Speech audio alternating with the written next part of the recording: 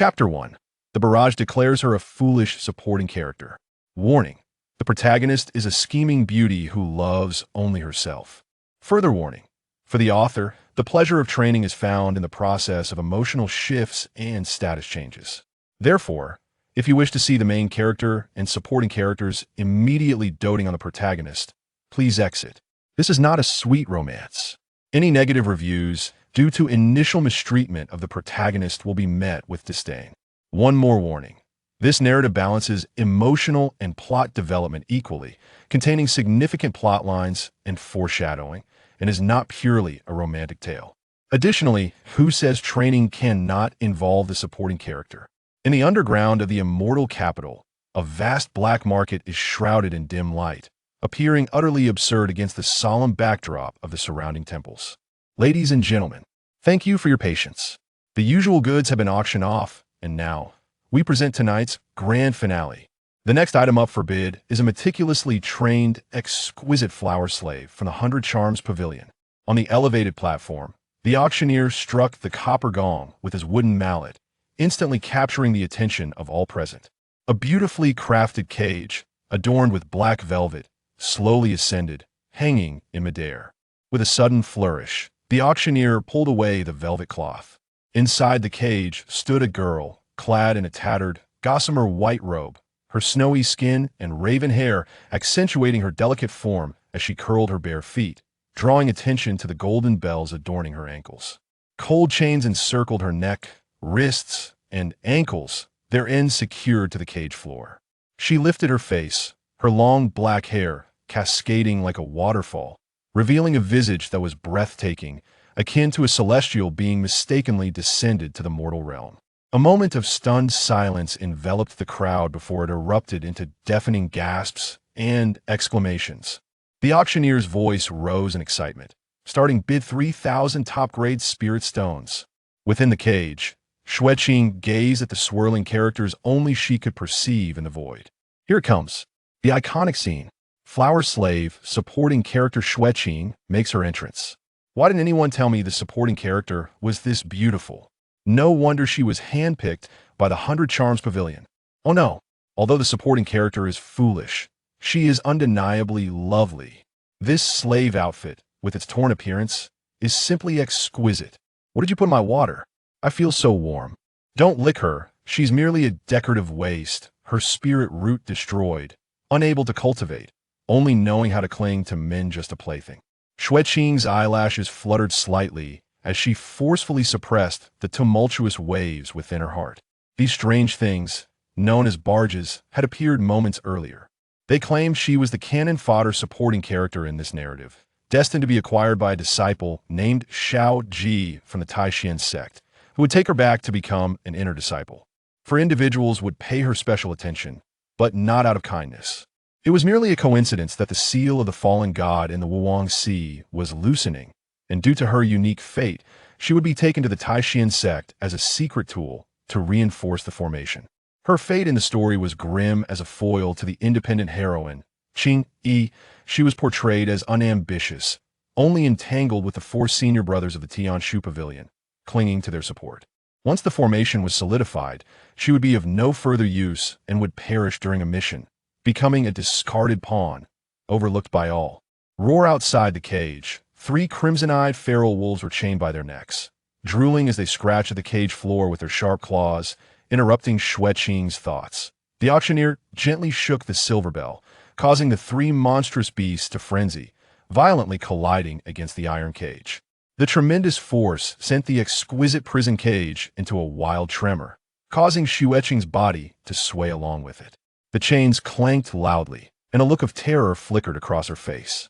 She curled up, clutching her knees, her tattered white robe slipping off her shoulders, her watery black eyes widening like a frightened fawn, helplessly searching the crowd below for the figure mentioned in the barrage.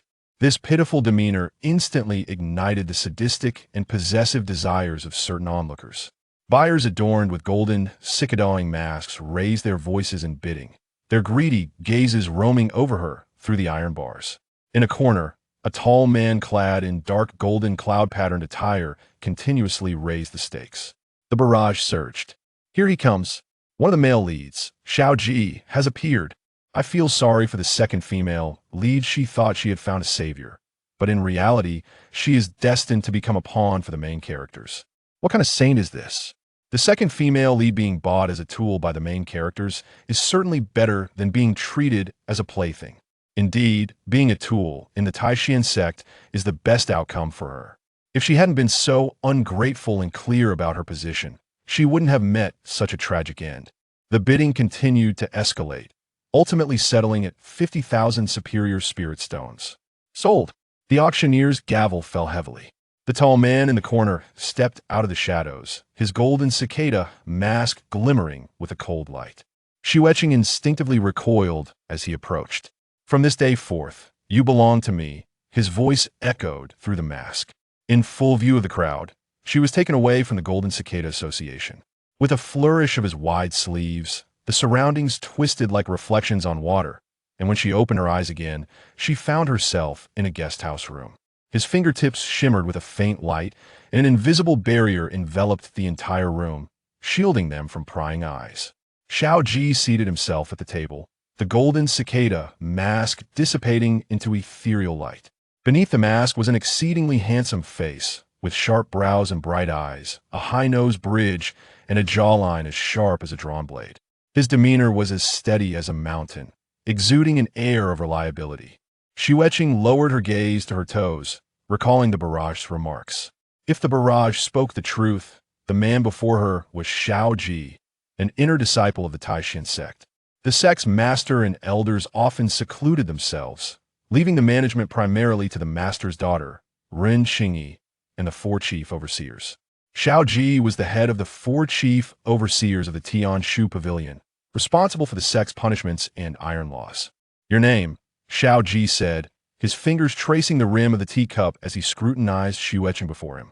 She lifted her face to respond, but at the edge of her vision, she caught sight of the barrage surging with excitement. The scene where Xiao Ji humiliates the second female lead is about to unfold. According to the original plot, the second female lead should now be delicately wrapping herself around him, sweetly introducing herself as Xue Qing, and then practically sitting on Xiao Ji's lap, only to be pushed away by Xiao Ji with a look of disgust, resulting in an immediate negative affinity. Ha ha ha. Xiao Ji prefers strong female leads like Ren Qingyi. The second female lead is out of luck. TSK, the profession of a flower slave, is to seduce men. Xue Qing's eyelashes trembled slightly. Were it not for the necessity of survival, who would willingly demean themselves to placate these men? Her bones were not inherently soft, nor was her life destined to be less valuable than that of others. Yet at this moment, she found herself devoid of options. The remarks in the comments were accurate. Being utilized as a tool was preferable to being treated as a mere plaything. Currently, she possessed no capacity for resistance, especially with her lifeline resting in this man's hands. With her gaze lowered, she observed the golden bell in Xiao Ji's hand, identical to the one adorning her ankle. In order to prevent the flower slaves from harboring rebellious thoughts, the essence of their souls had been forged into the golden bell by the 100-charm pavilion. Should a flower slave dare to resist, shattering the golden bell would suffice to send their souls into oblivion. Now, the object that governed her life had been entrusted to Xiao Ji by the 100-charm pavilion. Yet, Xue Qing felt no fear. If her existence truly pertained to the stability of the cultivation realm, she would at least be safe until her usefulness was exhausted. As long as she lived, there were myriad things that could be changed. Xue Qing lowered her eyes, concealing the emotions swirling within. Suddenly, she knelt, her knees touching the ground, her forehead resting upon her interlaced hands. I am called Xue Qing, she spoke with deference. Is this correct? What's happening? Why has she knelt and bowed her head? This script is off. It was supposed to be an embrace. Why has the second female lead suddenly become so proper? Where's the director? The second female lead has gone OOC. Realm classifications, Qi refinement, foundation establishment, golden core, nascent soul, divination, integration, tribulation passing, great ascension. Divided into early, mid, late, and grand completion stages. Chapter 2. The enchantment of Xue Qing. The barrage of comments surged wildly, clearly unexpected. No one could fathom the rebellious thoughts swirling beneath the respectful demeanor of Xue Qing. Xiao Ji raised an eyebrow, the teacup poised at his lips. With her ethereal beauty and ice-like skin, her name seemed ill-suited. Xue Qing maintained her kneeling position, listening as Xiao Ji continued his inquiries. How old are you? 19. Do you have any relatives? None. Are you an orphan?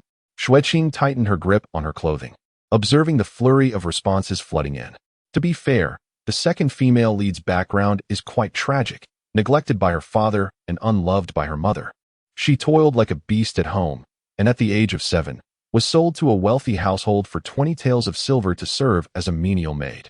Growing into a striking young woman at 15, she caught the eye of a man old enough to be her grandfather, who nearly assaulted her. Out of jealousy, the mistress sold her to a brothel.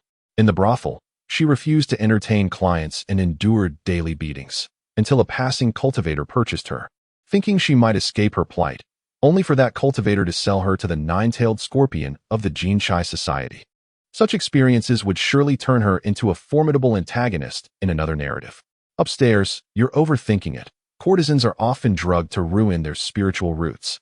The second female lead will never cultivate. Xue Qing lay prostrate, her voice barely a whisper. Yes, I encountered a profound tragedy. My parents perished, and at 5, I was abducted by human traffickers, first sold to a wealthy household, then to a brothel, and subsequently resold to the Jinchai society. The barrage erupted once more. How is she fabricating this tale? Aren't her gambling-addicted father and her abusive stepmother still alive? Wait, look at Xiao Ji's expression. Xiao Ji set down his teacup, observing Xue Qing's trembling shoulders with a complex gaze. Rise and speak, he instructed, his tone softened compared to before. There is no need to kneel. Xue Qing stood, feigning the numbing sensation in her knees, swaying slightly. Xiao Ji moved swiftly, arriving before her to steady her arm, only to retract his hand quickly. He assisted her. He actually assisted her. Why is Xiao Ji's demeanor so amiable? Could it be because the second female lead claims to be an orphan? Could it be that he is reminded of his own tragic past since Xiao Ji also became an orphan after a family upheaval? Xue Qing steadied herself, lowering her gaze, her eyes glistening with unshed tears, yet resolutely holding them back. Thank you, esteemed sir. There is no need to address me as such, Xiao Ji replied, his voice steady. I am Xiao Ji, a disciple of the Celestial Sect, and merely a few years your senior. He paused, seemingly weighing his words. I purchased you because I sensed a hint of celestial affinity in you, not to make you a servant. You shall accompany me back to the Celestial Sect. Xue Qing appropriately displayed a look of astonishment, her eyes wide with disbelief. Suddenly, Xiao Ji produced a jade pendant from his sleeve, its heart embedded with a red bead resembling vermilion. This is the ping and pendant, once worn. It should not be removed, as it will ensure your safety. Consider it a gift from me, your elder brother. He hesitated, extending the pendant towards her, urging her to accept it. Noticing her reluctance, he placed it on the table before her. Once you enter Taishan, I shall be your elder brother. Xue Qing cautiously cradled the jade pendant in her hands, her peripheral vision catching the barrage of comments. Is this the dragon jade that suppresses the fallen god and the void? Xiao Ji even concocted a lie, deceiving her into believing it was a safety pendant, emphasizing it must not be removed, taking advantage of the second female lead's naivety. Haha. This is unavoidable. The array core requires a person of special fate to nurture it with their spirit. Otherwise, should the fallen god emerge, chaos will ensue in the realm of cultivation. Though the second female lead may suffer a shortened lifespan and endure the backlash of the array core for the sake of the cultivation world, this sacrifice is not in vain. Xue Qing withdrew her gaze, pressing the pendant against her palm. This was her life-saving charm, a talisman for her survival. She was immensely grateful to senior brother Xiao. No one had ever treated her with such kindness before. She slowly lifted her head, her eyes brimming with gratitude and trust, resembling a young beast that had finally found refuge, innocent and unworldly. This gaze inexplicably tightened Xiao Ji's heart, causing him to instinctively avert his gaze, which fell upon her delicate white robe. The fabric scarcely concealed anything, revealing glimpses of her fair skin. His brow furrowed slightly as he retrieved a dark cloak from his storage pouch and handed it to her. Xiao Ji gestured toward behind the screen, saying, I will wait for you outside. Once you have changed, we shall depart. Xue Qing obediently replied, yes. She watched as Xiao Ji turned to leave, but suddenly paused at the door. It seemed he was grappling with something, ultimately retrieving another item from his sleeve. A white jade hairpin, intricately carved, adorned with 2 pearls from a magical fish at its blossom. "This is for you too," Xue Qing said, not turning back, simply placing the hairpin on the low table by the door. Xue Qing shook her head. "Senior brother, Xiao has already gifted me a treasure. It is different," Xue Qing insisted, pressing the hairpin into her hand. The comments erupted once more. "Oh my. Isn't this the magical artifact Xue Qing presented to the female lead upon returning to the sect in the original story? The poison-evading fish pearl hairpin. It's a crucial item for the female lead's survival when she is poisoned later. What kind of enchantment did the second female lead cast on Xue Qing? Perhaps he was moved by her tragic circumstances and acted on impulse. Goodness, Xue Qing, please regain your senses." Xue Qing gazed at the hairpin in her palm, her face suddenly breaking into a radiant smile. She was already exceedingly beautiful, and this smile was like the melting of ice and snow, the blooming of spring flowers. "Senior brother Xiao is truly kind." Xue Qing, taken by her smile, said nothing and turned to leave. Once the door closed, Xue Qing's smile gradually faded. She clutched the dark robe and retreated behind the screen. A quarter of an hour later, Xue Qing stood by the window of the inn's corridor, lost in thought as he gazed at the distant mountains. Hearing the sound of the door opening, he turned to see Xue Qing, now clad in the cloak, and a flicker of astonishment crossed his eyes. The flowing robe accentuated her petite form, her long, dark hair cascading over the dark fabric, starkly contrasting with her snow-white skin. The fish pearl hairpin loosely held part of her hair, enhancing her ethereal beauty. Most importantly, the jade pendant hung gracefully around her neck. Xue Qing exhaled in relief. "Senior brother Xiao," Xue Qing softly called, her fingers nervously twisting the edge of the cloak. Xue Qing's gaze followed her gesture. Landing on her bare feet resting on the floor, he averted his eyes. "I do not possess women's footwear. We shall procure some upon returning to the sect." The snow bowed its head, and my peripheral vision caught a glimpse of Xue Qing's palm, which was empty. It seemed that the life-threatening object had been concealed by him. Xue Qing gazed at her face. The alluring painted lady of Bai Mei Pavilion could reshape the visage of a flower slave. Yet now that she had become a disciple of Taishan sect, there was no need for her to don a false mask. He raised his hand, his fingertips gathering gentle spiritual energy, and pointed it toward Xue Qing's forehead. This face was indeed too conspicuous. The spiritual energy surged like a stream, suddenly dispersing upon contact with her skin. Yet, it sank like a stone into the ocean, showing no reaction. There were no fluctuations of transformation techniques, no traces of illusions. Xue Qing slightly tilted her head, her countenance still possessing a beauty that rendered the city's lights dim. Her clear eyes reflecting a hint of bewilderment as she looked at him, seemingly perplexed by his actions. Xue Qing was momentarily transfixed. The visage before him, crafted to please the male gaze, was undeniably a gift of nature. He stood in a daze for quite some time before retracting his hand. The two proceeded towards the inn's rear courtyard, with Xue Qing trailing slightly behind. As they passed through the hall, the gazes surrounding them subtly landed on Xue Qing, particularly from several male cultivators who stared at her unabashedly, their eyes glinting with an unsettling light. Instinctively, Xue Qing pulled up her hood, enveloping herself within the heavy fabric, leaving only her delicate chin exposed. Xue Qing, walking ahead, did not pause his steps, yet his aura turned noticeably colder, causing those brazen glances to diminish somewhat. Upon reaching a secluded spot in the courtyard, Xue Qing halted, turning to face her. "Taishan sect resides atop Jiuyu Mountain. Can you manipulate objects to fly?" "No." Xue Qing gently shook her head. Xue Qing ceased further conversation, waving his sleeve, and a completely silver-white chi machine umbrella materialized out of thin air, adorned with pale blue runes, shimmering with a faint silver glow under the sunlight. The umbrella spun lightly, steadily hovering 3 feet above the ground. He lightly tapped his toes to leap onto the umbrella's surface, hesitating for a moment before extending his hand toward Xue Qing. "Come aboard." Chapter 3.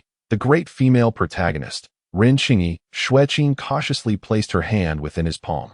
Xue Qing's hand was broad and warm, the pads of his fingers slightly calloused, securely supporting her as she stepped onto the chi machine umbrella. The umbrella's surface was narrow, forcing them to draw close together. Xue Qing could almost feel the rise and fall of Xue Qing's chest with each breath. The umbrella gradually ascended, the ground receding farther below. Xiaoji lowered his gaze upon her, expecting to see a face filled with panic, yet he found Xue Qing gazing upward, her eyes fixed on the sky without blinking. Those eyes mirrored the cerulean heavens, seemingly holding the vast expanse within. "Aren't you afraid?" Xiaoji inquired, somewhat surprised. Xue Qing shook her head, a fleeting smile of dazed joy gracing her lips. "I'm not afraid. I thought I would never see the outside world again." Xiaoji recalled those dark iron cages left underground, falling into a momentary silence. "Steady yourself." Suddenly, he executed a technique to elevate the chi machine umbrella a few more feet. The barrage of comments erupted instantly. "Isn't this distance too close? Xiaoji, you're actually using spiritual energy to shield her from the wind."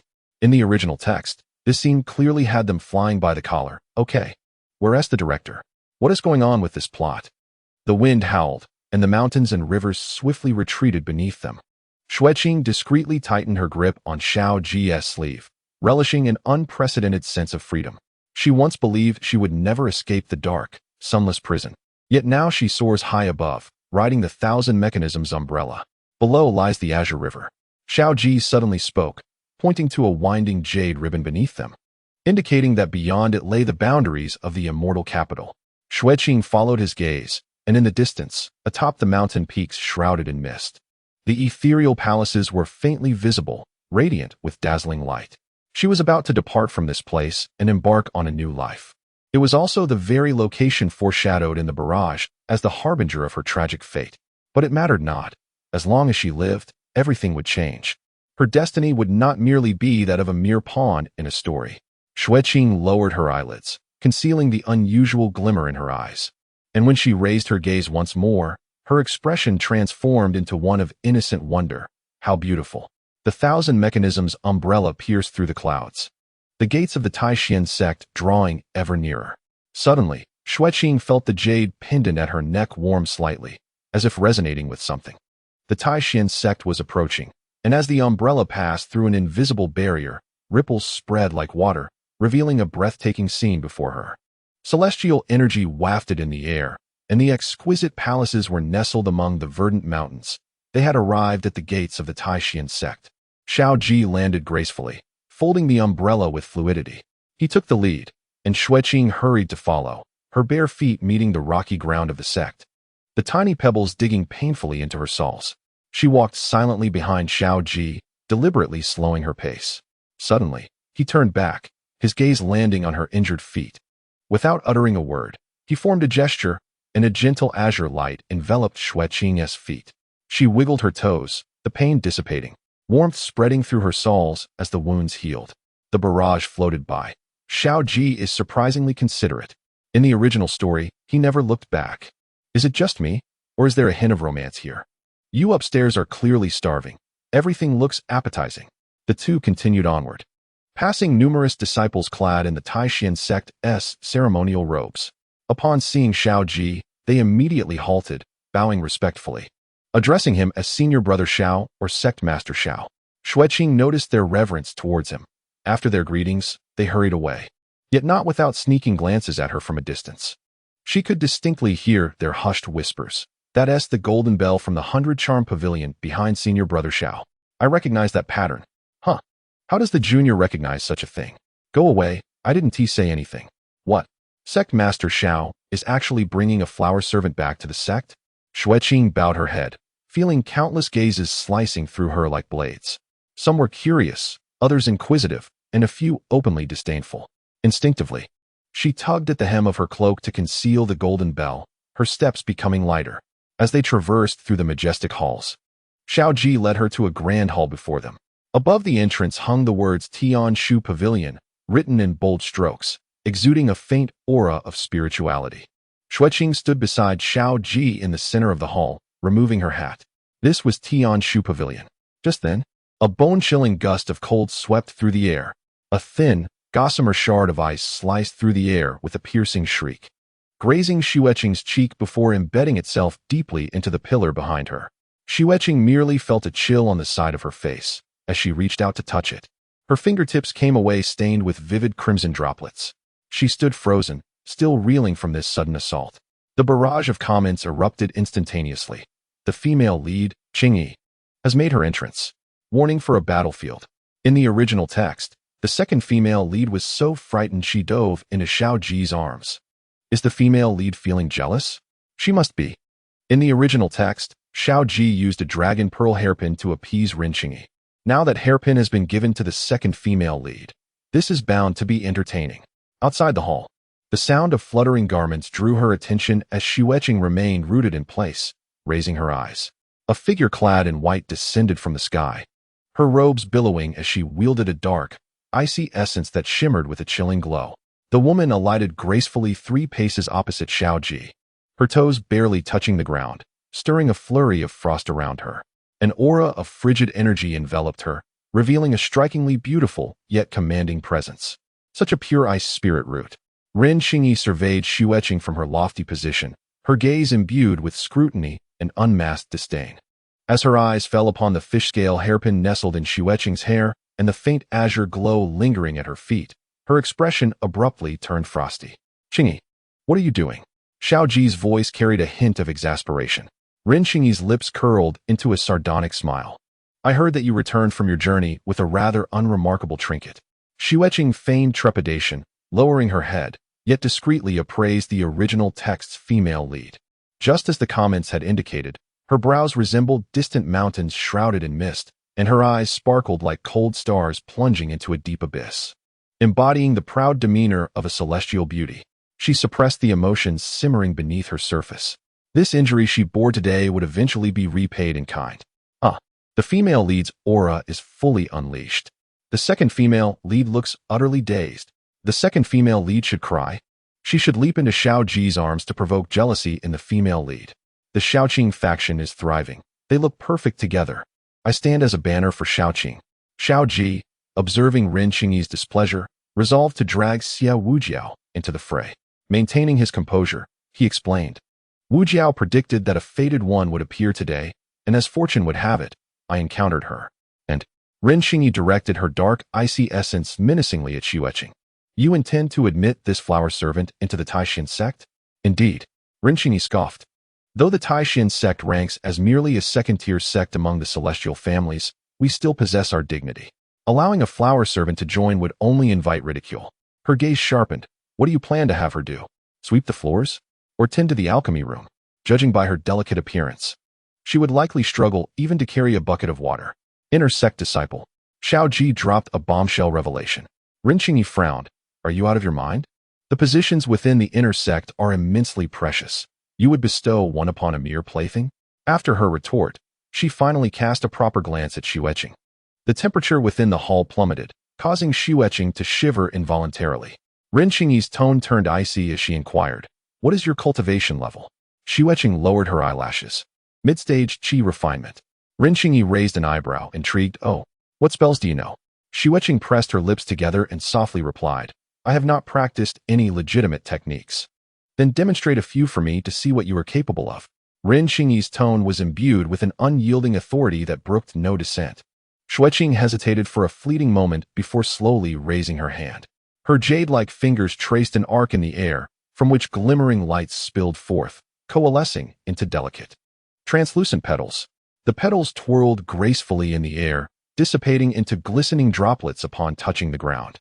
This was a mere trick employed by flower servants to amuse their masters. Ren Qingyi scoffed, remarking on the futility of their defensive techniques, yet showing a keen proficiency in such beguiling arts. She shifted her tone abruptly, inquiring about one's spiritual roots.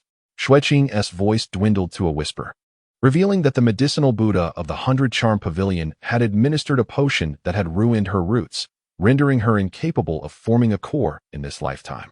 Upon hearing this, Ren Qingyi turned her gaze toward Xiao Ji, her eyes clearly expressing disdain for bringing back such a useless being. It seemed that even the illustrious chessboard of Xie Wujiao had its moments of ineffectiveness. Ren Qingyi curled her lips in a smirk. Xue Qing remained silent. It was common knowledge that flower servants could not cultivate. Even if Ren Qingyi were unaware, the cultivation levels of the two present would easily reveal her true nature. This interrogation was merely a ploy to humiliate her in front of others. Xiao Ji suddenly stepped forward, asserting, enough. I shall consult the sect master regarding her fate. Ren Qingyi crossed her arms, coldly laughing, Very well. If my father consents to such an absurdity, I shall have no objections. She held little faith that her father, the sect master of Taishan, would allow a flower servant to become an inner disciple. Xiao Ji sighed inwardly. He had intended to personally arrange accommodations for Xue Qing, but upon returning to the sect, he had encountered Ren Qingyi.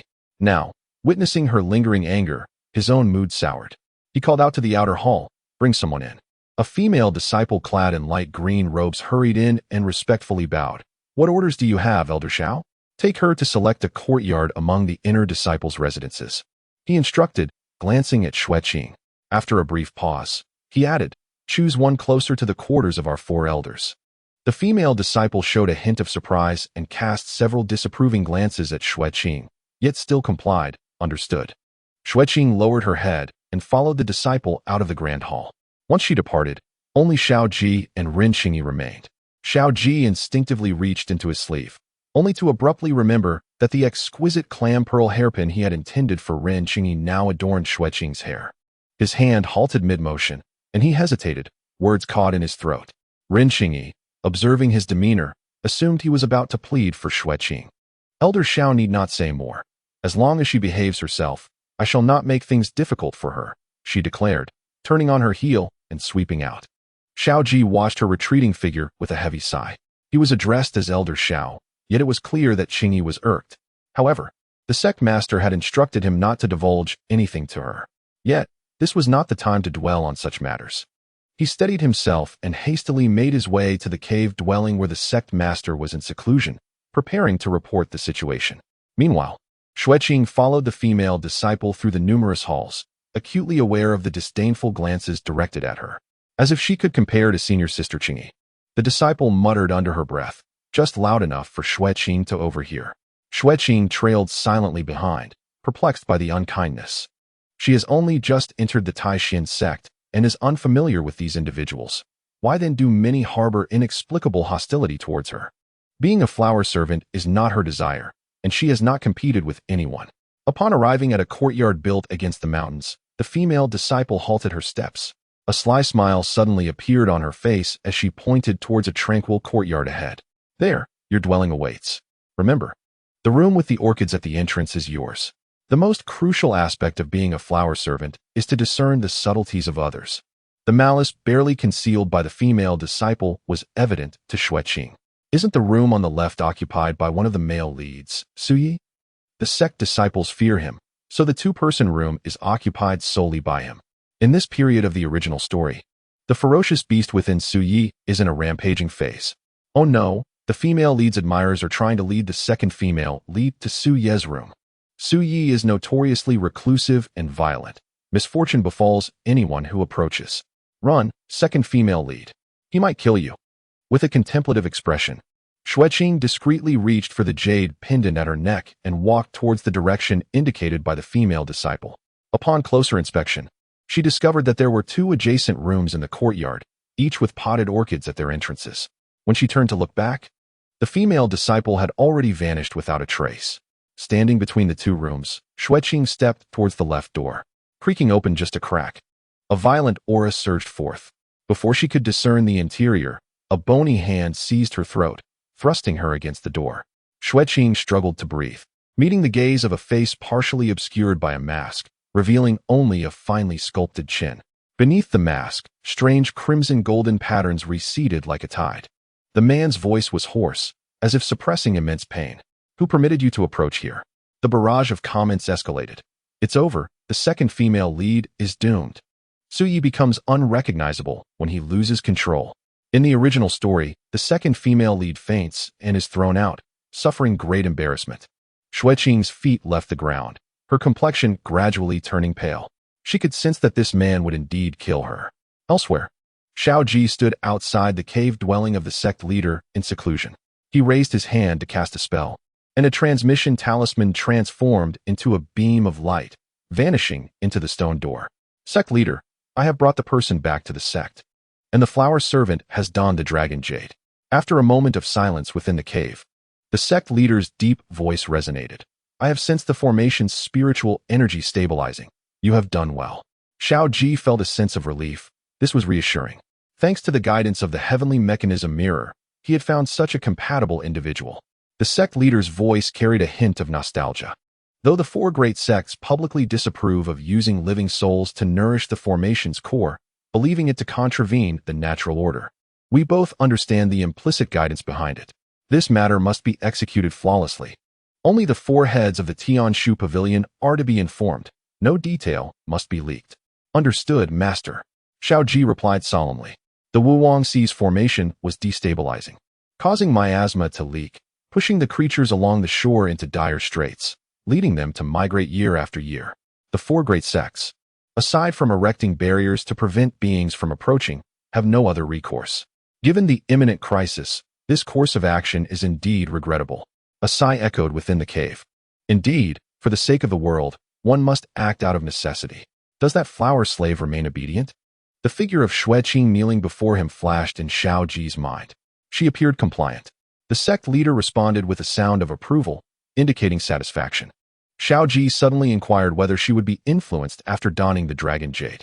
The leader's voice revealed little emotion, stating that this matter was unprecedented and he was not entirely certain, but one thing was clear: her spirit must be kept stable. You must pay close attention and report regularly. The disciple acknowledged the command. The leader paused, his tone softening somewhat. Though acquiring that flower slave may be seen as aiding her escape from suffering, she is now entwined with the safety of the entire cultivation world, and you must take good care of her, ensuring that no mishap occurs. The image of Xue Qing, blood seeping from her feet, yet remaining defiantly silent, suddenly surfaced in Xiao Ji's mind. The disciple vowed to be cautious. Just as he intended to take his leave, the leader called him back. Xiao Ji, the successful completion of this task would be a significant achievement, one that could determine whether our Taishan sect ascends to the ranks of first-class immortal sections. Qing possesses a straightforward disposition, seeing only in black and white. She must not be made aware of this matter. The disciple understood. Without hesitation, Xiao Ji bowed deeply and turned to depart. Chapter 5. Taishan Sect. She must not remain in the Su Yi chamber. Xue Qing struggled, her delicate neck seemingly on the verge of snapping in the man's grip. As she moved, the jade pendant around her neck fell out. Upon seeing the dragon jade, Su Ye's grip loosened slightly. Xue Qing seized the opportunity to raise her hand, summoning a delicate ice flower at her fingertips, gently touching Su Ye's wrist. This was the simplest calming technique taught by the 100-charm pavilion, devoid of any aggression. Xue Qing took a difficult breath and managed to say, "I am sorry. I took a wrong turn." Her voice was weak and trembling, her eyes glistening with tears, yet devoid of resentment or fear, only pure contrition. Su Ye's pupils constricted. He abruptly released her, and Xue Qing fell to the ground, clutching her neck as she coughed. Su Yi regarded the pendant around her neck in silence, seemingly recognizing her identity. After regaining her breath, Xue Qing looked up and said, I am a new disciple, residing next door. I accidentally entered the wrong room." She struggled to stand, observing Su Ye's reaction. "Are you in discomfort?" Xue Qing suddenly stepped forward, genuine concern etched on her face. "Do you need assistance?" Su Yi recoiled sharply, his lips pressed into a thin line beneath the mask. "Leave." The icy tone convinced Xue Qing that were it not for her potential utility, the next words might well be a threat to her life. "I apologize. I will leave at once." The comments flew by rapidly. "Is that all? What happened to throwing her out? What is going on? So you just let her go? Is it possible the second female lead didn't faint from fear? Why do you all want to see the second female lead suffer? She seems quite pitiful now. Doesn't she? You are too naive. She is definitely acting right now. Her true nature will be revealed later." Xue Qing hurriedly bowed and exited the room. As she turned, she caught a glimpse of a light cyan garment flashing by outside the courtyard gate. It was the guiding female disciple. She was hiding in the shadows, watching intently as Xue Qing emerged unscathed, her frustration evident as she stamped her foot before departing in discontent. The moment the door slammed shut, the panic etched on Xue Qing's face vanished without a trace. This encounter had undeniably corroborated the claims made by the barrage of comments. She was indeed the foolish second female lead from the story. However, the difference now lay in her newfound awareness of this celestial secret. What should she do next? Xue Qing murmured to herself. Escape? How could that be possible?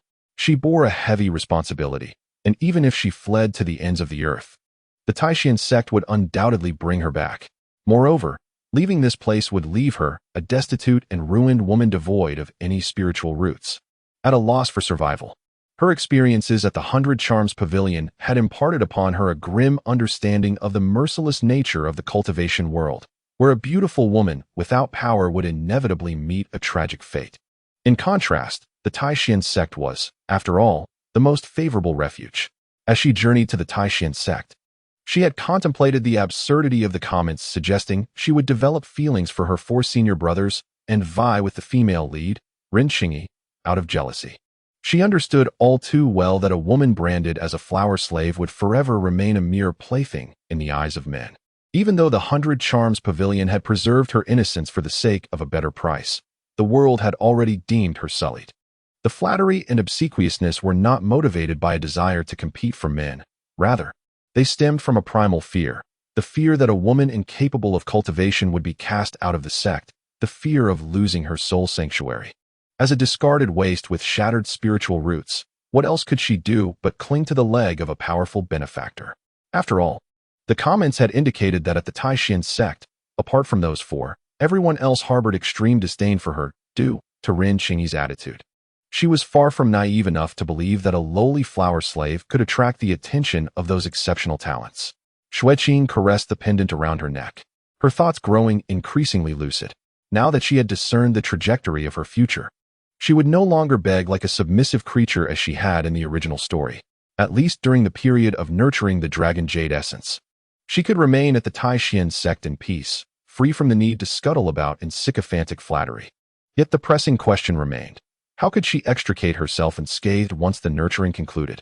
The comments had warned that in the original narrative, once she lost her protective talisman, those 4 would cease to care for her.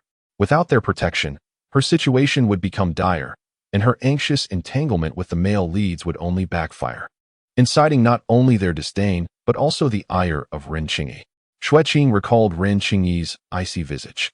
In the story, Ren Qingyi was a paragon of independence and strength, holding nothing but contempt for a parasitic flower like her. Moreover, Ren Qingyi had likely quarreled with those several male leads over the inexplicable special treatment they afforded Xue Qing. The Taishan sect was not a place she could afford to linger. Ren Qingyi, a prodigy showered with adoration since childhood, would never stoop to ingratiate herself, nor would she suffer any indignities. Today, having just entered the sect and accomplished nothing, Ren Qingyi had already acted on her whims to mar Xue Qing's face. The future was long, and it was uncertain whether Ren Qingyi would seek her demise down the line. Leaving the Taishan sect intact would not be an easy endeavor. She needed to reclaim the Golden Bell and accumulate sufficient resources for survival outside. Xue Qing lowered her gaze, contemplating the individual she had encountered today, silently devising her plans. Xiao Ji possesses a calm and reserved demeanor, harboring mutual feelings for Ren Qingyi. Yet, his vulnerability lies in his compassionate heart. He is the only one among the 4 who has shown her pity, and in the original narrative, he is the sole individual who genuinely assisted her. Such a person can be further exploited. As for Su Yi, as the comments suggest, he is the master of the dark division of the Tianshu Pavilion, overseeing the sect's intelligence and unsavory tasks. His character is solitary and violent, harboring within him the ancient beast Zhun, which causes him to become feral and agitated in moments of instability. Her recent daring intrusion was precisely to test this. The remarks indicate that Su Yi is Ren Qingyi's loyal hound, having been brought back to the sect by her after experiencing a family tragedy. And the secret of Zhun is known only to Ren Qingyi. Thus he harbors a complex emotion akin to a sibling bond intertwined with romantic feelings for her. He cares for no one else besides Ren Qingyi. Anyone who harms her interests is viewed as an enemy. Such a perilous individual is one she must keep at bay. The other 2 remain unknown to her. She intends to observe them closely when the time comes. Suddenly, footsteps echoed from outside, interrupting Xue Qing's contemplation. A firm knock resounded on the door. Upon opening it, she found a handsome male disciple standing there. He appeared momentarily taken aback upon seeing her, his ears tinged with a suspicious flush. Then, as if recalling something, a flicker of regret and disdain crossed his eyes. "Brother Xiao sent these," the male disciple said, hastily stuffing a bundle of items into Xue Qing's arms before retreating as if avoiding a plague. Without waiting for her response, he fled, as though she were some fearsome beast. Xue Qing closed the door and placed the items on the table. Among them lay a brand new inner sect disciple's robe, a jade token of the inner sect, several daily necessities, and 2 small porcelain jars of ointment, evidently intended for her facial wounds. Dabbing her fingertips into the ointment, she carefully applied it to her injuries in front of the bronze mirror. The cool balm stung upon contact with her wounds, yet she did not even flinch. Compared to the torment endured at Baimei Pavilion, this pain was trivial. She naturally did not perceive Xiao Ji's ointment as an act of concern. His affections lay with Ren Xingyi, and she had inexplicably suffered an injury to her face on her very first day as a new disciple. Xiao Ji's gesture was merely to prevent her from tarnishing Ren Xingyi's reputation with a bruised visage. She was expected to be considerate and comply. After applying the ointment, Xue Qing surveyed her surroundings, a wooden bed and a writing desk. Outside, the bamboo shadows danced, and the sunlight was visible with a simple glance upwards. This ordinary room might seem austere to an average person, yet for her, it was a luxury. Here, there were no objects that trampled upon her dignity. No painted women who might intrude at any moment to administer medicine, and she was not confined within a cage. For the first time, she experienced an unprecedented sense of security. No wonder the character in the original narrative yearned to remain. Gazing into the bronze mirror, Xue Qing slowly removed the exquisite fish-scale hairpin, examining it closely. This artifact, which rightfully belonged to Ren Xingyi, had fortuitously come into her possession through the comets, transforming into her first bargaining chip. Lifting her gaze to the drifting text in the void, a sudden idea sparked within her. These revealing words of fate were her greatest trump card. It seemed she had discerned her course of action. Chapter 6. Entering the inner circle and facing difficulties. The night was as dark as ink, with moonlight streaming through the window and casting mottled shadows upon the bed. Xue Qing curled up on the couch, her brow furrowed, beads of sweat forming on her forehead. Suddenly, the sound of clanking chains echoed in her dream, heavy and oppressive, as if emanating from the depths of the earth, yet clear enough to resonate in her ears. Xue Qing jolted awake, her chest heaving violently. Simultaneously, in the adjacent room, Suyi abruptly opened his eyes. Beneath his mask, his amber pupils constricted into beast-like slits. With the seal of his inner beast unleashed, his senses sharpened, allowing him to detect the sense of joy, anger, sorrow, and fear. This was a secret known to no one, not even Ren Xingyi. He inhaled deeply, furrowing his brow. It was the scent of fear. He murmured, questioning why he wasn't afraid when gripping his neck, yet felt fear now. Xue Qing sat up, enveloping herself in the quilt, the sound of chains still echoing in her mind. This was no ordinary nightmare. She could vividly feel the icy touch of the chains wrapping around her and hear the furious and resentful roars in her ears. This was not merely a memory of the 100 Charms Pavilion. Xue Qing gently caressed the jade pendant at her neck, which was now faintly warm to the touch. The damp chill, filled with resentment, was too vivid, akin to a response from a captive presence communicating through the dragon jade essence. Could this be the voice of the Wrung Sea? The barrage of comments suddenly surged. Here it comes again. The second female lead and the fallen god shared a moment of awakening. In the original text, the second female lead was so frightened that she rushed to knock on Su Ye's door. She almost got kicked out by Su Yi, huh? It's tragic for the second female lead. She can't even sleep well. As Xue Qing read the flurry of texts before her, her taut nerves began to relax. Knowing that this was a side effect of nurturing the dragon jade essence gave her little reason to fear. She should have anticipated that using her own spirit to nourish the seal of the fallen god would come at a cost. Fallen god of the abyss, Xue Qing whispered, her fingertips grazing the pendant. She could sense something on the other side of the dragon jade essence establishing a subtle connection with her. Outside the window, moonlight flowed like water, and the bamboo shadows danced gently. Taking a deep breath, Xue Qing pulled the quilt over her head. Since escape was not an option, she resolved to learn to coexist with this connection. In the adjacent room, Suyi detected the increasingly faint scent of fear in the air, his brow furrowing beneath his mask. Xue Qing enjoyed a night of restful sleep, the first in a long time, allowing the morning sun to bathe her face, which brightened her spirits. She stretched languidly, her gaze sweeping over the dense barrage of comments in the air. Last night, the female lead discovered that the sect master had actually agreed to let the second female lead enter the inner circle, leading to a heated argument with Xiao Ji. Xiao Ji failed to placate the female lead this time. TSK. Now the entire sect is gossiping about how Xiao Zhangxi fell out with the female lead over a flower slave. The second female lead is truly a source of trouble. The female lead is cherished throughout the sect, yet the second female lead has become the public enemy before even making her appearance. A smile tugged at the corners of Xue Qing's lips as she found the revelations in the comments intriguing. To be honest, she did not care in the least. Being ostracized was trivial. Compared to the torturous days spent in the 100 Charms Pavilion, this was hardly worth mentioning. A sudden protest emanated from her stomach. It was at this moment that Xue Qing recalled that since her entry into the sect yesterday, no one had come to provide her with meals. Not a single soul had sought her out, and she had received no basic guidance for newcomers. Rising from her seat, she stepped outside and cast a glance at the tightly closed door next door. It was evident that Su Yi had long since departed. As she pondered this, a voice of impatience echoed from outside the courtyard. "Hey, the new arrival." A woman clad in light azure disciple robes stood at the gate, her face contorted with disdain. Xue Qing approached with measured steps, wondering if this senior sister was calling her. "Who is your senior sister? Don't call out randomly." The female disciple glared at the jade token of the inner sect at Xue Qing's waist, her contempt intensifying. If it weren't for her unfortunate luck in the drawing, she wouldn't be stuck with this task. All new disciples must take on assignments.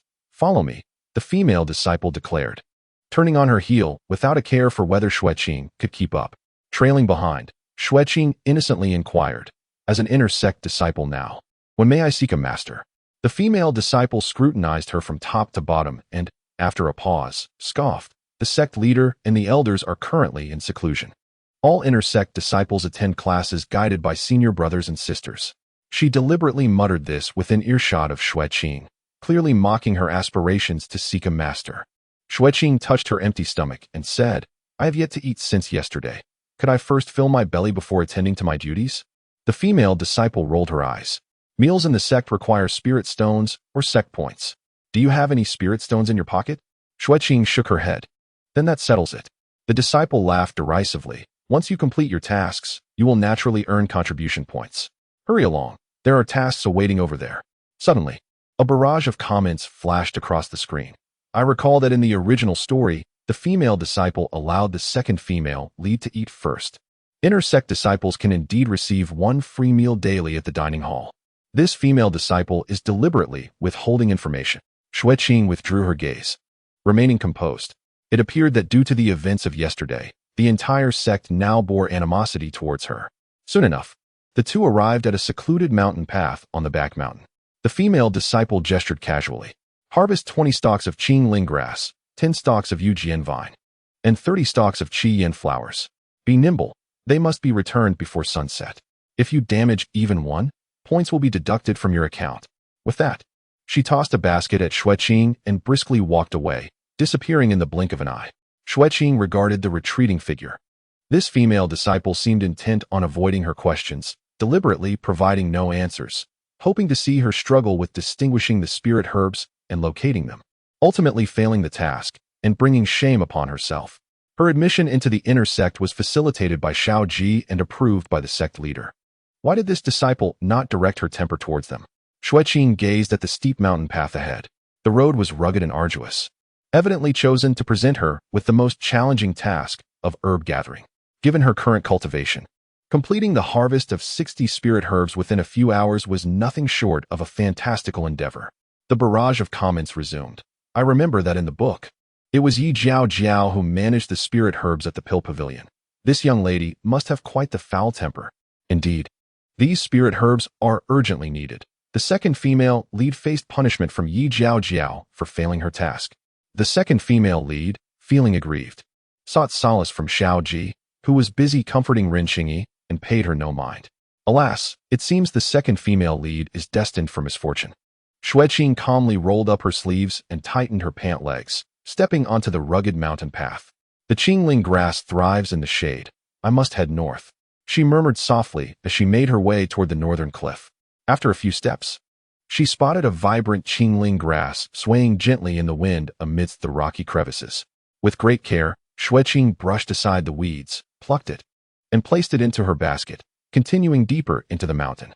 Before long, the leading female disciple returned, glancing around but failing to spot Xue Qing. "Oh, daring to sneak away, are we? You shall regret this," she scoffed, her eyes darting as she leisurely strolled toward the Pill Pavilion. She certainly did not believe that the delicate flower servant would dare descend the cliff to gather herbs. She would let senior sister Yi deal with her later. Ideally, she would be expelled from the inner sect. Chapter 7. Scheming against Mu Jiuxiao. Clinging to the jagged rocks of the cliff, Xue Qing meticulously harvested a moonlight vine. Suddenly, the comments section erupted. Isn't it said that the second female lead is useless? How does she recognize spirit herbs? As stated above, the first flower servant in the original text possesses beauty, but also some knowledge. It seems that the 100 Charm Pavilion teaches these flower servants a thing or two. A thing or two. Xue Qing retracted her gaze, continuing her focused gathering. What she learned at the 100 Charm Pavilion was far more than just a little. These commentators seemed unaware that the pavilion conducted monthly assessments, with those who failed becoming fodder for the Poison Masteress cauldron. She had survived to this day by stepping over the corpses of many sisters. Identifying herbs and aromas was merely a fundamental skill for any flower servant skilled in fragrance. With her palm cut by a sharp rock, Xue Qing remained unfazed as she tossed the spirit herb into her basket. Below the cliff lay an unfathomable cold pool, and a moment's carelessness could lead to a perilous fall. According to the comments, a male lead was soon to make his entrance. She felt no urgency, her movements steady and precise. Hours passed, and her basket brimmed with over 20 spirit herbs. The comments floated by. Time is running out. The second female lead hasn't even gathered half. She's utterly useless. These spirit herbs are inherently difficult to collect, and she hasn't even established a foundation. While the second female lead is quite detestable, must we be so harsh? Why are you all focusing on the spirit herbs? Mu Jiuxiao is about to appear and retaliate for the female lead against the second female lead. Where are my fellow fans of Xue Qing? Let us rally. At that moment, Xue Qing's ears perked up, catching a faint sound from afar. Casually, she reached for a distant Qi-yin flower when a light laugh suddenly echoed above her. Startled, she feigned fear, her foot slipping as she began to fall. Yet, rather than plummeting into the water as described in the text, her right foot barely grazed the cold pool.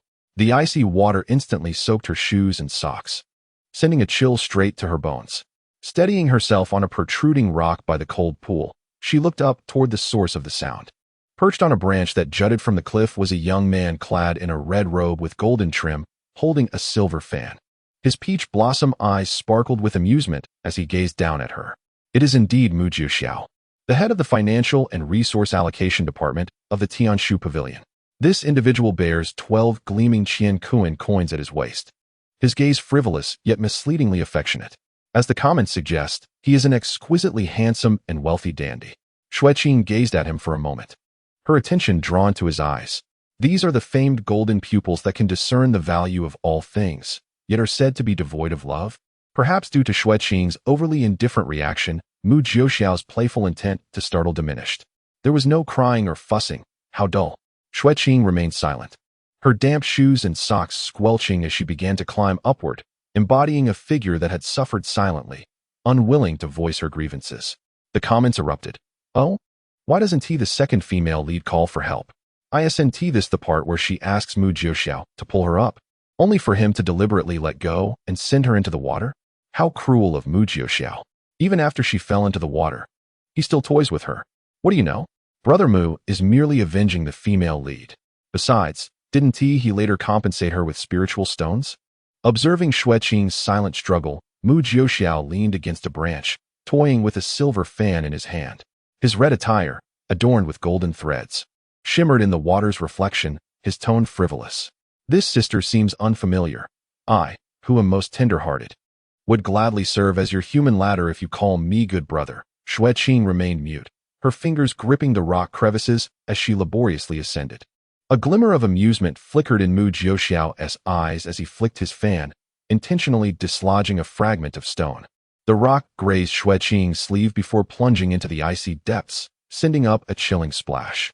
Startled, Xue Qing altered her climbing route, embodying a demeanor of suppressed anger.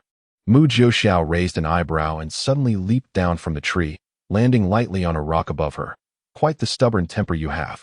He leaned closer, inquiring. I heard you were brought back from the black market by Brother Xiao?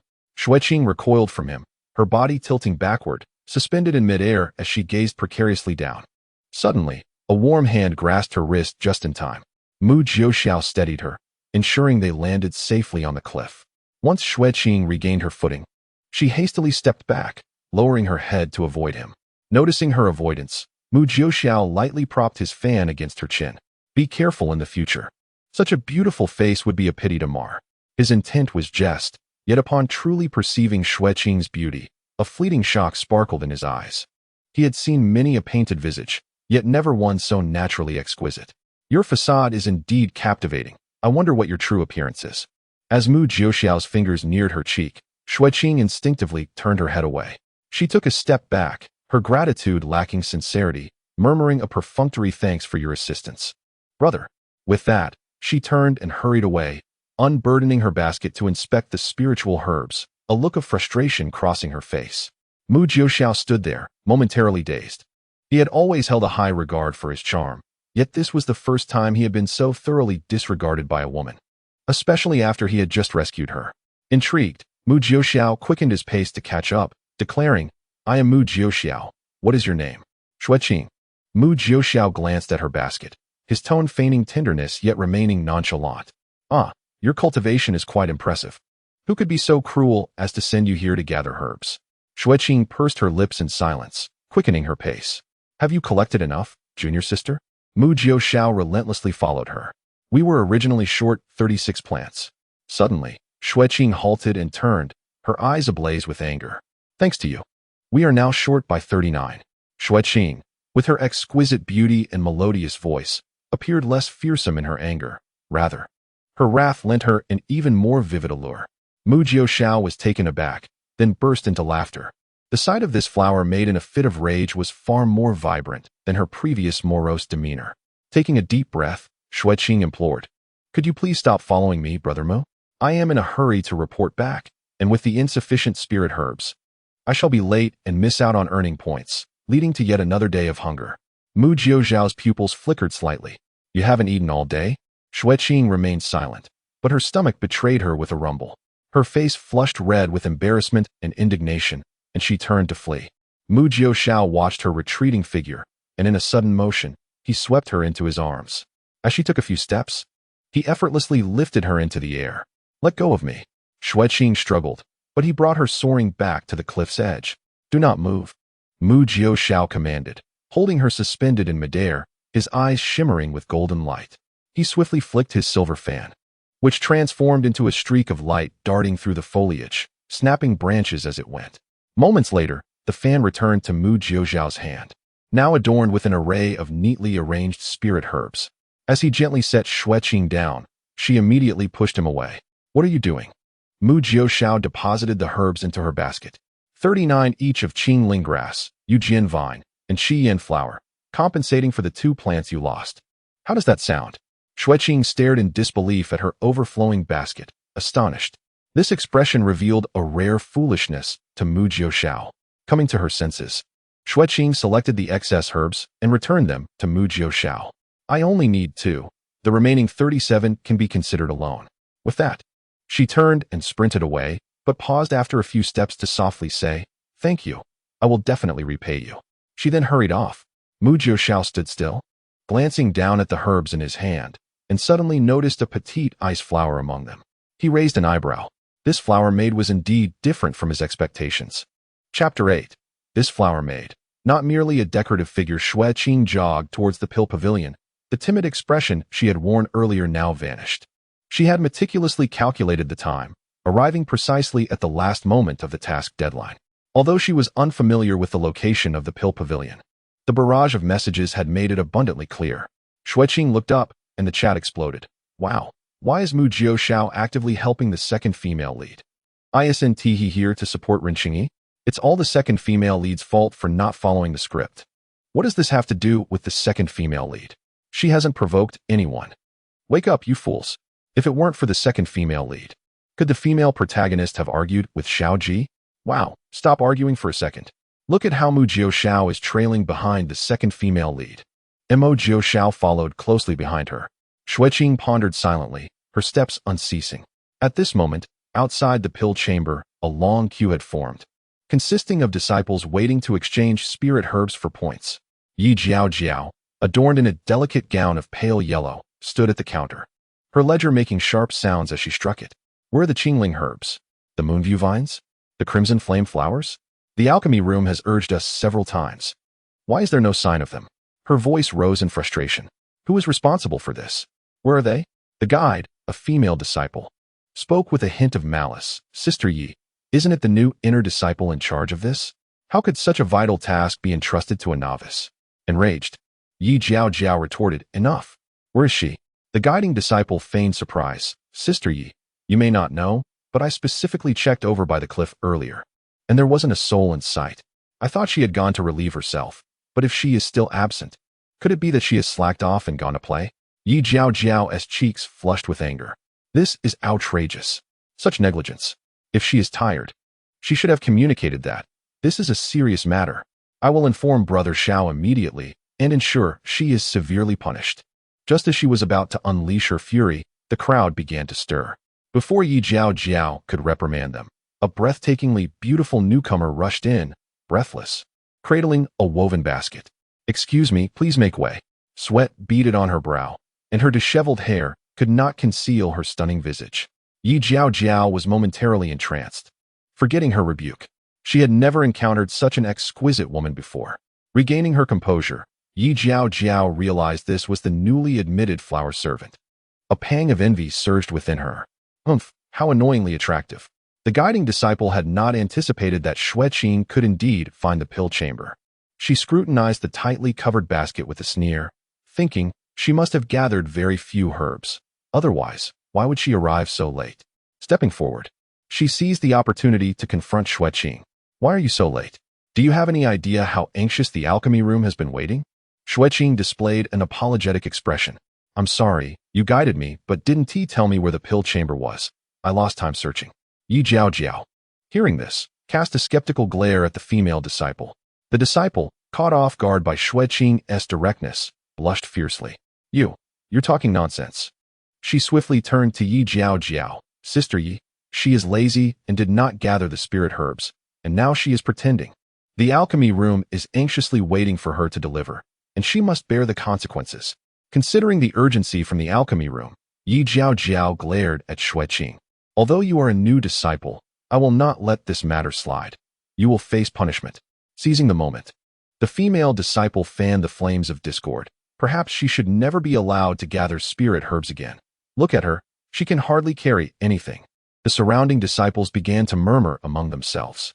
Indeed, a flower servant's background. What can she accomplish? What use is beauty when we are not mere decorations? Shoo, keep your voices down. She was brought back by Brother Xiao. The female disciple, reveling in the surrounding gossip, cast a triumphant glance at Xue Qing. If one is prohibited from participating in the sect's missions, it is tantamount to severing the path to earning sect points. Let us observe how this flower slave manages to establish herself in the Taishan sect. Today, she shall make this flower slave weigh her own worth. And it would be best if she felt utterly ashamed and voluntarily descended the mountain. Surely, senior sister would be delighted upon learning of this. As Yi Jiao displayed a moment of hesitation, Xue Qing leisurely placed her basket on the table. Senior sister, please take a look. All the spiritual herbs are right here. In an instant, the entire pill pavilion fell into a profound silence. Yi Jiao lifted the lid, her eyes widening in astonishment. Inside the basket were neatly arranged 20 stalks of Qingling grass, 10 stalks of Yuejian vine, and 30 stalks of Qian flower. Each specimen was fresh and plump, with moist soil still clinging to their roots, evidently harvested not long ago. Even more astonishing was the superior quality of these spiritual herbs, clearly indicating that the harvester had exerted considerable effort. Is it truly you who gathered all these? Yi Jiao asked incredulously. Xue Qing neither confirmed nor denied it. She raised her hand to reveal her palm, marred with numerous scars. The stones on the cliff are rather sharp. It took some effort to collect the herbs. After a pause, she quietly added, if senior sister does not mind, these spiritual herbs should suffice. Yi Jiao's gaze fell upon the wounds. She suddenly noticed Xue Qing's sodden skirt and shoes, unmistakably bearing the marks of having fallen into the cold pool. It is known that the icy waters of the cold pool on the back mountain pierce to the bone. Even a foundation-building disciple would struggle to endure it. A female disciple suddenly exclaimed, impossible. How could she, a mere novice, gather so many spiritual herbs from the cliff in such a short time? She pointed at the basket. insisting that the origins of these herbs were undoubtedly dubious, claiming that they were not harvested by Xue Qing. Yi Jiaojiao furrowed her brow. The spiritual herbs were urgently needed in the pill room, and she was growing increasingly vexed by this disciple's incessant chatter. Just then, the crowd began to stir. Mu Jiuxiao strolled in, fanning himself with a silver fan, having evidently observed the commotion from outside for some time. A playful smile adorned his face, and his scarlet robe stood out conspicuously among the crowd. Senior brother Mu, Yi Jiaojiao greeted him respectfully. Mu Jiuxiao responded casually, his gaze landing on Xue Qing, feigning surprise. I just saw you hastily fleeing from the cliff. I thought you might struggle to find your way to the pill pavilion. To my surprise, you are quite resourceful. With these words, the crowd turned their attention to Xue Qing, with senior brother Mu himself attesting to having seen the new disciple at the cliff. Who would dare question the origins of the spiritual herbs? The female disciple's face flushed crimson, a mix of shame and anger washing over her. She had not seen the flower slave at the cliff. Could it be that she truly descended from it? She could not comprehend how a mere servant could gather 60 stalks of spiritual herbs in such a short span of time. It was utterly preposterous. Yi Jiaojiao shot a fierce glare at the female disciple, irritated that she was wasting time with her incessant inquiries. Hastily, she entrusted the spiritual herbs to other disciples to deliver to the pill room and turned to Xue Qing, saying, "Hand me your disciple's jade token." Xue Qing presented her jade token, and Yi Jiaojiao inscribed a mark upon it. The token glimmered with a faint light, revealing the number 60. This is the contribution point for your current task. Yi Jiaojiao returned the jade token to Xue Qing, hesitatingly explaining that it could be used to dine at the cafeteria or exchange for cultivation resources. Xue Qing accepted the token, examining it with curiosity. So, this is how the sect's contribution points are stored. Mu Jiuxiao suddenly tapped his palm with the fan bone and jested with Yi Jiaojiao. Junior sister Yi, has the alchemy pavilion been facing hardships lately? Have they resorted to letting new disciples forage for spirit herbs on empty stomachs? Why has no one mentioned the lack of spirit stones to senior brother Mo? If this were to spread, people outside might claim that our Taishan sect is withholding from its inner disciples, to the point of depriving them of a meal. Chapter 9. Why not thank him? Yi Jiaojiao's almond-shaped eyes widened. Which new disciple is foraging for spirit herbs on an empty stomach? She recalled that there had only been one new disciple recently and glanced at Xue Qing. When have I ever allowed you to starve while working? Xue Qing hesitated to speak. It's not that senior sister instructed me.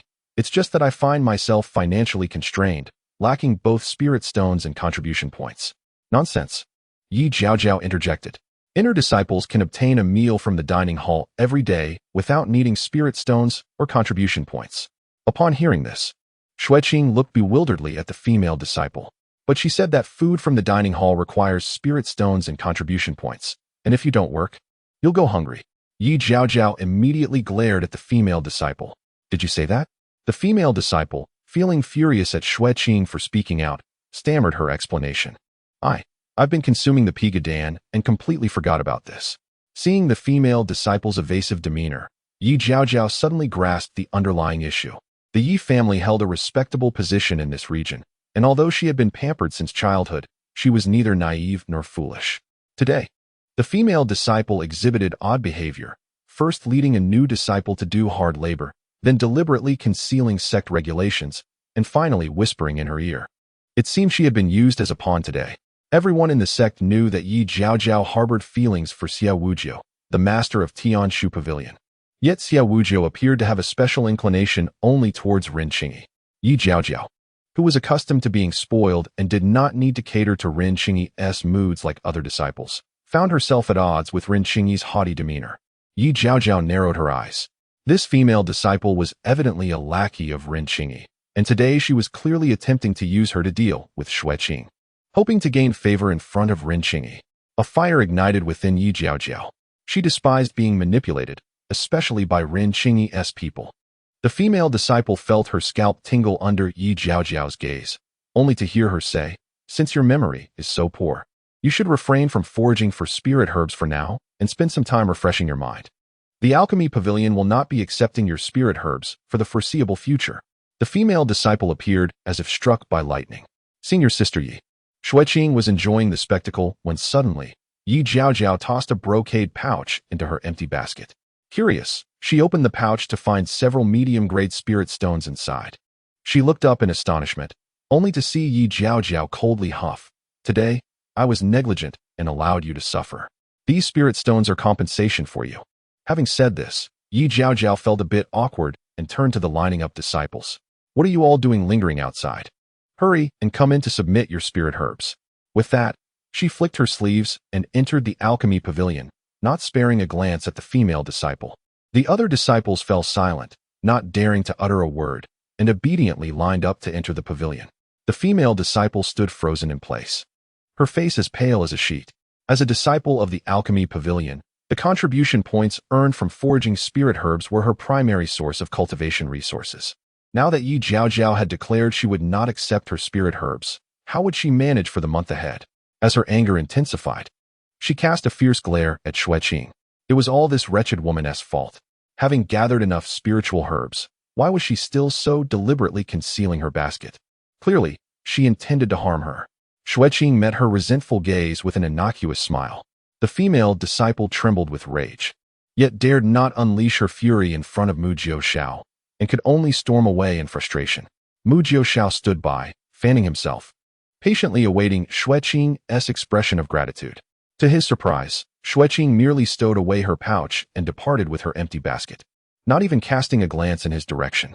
Mu Jiaoxiao was momentarily taken aback, then chuckled softly, finding the situation amusing. Just as he was about to leave, he suddenly sensed a familiar presence. Folding his fan, he glanced towards the shadowed corner. Was his junior brother Su Yi also here to observe the spectacle? Emerging from the shadows was a masked youth in black attire. Su Yi approached Mu Jiaoxiao and inquired, "Why did you assist her?" "Ah, dear junior brother, you seem to have misunderstood." With no one around, Mu Jiaoxiao smiled and draped an arm around Su Yi's shoulders. The sect master has stated that the spirit of the dragon jade must remain undisturbed. Whether this junior sister is underfed or has disputes with others is of no concern to me. He elongated his tone meaningfully. However, should she suffer grievances and wail in distress, it could disrupt her spirit, which is a matter of great significance to the safety of the cultivation world. Su Yi recalled the previous day when he had gripped Xue Qing's neck and detected no hint of fear. He didn't believe that the flower servant would cry over such trivial matters. Noticing Su Yi's silence, Mu Jiaoxiao patted his shoulder. "Come, brother, tell me the latest rumors from the outside world." The two departed side by side, with Mu Jiaoxiao's teasing voice still audible. "By the way, do not mention this to your senior sister. If Qing Yi finds out that my senior brother assisted that flower servant, I shall surely bear the brunt of Shao Ji's wrath." As night fell, Xue Qing returned to her room, gently placing her basket on the table.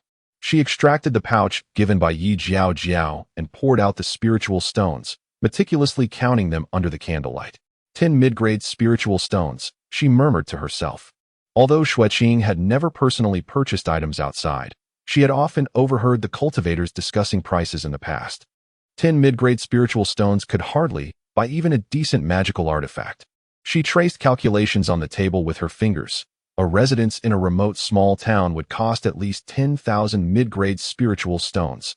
A protective treasure, the cheapest, would require 3,000 charms to conceal one's presence, elixirs to alter one's appearance.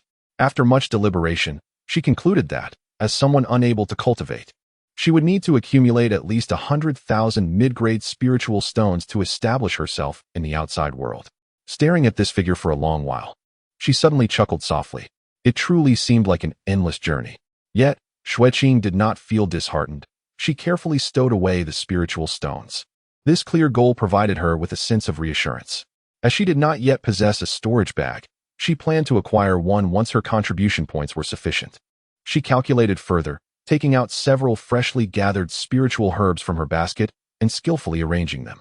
The comments still lingered in the afternoon's narrative. "Wow, this plot is getting more thrilling. I can't predict how it will unfold. Isn't Jiao Jiao the one who looked down upon the second female lead in the original book? Why does it seem that this young lady has a rather favorable first impression of the second female lead? Alas, Mu Jiaoxiao has inadvertently assisted the second female lead.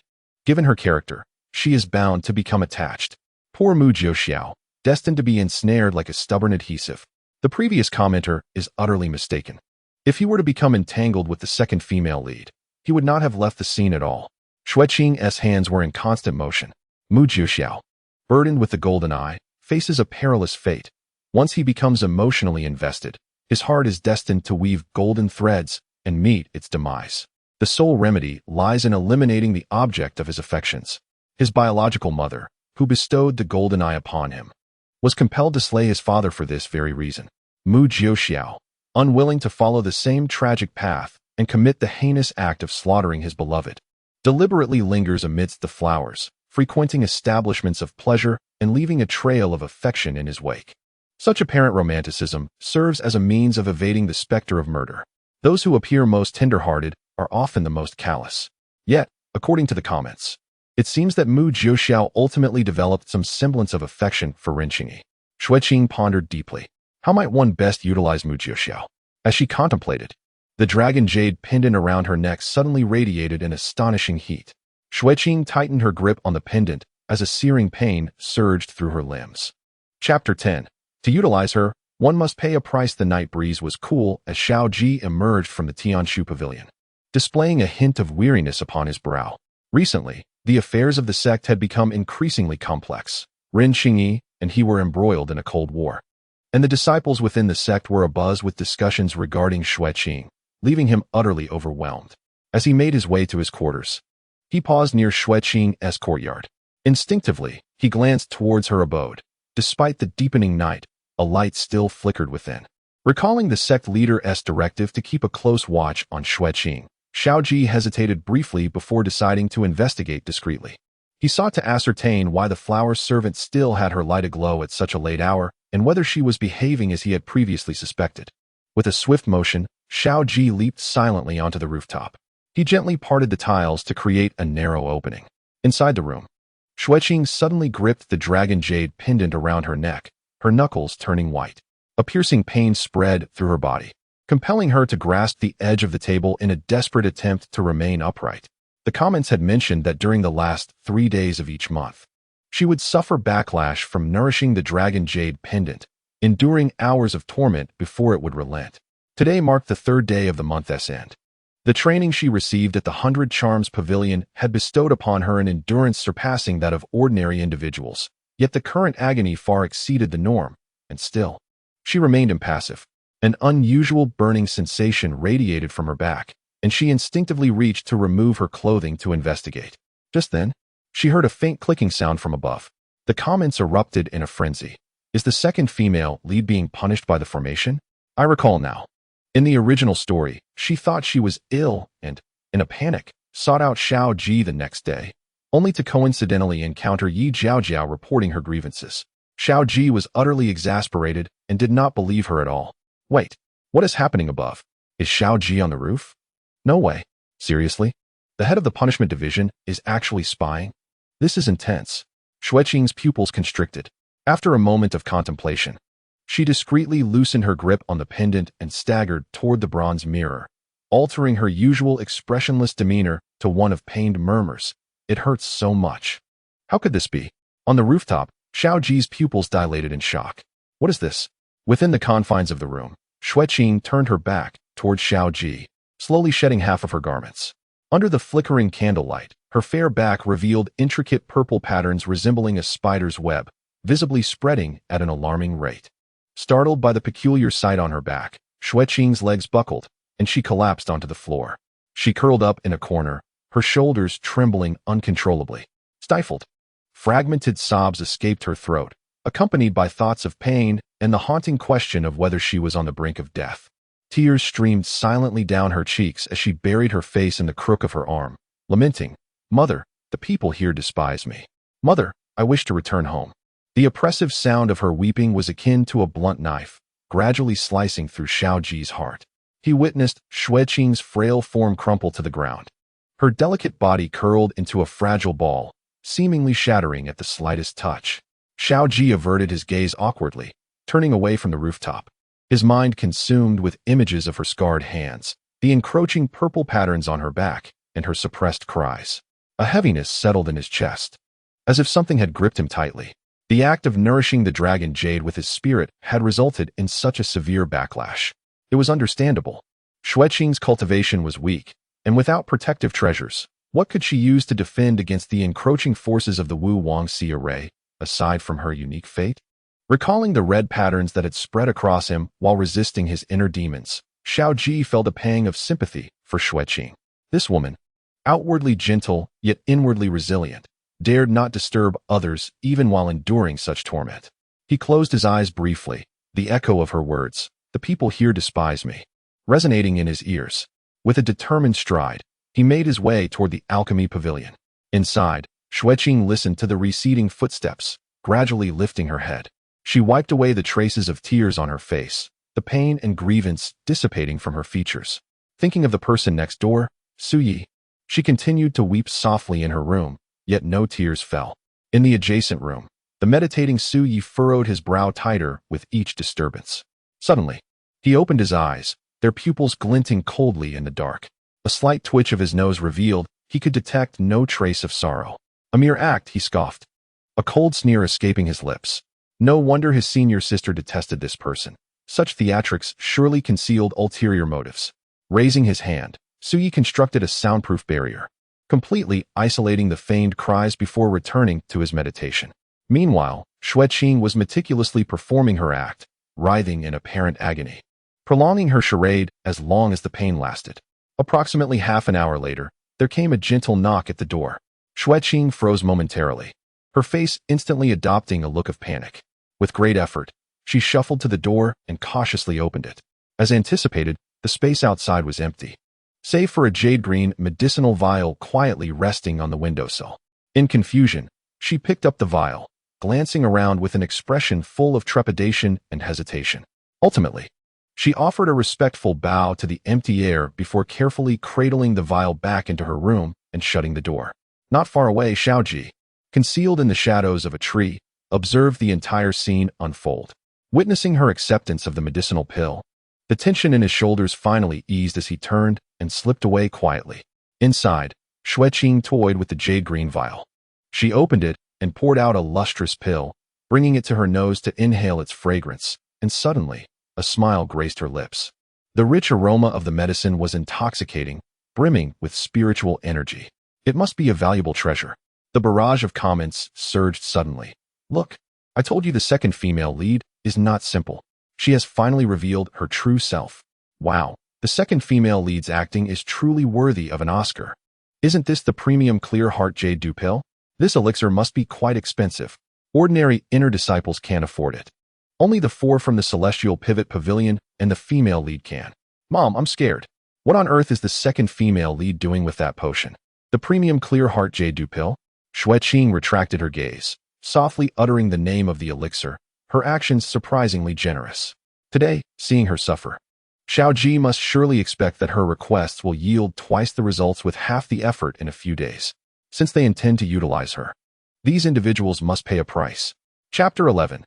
Tasked with managing the abandoned herb field the following day, when Xue Qing arrived at the pill pavilion to receive her task, she was informed by other disciples that she would have a fixed assignment from now on. Yi Jiao had instructed that she would be responsible for managing the herb field number B7 on the back mountain, and she would no longer need to engage in perilous herb-picking duties. Although Xue Qing had never managed a herb field before, her intuition suggested that this task was far preferable to herb gathering.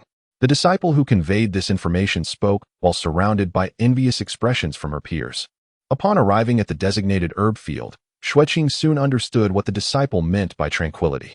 The B7 herb field was located in a shaded area on the hillside, with hardened soil, rampant weeds, and an accumulation of gravel along its edges. Rather than a herb field, it resembled a desolate patch of land wedged between stones. It was indeed quite serene, as no one would typically venture here. Rather than feeling disheartened, Xue Qing found herself intrigued as she knelt down, her fingertips brushing against the soil. Her water spirit root endowed her with a heightened sensitivity to moisture, allowing her to sense that beneath this barren land lay a reservoir of spiritual energy, albeit obstructed for reasons unknown, leading to its gradual neglect. With her limited cultivation and lack of formal training in planting spiritual fields, she felt somewhat at a loss. Clearly, to comprehend this situation, she would need to attend classes and study in the library, reiterating the upcoming tasks in her mind. Managing the herb field transformed into a contest of will against this wasteland. Xue Qing set down her basket and rolled up her sleeves. first using her bare hands to uproot the deep-rooted vines and weeds that siphoned the soil's vitality, before employing a small hoe to gradually break apart and aerate the compacted earth. While this task appeared simple, it was, in fact, incredibly strenuous, especially for someone of her meager spiritual strength. After loosening the soil, she attempted to channel the faint essence of her water spirit root to nourish the parched land. Yet the meager moisture drawn from her nearly depleted root was hardly sufficient. Nearby, a few passing disciples peeked in, whispering among themselves. What is she doing? Is she really wrestling with the mud here? Does she think managing this herb field is some delightful task? The B7 plot was notorious for being barren. With thin spiritual energy and poor soil quality, whatever was planted here would inevitably perish. I've heard that the senior brother who previously oversaw this field barely managed to yield a few qualified spiritual herbs in a month, hardly earning any contribution points. Observing her seriousness, one might wonder if she truly believes she can cultivate something from this barren land. How could that be possible? This plot had yielded 3 crops of spirit grass last year, yet not a single sprout had emerged. However, Xue Qing remained undeterred, her hands continuing their work without so much as a glance up. The enemy of my enemy is my friend. Yi Jiao Jiao, harboring a disdain for Ren Qingyi, had assigned her a leisurely task to deliberately provoke him. Yet, the disciples below could not abide her ease and would undoubtedly conspire against her. She had anticipated such occurrences. Nonetheless, she had no intention of lodging a complaint, while Yi Jiao Jiao had assisted her. She was acutely aware that their friendship was insufficient for Yi Jiao Jiao to take decisive action on her behalf, and it might even backfire. Furthermore, she could not rely on having Mu Jiushao by her side during every herb-gathering expedition. Regardless of its poor condition, this land was her starting point. With unwavering focus, by noon, the previously desolate soil had transformed into a slightly damp earth, faintly shimmering with a soft blue luminescence. Wiping the sweat from her brow, she retrieved a small cloth pouch from her bosom, containing the spirit seeds given to her by a fellow disciple. Following the instructions provided, she carefully buried the seeds in the soil. Gathering a wisp of water spirit energy at her fingertips, she meticulously irrigated each seed. Whether they would flourish or fail would reveal itself with the passage of time. Completing her task, she glanced at the sky. There was still ample time before sunset to attend to other matters. After tidying her tools, Xue Qing made her way directly to the cliff at the back mountain. In the days that followed, Xue Qing settled into an extraordinarily regimented routine, rising before dawn to tend to the spiritual plants in the herb field. She remained steadfast in her afternoon excursions to gather herbs from the cliffs. Initially, the other disciples responsible for the spiritual fields would deliberately take detours to make snide remarks. Yet, Xue Qing remained oblivious to their taunts, behaving as though they did not exist. Over time, finding no amusement in their antics, they ceased their visits, allowing her to enjoy a peaceful existence. This barren herb field became the only place within the Celestial Sect where she could find solace. Aside from a few nights when the piercing pain returned as anticipated, and on several occasions when she dreamt of the chilling, familiar sound of chains dragging, everything else remained tranquil. Within the Tianshu Pavilion, Xiao Ji was briefing several trusted disciples on affairs. During my absence these days, you will manage the daily tasks of the punishment hall. Tapping his fingers on the table, scrolls unfurled automatically. Should there be urgent matters, you may contact me using the communication jade talismans. One disciple could not help but inquire, "Are you leaving the sect, senior brother Xiao?" Xiao Ji nodded. Xie Wujiu encountered some difficulties while on a mission outside. I, along with Mu Jiushao, Su Yi, and Ren Qingyi, need to leave the sect for a few days. He paused. It will not be long, 3 to 5 days at the least, or a maximum of 7. The disciples exchanged glances, pondering what kind of challenging task could provoke even the heavenly controller to feel troubled. In unison, they acknowledged and exited the grand hall. As Xiao Ji stood at the table organizing his belongings, his fingers unexpectedly brushed against a peculiar scroll. This was a detailed record of the recent observations regarding Xue Qing's backlash situation. According to the sect master's instructions, he was to continue documenting for a few more days before submission. Had it not been for several days of observation, he would have remained oblivious to the torment endured in nurturing the dragon jade. Yet, Xue Qing had never publicly proclaimed it. "Brother Xiao?" A gentle voice suddenly drifted from the entrance of the hall. Xiao Ji's heart skipped a beat as he instinctively concealed the scroll behind him. Raising his gaze, he beheld Xue Qing standing outside the door, awkwardly balancing a small bamboo basket on her back. Sister Xue Qing? Xiao Ji steadied himself, inquiring, "Is there something you need?" Xue Qing approached slowly, retrieving a neatly folded garment from the basket and presenting it with both hands. "Your robe has been with me, so I have come to return it." After handing over the garment, she immediately took 2 steps back and softly added, "It has been washed."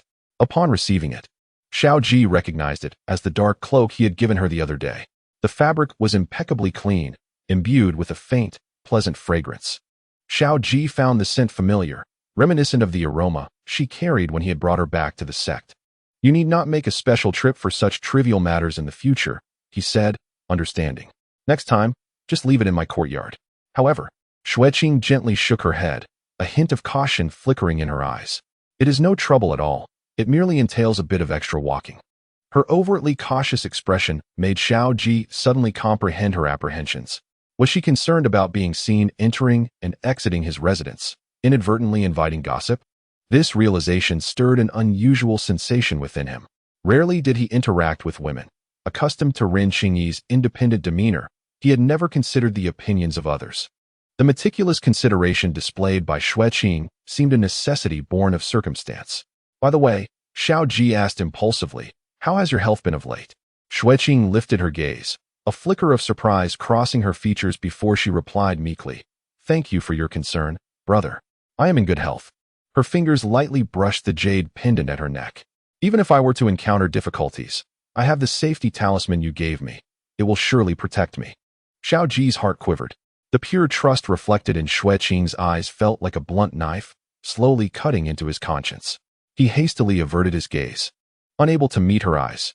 "During my absence from the sect, should you encounter any troubles, you may seek assistance from the other brothers and sisters at Tianshu Pavilion. I will inform them in advance." "Brother Xiao, are you leaving?" Xue Qing feigned surprise. "Yes, Brother Xie has encountered some troubles outside," Xiao Ji replied, pausing to recall that Xue Qing might not know him. "Brother Xie, whose full name is Xie Wujio, is in charge of strategizing at Tianshu Pavilion. I will have the opportunity to introduce you to him later." Upon hearing this, Xue Qing's eyes sparkled with uncontainable longing. How wonderful it would be to leave the sect and explore the world beyond. Xiao Ji inquired, "Do you wish to go outside?" "It is not too difficult. Taixin Sect's Gongshan Pavilion has many external missions." However, Xue Qing gently shook her head, gripping the hem of her garment tightly. I truly wish to see the world, but my cultivation is insufficient, and I lack the means to protect myself. If I were to encounter danger, I would be as helpless as before."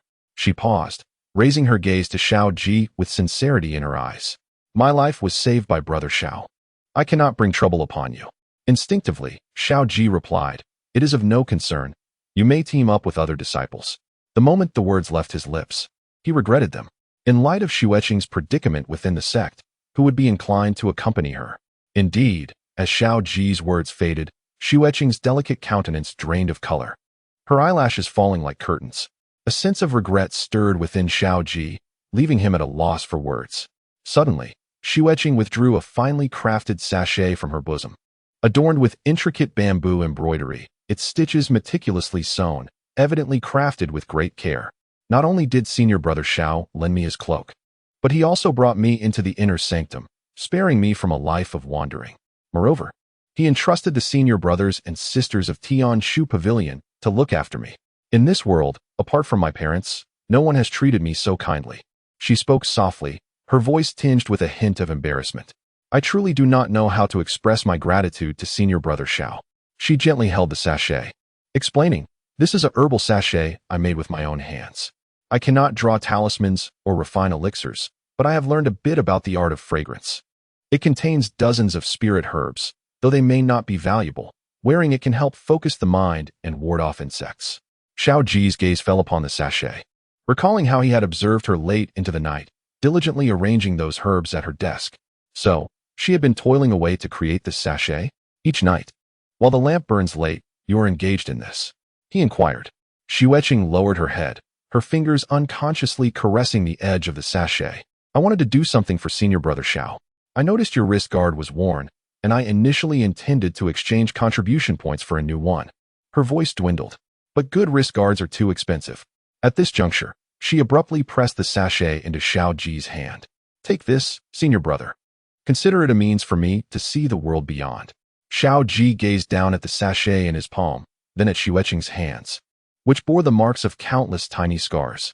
He opened his mouth to speak, but Xue Qing had already turned to leave, her silhouette embodying a poignant sense of desolation. A sudden impulse surged within him. Xue Qing, junior sister. Xue Qing halted, her back momentarily frozen, as he commanded, prepare your belongings. This time, you shall accompany me on this mission. A fleeting smile graced her lips. She spun around, her eyes wide with disbelief. Senior brother Xiao, what did you just say? Xiao Ji had regained his composure, surprisingly unregretful of his choice. Since you wish to explore the world, you may set out with us. You shall return in a few days.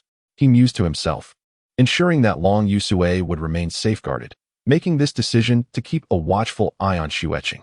Yet, she bore an expression of hesitation. I am unable to contribute. I would only be a burden to everyone. Not at all, Xiao Ji interjected. This mission is not perilous. Simply stay close to the group.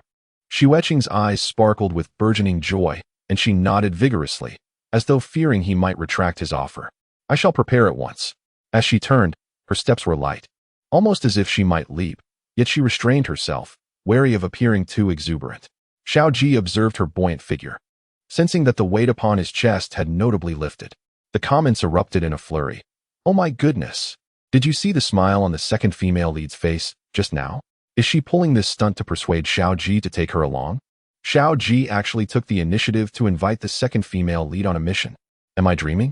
The original text depicted the second female lead as someone who shamelessly sought out Xiao Ji, who then took her on a mission.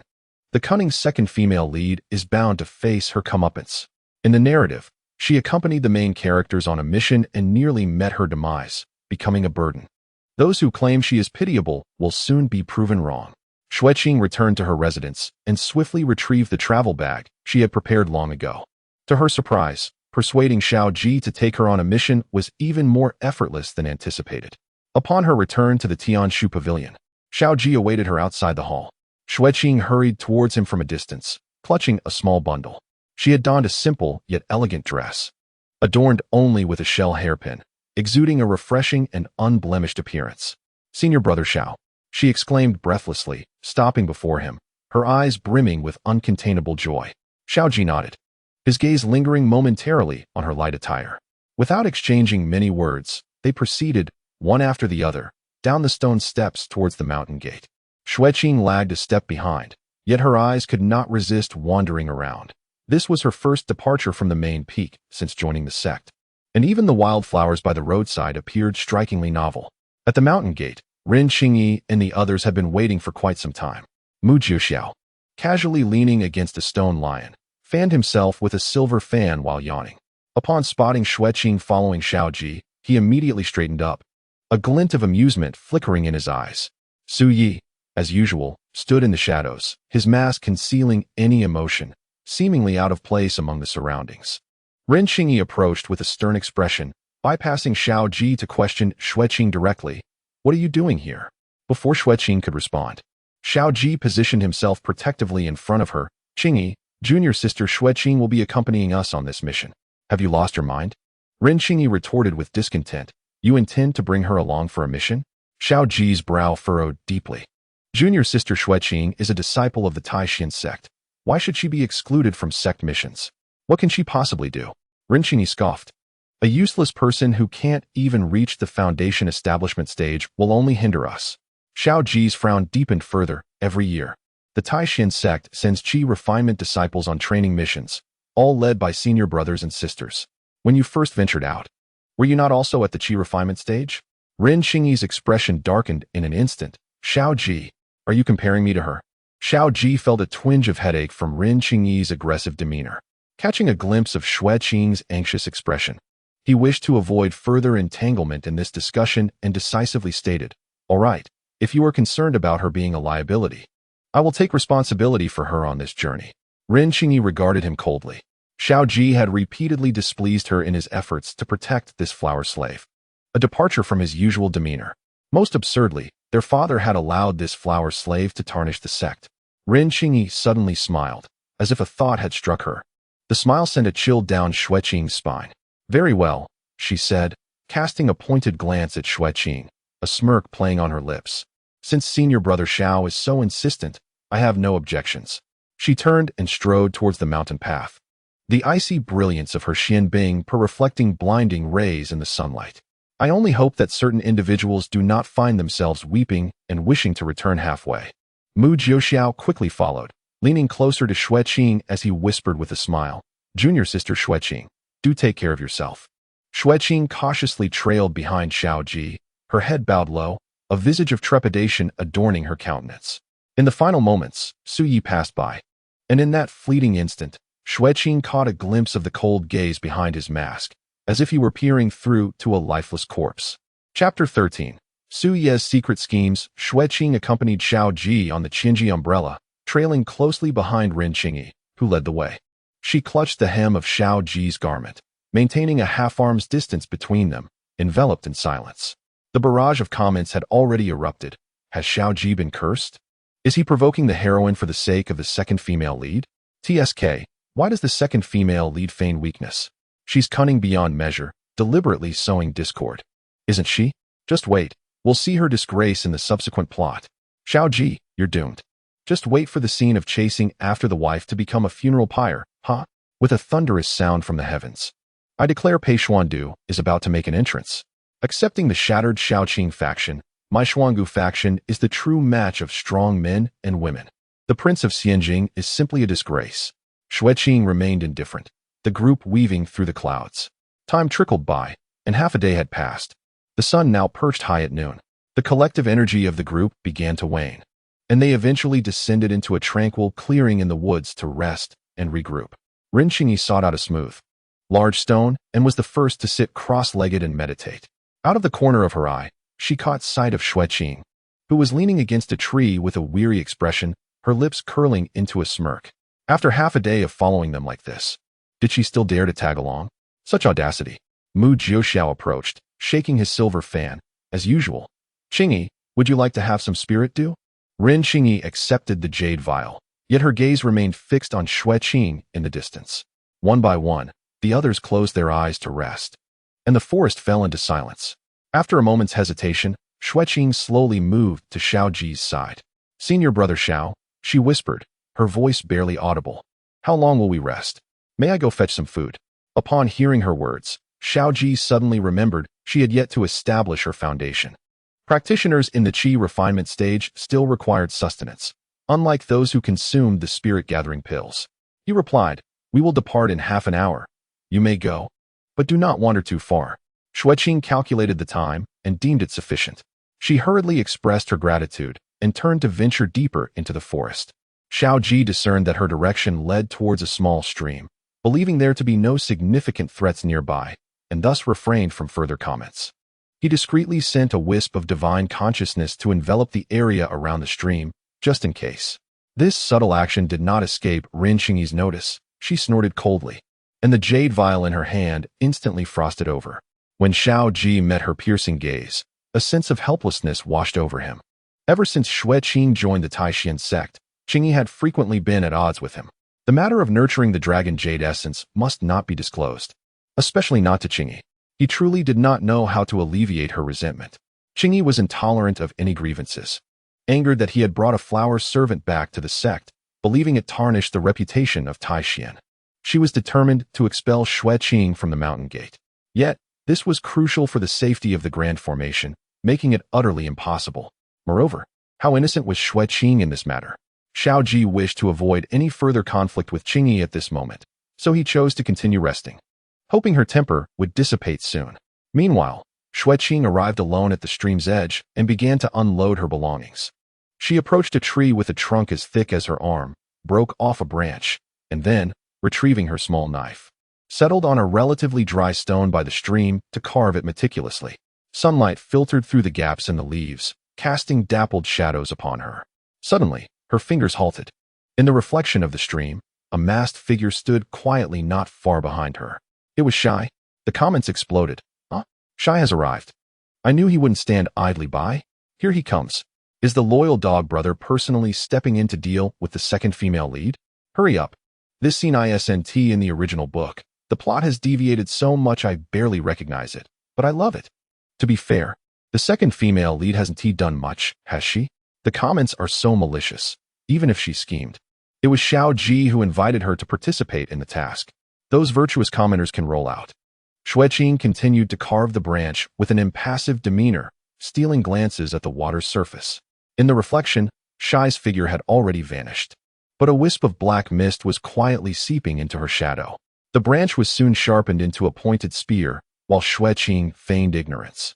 She removed her shoes and socks, rolled up her trousers, and stepped barefoot into the cool stream. The icy water flowed over her ankles, and the golden bell floated in the water. She skillfully bent down, her gaze fixed on the swimming fish, the branch poised for action. This was a skill she had honed since childhood. Growing up in poverty, with an indifferent father and a cruel stepmother, she had to feed chickens and pigs, forage for wild vegetables in the mountains, and catch fish in the river from the age of 3. Otherwise, her stepmother would deny her food. Even in winter, she was not spared, needing to gather firewood on the mountain to sell, nearly being taken by wild wolves several times. She had endured countless menial and laborious tasks, yet still ended up being sold by her stepmother to buy a new coat for her biological son. A plump fish swam close. Xue Qing, quick-eyed and nimble-fingered, thrust the spear towards it, but just as it was about to hit, the fish mysteriously shifted a few inches sideways and darted away. Xue Qing's expression dimmed slightly as she continued to try. Time and again, the fish she aimed at slipped away at the last moment. She was well aware that Shai was behind this mischief. Having displeased Rinqingyi, Shai was ensuring she went hungry. Beneath the water's surface, she felt a faint, chilling presence swirling with her movements. Xue Qing straightened up, displaying just the right amount of disappointment and helplessness on her face. She pretended to sigh and waded back to the shore. After putting on her shoes, she began to gather wild vegetables along the stream. This secluded forest truly provided her with a bounty of tender spiritual vegetables. She harvested swiftly, soon collecting a small handful. The black mist in her shadow seemed to pause momentarily before dissipating quietly. Glancing at the comments, Xue Qing confirmed that Shai had departed. She turned back to the stream and picked up the spear once more. This time, she crouched by the water's edge, gently dipping her fingers into the stream. A faint stream of spiritual energy quietly flowed into the water. Before long, a school of fish began to gather in the clear stream, drawn by the spiritual energy, swimming unguardedly towards Xue Qing's hand. With a swift motion, there were no hindrances this time. The branch struck true, piercing the water with precision. A plump fish was speared and brought up, its tail thrashing about, splattering glistening droplets of water. Xue Qing deftly speared several more fish, skillfully scaling and gutting them, then threading the fattest ones onto a branch to roast over the fire. She expertly turned the fish, their skins gradually transforming into a golden, crispy hue, while the fat dripped into the flames, emitting a delightful sizzle. Occasionally, she sprinkled a handful of wild onions and herbs gathered from the creek side, intensifying the aroma that wafted through the air. For the remaining smaller fish, she took out a small pot she carried and fashioned a makeshift stove from stones by the creek, adding water to boil a fish soup. The fragrant scent grew richer, carried by the gentle breeze, soon reaching the resting place of the others. Mu Jiuxiao was the first to open his eyes, his nose instinctively twitching at the enticing aroma. How delightful! Although he had consumed a fasting pill, the fragrance was irresistibly appetizing, rendering him restless and unable to remain seated. Stealing a glance at Rinqingyi, who was still meditating with her eyes closed, he could discern little of her expression even with Su Yi lurking in the shadows. Wouldn't seeking food from junior sister Xue Qing directly provoke Rinqingyi's disdain? Yet, simply inhaling the aroma was unbearable. An idea struck Mu Jiuxiao. Wasn't there someone readily available to take the blame? Xiao Ji. He approached Xiao Ji, fanning himself with an anxious expression, expressing concern that junior sister Xue Qing, with her limited cultivation, might inadvertently ignite a forest fire while cooking. Perhaps you should take a look? Xiao Ji, having caught the scent as well, hesitated. There shouldn't be any trouble, right? Mu Jiuxiao immediately feigned a look of helplessness. Oh, if you want me to accompany you, just say so. I shall go with you. Without waiting for further protest, he pulled Xiao Ji along. Let us go. We can't have a fire burning the mountain, or we'll end up in prison. The two made their way toward the creek, while Rinqingyi, despite her eyes being closed, furrowed her brows even tighter. Upon reaching the creek, the fish on the grill had turned a golden brown, perfectly crisp on the outside and tender within. Beside it, A small pot on the stone stove bubbled with a milky white fish soup, into which Xue Qing had just added a handful of chopped green vegetables. Hearing their footsteps, Xue Qing looked up, her face registering mild surprise. Xiao Shi Xiao Mu Shi Xiao? What brings you here? She set down her wooden spoon, asking with a hint of unease. Did I disturb your rest? Xiao Ji shook his head. Not at all. We came to see if you needed assistance. Mu Jiu Xiao, unable to contain himself, pretended to circle the grill. Junior sister Xue Qing, your culinary skills are impressive. I didn't realize you could catch fish. These are merely trivial skills, Xue Qing replied, lowering her head and poking at the fire. I often had to fend for myself when I was young. Mu Jiu Xiao, fixated on the golden fish, remarked pointedly. You are quite slender, junior sister. Can you truly manage to eat so many fish? If you overindulge, we have no digestive pills with us. It seemed that Xue Qing finally grasped Mu Jiu Xiao's insinuation, her eyes widening in realization. I might have indeed made too much. If you two don't mind, please sit and share the meal. Of course we don't mind. Before she could finish her words, Mu Jiuxiao eagerly interjected. It would be a pity to waste the delicious food Sister Xue Qing has prepared, even though I have already taken to fasting. I simply cannot refuse such generosity. Before he could finish speaking, he unceremoniously reached for the most fragrant, perfectly grilled fish, taking a hearty bite that instantly revealed his satisfaction. Just as he had anticipated, the exterior was crisp while the interior was tender and succulent, cooked to perfection. Xiao Ji, observing Mu Jiuxiao's voracious appetite, shook his head in resignation. At that moment, Xue Qing timely offered him a grilled fish. Brother Xiao, why not give it a try? Thank you, Xiao Ji replied as he accepted the fish and took a gentle bite. The skin was crispy, while the flesh was fresh and juicy, the aroma of wild onions perfectly balancing the fish's natural scent. A flicker of astonishment crossed his eyes. As he savored it, he suddenly recalled that he had never tasted the culinary creations of Qingyi. The thought struck him as somewhat absurd. Qingyi's demeanor was not that of an ordinary maiden. Having spent countless days in his company without even noticing when his wrist guard had torn, how could she possibly be skilled in the kitchen? Xue Qing lowered her head and stirred the fish soup, adding a pinch of her own seasonings. The culinary techniques taught to her by the 100 Beauties Pavilion unexpectedly found their application here. She poured herself a small bowl of soup, sipping it delicately, despite not feeling hungry. Yet, as long as it could enhance her value, this half hour would not be in vain. The skills she once learned to please others seemed to be applicable in a different manner. As Xue Qing drank her soup, she noticed Xiao Ji gazing at her intently. He appeared to be contemplating his words. Sister Xue Qing, regarding Qingyi. Xue Qing's expression turned to one of confusion. Xiao Ji sighed. Qingyi's temperament is rather straightforward, though her nature is not ill. If she has offended you, I hope you will not take it to heart. In time, as you grow closer, you will come to understand her character. Xue Qing seemed to grasp Xiao Ji's meaning and, feeling a bit flustered, responded, Brother Xiao, how could I ever blame Sister Ren? She lowered her gaze, her lashes casting shadows over her downturned face, feeling somewhat disheartened. Besides, Sister Ren's words hold truth. I am indeed a waste. Xiao Ji, unable to bear her self-deprecation, reassured her, Sister Xue Qing, this is certainly not your fault. Taking a deep breath, Xue Qing lifted her head and forced a smile. In the 100 Beauties Pavilion, I often heard derogatory remarks. What Sister Ren said pales in comparison, so Brother Xiao need not worry, I will not dwell on it.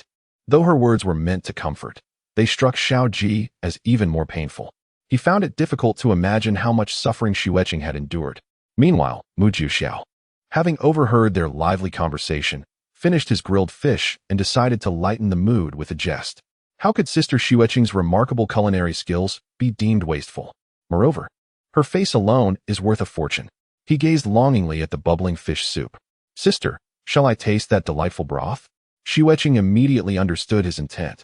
Just as Mu Jiuxiao was smiling with the bowl of fish soup in hand, he suddenly felt a chill creeping down his back. The group turned to see Ren Qingyi standing behind them, her icy aura emanating a bone-chilling cold. What are you all doing? Her voice was even colder than the essence of the ice spirit. Mu Jiuxiao, with the bowl of soup suspended in midair, wore an awkward smile on his face. Qingyi, Sui, Sister Xue Qing's culinary skills are quite impressive. Would you like to try some as well? Ren Qingyi's gaze swept over the grill of roasted fish and the steaming pot of fish soup on the ground. Our purpose here is to seek Xia Wujiao, not to indulge in leisurely excursions. Mu Jiuxiao, knowing the importance of the moment, was compelled to interject. Sister Xue Qing has yet to establish her foundation. It is indeed necessary for her to eat. And you too? Ren Qingyi's eyes held a smile that was not quite a smile as they flitted between Mu Jiuxiao and Xiao Ji. Mu Jiuxiao felt a twinge of embarrassment. Without waiting for their responses, she coldly declared, "It is time to depart." With that, she turned on her heel and strode away, her garments stirring a chill in the air. Mu Jiuxiao nudged Xiao Ji with her elbow. "Why not go and console her? I shall assist Sister Xue Qing in tidying up." After a moment's hesitation, Xiao Ji ultimately decided to pursue Ren Qingyi.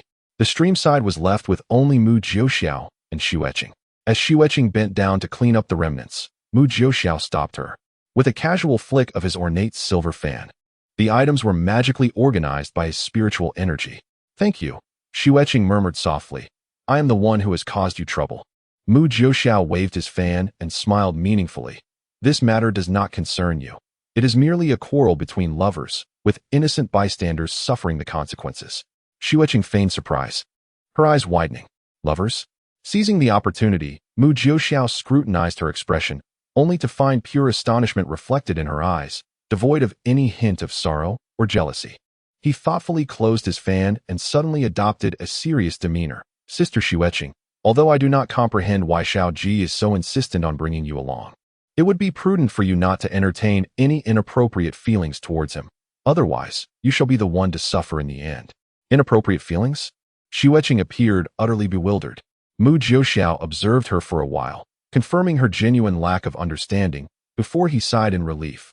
"Very well, let us proceed. We must not keep everyone waiting." With Mu Jiuxiao leading the way, Xue Qing obediently followed behind. Who Xiao Ji's affections were for mattered little to her. Her singular desire remained her golden bell. However, her intentions for this journey were far from simple. Xue Qing's fingers unconsciously brushed over the healed spot on her cheek, where Ren Qingyi had injured her. As for Xiao Ji's advice to disregard Ren Qingyi's offense? How could that be possible? Chapter 15. Ren Qingyi's hook. When Xue Qing rejoined the group behind Mu Jiuxiao, Xiao Ji seemed to have exchanged words with Ren Qingyi, and the atmosphere had notably eased. Standing side by side, while still somewhat distant, the tension had dissipated. Sui, lurking in the shadows, regarded Xue Qing with a gaze that had grown even colder than before. It appeared that her success in catching fish had displeased Ren Qingyi greatly. Xue Qing could not fathom why Sui harbored such animosity towards her. The group prepared to continue their journey, with Xiao Ji's relationship with Ren Qingyi finally thawing. Xue Qing wisely chose not to intrude upon Xiao Ji's space, while Mu Jiuxiao graciously took on the task of assisting her in flight. Relying on Sui was out of the question. He might very well drop her midair. The ornate silver fan was tossed into the air, its surface magnifying several times.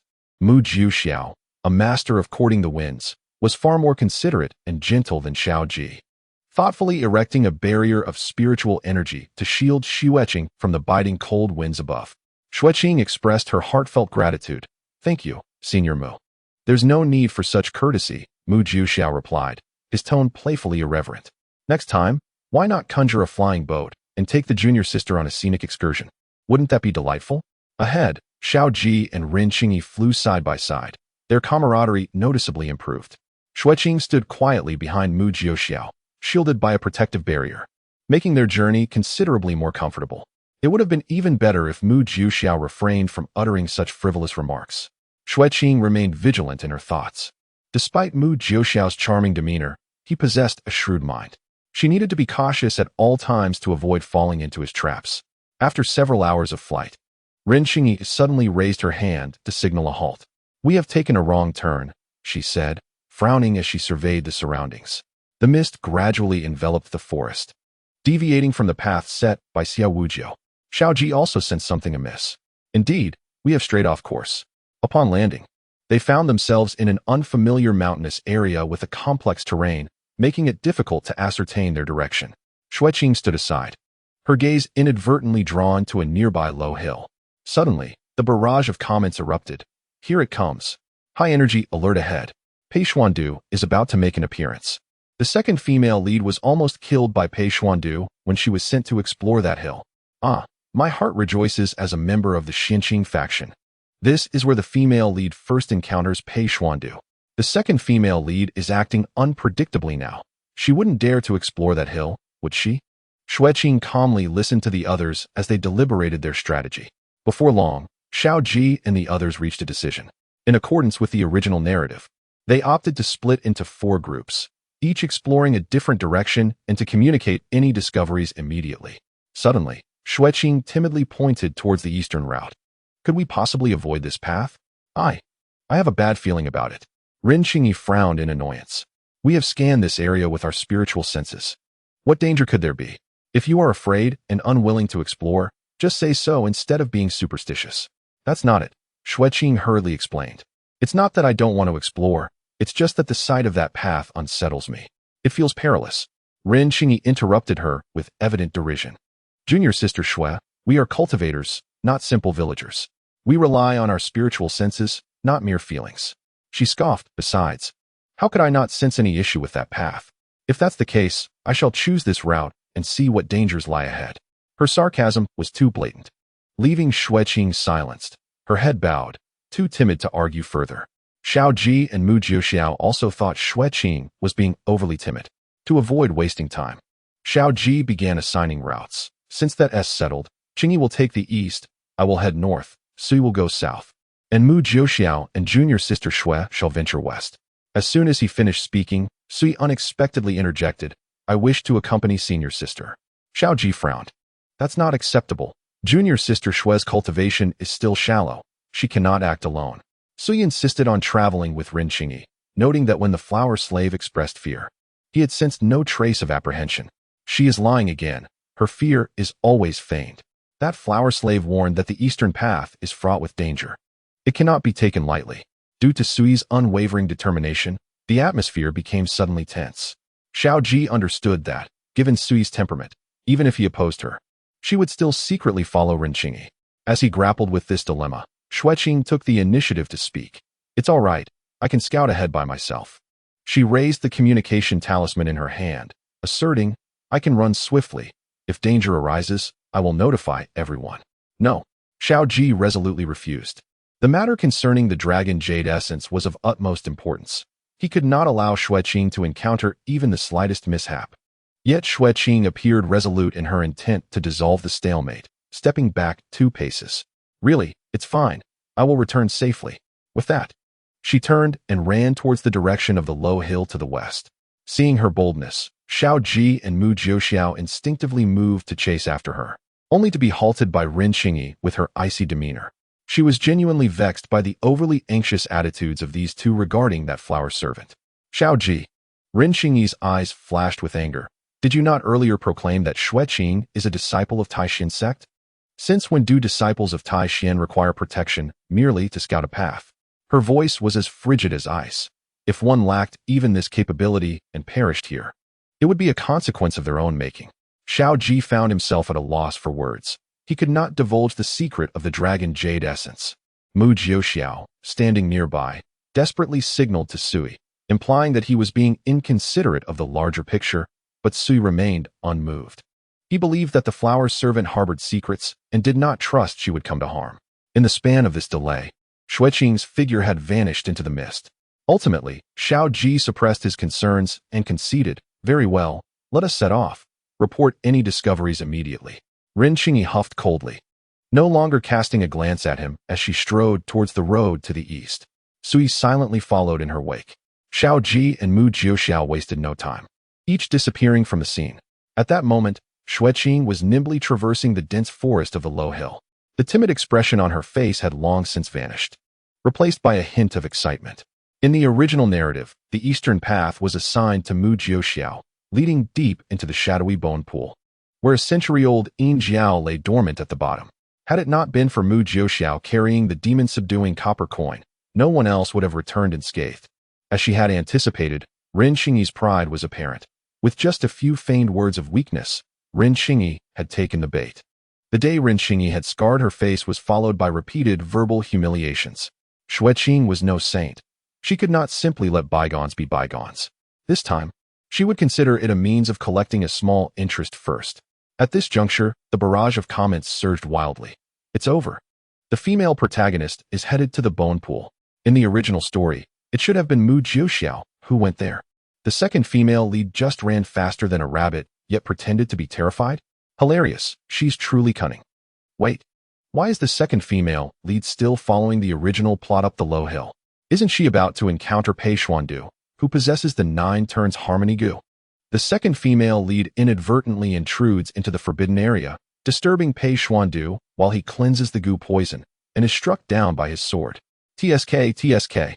If one does not court death, one will not die. Xue Qing paid no heed to the words passing before her eyes, and continued deeper into the low hill. As she passed the midpoint where the comments suggested she would meet Pei Xuandu, she did not pause, but instead redirected her steps towards the summit.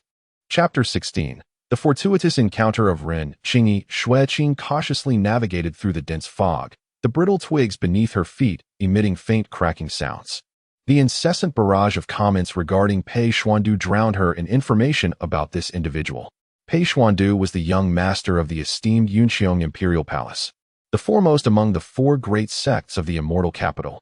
Descended from the ancient lineage of the Azure Dragon on his maternal side and the Heavenly Execution Sword Sovereign on his paternal side, it was said that upon his birth, auspicious signs appeared, with 36 Azure Phoenixes circling the immortal capital for 9 days, reviving withered trees and dispersing miasma in his wake. Moreover, by the age of 6, he had awakened the innate chaotic Tao seed, earning him the title of Han Yu, the immortal lord, a being of unparalleled value. Compared to him, she felt like a mere insect crawling through the dirt, a stark contrast indeed. Such a celestial prodigy, soaring above the clouds, should have had no intersection with someone like her, who had emerged from the mire. However, according to the original narrative, Pei Xuandu was currently in a secluded cave at the mountainside, performing inner cultivation to dispel the poison he had contracted from the 9 turns harmony goo, which was highly sensitive to disturbances. Yet, this foolish secondary female character had inadvertently trespassed into the forbidden area, startling him and nearly leading him to madness. Despite his title as an immortal, his demeanor was anything but ethereal, instead radiating an aura of malevolence. The original story suggested that, had it not been for Xiao Ji and others arriving in time to plead for her, she would have surely met her demise due to her disturbance of Pei Xuandu. However, the peril that nearly cost Xue Qing her life inadvertently benefited Rinqingyi. Rinqingyi, possessing a pure ice spirit root, had assisted Pei Xuandu in subduing the toxins, thus establishing a connection with the immortal lord. Xue Qing's purpose for this journey was indeed this lowly mountain, but not for the temperamental and inscrutable immortal. She sought to avoid the noble yet troublesome figure at all costs. Steering clear of the forbidden area, Xue Qing focused intently on her ascent to the summit. As she brushed aside the final cluster of shrubs, she finally reached the peak. Enveloped in thick mist, she concentrated intently, and at last, beneath a colossal ancient tree that required several people to encircle, she beheld her objective. The demonic cultivator lay bloodied, his chest smeared with dark brown blood and dirt, barely clinging to life. Holding her breath, Xue Qing cautiously approached the fading figure. She crouched down, her slender fingers gently reaching toward his waist, where a dull gray storage pouch was tucked away. Just as her fingertips were about to brush against the pouch, a bloodied hand suddenly clamped tightly around her wrist. Xue Qing looked up to meet a pair of bloodshot crimson eyes. "Who are you?" The demonic cultivator rasped, his voice akin to sandpaper. Her heart raced, yet she feigned calmness. "Do not be afraid. I am from a nearby village.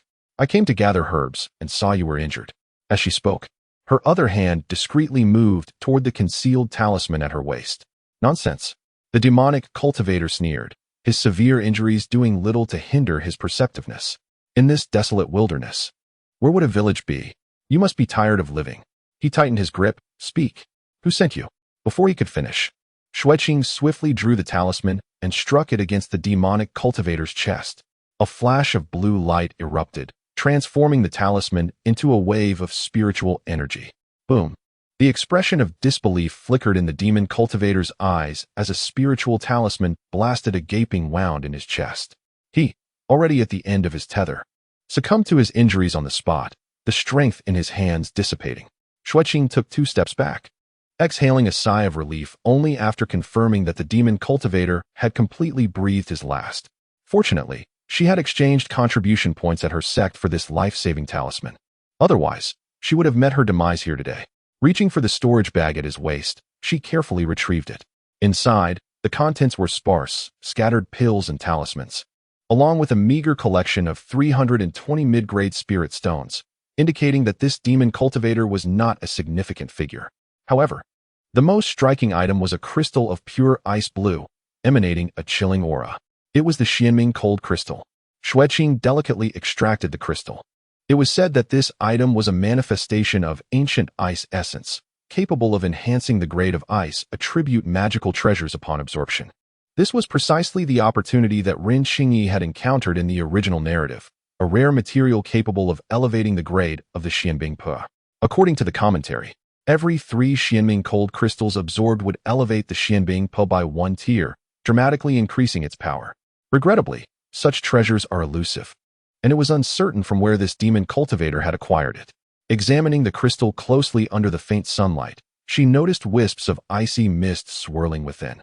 Cool to the touch, yet not painfully so. Such a valuable item would undoubtedly fetch a handsome price.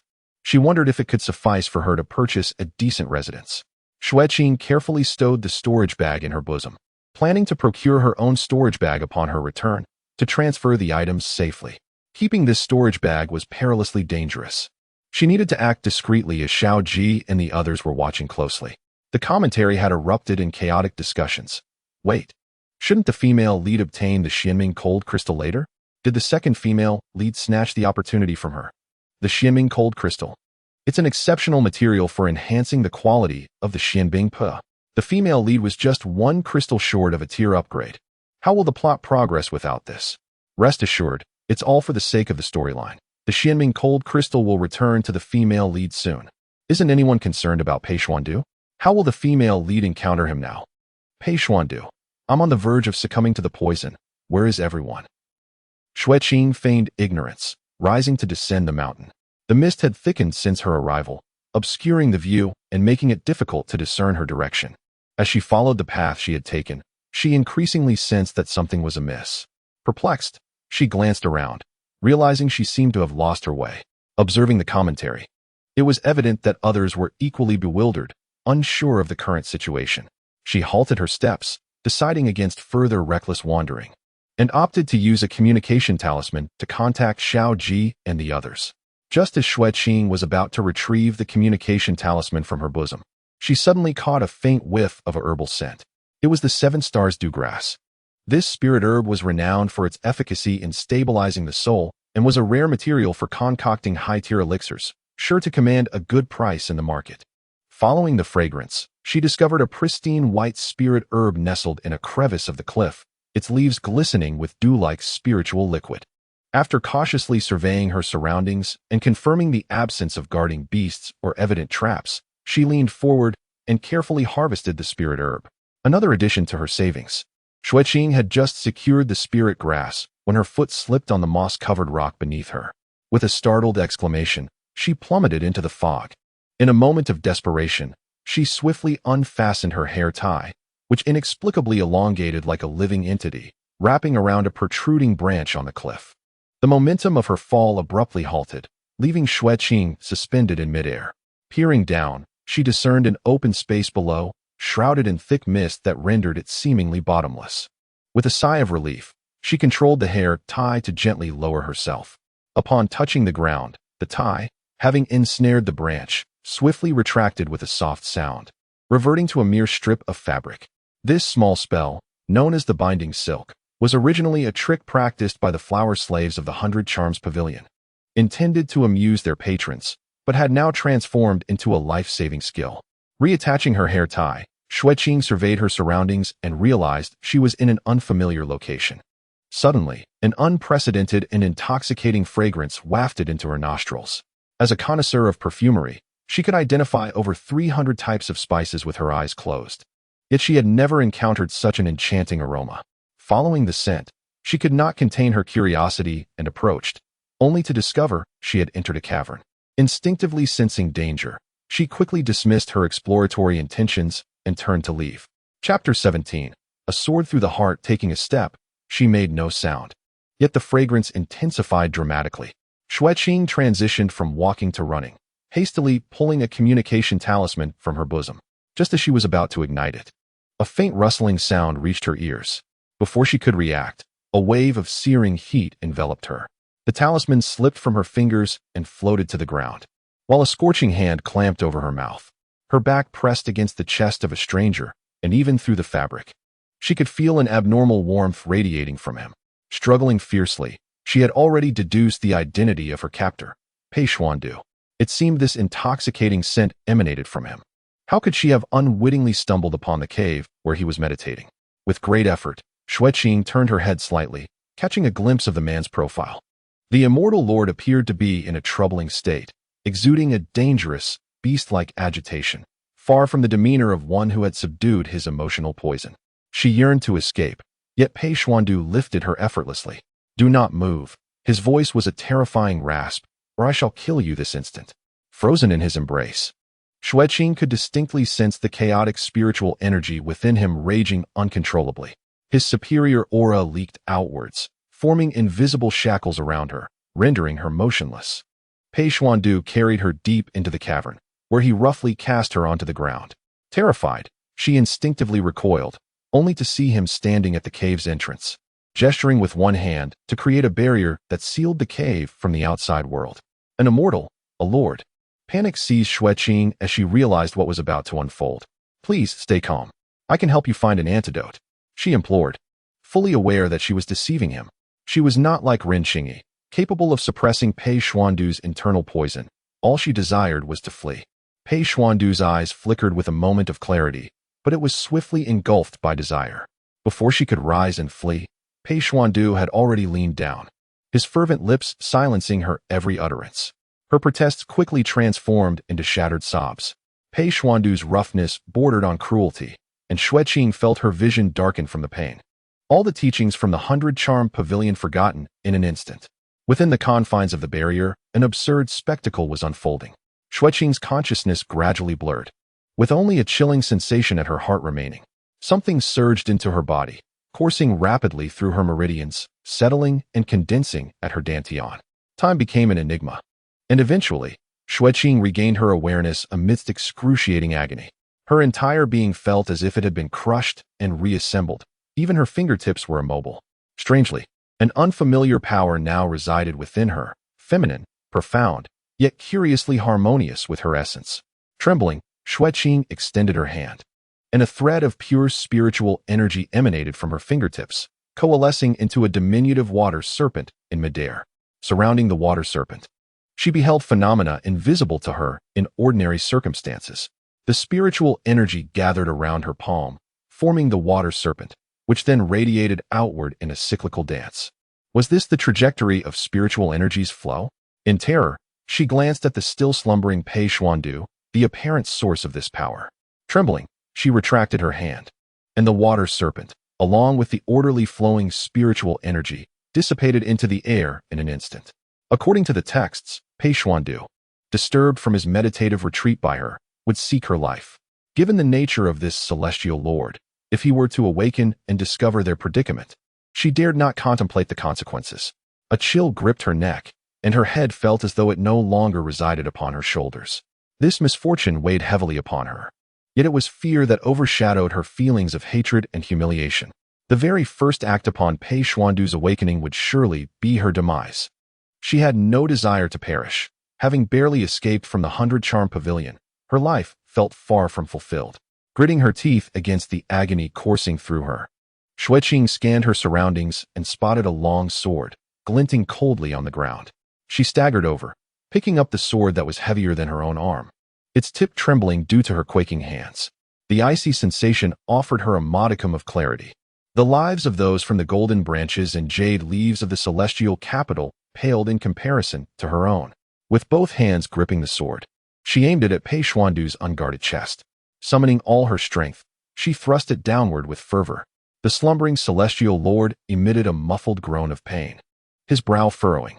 Rather than releasing her grip, Xue Qing tightened her hold, driving the blade deeper by a fraction. Strangely, the anticipated torrent of blood did not materialize. Only a faint golden light seeped from the wound. Simultaneously, the barrier at the cave's entrance dissipated silently. Xue Qing relinquished the sword and staggered backward. In a flurry, she adjusted her disheveled attire, enduring her discomfort as she fled the cave. Uncertain of the distance she had covered, she finally leaned against a tree, sliding down to the ground in exhaustion. After carefully inspecting herself and confirming that no abnormalities were visible, she retrieved a communication talisman from her bosom and ignited it, signaling her location to the others. The barrage of messages had spiraled into utter chaos. What just happened? What did I miss? Why is the screen black? Where are the moral boundaries, the details, the process, and the imagery? Silenced. This plot is utterly insane. The second female lead and Pei Xuandu actually. Screenwriter, come out. I shall bestow upon you 2 resounding slaps.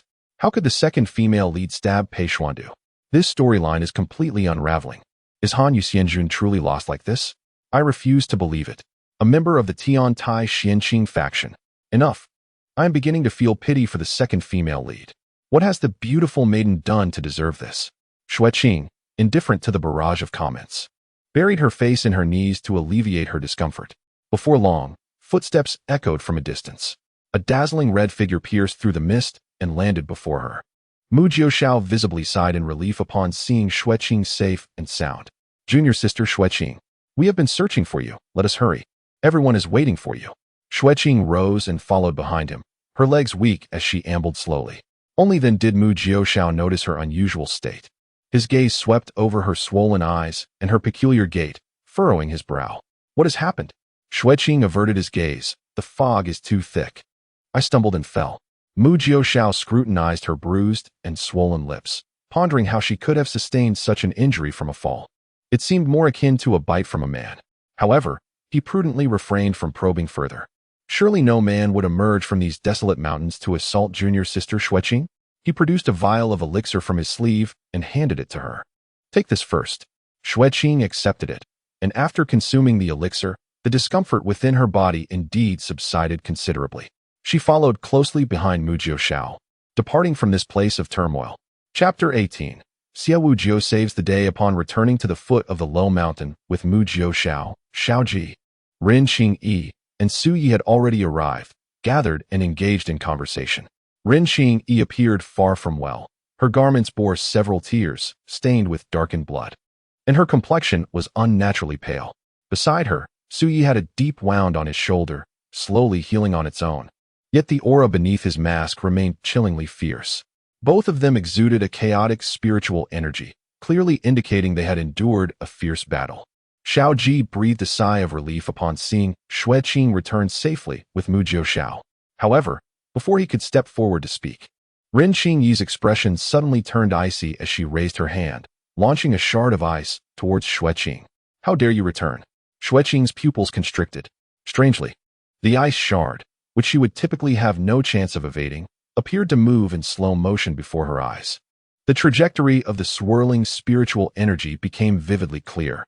She could even predict the shard's next position, as if a voice within her urged, "Step left half a pace to avoid it." Just as this thought emerged, she suppressed it. Xue Qing remained as usual, standing in place with a look of panic, seemingly unable to react. Clang! At the critical moment, Mu Jiuxiao's silver fan appeared from his hand, blocking in front of Xue Qing, shattering the ice shard into powder. He closed the fan and exclaimed, "Qing-yi, what are you doing?" Rin Qing-yi sneered. "Why do you not inquire what she has done?" She conjured a second shard of ice at her fingertip, pointing it at Xue Qing. "How did you know there was danger to the east? Have you been here before?" Snow Qing's face turned ashen. I have never been here before," she stammered. "Liar."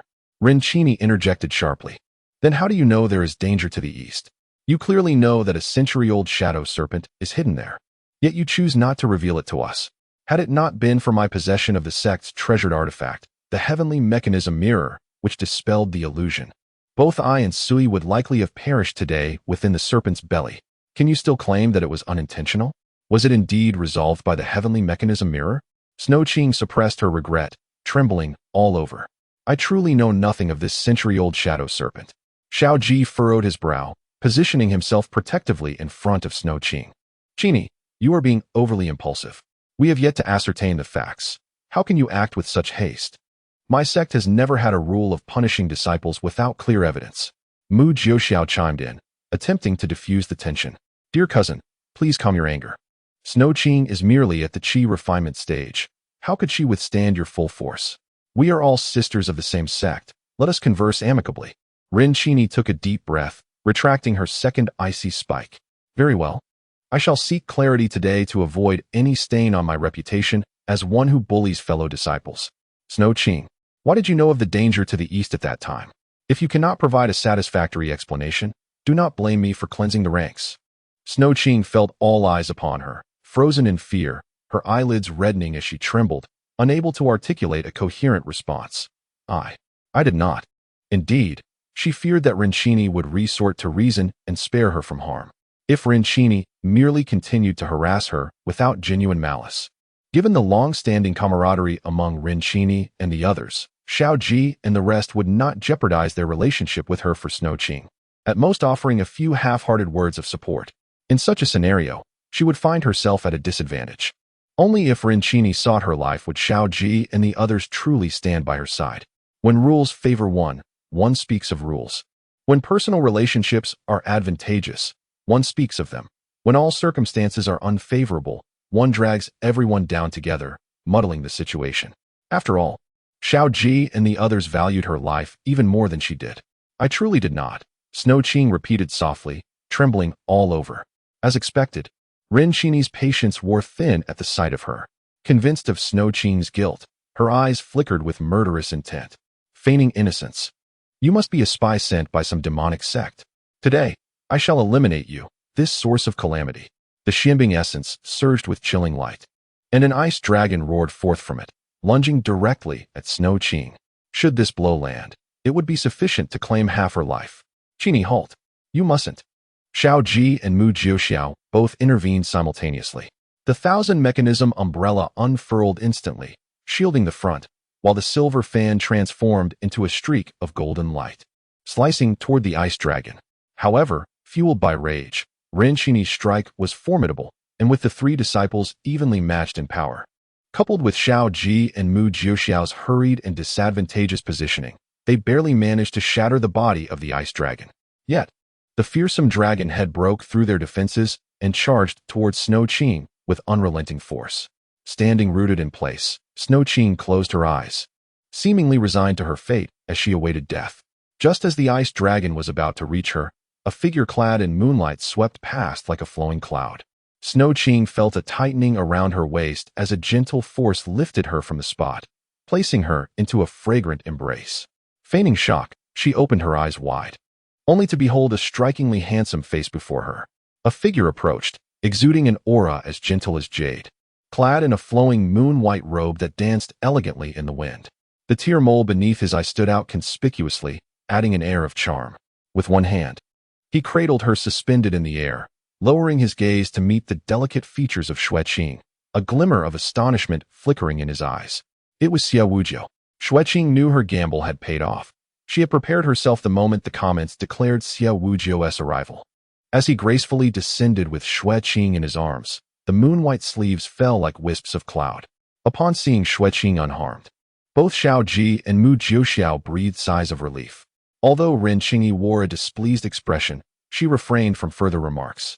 Having received Xiao Ji's message about everyone being lost, she had hurried over, only to find such a commotion. Xue Wujiu released his hold on Xue Qing, his warm gaze sweeping over the assembly. What has transpired? He inquired. With Xue Wujiu's presence, Mu Jiuxiao immediately felt at ease. The cunning smile of Taishan Sect's most observant member had arrived. He was the right person to handle such troublesome matters. In just a few words, he recounted the events, and Xue Wujiu listened intently, deep in thought. His attention shifted back to Xue Qing, his eyes radiating a gentle warmth. Might I inquire if this is the new disciple, Xue Qing? No wonder you appeared unfamiliar. Xue Qing timidly lifted her gaze and softly called out, Senior brother Xie. There is no need for you to be afraid, junior sister, Xue Wujiu replied with a soothing voice. Disciples of Tai Xian must exercise caution in all matters.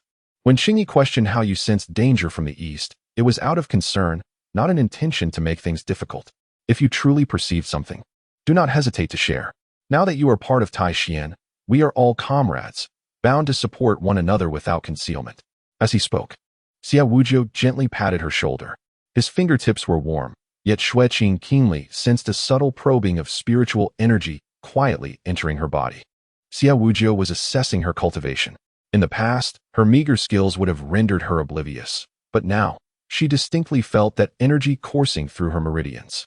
As the comments suggested, Xue Wujiu was a gentle blade. He appeared mild-mannered, yet his heart was cold and his thoughts meticulous. At first glance, she felt that. Compared to Ren Qingyi and Su Yi, the smiling yet cunning Xue Wujiu was the one to be wary of. Xue Qing remained inscrutable, feigning ignorance of Xue Wujiu's actions.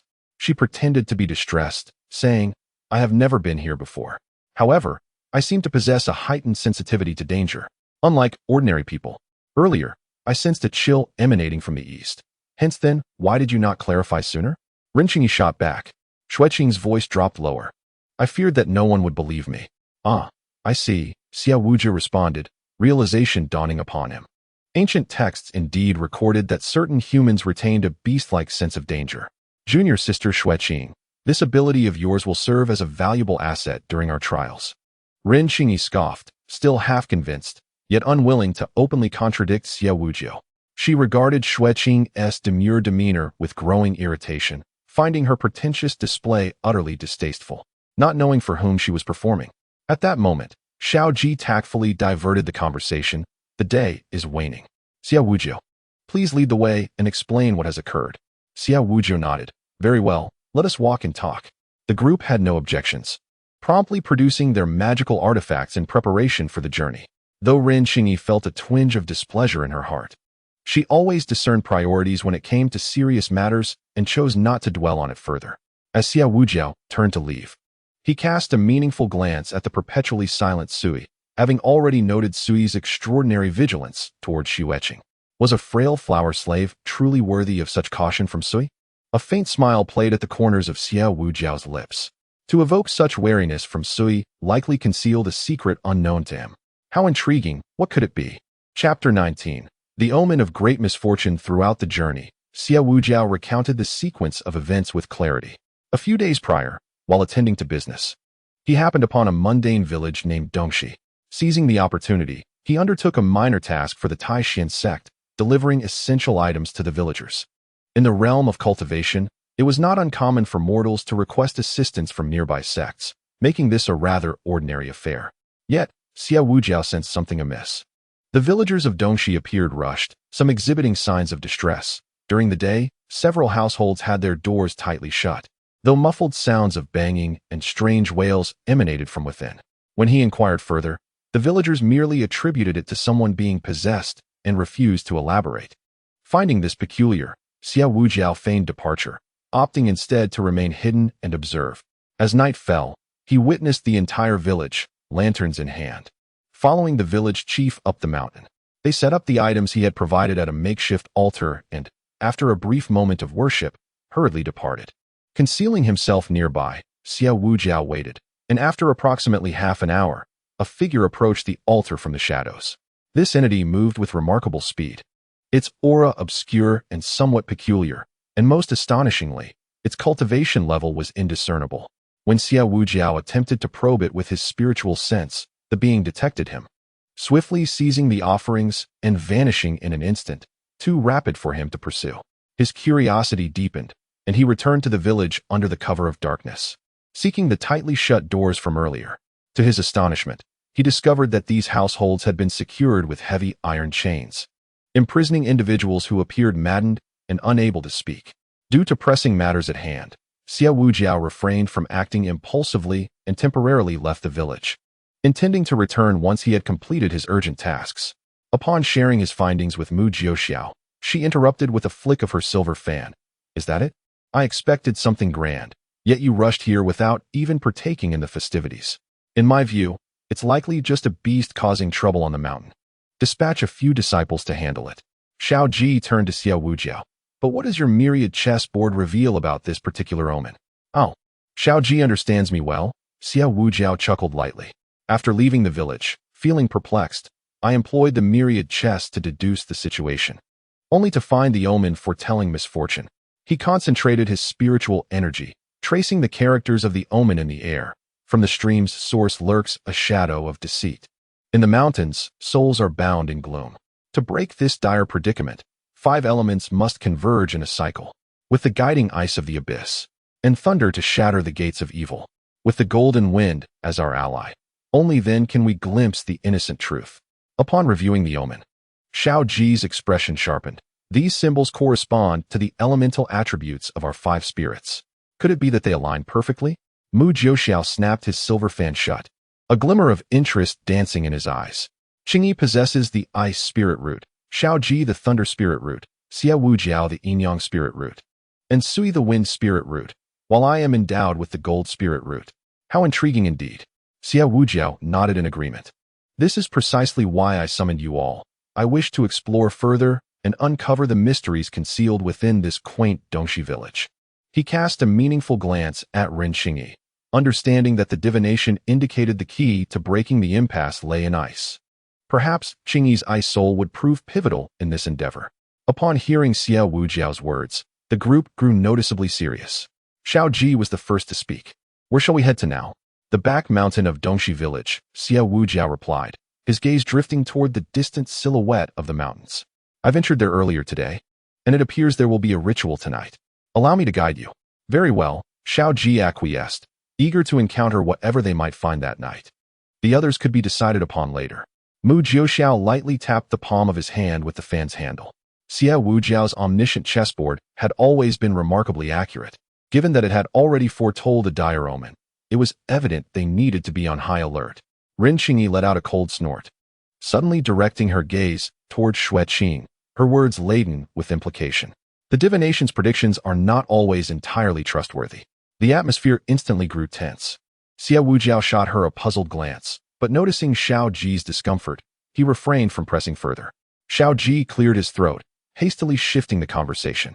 The night is advancing. We should hasten our journey. The group resumed their trek and soon arrived at the back mountain of Dongxi village. As darkness enveloped them, they reached a vantage point on the mountainside, observing villagers with torches winding their way up the mountain path. Xie Wujiao lowered his voice. Let us follow them discreetly and see if we can encounter that entity tonight. Xue Qing silently trailed at the rear, piecing together the forthcoming events from the scattered comments around her. According to the original narrative, Xiao Ji and the others would likely find nothing tonight, needing to wait until the next day to glean information from the villagers to confirm the presence of malevolent spirits on the mountain. What followed was Ren Qingyi's moment to shine. She would utilize the celestial mirror to uncover crucial clues, and with her enhanced ice soul, forged from the Xianming cold crystal, she would freeze a significant portion of the mountainside, creating conditions for the group to locate their target. As for herself, according to the comments, after narrowly escaping death at the hands of Pei Xuandu, she was left either paralyzed by fear or simply unconscious, rendering her a burden to the team. Relegated to a mere farmhouse in the village, it was only upon their triumphant return that she would awaken languidly. Though unspoken, the others harbored a degree of disdain. Thus, whenever she expressed a desire to join in future missions, Ren Qingyi would use this incident to silence her. Xue Qing contemplated silently. Her objective for this journey had been accomplished.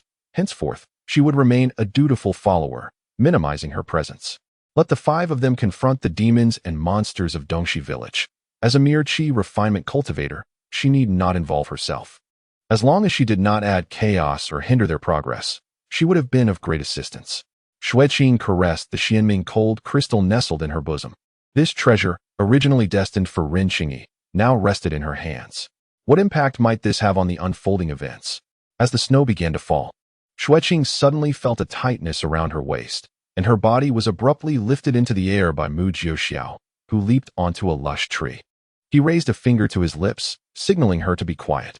Xue Qing immediately understood, obediently curling up in the fork of the tree trunk, gazing downwards in the direction of Mu Jiuxiao's gaze. Below, an elderly man, seemingly the village chief, approached the altar accompanied by dozens of villagers. Each villager wore an expression of fear, hurrying along with various offerings in their hands. Most of these were ordinary spiritual herbs, along with a few scattered low-grade spirit stones, carefully arranged in the center of the altar. Subsequently, led by the village chief, the crowd knelt in unison, bowing towards the altar while murmuring incantations. Their expressions a mix of reverence and dread. Xiao Ji and his companions observed intently from the shadows, occasionally exchanging glances. Their silent communication reflected a long-established understanding among them.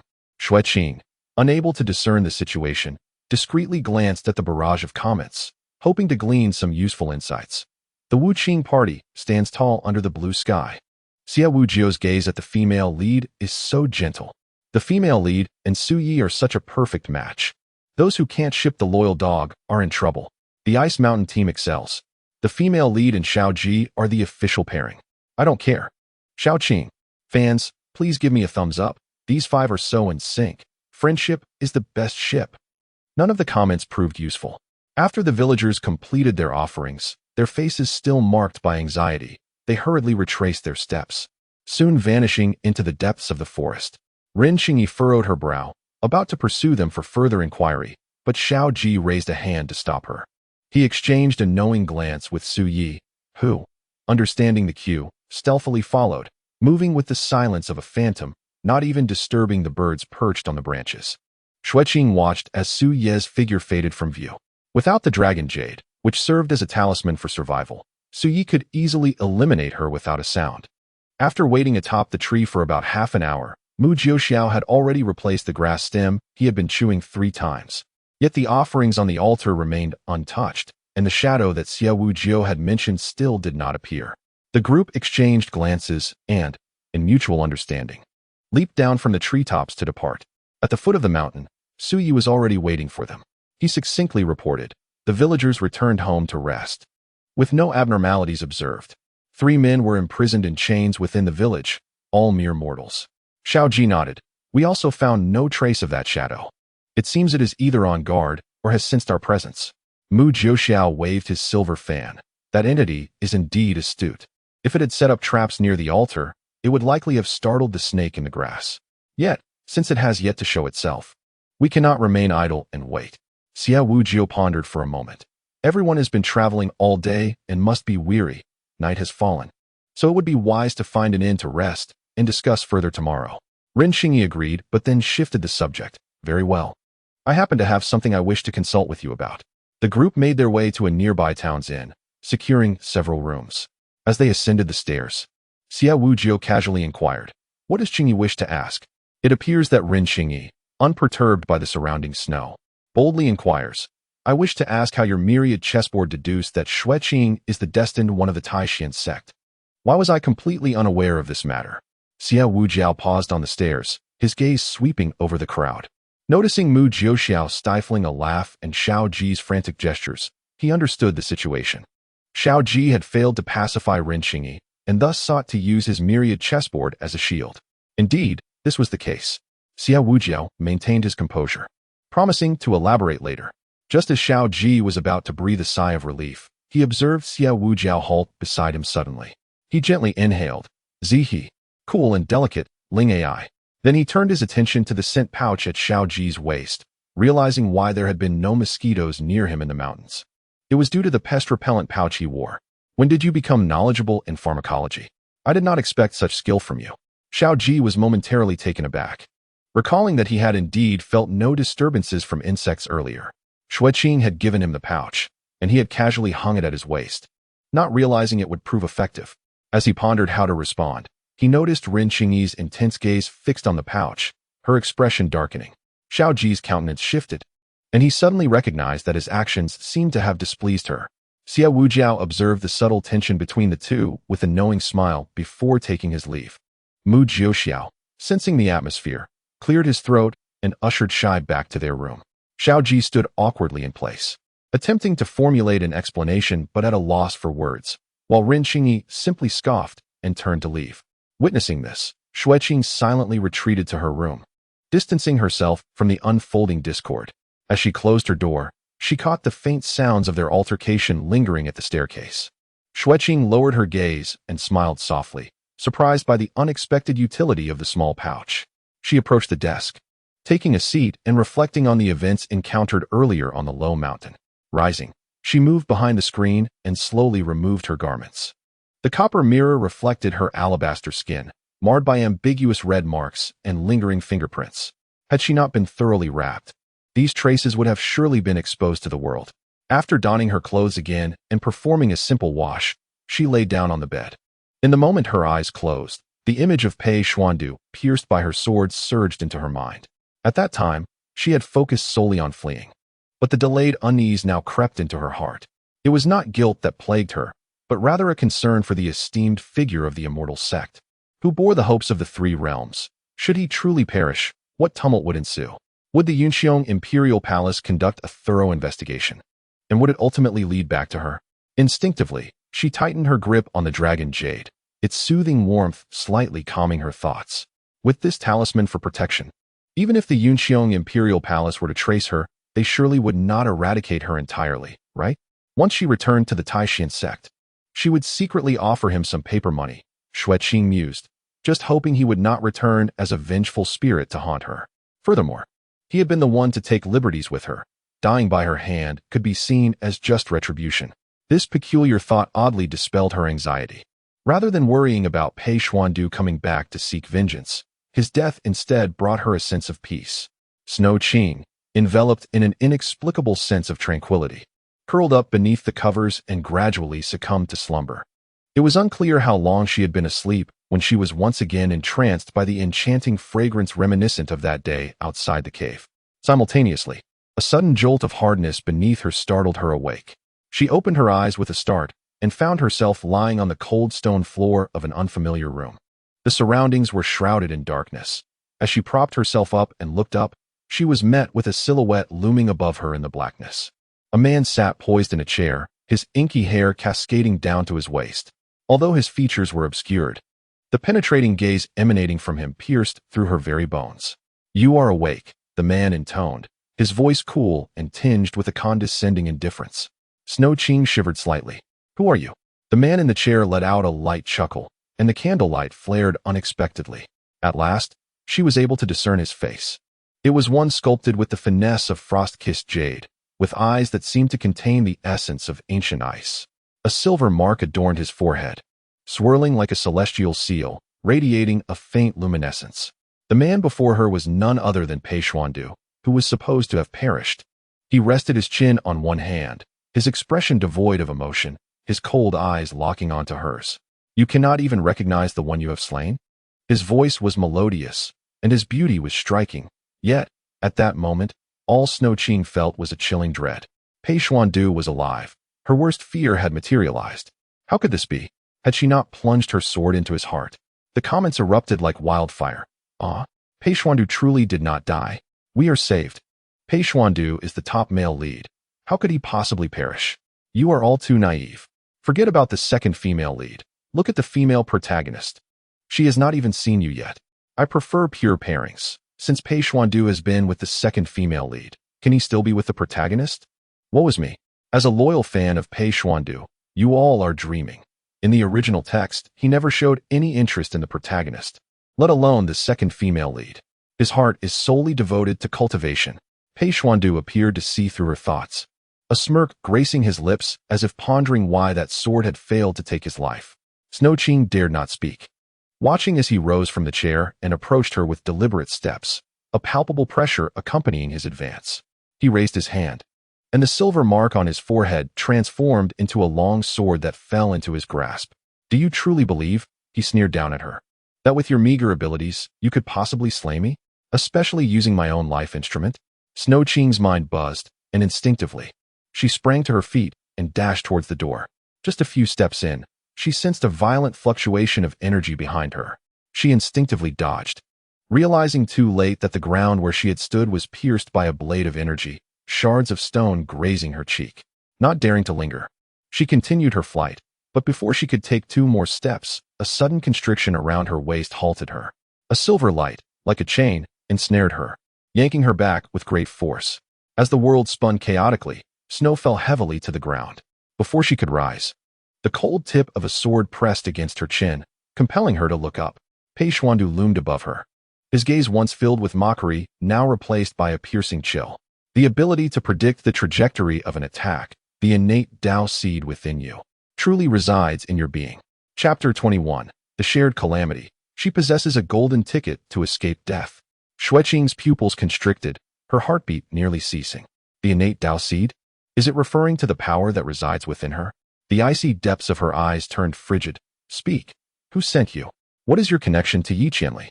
The name Yi Qianli had been mentioned in the barrage earlier, She was the saintess of the demon clan and an ardent pursuer of Pei Xuandu.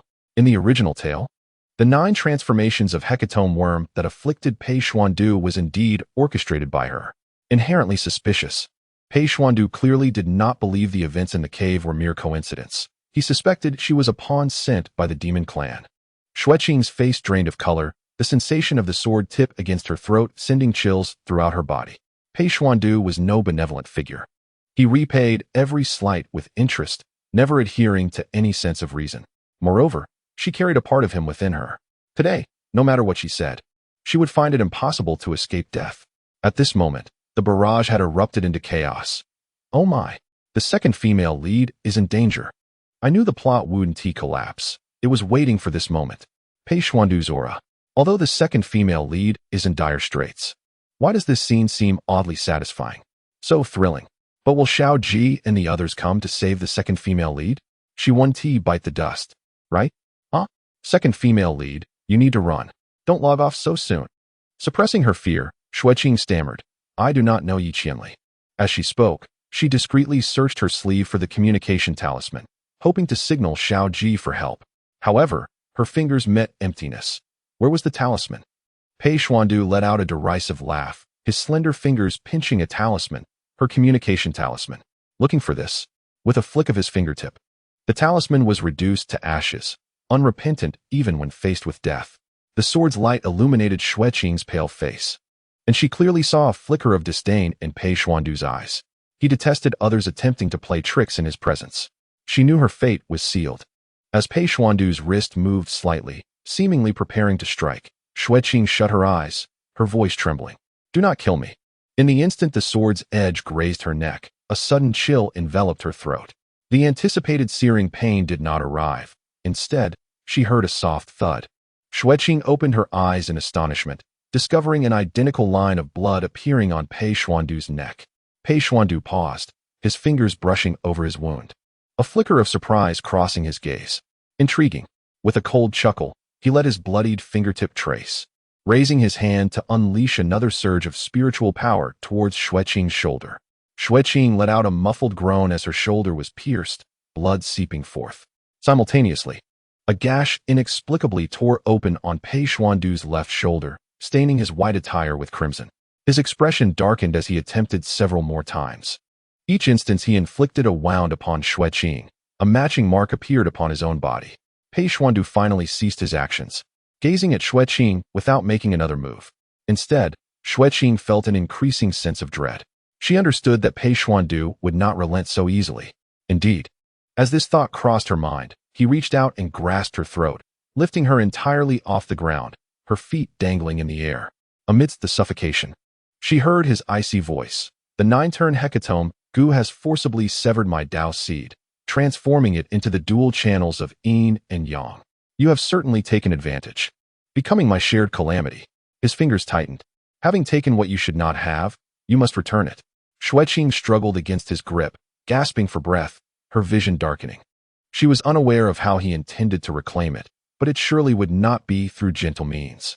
Please, she implored, desperately attempting to pry his fingers apart, trying to articulate the secret of the dragon jade essence to save her life. Yet just as she was about to speak, she suddenly felt a domineering spiritual force invade her meridians, violently tearing at the power within her dantian. Xue Qing whimpered in agony, sensing something being forcibly stripped away. The sensation was akin to her soul being wrenched apart. She instinctively fought against it, but to no avail. Just as she was on the brink of losing consciousness, the hand constricting her throat abruptly loosened. Cough, cough, cough.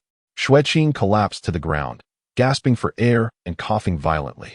When she looked up, she saw his expression shift slightly, a frown creasing his brow as he stared at his palm. A faint crack appeared at his fingertips where he had concentrated his spiritual energy, only to vanish shortly thereafter. Pei Xuandu had forcibly extracted the Dao seed from Xue Qing's body, and his own dantian had suffered a backlash as a result. Could forcibly separating the Dao seed truly recoil upon oneself? The barrage of comments exploded in real time. Wow, the Dao seed cannot be forcibly taken.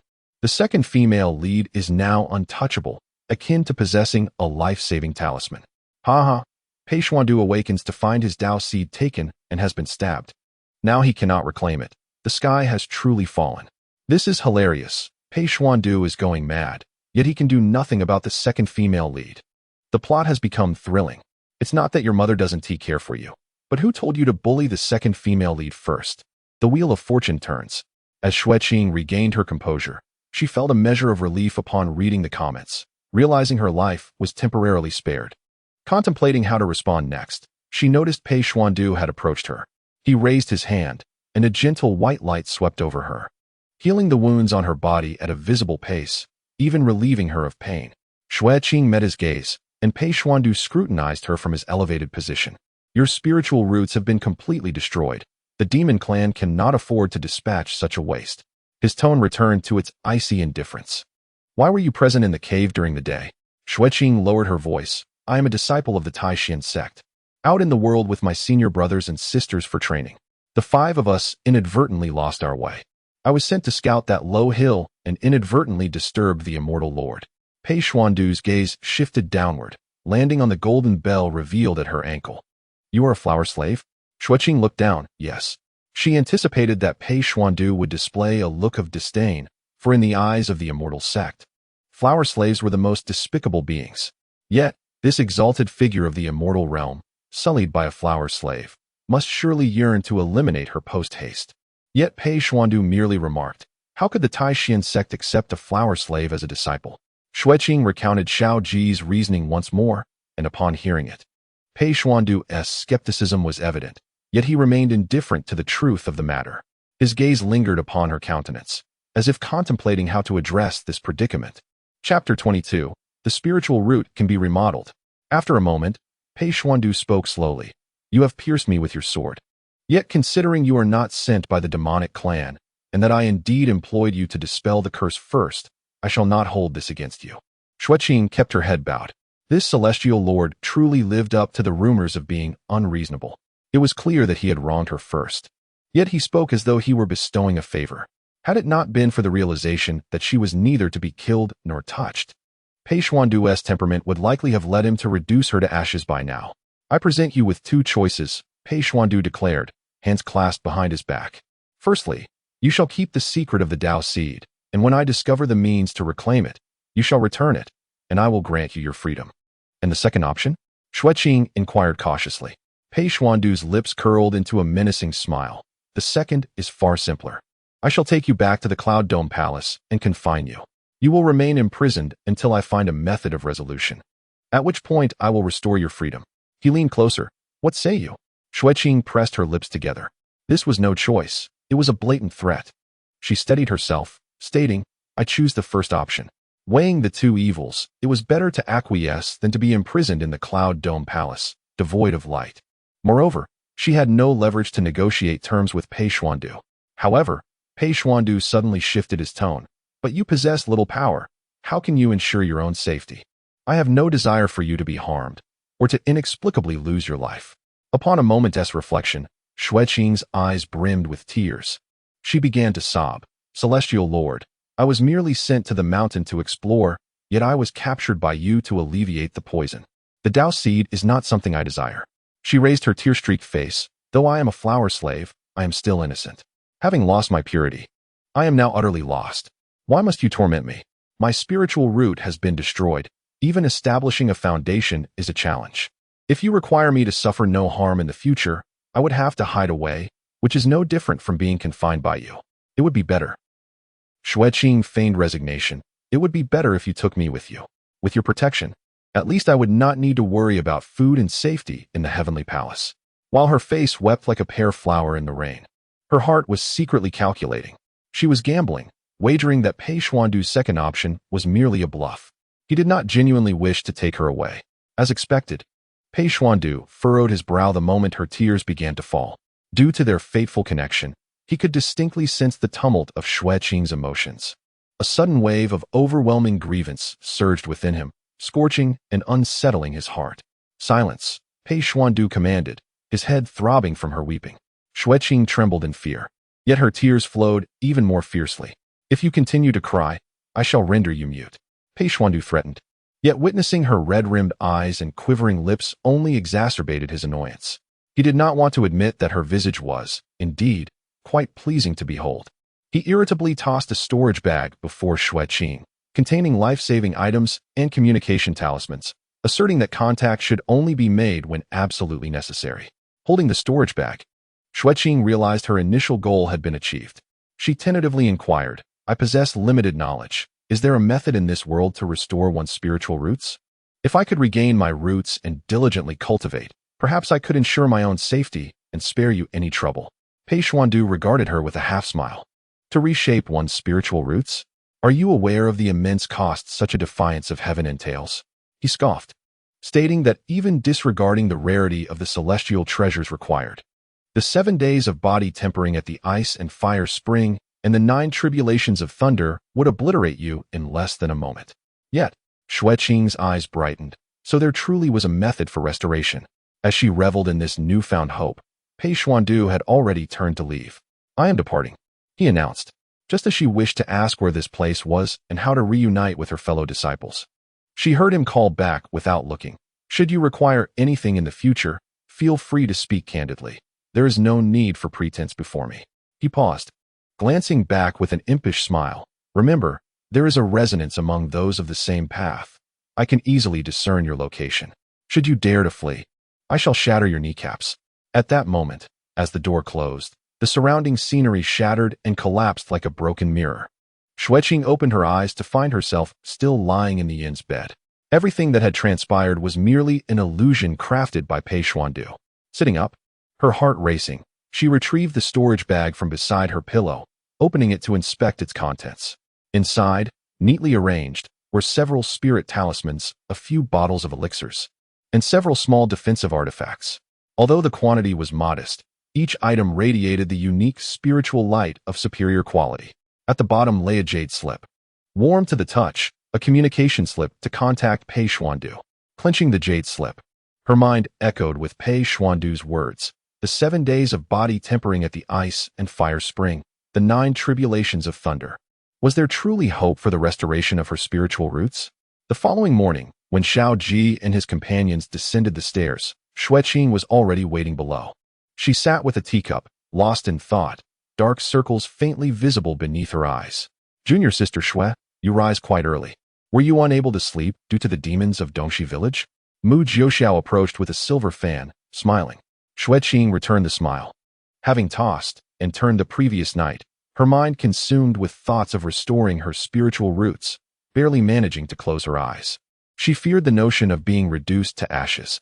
Today, Ren Xingyi, unusually, did not cling to Xiao Ji, but instead walked alongside Xiaowuji. When her gaze swept over, Xue Qing keenly sensed a subtle shift in attitude. Surely, Xiaowuji had concocted some reason last night to persuade Ren Xingyi, temporarily accepting the reality of her staying at Taishan sect. Xiaowuji was indeed a wolf in sheep's clothing, with just a few words. He had incited an argument between Ren Xingyi and Xiao Ji the previous day. The rumor mill suggested that Xiaowuji harbored special feelings for Ren Xingyi, yet refrained from pursuing her outright due to the bonds of brotherhood. However, Xue Qing felt that the situation was more complex than it appeared. Now that everyone is gathered, let us discuss today's plans, Xiao Ji began. Ren Xingyi has always acted with candor, eschewing any convoluted approaches. What plan is necessary for this matter? The peculiarities of Dongxi village can be elucidated directly by inquiring with the villagers. There is no need to seek distant answers. Mu Jiuxiao chuckled lightly, remarking that while Qingyi's suggestion appears straightforward, even the eloquent Xiaowujiao could not extract the truth, indicating that the villagers must possess secrets they are reluctant to disclose. Ren Xingyi raised an eyebrow slightly. "Then let us compel them to speak." Xiao Ji furrowed his brow, reminding her that the cultivation realm has regulations prohibiting practitioners from recklessly harming mortals. The entity residing atop the mountain is most likely a malevolent beast. Since the villagers venerate it, they are, in essence, allied with it. Ren Xingyi remained resolute, asserting that if they were indeed consorting with malevolence, they could no longer be deemed ordinary mortals, and thus, coercive interrogation would be justified. "That is merely your conjecture," Xiao Ji countered. Ren Xingyi retorted, questioning whether the esteemed Xiao Zhangxi would uphold the ironclad laws even outside. Xue Qing observed the exchange silently, while Xiao Wujiao stood by, maintaining a quiet demeanor with a faint, elusive smile. She understood that Xiao Wujiao likely hoped for Ren Xingyi to initiate this confrontation. After a brief silence, Xiao Ji acquiesced, stipulating that they must ensure no harm befalls the villagers. Ren Qingyi readily consented, and the group promptly set out. As they departed, Ren Qingyi cast a disdainful glance back at Xue Qing, her eyes brimming with contempt. It seemed she wished to voice something. Yet Xue Qing remained unresponsive to her icy demeanor, akin to a fist striking cotton. Ultimately, she merely huffed coldly, saying nothing further. Chapter 23. Angering the Mountain God. Hearing the divine revelation, the group journeyed towards Dongxi village. Upon entering the village, several passing villagers, upon seeing this distinguished assembly of cultivators, reacted like startled birds, hurriedly lowering their heads to avoid confrontation. Ren Qingyi paid them no mind. With a swift movement, she apprehended a frail villager attempting to flee. With a casual flick, he fell to the ground with a thud. In her hand, the Xianbing Po radiated a chilling light, aimed directly at the villager's throat. Speak. What is it that you surreptitiously venerate on the mountain at night? The villager, pale with fear, repeatedly bowed his head. Immortal, please spare us. We venerate the mountain god, the deity that blesses our village. The mountain god, Ren Qingyi scoffed, pressing the Xianbing Po closer. And what then of the individuals you have locked away in your house? The villager's face turned ashen, trembling as he stammered. Yes, they have been possessed. The villagers, fearing for their safety, locked them away. Nonsense. Ren Qingyi's voice turned sharp. Do you use chains meant for livestock to contain the possessed? I see that what you venerate in Dongxi village is unmistakably a malevolent beast. She abruptly raised her hand. The icy light slicing through the air, severing a lock of the villager's hair. I give you one last chance. If you do not speak the truth, the next target will be your head. The villager crumpled to the ground, his forehead bleeding from repeated blows. Immortal, please see the truth. We are merely humble farmers. Who would dare to venerate malevolence? That would invite divine retribution. A glimmer of cold light flashed in Ren Qingyi's eyes, still defiant. It appears that without a demonstration of severity, you will not confess. The coldness of the Xianbing Po intensified, clearly on the verge of action. Meanwhile, Mu Jiuxiao, fanning himself, clicked his tongue and remarked quietly to Xiao Wujiao. Qingyi's method of interrogation is refreshingly straightforward. Snow leaned nearby, her eyes cast downwards as she observed the villagers, utterly powerless before absolute might, in stark contrast to the onlookers, Xiao Ji and others. The desire to reconstruct her spiritual roots solidified in that moment. Without cultivation, no amount of spirit stones could safeguard her. Below the golden core, all were but ants, her spiritual roots utterly destroyed. How was she different from the ordinary mortals at the mercy of others? The Taixin sect easily confined her within a realm, using her to nourish the dragon jade essence, while the supreme beings of the celestial realm could extinguish her life as one would crush an ant. She was incapable of resistance, devoid of bargaining chips. In the eyes of these powerful figures, she was merely a pawn of slight value. Leaving the Golden Cicada Society was meant to grant her freedom, not to endure a life akin to that of an ant. In comparison, the prospect of obliteration seemed less daunting. Yet, how could she persuade Pei Xuandu to assist her in reconstructing her spiritual roots? Snow furrowed her brow slightly, her fingertips unconsciously curling, a sight that evoked pity in the eyes of others. Xiao Ji hesitated for a moment, but ultimately refrained from intervening. Sometimes, being soft-hearted is not a virtue. Snow must learn to grow independently. Just as Ren Qingyi's icy essence was about to descend, a sudden clamor of footsteps and cries erupted at the village entrance. Please, spare the immortal.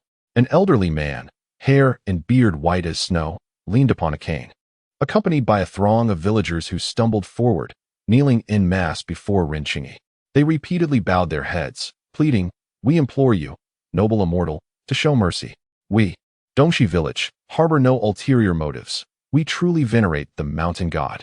Ren Qingyi snorted coldly, poised to press further, when Xiao Wuji unexpectedly stepped forward, speaking gently. "Please rise. Everyone, my junior sister is merely hasty. I apologize for the disturbance." He bent to assist the old village chief, his tone as warm as a spring breeze. "It is only that your village has recently exhibited unusual occurrences, and we are concerned about malevolent disruptions, hence this unfortunate measure." The village chief recognized Xiao Wuji as the cultivator who had delivered goods days prior, and tears streamed down his face. "Noble immortal, please understand.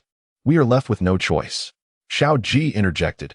"Elder, Has something befallen your village? Pray, share it with us. We are disciples of reputable sects and shall not turn a blind eye. Your reticence will only breed suspicion. The village chief hesitated, then sighed deeply. Perhaps it would be best for you esteemed immortals to accompany this old man to the ancestral hall. This matter is lengthy to explain. Xiao Ji exchanged a glance with Xue Qing, nodding slightly. Lead the way. The group followed the village chief to the village's ancestral hall. Inside, the flickering candlelight illuminated the spirit tablets of ancestors, and the air was thick with the lingering scent of incense accumulated over the years.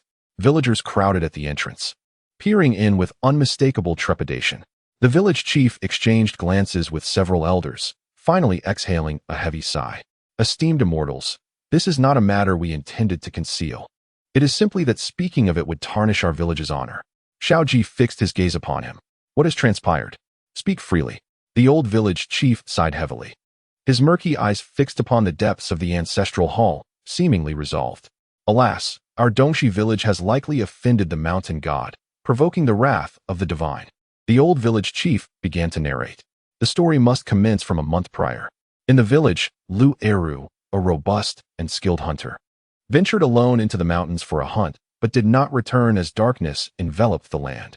His wife, in a state of frantic concern, sought the village chief's assistance to organize a search party. The chief rallied several able-bodied men from the village, armed with torches, and they ventured into the mountains to seek Lu Eru. Just as dawn approached, they finally discovered him in the depths of the forest. The chief, with his cloudy eyes and trembling voice, recounted the village's long-standing traditions. It was forbidden to enter the depths of the back mountain, a place said to harbor malevolent spirits. Elders warned of a guardian that ensured ill fate for those who trespassed. It seemed Lu Eru, lost or otherwise, had ventured into this forbidden territory. The chief gestured as he explained that upon finding Lu Eru, he lay beneath a great tree, unresponsive to their calls or touches, as if his very soul had departed, though his body bore no visible wounds. Upon bringing him back to the village, they were taken aback when Lu Eru awoke in madness, babbling incoherently about divine manifestations, failing to recognize anyone, and attempting to flee. The chief was adamant that this was a consequence of Lu Eru's reckless intrusion into the mountains. An angered mountain deity exacting retribution, Mu Jiuxiao, tapping his fan against his palm, interjected, "Ah, venerable elder, that may not be the sole explanation. Perhaps a misstep led to a fall, resulting in a head injury that rendered him mad. No, it is indeed the wrath of the mountain deity." A villager vehemently countered. Upon his return, Lu Eru bore the mark of black flames upon his skin. That is the punishment of the mountain deity, the evidence of his transgression. Xie Wujiao's gaze sharpened. Black flames? The villager nodded fervently, affirming that they too bore such markings. Who else possesses this? Xiao Ji inquired.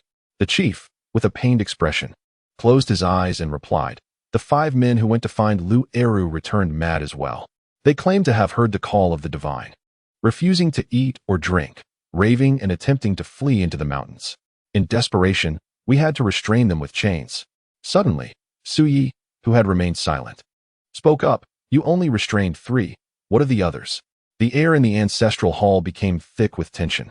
The chief's face turned ashen as he trembled and uttered, "They are all dead." Chapter 24. In the critical moment, the heavenly mirror Xiao Ji and his companions exchanged grave glances. All dead.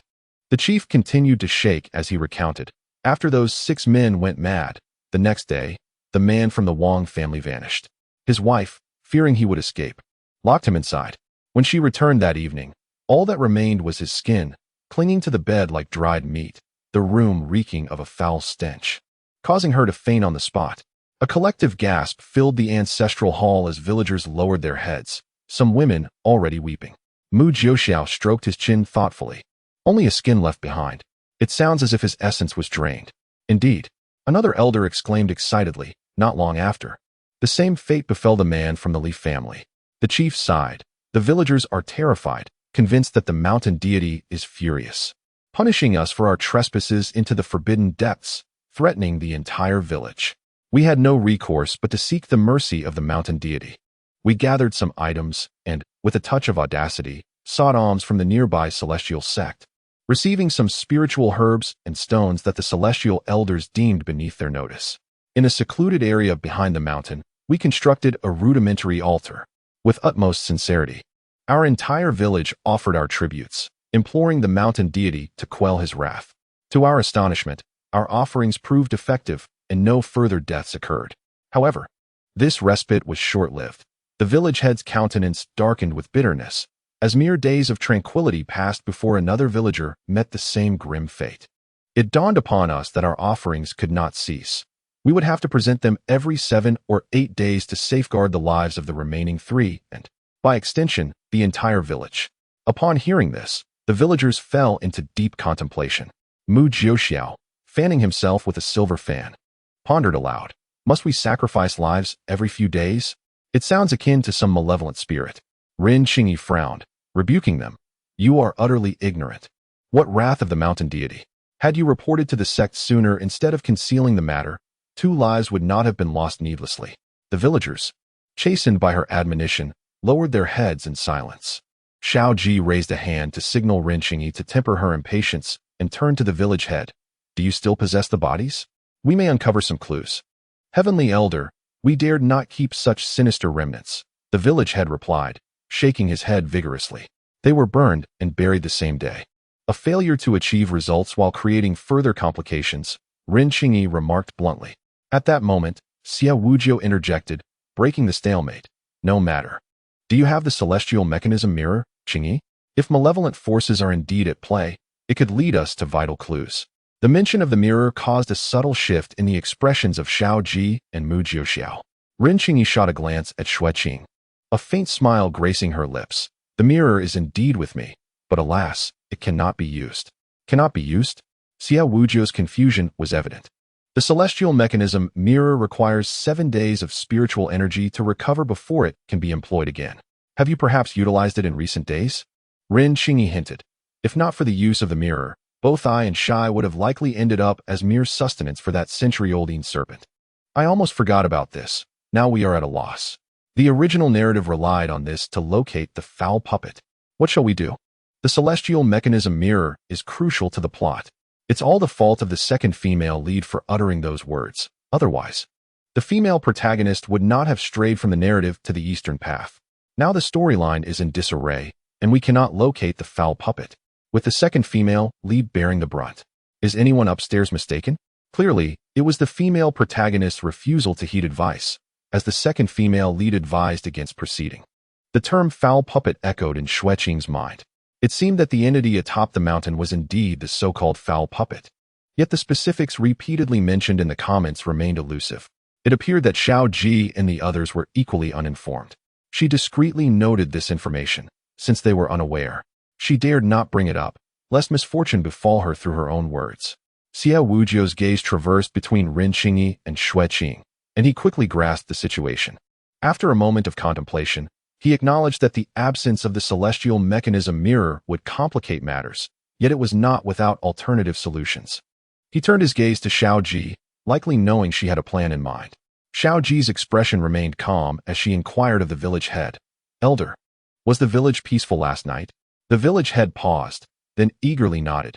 Indeed, it was peaceful. No further deaths occurred. Xiao Ji deftly turned his wrist, revealing several spirit herbs and a few low-grade spirit stones in his palm, precisely the offerings from the altar last night. As we departed, I had taken the items from the altar. Xiao Ji's tone was calm, suggesting that our lingering aura had instilled a sense of caution, preventing any actions from being taken last night. Upon hearing this, the villagers turned pale with shock. What? The village chief exclaimed, his face paling, esteemed immortal. This cannot be permitted. Should we cease our offerings, the mountain deity will surely unleash divine retribution. Mu Jiuxiao's eyes gleamed with intrigue. If what you say is true, and those offerings sustain it, then it must descend the mountain to seek sustenance now that its supply has been cut off. He chuckled while waving his silver fan. How delightful. Let us remain in the village today and await the creature's arrival. Ren Qingyi unsheathed his ice blade, revealing 3 inches of its shimmering edge. This will save us the trouble of searching the mountain. The villagers appeared ashen, and just as the village chief trembled to speak, Xiao Ji interjected. If all is quiet during the day, we may need to disturb those 3 households tonight. We must remain vigilant in or near their homes. Should that malevolent entity dare to approach, we will rid the people of this menace. upon hearing that they would stay the night. The village chief was initially taken aback, but soon overwhelmed with joy. If, as the esteemed immortal suggested, it was a malevolent spirit rather than divine punishment, then eliminating this evil would restore peace to Dongxi village. The chief, brimming with excitement, bowed repeatedly. No disturbance. No disturbance. It is a blessing for our entire village that the esteemed immortals are willing to assist us. I shall call upon those 3 families to make room for you. He trembled as he attempted to kneel, but Xiao Ji gently supported him. There is no need for such formalities. We only require a little space to meditate and regain our energy. The village chief hastily agreed, turning to summon 3 villagers. Esteemed immortals, the afflicted are from these 3 households. I will ensure they make room for your meditation. Xia Wujiao interjected. Perhaps we should first visit the 3 villagers possessed by this spirit. We may uncover some clues. The village chief nodded vigorously. Indeed, indeed. Lu Eru's home is the closest. I will lead you there. He then pulled a waxen-faced middle-aged man from the crowd. Esteemed immortals, I will guide you. Lu Eru's brother, Lu Dazhuang, hurriedly took the lead. Chapter 25. Is this a false immortal plague? The group followed Lu Dazhuang through the grain-drying yard, arriving before a small courtyard. Before they could enter, the clinking of iron chains and a hoarse roar resonated from within. Since Lu Eru had gone mad, his strength was terrifying. Lu Dazhuang, trembling, pushed open the door. They had to bind him with 3 iron chains. As the door swung open, a foul stench assaulted their senses. Inside the dimly lit room, a disheveled man was chained in the corner, his body adorned with strange black flame patterns. Upon hearing their approach, he abruptly lifted his head. His murky eyes fixated on the group, and a grotesque smile spread across his face. The deity calls to me, he rasped repeatedly. I must follow the deity. Xue Qing instinctively took a half-step back upon seeing the bizarre black flame patterns, feeling as though she had encountered these totems somewhere before. Xiao Ji had already moved closer. Examining Lu Eru's neck where the flame patterns were, a flicker of light dancing at his fingertips. Strange. He furrowed his brow slightly, observing a pattern he had never encountered before, reminiscent of Wujiao. Come and take a look, he beckoned. Xiao Ji straightened up and exchanged a glance with the approaching Xia Wujiao.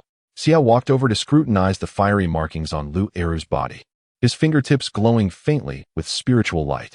This bears some resemblance to my earlier thoughts. After a moment, he withdrew his hand and spoke thoughtfully. Yet, this conjecture may be somewhat absurd.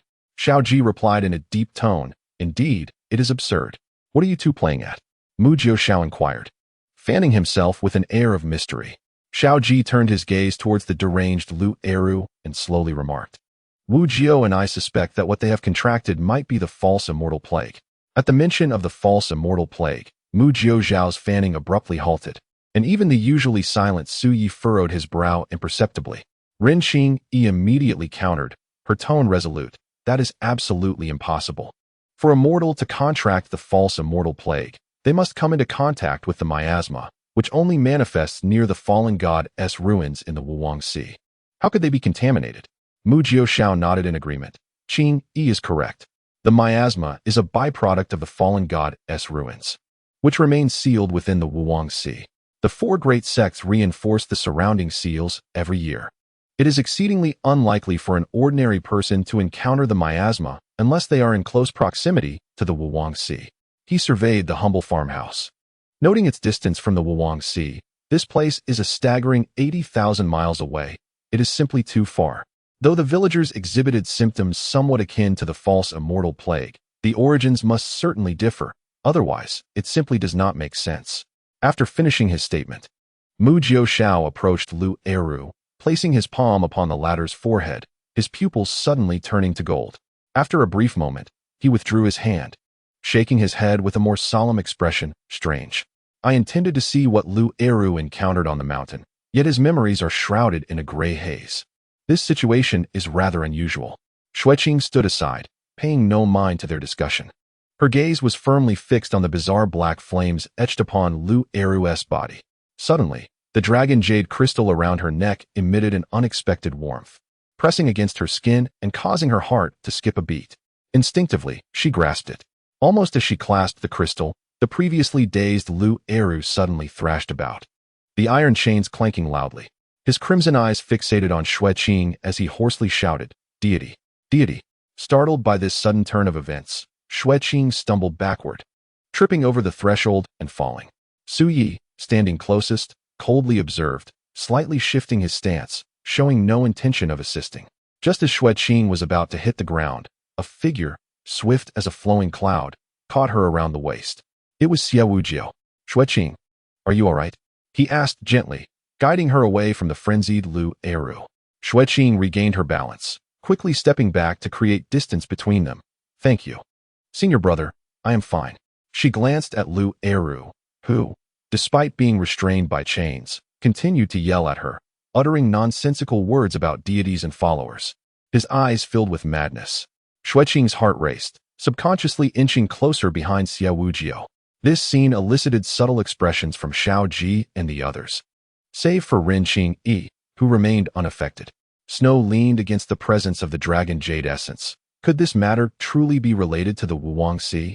Ren Qingyi observed Snow hiding behind Xue Wujiao, her brows knitting in displeasure.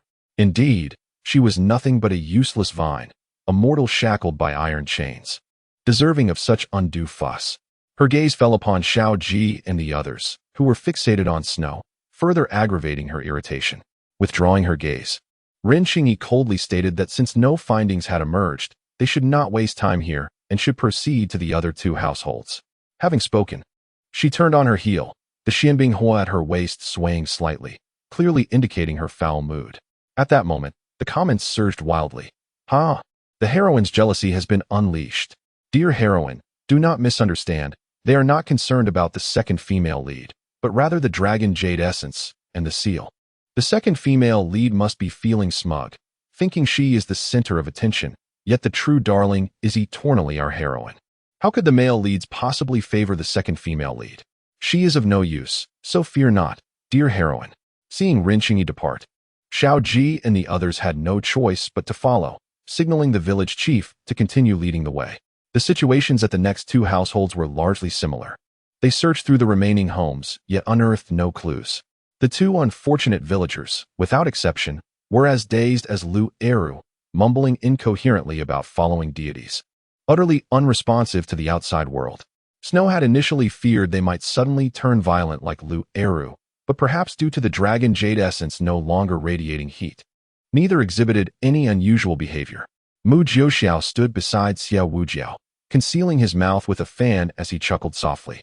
What he had anticipated to be a dull expedition had turned out to be rather intriguing. It was no wonder Wujiao had summoned them all. If this matter were indeed tied to that figure from the Wuwangxi, the news would likely cause a considerable uproar. Xiao Ji's expression grew grave, without a conclusion. They must refrain from conjecture. However, if these individuals were indeed afflicted by the false immortal plague, it could only signify one thing, an unspoken understanding among them.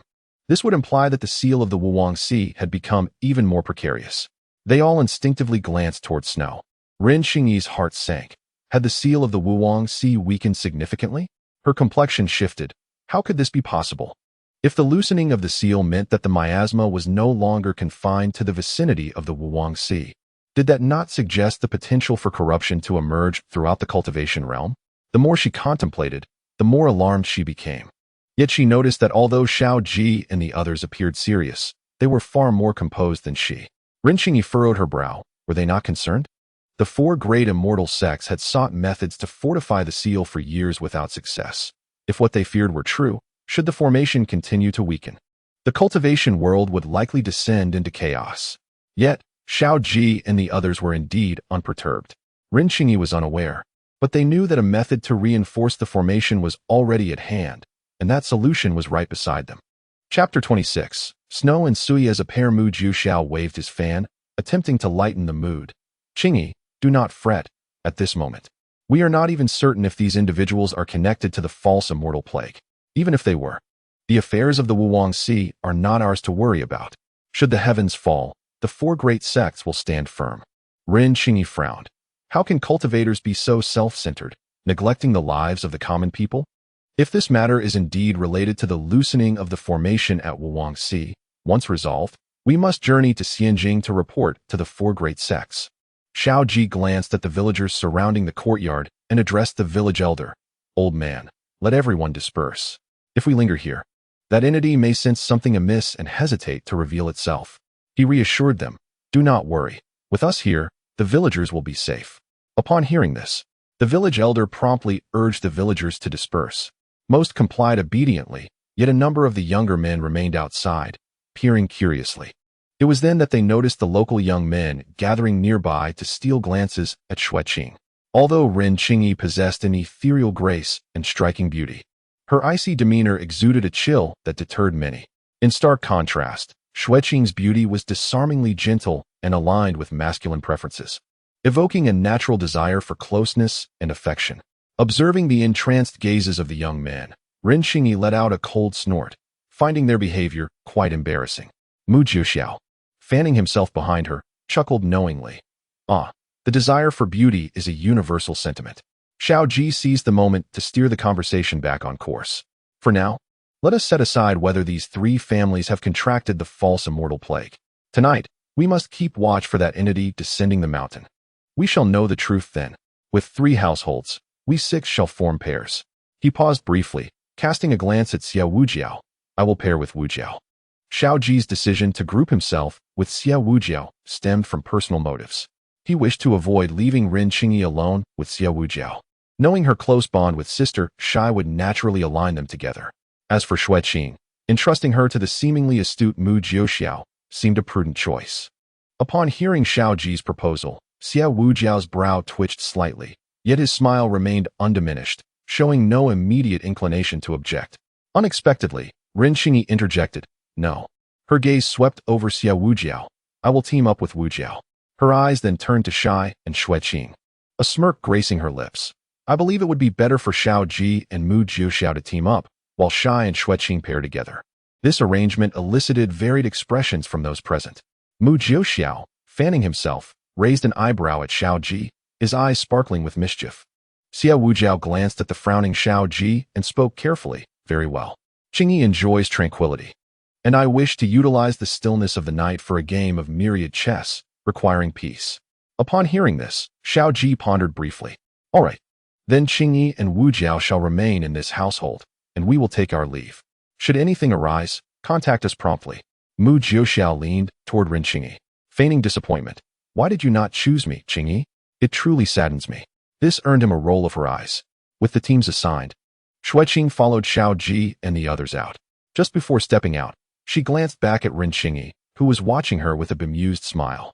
Ren Qingyi's maneuver not only stirred Xiao Ji's jealousy, but also ensured that she was separated from the more congenial Xiao Ji and Mu Jiuxiao, instead pairing her with the most antagonistic figure, Shai, evidently intending to create further discomfort for her.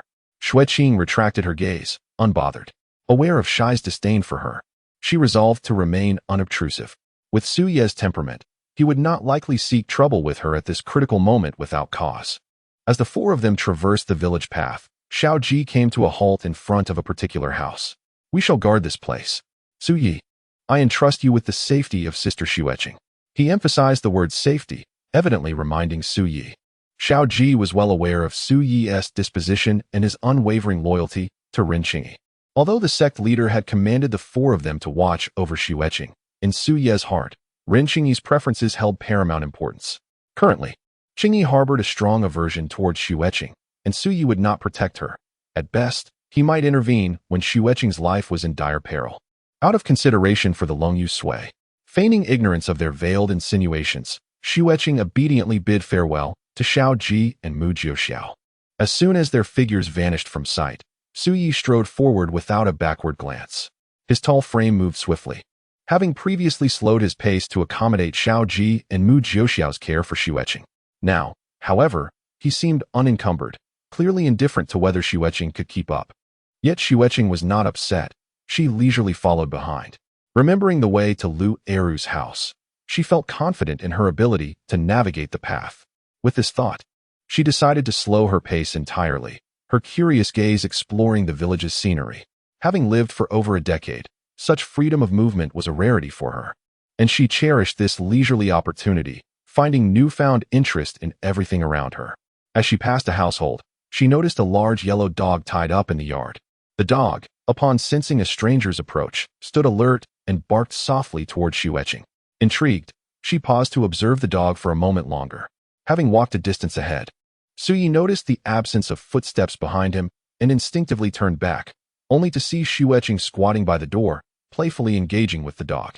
Entirely unperturbed by being left behind, a barely perceptible frown flitted across Xue Ye's brow beneath his mask. He coldly averted his gaze and quickened his pace. Xue Qing, still playfully teasing the large yellow dog through the half-open door, suddenly heard the bright laughter of children nearby. Rising, she followed the sound to a sprawling old locust tree, where several children, around 7 or 8 years old, were energetically tossing a fabric sandbag. Meanwhile, Xue Ye's figure had long vanished from sight. Watching the frolicking children, Xue Qing was momentarily lost in nostalgia. This familiar scene reminded her of her own childhood, when children in her village played similarly, but she had never dared to join them. Her stepmother always had endless chores awaiting her, washing clothes, gathering firewood, foraging for wild vegetables, leaving no room for leisure. Once, while returning from gathering vegetables, she had stood by the roadside, unable to resist watching other children play with crickets, only to be discovered by her stepmother, who scolded her for being a lazy good-for-nothing and punished her with a severe beating. "Haha, it's my turn. You cheated. You clearly didn't catch it just now." The children's cheerful voices jolted Xue Qing back to reality. Unconsciously, she took a few steps closer, standing quietly at a distance to watch, a faint smile curving her lips. Suddenly, a barrage of comments flooded the screen. "Oh? Why is Xue back? I must say, the concealment is rather profound." Observing the second female lead from the shadows, surely, it must be due to concerns of her causing a ruckus, especially while possessing the dragon jade. Xue Qing's gaze subtly shifted, seemingly casually sweeping over the shadows of several children. Indeed, one particularly plump child clad in a red belly band exhibited a noticeable tremor in his silhouette. She discreetly diverted her attention, continuing to watch the children at play. Xue appeared to harbor a considerable wariness towards her. Yet, she had never manifested any peculiar behavior in his presence. The children were engrossed in their merriment, chasing and playfully shoving one another. The chubby child in the red belly band swung his arm vigorously, hurling a sandbag that lodged itself perfectly between the branches of a locust tree. The children below erupted in a chorus of dismay. "Oh no, the sandbag is stuck in the tree." Chapter 27. Xue Ye's affection for children. The children gathered anxiously beneath the tree, craning their necks to behold the sandbag ensnared high in the fork of the branches. Over 3 meters above, they picked up stones from the ground, taking turns to throw them at the tree, attempting to dislodge the sandbag. The stones clattered against the trunk but failed to reach their target. "I'll do it." The chubby child, realizing he was at fault, bravely volunteered to climb the tree. He awkwardly wrapped his arms around the trunk, puffing and panting as he ascended, his round little face turning crimson. Observing his clumsy yet determined efforts, Xue Qing's gaze drifted over the swaying shadow of the child, and she could distinctly sense a cold, probing gaze fixed upon her. There was an unsettling displeasure in that gaze. Xue Qing felt a twinge of confusion. What had she done to provoke him? "I got it." The plump child finally reached the branch, grasping the sandbag and triumphantly raising it aloft to show off. The children below erupted into cheers, clapping their hands in delight. However, while climbing up was a feat easily accomplished, descending proved to be a challenge. The child looked down at the ground, his legs trembling at the sight. The earlier pride swiftly deflating into a hint of trepidation. Yet, his companions gazed up at him with eager anticipation, and gritting his teeth, he pressed onward. Clutching the branch, the chubby child cautiously extended his foot downward, yet the more careful he was, the more prone to error he became. He slipped several times, causing the children below to gasp in alarm. Ultimately, he lost his balance and, with a cry, tumbled from the tree. The children screamed and scattered in fright, save for one little girl with horned braids, who stood frozen in place, seemingly stunned or oblivious to the impending danger as the chubby child plummeted towards her. In that critical moment, the child's shadow suddenly quivered violently. Almost instantaneously, a long, white ribbon of silk, as ethereal as flowing clouds, shot forth, expertly ensnaring the falling child. The chubby boy felt a flash of light before him, the force of his descent abruptly dissipating, and in the next instant, he found himself cradled in a soft embrace imbued with a faint, delicate fragrance. He blinked in astonishment, meeting Xue Qing's clear gaze. Her cascading hair billowed in the wind, and her garments fluttered as if she were a celestial being descended from the heavens. Sunlight filtered through her hair, casting a sprinkle of golden light upon her skin, which glimmered like jade, her features painted with exquisite beauty. The children surrounding her were utterly captivated, their mouths agape, momentarily forgetting their boisterous chatter. The chubby little boy's eyes widened in astonishment, speechless. All was well. Xue Qing gently set him down, the ethereal binding silk flowing back into her grasp like water, transforming once more into a headband. The barrage of comments erupted. "Oh, I just captured that. The second female lead just descended like a fairy. Absolutely stunning. I was wrong. I thought she was cold-hearted when she stood still, but this move is incredible. This is the most useful episode of the binding silk." Surely. Xue is watching from the side. His shadow even moved. He must have been ready to intervene, only to be outdone by the second female lead. Yes. Although Xue is indifferent to everyone, he seems particularly fond of children. The second female lead has surely won his favor. Xue Qing observed the comments, casually tidying her scattered hair. It was surprising to discover that this senior brother Xue had a fondness for children. Suddenly, the little girl with horned braids reacted, bursting into tears with a start. Xue Qing crouched down gently, wiping away her tears. "Don't cry. Let me show you a magic trick, shall we?" She slowly raised her hand, and glimmers of spirit light spilled from her fingertips, coalescing into translucent, exquisite petals. The petals twirled above the children's heads, dissipating into drops of sparkling light as they touched the ground. The little girl ceased her sobbing, and all the children were drawn to her, gathering around Xue Qing to marvel at the petals transformed by her spiritual energy. The chubby little boy gaped, rushing in front of Xue Qing, looking up with bright eyes. "Sister, are you a fairy?" The rest of the children chimed in excitedly. "She must be a fairy. My mom says fairies scatter flowers." "Fairy sister, do you sleep on clouds?" "Fairy sister, can you fly?"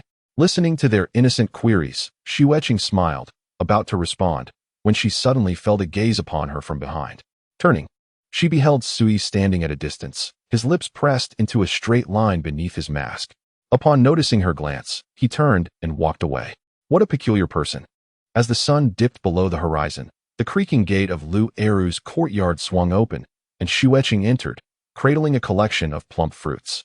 Perhaps due to her amiable demeanor and lack of the usual airs displayed by cultivators, the villagers received her with exceptional warmth.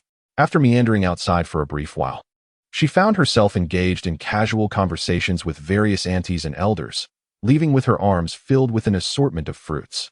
Entering the courtyard, she spotted Xue meditating alone in a corner, surrounded by a faint aura of spiritual light. Earlier, when she encountered Lu Eru's wife, she had been informed that the woodshed was ready. However, judging by Xue's demeanor, it was evident he did not intend to share the space with her. Xue Qing had no objections to this. She made her way toward the woodshed, but paused as she passed by Xue. The villagers of Dongxi are genuinely kind-hearted. These are their tokens of goodwill, she softly said, placing a few of the ripest fruits gently upon the stone slab beside him. "If senior brother Xue does not mind, you may have a taste." Xue remained silent, his eyes closed, his breathing steady, unchanged. Xue Qing was poised to take her leave when, as if suddenly recalling something, she tentatively inquired, "Brother Xue, what do the words of Brother Shao regarding the false immortal plague and the loosening of the seal mean?" This time, Xue finally responded. It was loud. He coldly uttered 2 words without opening his eyes. Xue Qing's expression changed abruptly. She quickly lowered her eyelashes, her voice tinged with barely perceptible panic. "It was my folly to speak so. I shall not disturb your quietude, brother." Having said that, she nearly fled, keeping her head down as she hastily retreated into the adjacent woodshed, deliberately creating a slight commotion as she closed the door. The courtyard returned to silence. Xue slowly opened his eyes, his gaze behind the mask betraying no emotion. He inhaled lightly, the air filled only with the sweet scent of fruits and the lingering smoke of firewood. There was not a trace of fear, none whatsoever. He closed his eyes once more, his mind only occupied by 3 words, still pretending. Inside the woodshed, Xue Qing leaned against the door panel, the panic and helplessness on her face fading away in an instant. The comments on the screen suggested that her favorability rating had reached its peak. Yet Xue would not even deign to respond to a single question. However, her inquiry was never intended for him to hear. The woodshed was tidily arranged, with a thick layer of hay spread upon the ground. Xue Qing settled in a corner, sitting cross-legged, and from her bosom retrieved a fist-sized red fruit. With a flick of her finger, a slender stream of water materialized, washing the fruit clean. She took a bite, and the sweet juice burst forth, filling her mouth.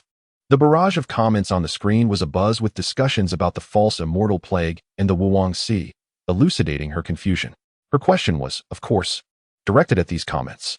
Chapter 28. The blood moon in the sky. As Xue Qing munched on the fruit, she pieced together the fragmented information provided by the comments. Gradually comprehending the unfolding events. The fallen deity's return to ruins was a conglomerate of malevolent thoughts from the primordial chaos, sealed within the wrung Sea for millennia. 20 years prior, the seal had suddenly loosened, and a celestial phenomenon occurred. A blood moon tide appeared in the skies of the cultivation realm. The moon's edge aglow with a crimson halo, lasting a full quarter of an hour. Since then, a gray mist had begun to spread outward from the wrung Sea. The land contaminated by this gray mist became barren, spirit plants morphed into grotesque forms, and forests transformed into miasmic thickets. Beings with spiritual roots exposed to the mist for prolonged periods found their spiritual consciousness eroded, their aggressions surging uncontrollably, undergoing horrific transformations, becoming frenzied and bloodthirsty, ultimately devolving into mindless monsters. Though mortals were not directly affected by the mist, consuming tainted substances rendered them daft, causing bizarre markings to surface on their bodies, claiming to hear the call of deities. Upon discovering this, the four great sects promptly organized the migration of beings and erected barriers to seal off the vicinity of the wrung Sea. Henceforth, this gray mist was termed as the miasma, and beings whose spiritual consciousness had been corrupted by it were referred to as corrupted puppets, while the madness afflicting mortals was known as the false immortal plague. Yet, the most terrifying aspect was not these phenomena. It was the price of dealing with the corrupted puppets. Anyone who slayed a corrupted puppet would suffer a backlash, developing the corruption syndrome. Those afflicted with this syndrome would find their cultivation stagnating at best, or regressing at worst. Moreover, being harmed by a corrupted puppet carried the risk of transformation into a new corrupted puppet. 2 decades ago, during that cataclysmic upheaval, the four great sects suffered considerable losses in their elite ranks while striving to eradicate the vile puppets. It is not surprising that they hastily erected barriers to confine the miasma within the wrung Sea, desperately seeking methods to fortify the seal. Regrettably, over the course of these 20 years, no progress has been made until the Taishan sect discovered her. As Xue Qing recalled the events of the day, she understood Ren Qingyi's palpable tension. The miasma was meant to be securely trapped within the confines of the wrung Sea, and for 2 decades, the realm of cultivation had enjoyed a semblance of peace.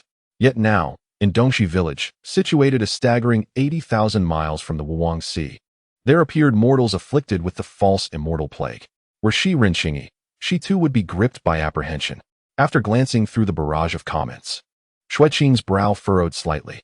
Xiao Ji and the other's suspicions were indeed correct. These villagers had contracted the false immortal plague, and the entities on the mountain were none other than the vile puppets. Their gravest fears had ultimately materialized. The seal was becoming increasingly unstable, and the miasma had breached its geographic confines. Instinctively, Xue Qing reached for the dragon jade marrow at her neck. Uncertain whether once she concluded her offerings and reinforced the formation with her divine soul, it would indeed be capable of re-establishing the seal of the fallen deity. As the night deepened, weariness began to envelop her, and Xue Qing ceased her contemplations. Whether it was the false immortal plague in the village or the vile puppets on the mountain, both were far beyond her current capabilities. The narrative had diverged, and no one could predict what would transpire next. If the sky were to fall, Ren Qingyi and Xiao Ji would bear the burden. The only thing she could do at this moment was to preserve her own life. Xue Qing nestled into a comfortable position within the haystack, deciding to indulge in a restful slumber. After a night spent tossing and turning over the matter of reconstructing her spiritual root, she was utterly fatigued.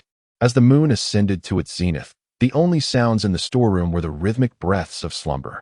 Time trickled by, and while Xue Qing nestled within the soft hay, her brow gradually furrowed, beads of sweat forming at her temples, indicating she was not resting peacefully. In her dreams, she once again heard the suffocating sound of chains dragging. Again and again, it echoed in the silent expanse of her consciousness.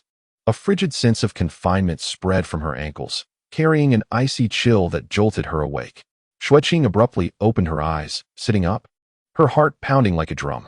The dragon jade marrow at her neck burned with an alarming heat, as though it might scorch her skin. She quickly grasped it, attempting to quell its tumultuous energy. Simultaneously, an exceedingly faint whisper arose, seemingly manifesting directly within her mind, akin to an ancient and obscure murmur. Xue Qing had never encountered such a language, yet strangely, she comprehended the intent conveyed by the voice. It was beckoning her to step outside. By instinct, she glanced towards the rudimentary wooden door of the storeroom. At that moment, she ought to have felt fear, yet inexplicably, in the face of this eerie summons, she felt no trepidation. The whisper grew increasingly clear, imbued with an irresistible allure, urging her onward. Xue Qing rose to her feet and opened the door of the storeroom. Outside, a dense gray mist had, unbeknownst to her, engulfed the entire village, shrouding Dongxi village in an eerie stillness. The place she had been waiting in solitude was now utterly deserted. A peculiar blood-red moon hung ominously in the sky, its chilling radiance piercing through the mist, tinting the swirling vapors with a dark crimson hue. The call seemed to draw nearer. Xue Qing hesitated for a moment before stepping into the fog, a frigid sensation creeping up from her feet. The mist parted before her, as if alive, guiding her onward. The dragon jade pendant around her neck grew increasingly warm. Following the mist's direction, she advanced, the ground beneath her turning soft and damp, each step reminiscent of treading upon decaying leaves. The surrounding cottages twisted and contorted under the dense fog and blood moon, their windows shattered, walls crumbling, as if this village had long been abandoned, steeped in desolation. The blood moon loomed ever lower, appearing nearly ready to descend. After an indeterminate duration of wandering, Xue Qing could not discern her whereabouts. With the blood moon now occupying nearly half the sky, she gazed up, and it seemed as though something within that sanguine orb was slowly descending. Unable to make out what it was, she instinctively searched the sky for the familiar barrage of comets, only to find them entirely absent in this moment. Retracting her gaze, she stood silently beneath the blood moon, awaiting what approached. The shadow drew closer, akin to someone extending an object through the void. She instinctively reached out her hand. Meanwhile, atop the woodshed, the figure known as Su Yi abruptly opened his eyes, which had been shut in meditation. He glanced in the direction Xue Qing had departed, the silvery moonlight illuminating his mask with a cold gleam.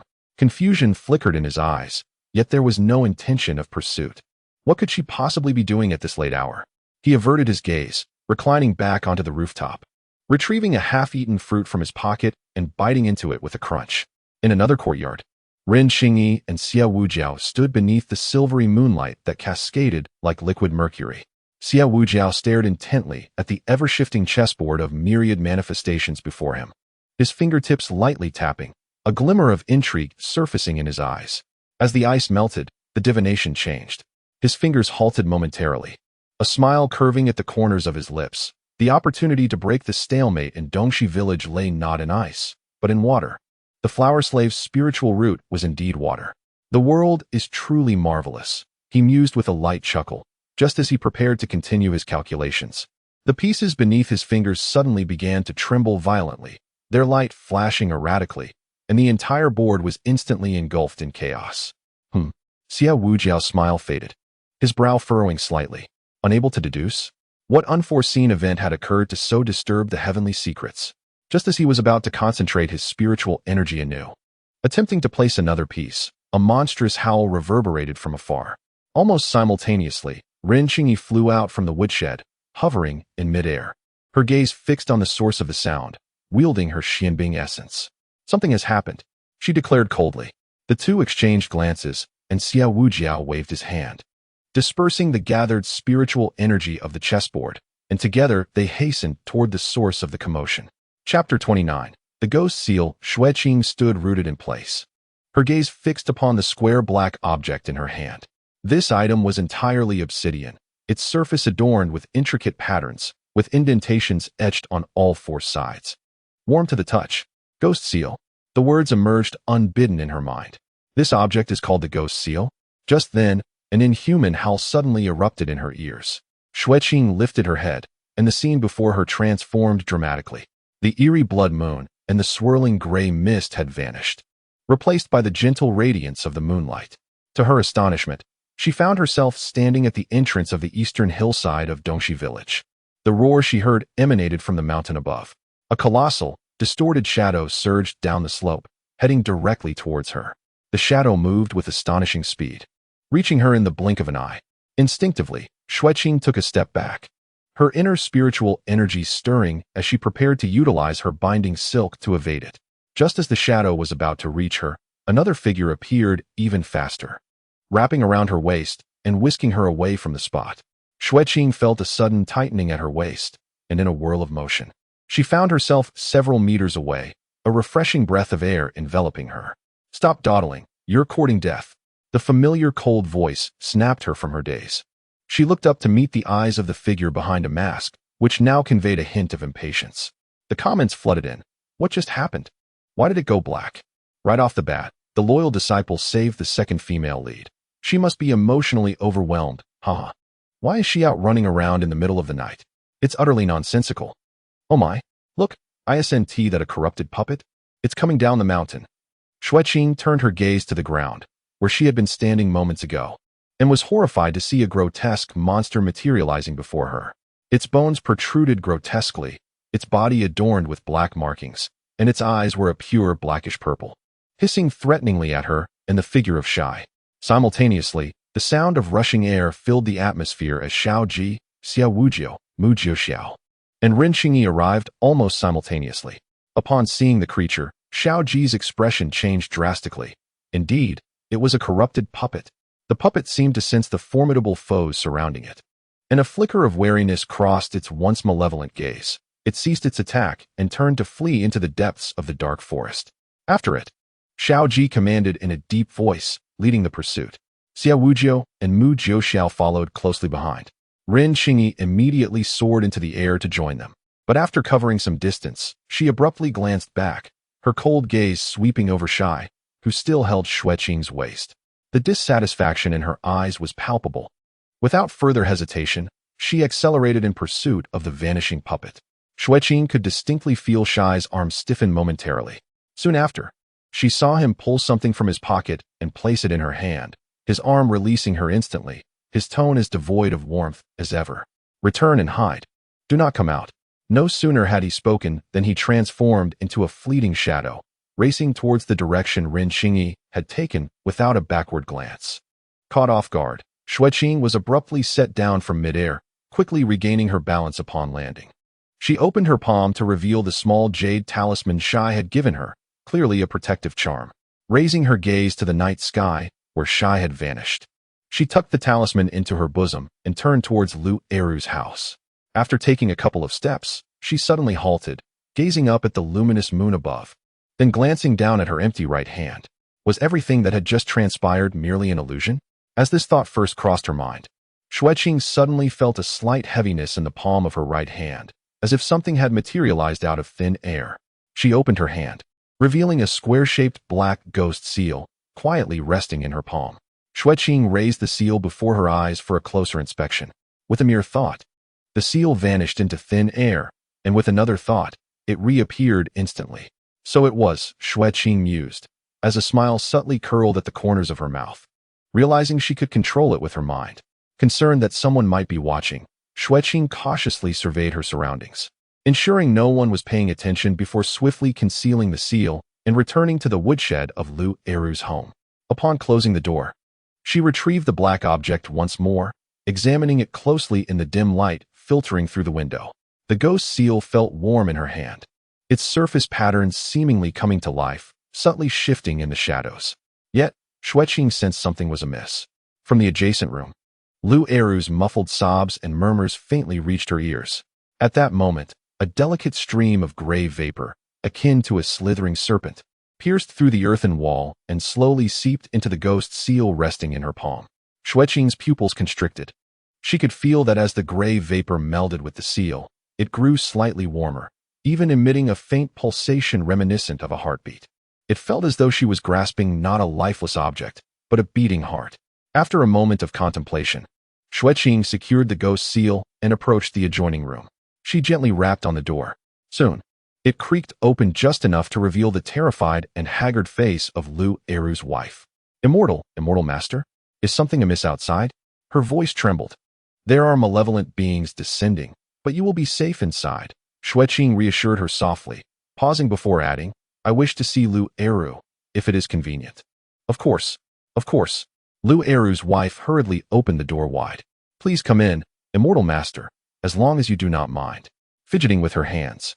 She glanced at Xue Qing's pale fingers, then at her husband locked away in the corner, and hastily continued, My husband is unkempt. Please wait a moment while I fetch some warm water to clean him up, so as not to soil your hands. No need, Xue Qing interjected. But the woman rushed off to the kitchen nonetheless. Inside the dimly lit room, only a flickering oil lamp cast a wan glow.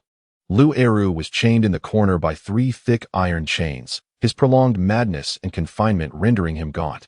The strange black fire patterns on his skin appearing even more grotesque in the wavering light. Yet his eyes shone with an unsettling brightness, fixated on Xue Qing. Releasing an eerie rasp from his throat, Xue Qing stood a few steps away from Lu Eru and summoned the ghost seal once more. Indeed, at the moment the seal manifested, a wisp of gray vapor escaped from Lu Eru, as if finding its home, converging towards the seal.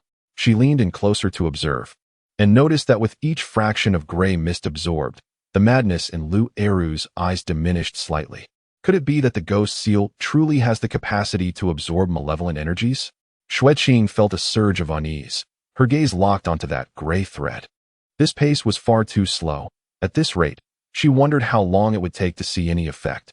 Xue Qing remained unhurried, possessing an abundance of patience.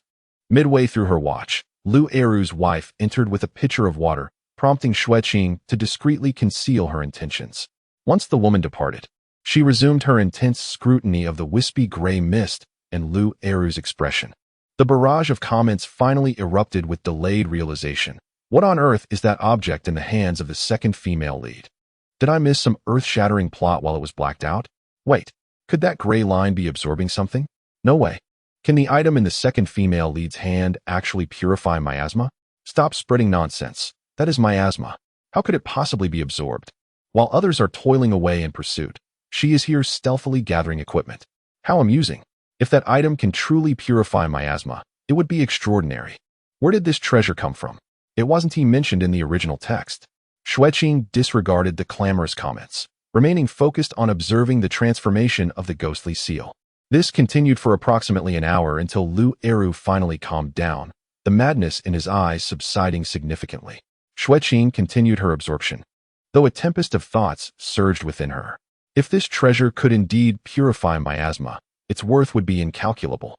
Yet, what connection existed between the ghostly seal and the dragon jade essence? Why had Ren Xingyi and the others not acquired such a treasure in the original text? Just as she pondered this, the ghostly seal in her hand trembled slightly, as if awakening from a deep slumber. She widened her eyes at the extraordinary sight before her. A slender red line emanated from the ghostly seal, stretching infinitely toward the door, its destination unknown. Chapter 30. The ghostly seal can purify. Xue Qing followed the red line to the door and gently pulled it open. Under the moonlight, the courtyard lay eerily silent, with Lu Eru's wife squatting by the well, laboriously drawing water. The red line, visible only to Xue Qing, passed directly through the woman's bent waist, extending further into the darkness beyond the village. Oblivious to its presence, the woman continued her task, entirely unaware of the red line coursing through her midsection. Xue Qing discreetly tucked the ghostly seal behind her, then gestured subtly in the direction of the red line, softly inquiring, Sister-in-law, do you have something around your waist? The woman paused in surprise, straightening up and bewilderedly touching her waist, glancing down to see nothing there. What did the immortal see? She asked, her expression a mix of confusion and anxiety. Xue Qing glanced at the comments, which remained fixated on Lu Eru's condition, showing no awareness of the red line. It seemed that only she could perceive it. She summoned the ghostly seal with her thoughts, causing the red line to vanish, and upon conjuring it once more, the red line reappeared instantly. Curiosity welled within Xue Qing. What lay at the end of this red line? Hesitating, she contemplated whether to take the opportunity to investigate while Ren Xingyi and the others were preoccupied with capturing the miasma puppet when a faint voice called out from inside the house. Xuelon. The woman by the well froze, the water bucket clattering to the ground, splashing water onto her trousers. Yet, she paid it no mind, rushing back into the house with a mix of joy and surprise. Head of the household, you are awake. Do you recognize me? Xue Qing tucked away the ghostly seal and hurriedly followed her into the house. The woman threw herself against the corner, grasping Lu Eru's emaciated hand, her tears flowing as she pressed him for answers.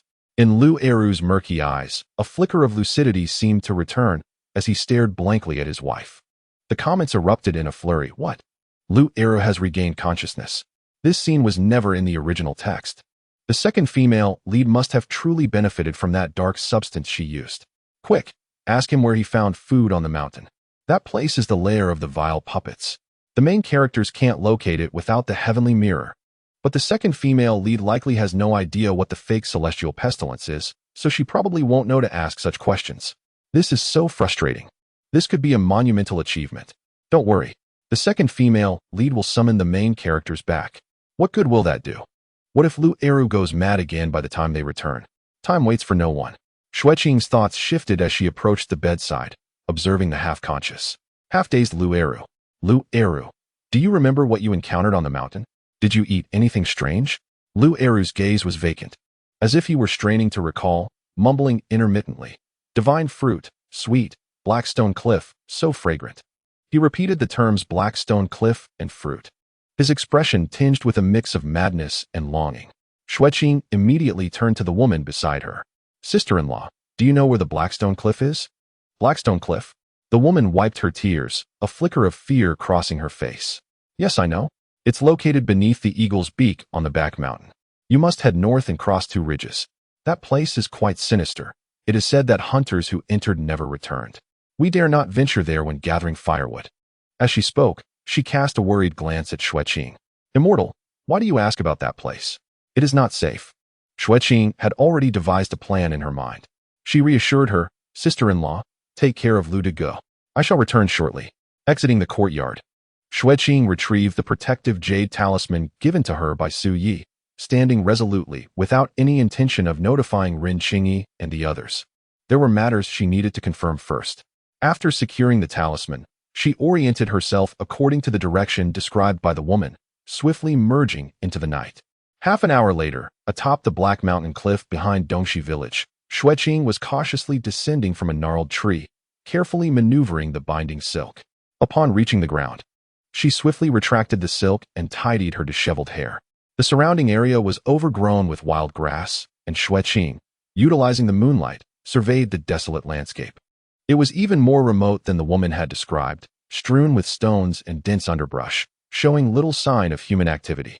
She did not charge in recklessly, but instead crouched down to scrutinize the ground. In several inconspicuous patches of grass, she discovered intermittent footprints of varying depths, clearly indicating that someone had visited recently. Following the chaotic trail, she eventually halted before a concealed thicket. In a small clearing, a few diminutive plants captured her attention. These plants sprawled on the ground, their leaves exhibiting an eerie gray-purple hue that starkly contrasted with the surroundings. Xue Qing recognized this plant. The village children referred to it as groundberry, and she had seen it while foraging for wild vegetables in her youth. However, the leaves of the wild berry in my memory are a vibrant green, and the fruits are a brilliant red. Yet, before me stand several plants stripped of their fruits, their leaves bearing an unusual hue. Xue Qing crouched down to summon the ghost seal, cradling it in her palm. Almost simultaneously, she noticed a wisp of gray vapor seeping from the leaves, slowly absorbed by the ghost seal. Indeed, Xue Qing's heart raced.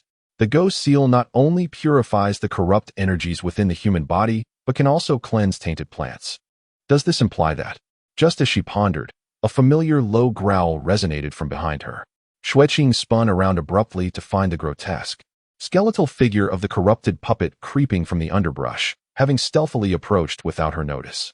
It now arched its twisted body, its grayish-purple eyes fixed intently upon her, drool dripping from its exposed bones, ready to pounce in the next instant. Meanwhile, not far from the Blackstone Cliff, in the dense woods, Mu Jiuxiao furrowed his brow. How strange. Just moments ago, he sensed that creature's presence heading this way, yet it vanished in the blink of an eye. Xiao Ji glanced at Su Yi. Can you still detect its scent? Su Yi shook his head. The stench of the corrupted puppet was faint, mingled with the myriad scents of the forest, making it difficult to track. Xiao Ji spoke gravely. I have long harbored a doubt. Logically, the corrupted puppet should only absorb tainted resources and would not target ordinary mortals devoid of spiritual energy. Even if it had contracted the false immortal plague, it should not have harmed the villagers. Why then did 3 mortals perish in Dongxi village? Xue Wujiao interjected. I have contemplated this matter as well. It is likely that the corrupted puppet possesses some form of intelligence, attempting to deceive the villagers into believing it is a mountain deity, thus enticing them to offer it spiritually infused offerings. Xiao Ji's expression darkened further. Then it seems there must be a source of corruption nearby. Ren Qingyi, feeling somewhat vexed after searching for a long time, turned to Su Yi and posed a question she had long wished to ask. Earlier, when we heard the commotion and rushed to the foot of the mountain, what were you and Xue Qing doing there? Su Yi replied succinctly, she went that way. I heard a strange noise and went to investigate. It was indeed her. Ren Qingyi scoffed, incompetent at achieving anything, yet adept at causing trouble. Had she not been roaming about at such a late hour, alerting the corrupted puppet, we would have already trapped it in the village and not wasted our time here. Mu Jiuxiao gently fanned himself, a subtle smile playing at the corners of his mouth, choosing not to interject. Xiao Ji frowned, stating, now is not the time to assign blame. Our pressing concern is to locate the corrupted puppet, lest it descend the mountain to harm others. Wandering aimlessly is not a viable strategy. Xue Wujiao contemplated the shifting omens, his gaze thoughtful. I have an idea. Perhaps we should return. Before he could finish his sentence, a woman's cry pierced the forest silence, ringing out clearly, help. Is anyone there? The corrupted puppet is here. The expressions of the group changed dramatically. It was Xue Qing's voice. Mu Jiuxiao snapped his fan shut. Ren Qingyi sneered. I knew she would cause trouble. Wasn't she supposed to have gone to Lu Eru's house? This flower slave is truly restless. Before she could finish her sentence, the 4 of them reacted almost instantaneously, darting towards the source of the sound, disregarding her words entirely. Ren Qingyi remained rooted in place, her face a mask of displeasure. Chapter 31. Ren Qingyi's jealous outburst when Xiao Ji and the others arrived. They found Xue Qing being driven back repeatedly by the corrupted puppet. The pale blue protective aura formed by Sui's jade talisman quivered violently beneath the claws of the foul puppet, barely managing to withstand a single strike. And it was evident that it would not endure for long. Suddenly, a resounding crash echoed as 4 figures descended from the heavens, landing around Xue Qing. The overwhelming spiritual pressure descended, instantly forcing the howling puppet back several steps. Sui landed beside Xue Qing, pulling her behind him, his voice cold as ice from behind the dark iron mask. Step back. Xiao Jishuan, clad in golden armor adorned with cloud patterns, surged to the forefront. His 1,000 mechanisms umbrella slightly unfurled, revealing flickers of lightning coursing between its ribs. He glanced back at Xue Qing, inquiring, are you unharmed? Xue Qing steadied herself and gently shook her head. Almost simultaneously, Xue Wujiao formed hand seals, and a radiant light erupted beneath Xue Qing's feet, swiftly outlining a complex chessboard formation that securely enveloped her within. Stay inside and do not come out. Once the 3 had ensured Xue Qing's safety, they turned in unison to confront the foul puppet. Mu Jiuxiao cast a leisurely glance at the tense battlefield and the well-protected Xue Qing before casually tossing a magical talisman, saying with a smile, Junior Sister Xue Qing, catch. Before the words had fully left his lips, he was already fanning himself and joining the fray. Upon catching the talisman, Xue Qing observed it was a splendid protective charm radiating colorful light. The barrage of comments erupted. If it weren't for knowing they were after the dragon jade essence, who wouldn't think the second female lead was the true love with such a display? TSK. Shielding her and offering treasures while setting up formations. What a pity it's all feigned affection. This sweetness is laced with shards of glass. The second female lead must be deeply touched, right? If I were her and knew the truth, I would probably break down on the spot. Poor second female lead. Just a moment, and she has been labeled a tool. Just as Xiao Jishuan and the others engaged the foul puppet, a figure clad in ice blue swept in with an aura of frigid intensity. Ren Qingyi's face was as frosty as her name, her heart pierced by a sharp pang. She had observed how the 4 were so anxious for Xue Qing, how they had immediately formed layers of protection around her. She had never witnessed Xiao Jishuan treating any woman with such care. This anxiety, this thoroughness, had only ever been directed at her, a flower slave of lowly status, an object of mere amusement, a useless creature. Why did they all revolve around that flower slave? With a cold huff, Ren Qingyi joined the battle. Xue Qing stood within the chess formation, observing the five engaged in combat with the foul puppet. The thousand mechanisms umbrella spun, launching several sharp spikes, imbued with frost and lightning, directly aimed at the puppet's face. The foul puppet emitted a shriek, its contorted body dodging with an agility that belied its form. Lightning grazed its bony protrusions, striking the ground and leaving a charred mark. Simultaneously, Mu Jiuxiao wielded his silver fan, releasing 12 golden coins that transformed into streaks of light, assailing the puppet's vital points from various angles. The clash of coins against the puppet's exposed bones rang out like the sound of metal striking metal, sparks flying. Xia Wujiao swiftly altered his hand seals. His moon-white sleeves billowed without wind, as several invisible energy currents morphed into chess pieces to form a formation, attempting to restrict the foul puppet's movements. The tainted puppet was ensnared by the formation, its movements noticeably sluggish. Sui's figure had already transformed into a blurred shadow, silently circling behind the tainted puppet, a short blade in hand glimmering with a ghostly light, poised to strike at what appeared to be its vulnerable nape. Ren Qingyi unleashed the chilling essence of Xianbing, the icy blue spiritual energy surging forth, conjuring a storm of ice shards. I seal. This series of attacks was executed with remarkable synergy, the timing impeccable. Xue Qing watched with a mixture of envy and jealousy. These five were indeed the pride of the heavens. Their prowess formidable and their coordination exquisite. Each was a rare figure within the realm of cultivation. If only she could, as Xue Qing pondered, a sharp chill sliced through the air, aimed directly at her face. Bang! The ice shards collided with the protective barrier of the chess formation laid by Xia Wujiao, shattering into countless ice crystals that nearly grazed Xue Qing's cheek. She raised her gaze, just in time to catch a fleeting glimmer of coldness in Ren Qingyi's eyes. A slight frown creased her brow as she swiftly discerned Ren Qingyi's thoughts. The original protagonist, accustomed to being the sole focus and darling of the team, found her attention usurped by this sudden intruder. How could Ren Qingyi willingly accept this? Xue Qing's attention fell upon the unmelted ice crystals on the ground, concealing the derision in her gaze. Ren Qingyi likely believed she had gained a tremendous advantage, relishing the situation. These ice shards posed no threat to her, but could serve to embarrass her. To her surprise, this proud daughter of the heavens resorted to such childish tactics to vent her dissatisfaction. Merely a spoiled fool. Ren Qingyi watched as Xue Qing's face paled in fright from the ice shards, a fleeting sense of satisfaction rising within her, only to witness Xue Qing suddenly clutch her chest, letting out a short gasp of alarm. This sound drew the attention of Shao Ji and the others, who turned to glance at Xue Qing. She quickly waved her hand, insisting, "Don't mind me, I'm fine." The four then resumed their assault on the tainted puppet. This scene ignited a flame of anger within Ren Qingyi. What was there to be concerned about with just a flower slave? Such a sympathy-seeking parasite was nothing but trifles in her presence. An unnamed fury surged to her head, and Ren Qingyi's Xianbing flared brilliantly, the icy spiritual energy swirling fervently. She coldly shouted, directing the chill towards the tainted puppet, attempting to freeze it. However, the bones surrounding the puppet suddenly expanded and contracted, easily dispersing the fierce cold.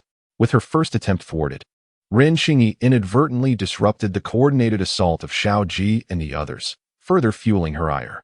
She swung her Xianbing, sending arcs of cold light cleaving against the puppet's hard bones, yet achieving little effect.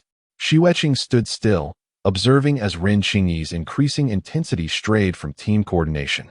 Her attacks growing more savage yet utterly chaotic, solely focused on unleashing her pent-up rage upon the tainted puppet, the corners of Xue Qing's mouth curving into a faint smile.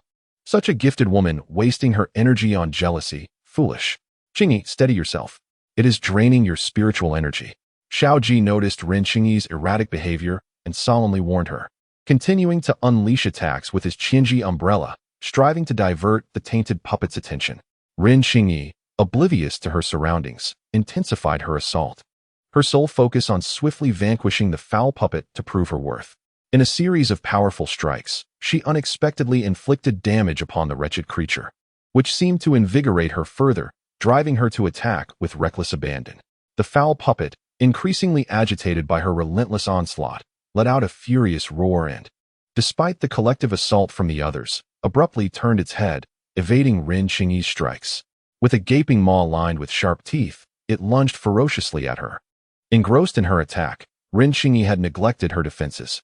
A foul wind swept toward her, and its deadly claws were mere inches away. Caught unawares, she felt an overwhelming chill of death envelop her, her pupils constricting in terror. It was over. Chapter 32. Mu Jiuxiao is bitten in that critical moment. A solid barrier of lightning suddenly materialized before her, violently blocking the foul puppet's claws with a thunderous impact. The immense force caused the barrier to tremble violently. Xiao Ji had somehow already positioned himself in front of her, swiftly pulling her away. Be careful. His voice carried an urgent note. Ren Xingyi, still in shock, stumbled back as he tugged her, meeting his concerned gaze. The foul puppet, having missed its target, turned its fury toward Mu Jiuxiao, who was intently focused on attacking. Seeking the creature's weak points, completely unprepared for its sudden change of direction, he hastily retreated to block with his silver fan. A chilling sound echoed, a gruesome tearing of flesh. The fan had been a fraction too slow, and Mu Jiuxiao could not evade in time. The foul puppet's sharp fangs raked across his left arm, blood gushing forth. The wound was deep enough to expose bone, and more alarmingly, a thick, dark mist swiftly coiled around his arm, spreading rapidly. Mu Jiuxiao gasped in pain, his complexion paling instantly, his hand gripping the fan trembling as he stumbled back a few steps. Quick to react, he seized the opportunity as the foul puppet approached. Forcefully opening the silver fan, the ribs shooting out deadly blades that plunged directly into the creature's eye socket, targeting its vulnerability.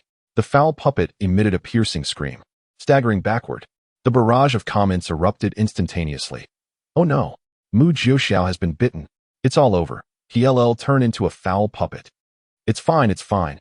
Once we slay the foul puppet and obtain the foul spirit pearl, we can refine a potion to cure it. What a delusion. At this point, the antidote formula for the foul spirit pearl hasn't even been developed yet. Being bitten is tantamount to a death sentence. Mu Jiuxiao can't possibly log off now, can he? None of the protagonists in the original story were bitten. Should we blame the female lead? Everything was going smoothly until she lost her composure. Stop making baseless accusations. If anyone is to blame, it's the second female lead. Had she not taken the Xianyuan cold crystal, the female lead's soul would have already upgraded, sparing us this struggle. Everyone quiet down. We're about to reach the part in the original story where Xiao Ji defeats the foul puppet and contracts the foul disease.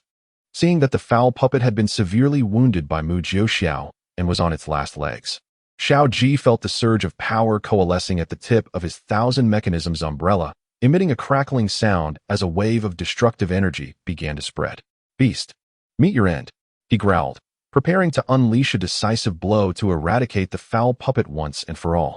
Meanwhile, Xue Qing stood outside the battlefield, feigning panic as she observed the unfolding chaos. Her gaze swept over Ren Xingyi, who was similarly poised to strike behind him, a fleeting chill passing through her. Xue Qing subtly advanced half a step, her voice tinged with just the right amount of alarm and concern, neither too loud nor too soft, yet sufficient for Xiao Ji to hear as he focused intently, ready to unleash his attack. Brother Xiao. The gathered lightning in Xiao Ji's grasp was at its zenith, poised to be released. Upon hearing Xue Qing's call, he instinctively hesitated for a moment, glancing in her direction. It was this fleeting pause that Ren Xingyi, who had been fixated on the battle and holding her breath, seized upon. A glint of ferocity flashed in her eyes. She capitalized on this ephemeral opportunity, her ice spirit root surging violently, almost at the brink of exhaustion, as she poured every last vestige of her spiritual energy into the Xianbing core. The icy blue radiance suddenly surged, blindingly bright. Die for me, Ren Xingyi shrieked, exerting all her strength to thrust the brilliantly glowing Xianbing core deep into the heart of the filthy puppet. The sound of the blade penetrating flesh was alarmingly clear. The entire Xianbing core vanished into the puppet's chest cavity. The puppet's massive form abruptly stiffened, its tumultuous aura swiftly diminishing, the grayish-purple orbs within its eyes dimming. It twitched twice before crashing to the ground with a thunderous thud. It's done. A wave of vindictive elation and exhaustion flooded Ren Xingyi's heart. However, the next moment, a plume of blackish-gray mist suddenly erupted from the puppet's corpse, coalescing as if it possessed a life of its own, swiftly and precisely penetrating Ren Xingyi's brow. Mere inches away, the speed was so rapid that she had no time to react. Her body jolted violently. An indescribable chill coursed through her, akin to a parasite burrowing into her bone. surging directly from her brow to her spiritual consciousness and then spreading throughout her limbs and bones. The flow of her spiritual energy became agonizingly sluggish, as if shackled by invisible chains, with waves of sharp pain coursing through her meridians. She couldn't help but stifle a groan, pressing her forehead, her body swaying unsteadily. "What is happening?" "Qingyi." Xiao Ji was the first to react, hastening to her side for support. When he noticed the faint gray mark still lingering on her brow, his expression shifted dramatically. "You have been afflicted by the filth curse." Qingyi struggled to stand upright, and due to Xiao Ji's timely heroic intervention, she did not refuse his assistance this time, her voice remaining cold. "Exorcising evil and safeguarding the way is indeed our duty." Xue Qing lowered her eyelids, her long lashes concealing all emotions from her gaze. "It's done. You did it on purpose." A frigid voice suddenly erupted, as Su Yi turned sharply towards Xue Qing. "You intentionally distracted Xiao Ji to let senior sister fall victim." Xue Qing displayed a perfectly measured astonishment. "What filth curse?" Su Yi fixed his gaze upon her, his brow furrowed beneath the mask. Indeed, earlier in the village, this flower slave had been utterly ignorant of even the most basic concepts, asking questions in a foolish manner. How could such a person comprehend the filth curse? Yet, he quickly pressed her with a sharp inquiry. "Then why are you here? Did I not instruct you to remain in the village?" Xue Qing seemed intimidated by him, responding with a hint of trepidation. Lu Eru gradually regained his senses, repeatedly murmuring that this place might hold valuable information, and he wished to notify everyone promptly. "Why not use a message talisman?" Su pressed. A hint of panic and embarrassment flickered across Xue Qing's face. "I used the one my senior brother gave me," she replied. "I had another, but I accidentally lost it while searching for a path on that low hill." Her voice dwindled to a whisper, her fingers nervously twisting the hem of her garment, embodying a demeanor of guilt. Xiao Ji, perplexed by Sui's unusual sensitivity, furrowed his brow and remarked, "Xue Qing meant well. You are overthinking this." Sui silently scrutinized Xue Qing, attempting to discern any hint of deceit in her expression. Her eyes were filled with fear and confusion, yet he could not detect any ulterior motives. This flower slave undoubtedly harbored secrets. Just as the atmosphere thickened with tension, a muffled cough broke the silence. Suddenly, Mu Jiuxiao emitted a stifled groan and spat out a mouthful of dark blood.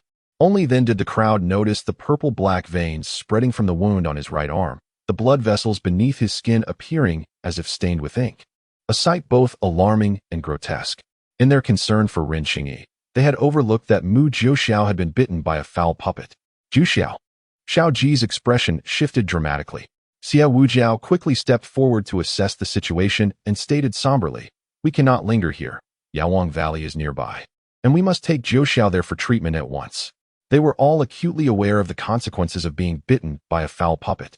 Xiao Ji decisively commanded, "Let us move."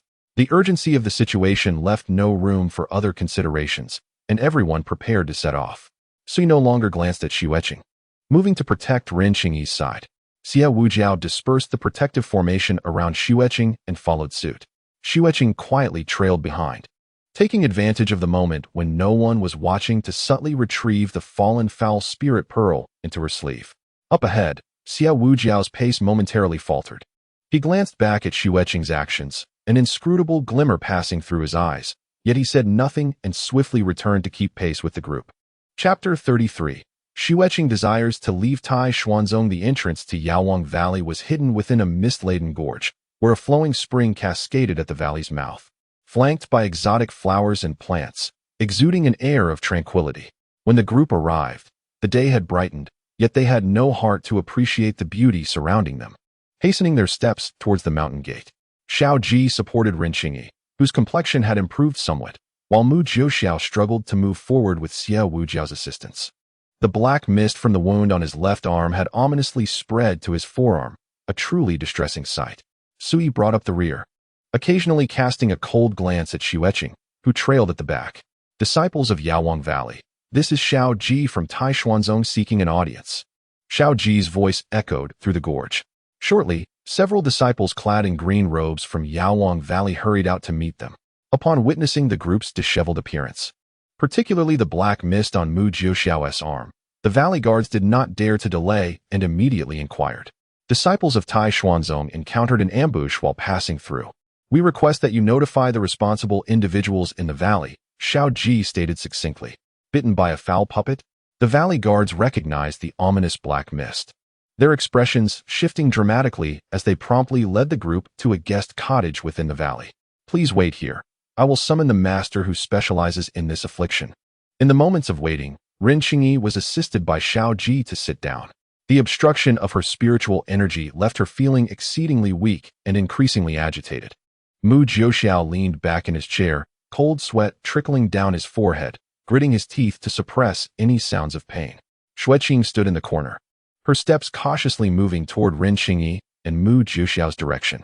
She had never witnessed the manifestation of a corruption affliction before. Suddenly, a shadow flashed before her. Stay away from her. Suyi stepped forward, positioning himself between Xue Qing and Ren Qingyi, forcefully pushing Xue Qing back. She stumbled, colliding with the wooden wall behind her with a dull thud. Raising her gaze, fear and grievance flickered in her eyes. The coldness emanating from Su Ye's masked expression was palpable, forbidding her from approaching her senior sister. Xue Qing lowered her eyelids, her fingers curling slightly. Su Ye's hostility was unmistakable, and if left unaddressed, her situation would likely become increasingly precarious. It seemed that action was necessary. Ren Qingyi maintained a detached demeanor nearby. While Xiao Ji furrowed his brows, Suyi remained silent, his eyes fixed coldly on Xue Qing. Xiao Wujiao observed Su Ye's demeanor intently, his fingers gently stroking beneath his moon-white wide sleeves, his eyes brimming with curiosity about the reasons behind Su Ye's vigilance. Just as the atmosphere grew tense, a hurried sound of footsteps approached. An elderly man, his hair and beard completely white and dressed in the elder's robes of Yaowang Valley, entered briskly, followed by the disciple from before. This is Elder Xianxin, who specializes in corruption afflictions, the disciple introduced. Elder Xianxin did not engage in pleasantries.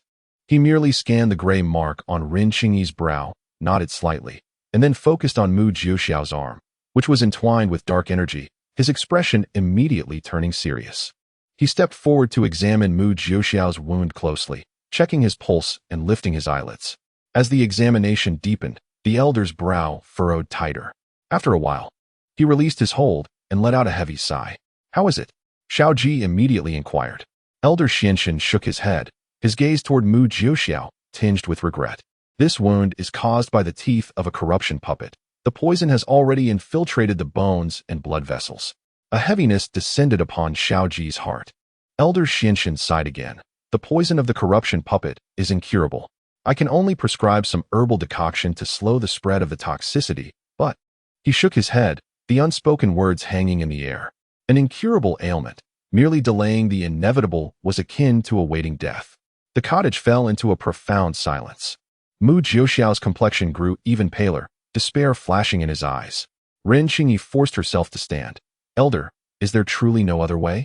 Elder Xianxin shook his head, stating that he could only use medicine to buy time, unless they could find alternative solutions during this period. Suddenly, the barrage of comments erupted. How can there be none? There is clearly a way. The corruption spirit pearl, that very pearl, combined with moonlight grass, red essence ginseng, and clear spirit liquid to refine the elixir. I'm dying of anxiety. This old man doesn't know. This formula is still unknown to anyone. It's over. It's over. If Mu Beauty passes away, I still recall the alchemical formula. 3 stalks of moonlight grass, 1 stalk of red essence ginseng, a single corrupted spirit pearl, and 2 drops of pure spirit liquid. What's the point of spamming here? Mu Jiuxiao and the others can't see it, Xue Qing remarked, standing in the corner, her peripheral vision fixated on the rapidly rolling comments in the void.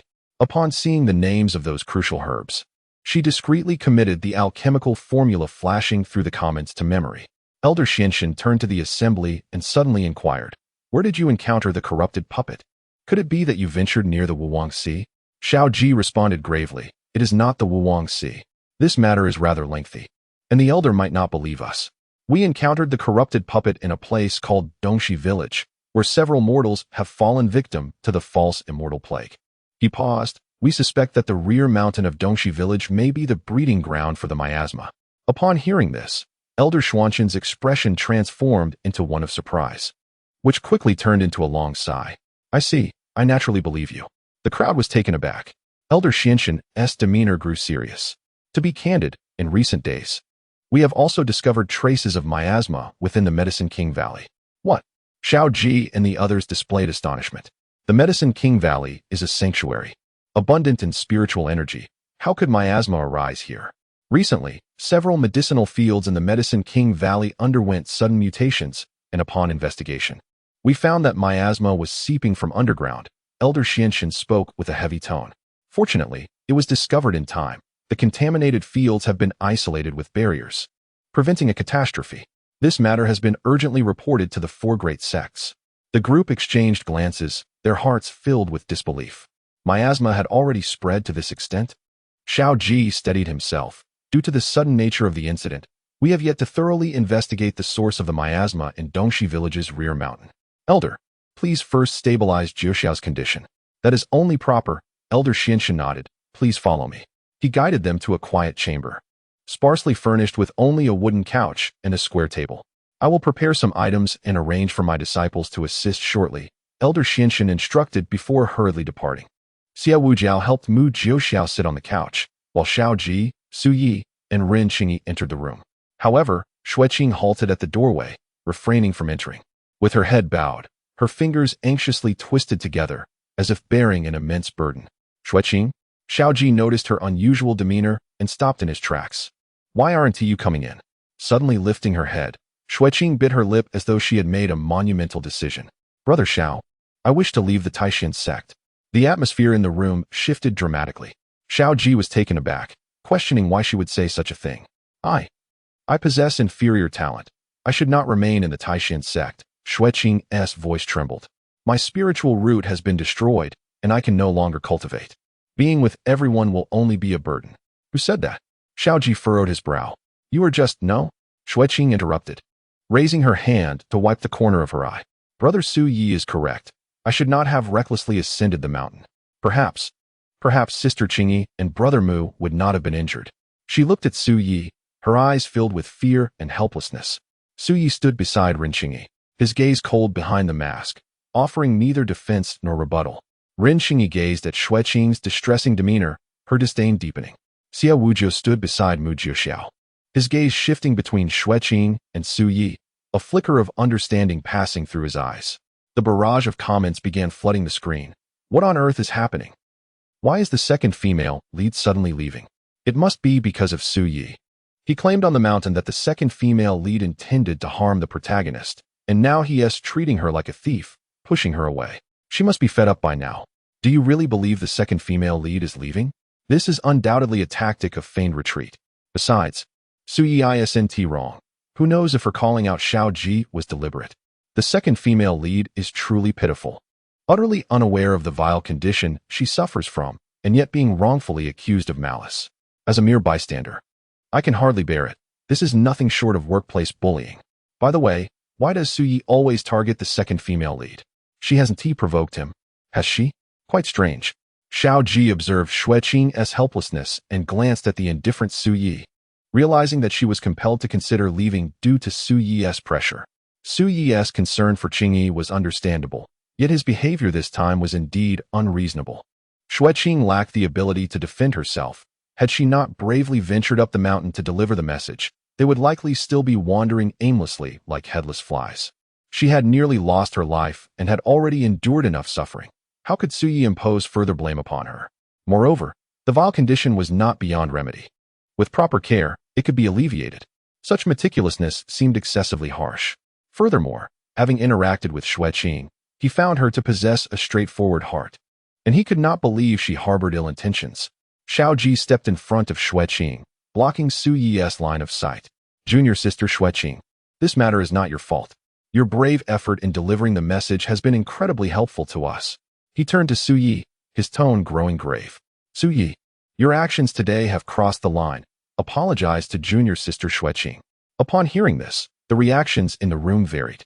Ren Qingyi's heart raced. Xiao Ji was actually reprimanding Su Yi in front of her for the sake of this flower slave? Just as she was about to interject, Xia Wujiao stepped forward. His moon-white sleeves gently swept, his countenance still adorned with a warm smile. Among peers, mutual trust is essential. Su Yi, your words today were indeed inappropriate. You should apologize to junior sister Xue Qing. I believe she will understand. His tone was gentle, Yet his gaze bore a deeper significance as it swept over Su Yi. The overarching situation was paramount. Long Yusue still resided with her. The coldness surrounding Su Yi momentarily faltered. Ren Qingyi could no longer contain her frustration. Xiao Ji and Xie Wujiu were actually pressuring Su Yi to apologize for a mere flower slave? What sheer absurdity! So what if she was wronged? Tai Xian's sect was not lacking in disciples. If that flower slave wished to leave, let her go. She would welcome it. Su Yi, you need not wait for her to speak, her voice tinged with anger. However, before she could finish, Su Yi turned to Xue Qing. I apologize. The frigid, clipped words emerged from behind Su Yi's mask, interrupting Ren Qingyi's speech. She was utterly stunned. Su Yi had truly bowed to that flower slave. How could this be? An indescribable frustration surged within Ren Qingyi, rendering the three before her utterly unfamiliar. Why do they all seem to undergo a transformation upon encountering Xue Qing? Xue Qing appears startled by the unexpected apology, standing there in a state of confusion. Just then, footsteps and the voice of a woman can be heard from outside the quiet room. Qingyi, how are you? I heard you were attacked. I was so worried. The door swings open, revealing a woman clad in a light blue gown, accompanied by a disciple from Yaowang Valley. The woman affectionately links her arm with Ren Qingyi's, inspecting her from head to toe. Have you sustained any other injuries? Her gaze sweeps over the crowd and noticeably lingers on Xue Qing. Shawan, I'm fine, Ren Qingyi reassures, her expression easing upon seeing the newcomer. The visitor is Chu Shawan, the daughter of the third elder of Yaowang Valley and a dear friend of Ren Qingyi. The disciple respectfully interjects. Elder Xianxin instructed that Taoist Mu's medicinal concoction must be prepared immediately, 3 times a day without interruption. May I ask who is available to accompany me to the pharmacy? There are several important details to discuss. The eyes of the onlookers instinctively dart among one another. Xiao Ji is tasked with looking after Ren Qingyi, while Xie Wuji tends to Mu Jiuxiao, making it clear that Sui cannot go. Xue Qing, seemingly reluctant to continue the discussion in front of others, quickly lifts her head. I'll go, she proclaims, turning to Xiao Ji and the others, forcing a smile. I will prepare the medicine for Senior Brother Mu. With that, she hurriedly follows the disciple out. Chu Shawan furrows her brow, watching Xue Qing depart. Who is that? Ren Qingyi snorts softly. We haven't seen each other in ages. Let's step outside to talk. Meanwhile, Xue Qing follows the disciple to the pharmacy situated behind Yaowang Valley. The disciple hands her a package of prepared herbs, meticulously detailing the temperature, water quantity, and cooking time, before offering a few final reminders about the administration of the concoction and then leaving. Alone in the pharmacy, Xue Qing kneels down to add water and herbs as instructed, gently fanning the flames with a palm leaf. The fire in the medicinal furnace crackles, and as she tends to it, her attention drifts to the barrage of comments. Haha. As soon as the second female lead leaves, the female lead drags Chu Shawan away, leaving the men behind. Xiao Ji and Xie Wuji surely lectured Sui. Seeing Sui being reprimanded by Xiao Ji and Xie Wuji brings a subtle smile to Xue Qing's lips. Regardless of the reasons for Sui's animosity towards her, this incident will likely temper his hostility in the future. She currently has no surplus energy to waste on dealing with him. Xue Qing's gaze settles on the medicinal pot, though her thoughts are in motion. As it stands, Xiao Ji seems to trust her, while Mu Jiuxiao maintains a neutral stance. It is only Xie Wuji who remains enigmatic. She recalls his earlier remark, junior sister Xue Qing will understand you. This smiling tiger, appearing to advocate for her, is essentially placing her on a pedestal. Her mind sharp as a needle, she is no saint who repays kindness with kindness. She will not easily let Sui off the hook. Today's events provide an excellent pretext, one she intends to exploit fully. Xue Qing meticulously adjusts the heat, knowing it won't be long before someone can no longer restrain themselves and comes knocking. Just as she ponders this, the barrage begins to refresh. Speaking of which, in the original text, they visited Yaowang Valley because Xiao Ji contracted the blight, right? Yes, exactly. Then the members of the Northern Mountain Alliance came to create a disturbance, seemingly instigated by Chu Shawan.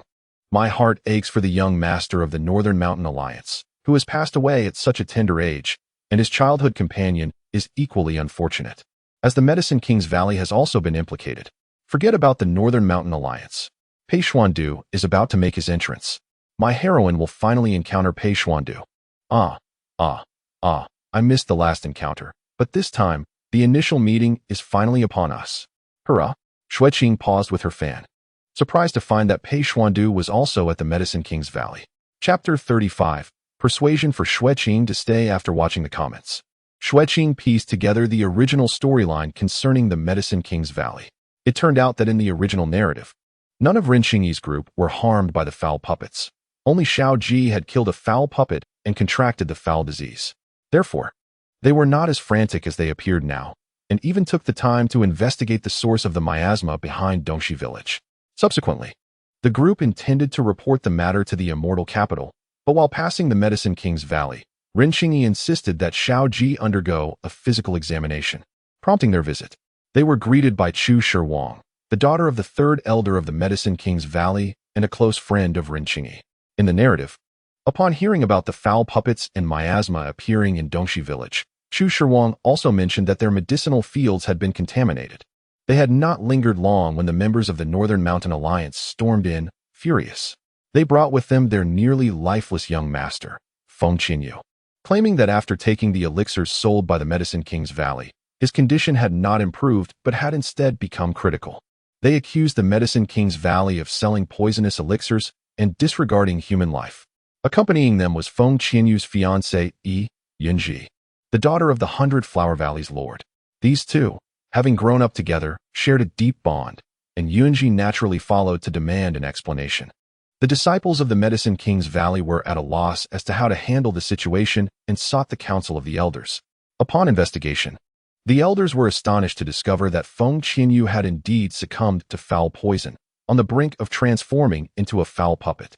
Initially, the elders had thought that the Northern Mountain Alliance was merely causing trouble. However, upon learning the truth, they felt a sense of unease.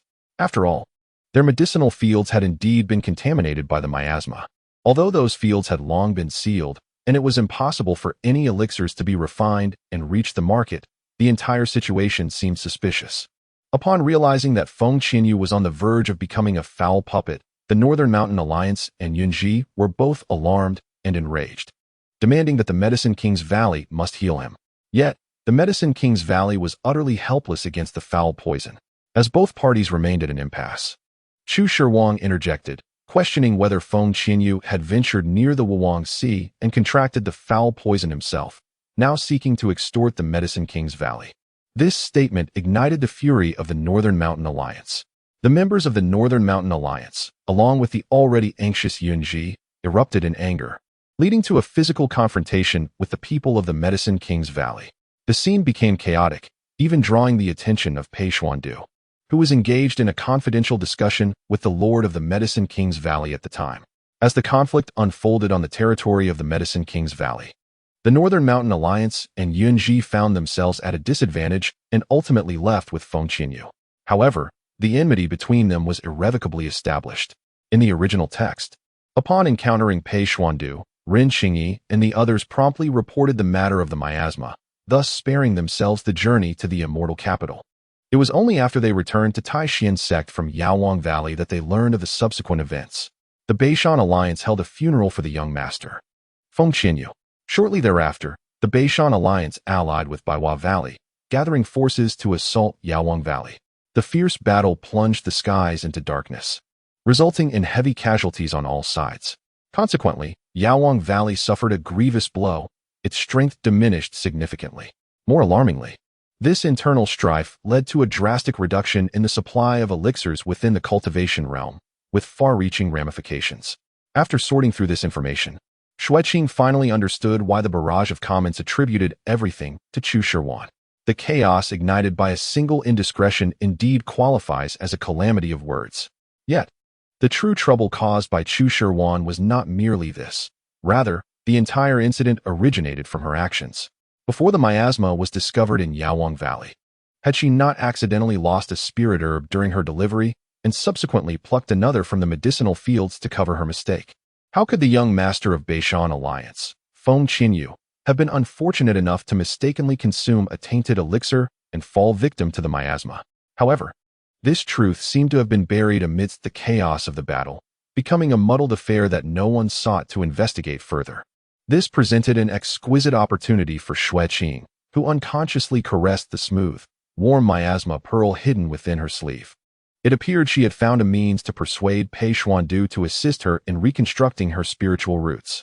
While she pondered this, footsteps approached from outside the medicine preparation room, drawing nearer. Xue Qing swiftly concealed the miasma pearl and repressed the brilliance in her gaze. The person she awaited had arrived. Xiaoji pushed the door open and entered. Upon seeing him, Xue Qing feigned surprise, raising her head with just the right amount of modesty. Xiao Xixiao. What brings you here? Xiao Ji's gaze swept over the medicinal concoction simmering in the cauldron before settling on Xue Qing.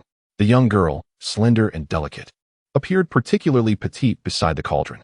He stepped closer and inquired, "You've been away for a while. Do you require assistance?"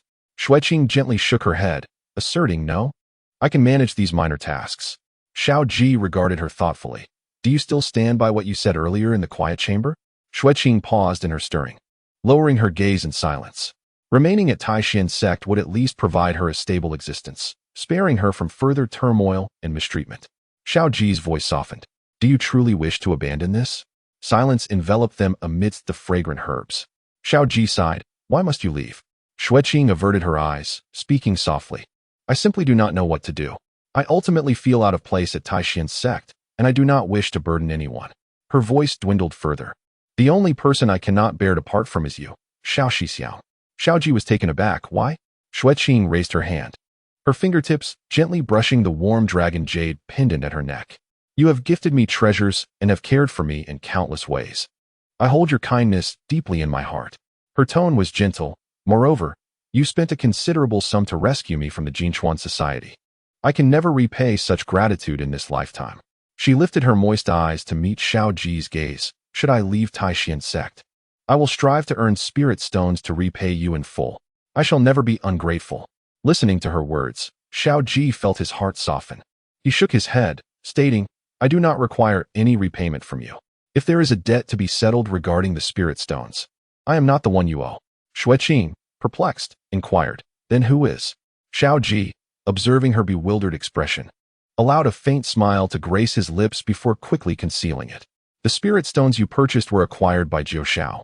A flicker of surprise crossed Xue Qing's eyes, as if this revelation was entirely new to her. "You need not concern yourself with those spirit stones," Xiao Ji continued. "Jiu Xiao is currently afflicted with foul poison, and his situation is dire. If you genuinely wish to express your gratitude, it would be prudent to remain at Taishan Sect." Xue Qing's lashes fluttered slightly. "What will happen if he becomes a foul puppet? Will he die?" Xiao Ji fell silent for a moment before responding. "We will exhaust every possible means to preserve his life. Should it come to pass that he is utterly transformed into a foul puppet, we shall not abandon him. At worst, we can confine him within the forbidden grounds of Taishan Sect, and someday, a remedy may be found." Upon hearing Xiao Ji's words, Xue Qing bowed her head, enveloped in contemplation. After a considerable internal struggle, she finally resolved, "Very well, I shall remain." She lifted her gaze, her eyes shimmering with unshed tears. "Brother Mu's life is as dear to me as my own. I will stay and care for him until he recovers." Xiao Ji was momentarily taken aback, a look of relief washing over his features. He had not anticipated that material possessions would fail to sway Xue Qing, while the plight of Mu Jiu Xiao would lead her to alter her decision. It appeared that Xue Qing was indeed as he had perceived, pure of heart and deeply loyal. He instinctively reached out to pat her shoulder in encouragement, but halfway through the motion, he abruptly remembered the distinctions between genders, freezing mid-action. Feeling somewhat awkward, he withdrew his hand behind his back. "It is sufficient that you choose to stay."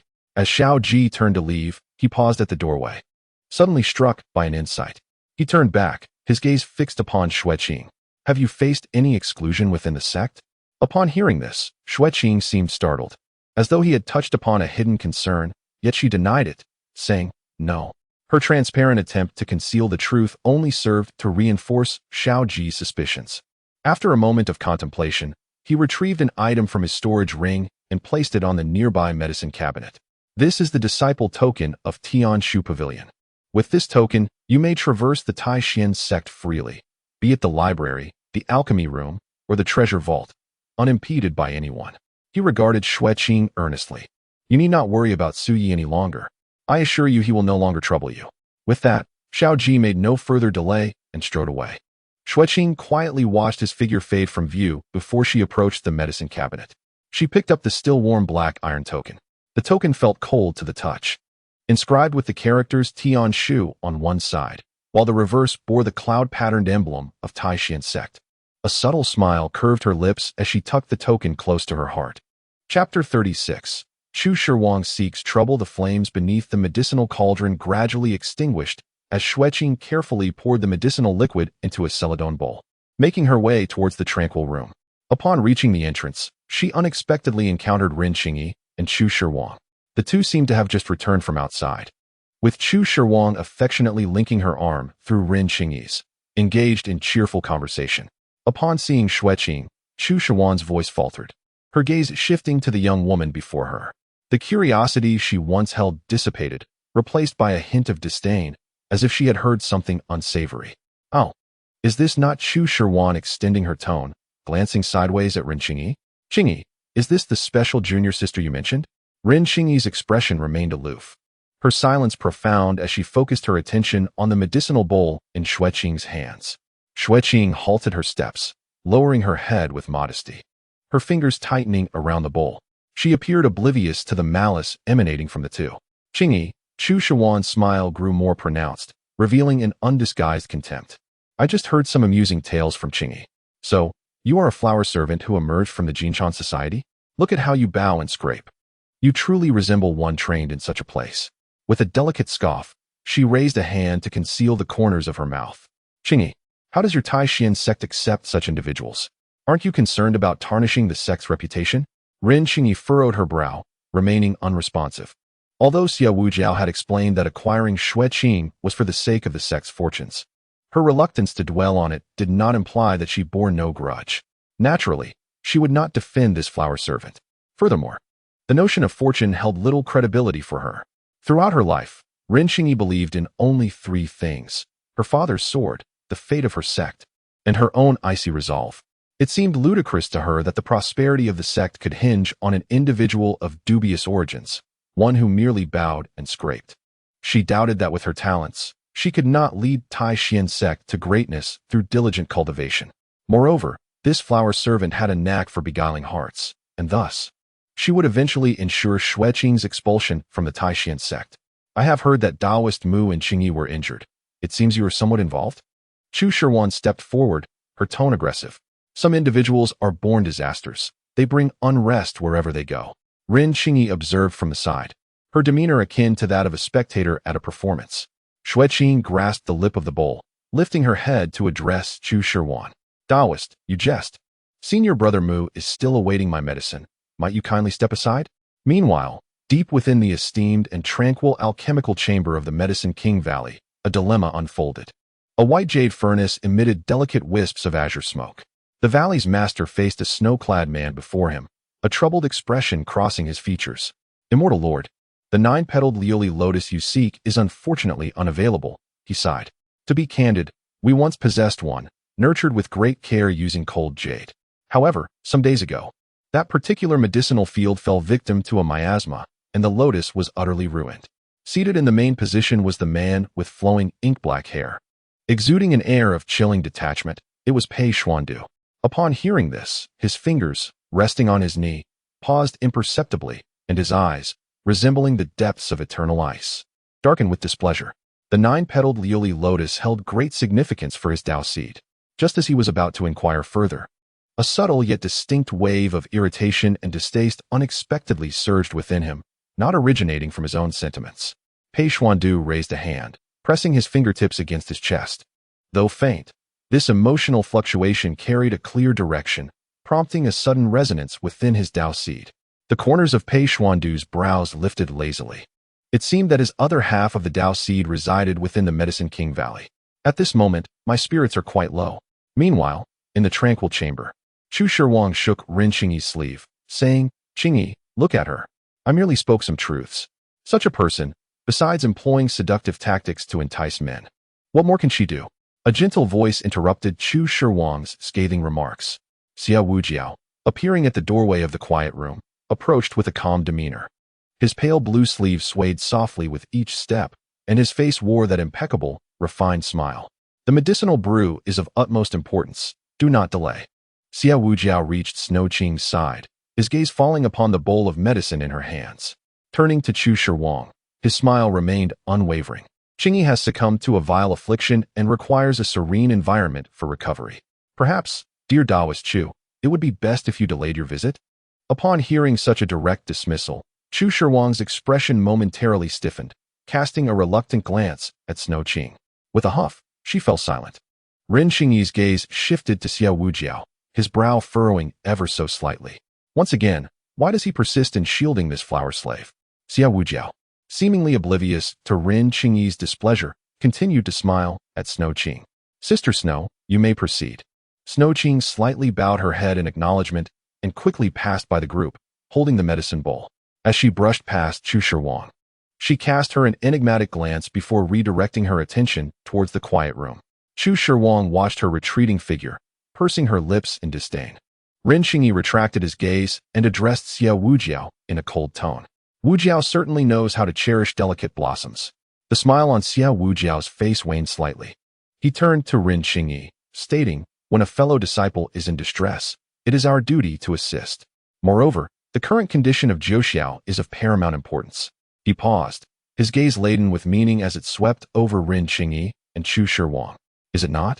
Within the quiet chamber, Xue Qing entered, holding the medicine bowl. The room was dimly lit, and Xiao Ji was engaged in hushed conversation with a disciple from Yaowang Valley, both standing at the bedside with grave expressions.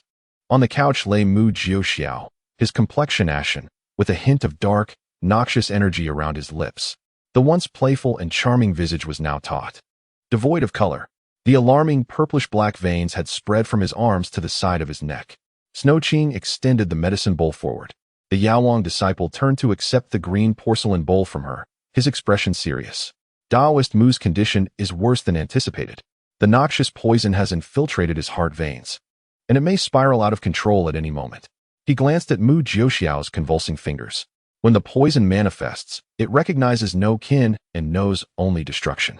Should it harm the innocent, the consequences would be dire. Allow me to handle the administration of the medicine, he continued. I am a disciple under Elder Xinshun, trained specifically to care for such ailments and possess relevant experience. Xiao Ji also turned, weariness etched across his brow. Sister Snow, your cultivation is still limited. If Jiuxiao truly loses control, you would be unable to protect yourself. It would be wiser to entrust the prepared medicine to Taoist Zhou. Xue Qing nodded gently. I understand. I shall remain here as a precaution. The disciples of the Medicine King Valley placed the medicinal bowl on the small table by the bedside. The rooms for everyone have been arranged in the nearby courtyard. Should there be any unusual movements from you, my friend Mu, I shall immediately inform everyone. Xiao Ji expressed his gratitude with a cupped fist, saying, I appreciate your concern, my friend. Xue Qing cast one last glance at the unconscious Mu Jiuxiao before following Xiao Ji out. As they stepped over the threshold of the quiet room, a flurry of hurried footsteps and startled exclamations erupted outside. Quickly notify the elders. The North Mountain Alliance has come to our door. Chapter 37. An opportunity for Ren Qingyi. Upon hearing that the North Mountain Alliance had arrived, Xue Qing's eyes flickered with intrigue. The clamor outside the quiet room grew increasingly closer, mixed with the alarmed cries of the Medicine King Valley disciples. Outside the door, Xiao Wujiao, Ren Qingyi, and Chu Shirwang also heard the commotion and looked out.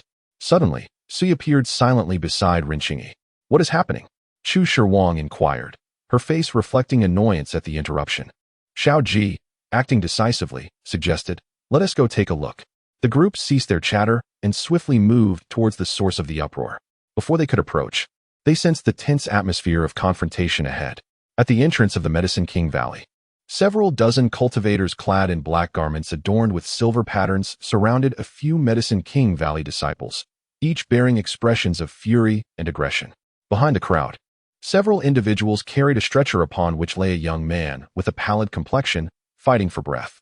Beside the stretcher, a woman dressed in a simple white dress had reddened eyes, her tear-streaked face revealing deep sorrow and rage. Xue Qing recognized her as Yunji, the daughter of the leader of the 100-Flower Valley, while the youth on the stretcher was Feng Qianyu, the young master of the North Mountain Alliance. Leading the charge was a robust, middle-aged man whose presence emanated strength, currently bellowing at the disciples of the Medicine King Valley. Where is the person in charge of the Medicine King Valley? Come forth immediately and provide an explanation to the North Mountain Alliance. He pointed vehemently at the youth on the stretcher, exclaiming, "My son consumed the Huaiqian pill that you sold, and not only has his injury not healed, but he has ended up in this state. You are playing with lives." Yunji clung to the edge of the stretcher, her tear-filled eyes casting a gaze of fury upon the disciples of the Medicine King Valley. The surrounded disciples felt somewhat flustered. This must be a misunderstanding. Our valley's medicinal pills are beyond reproach. We kindly ask everyone to remain calm and allow our elders to assess the situation first. At that moment, several elders from the Medicine King Valley rushed forward, parting the crowd. The Grand Elder stepped forward and said in a grave tone, "Feng Alliance leader, please temper your anger. There is certainly some mischief at play here. I assure you, our Medicine King Valley's medicinal pills pose no issues." "No issues? Then why has my son ended up like this?" Feng Alliance leader retorted in a fury. Elder Xianshun, who was among them, suddenly changed countenance upon seeing Feng Qianyu's condition. He hurried forward, checking the youth's pulse and examining his eyelids and wounds with meticulous care. After a moment, Elder Xianshun withdrew his hand, his face filled with astonishment and gravity. "What did you find?" The Grand Elder pressed urgently. Elder Xianshun's voice was strained. "This is a sign of foul poison entering the body." "Foul poison?" Both Feng Alliance leader and Yun Ji exclaimed in shock. The surrounding cultivators of the North Mountain Alliance erupted into an uproar. "Impossible. Qinyu has merely sustained some external injuries. How could he be afflicted with foul poison?" Yun Ji vehemently countered. "Surely, there must be some issue with your elixirs."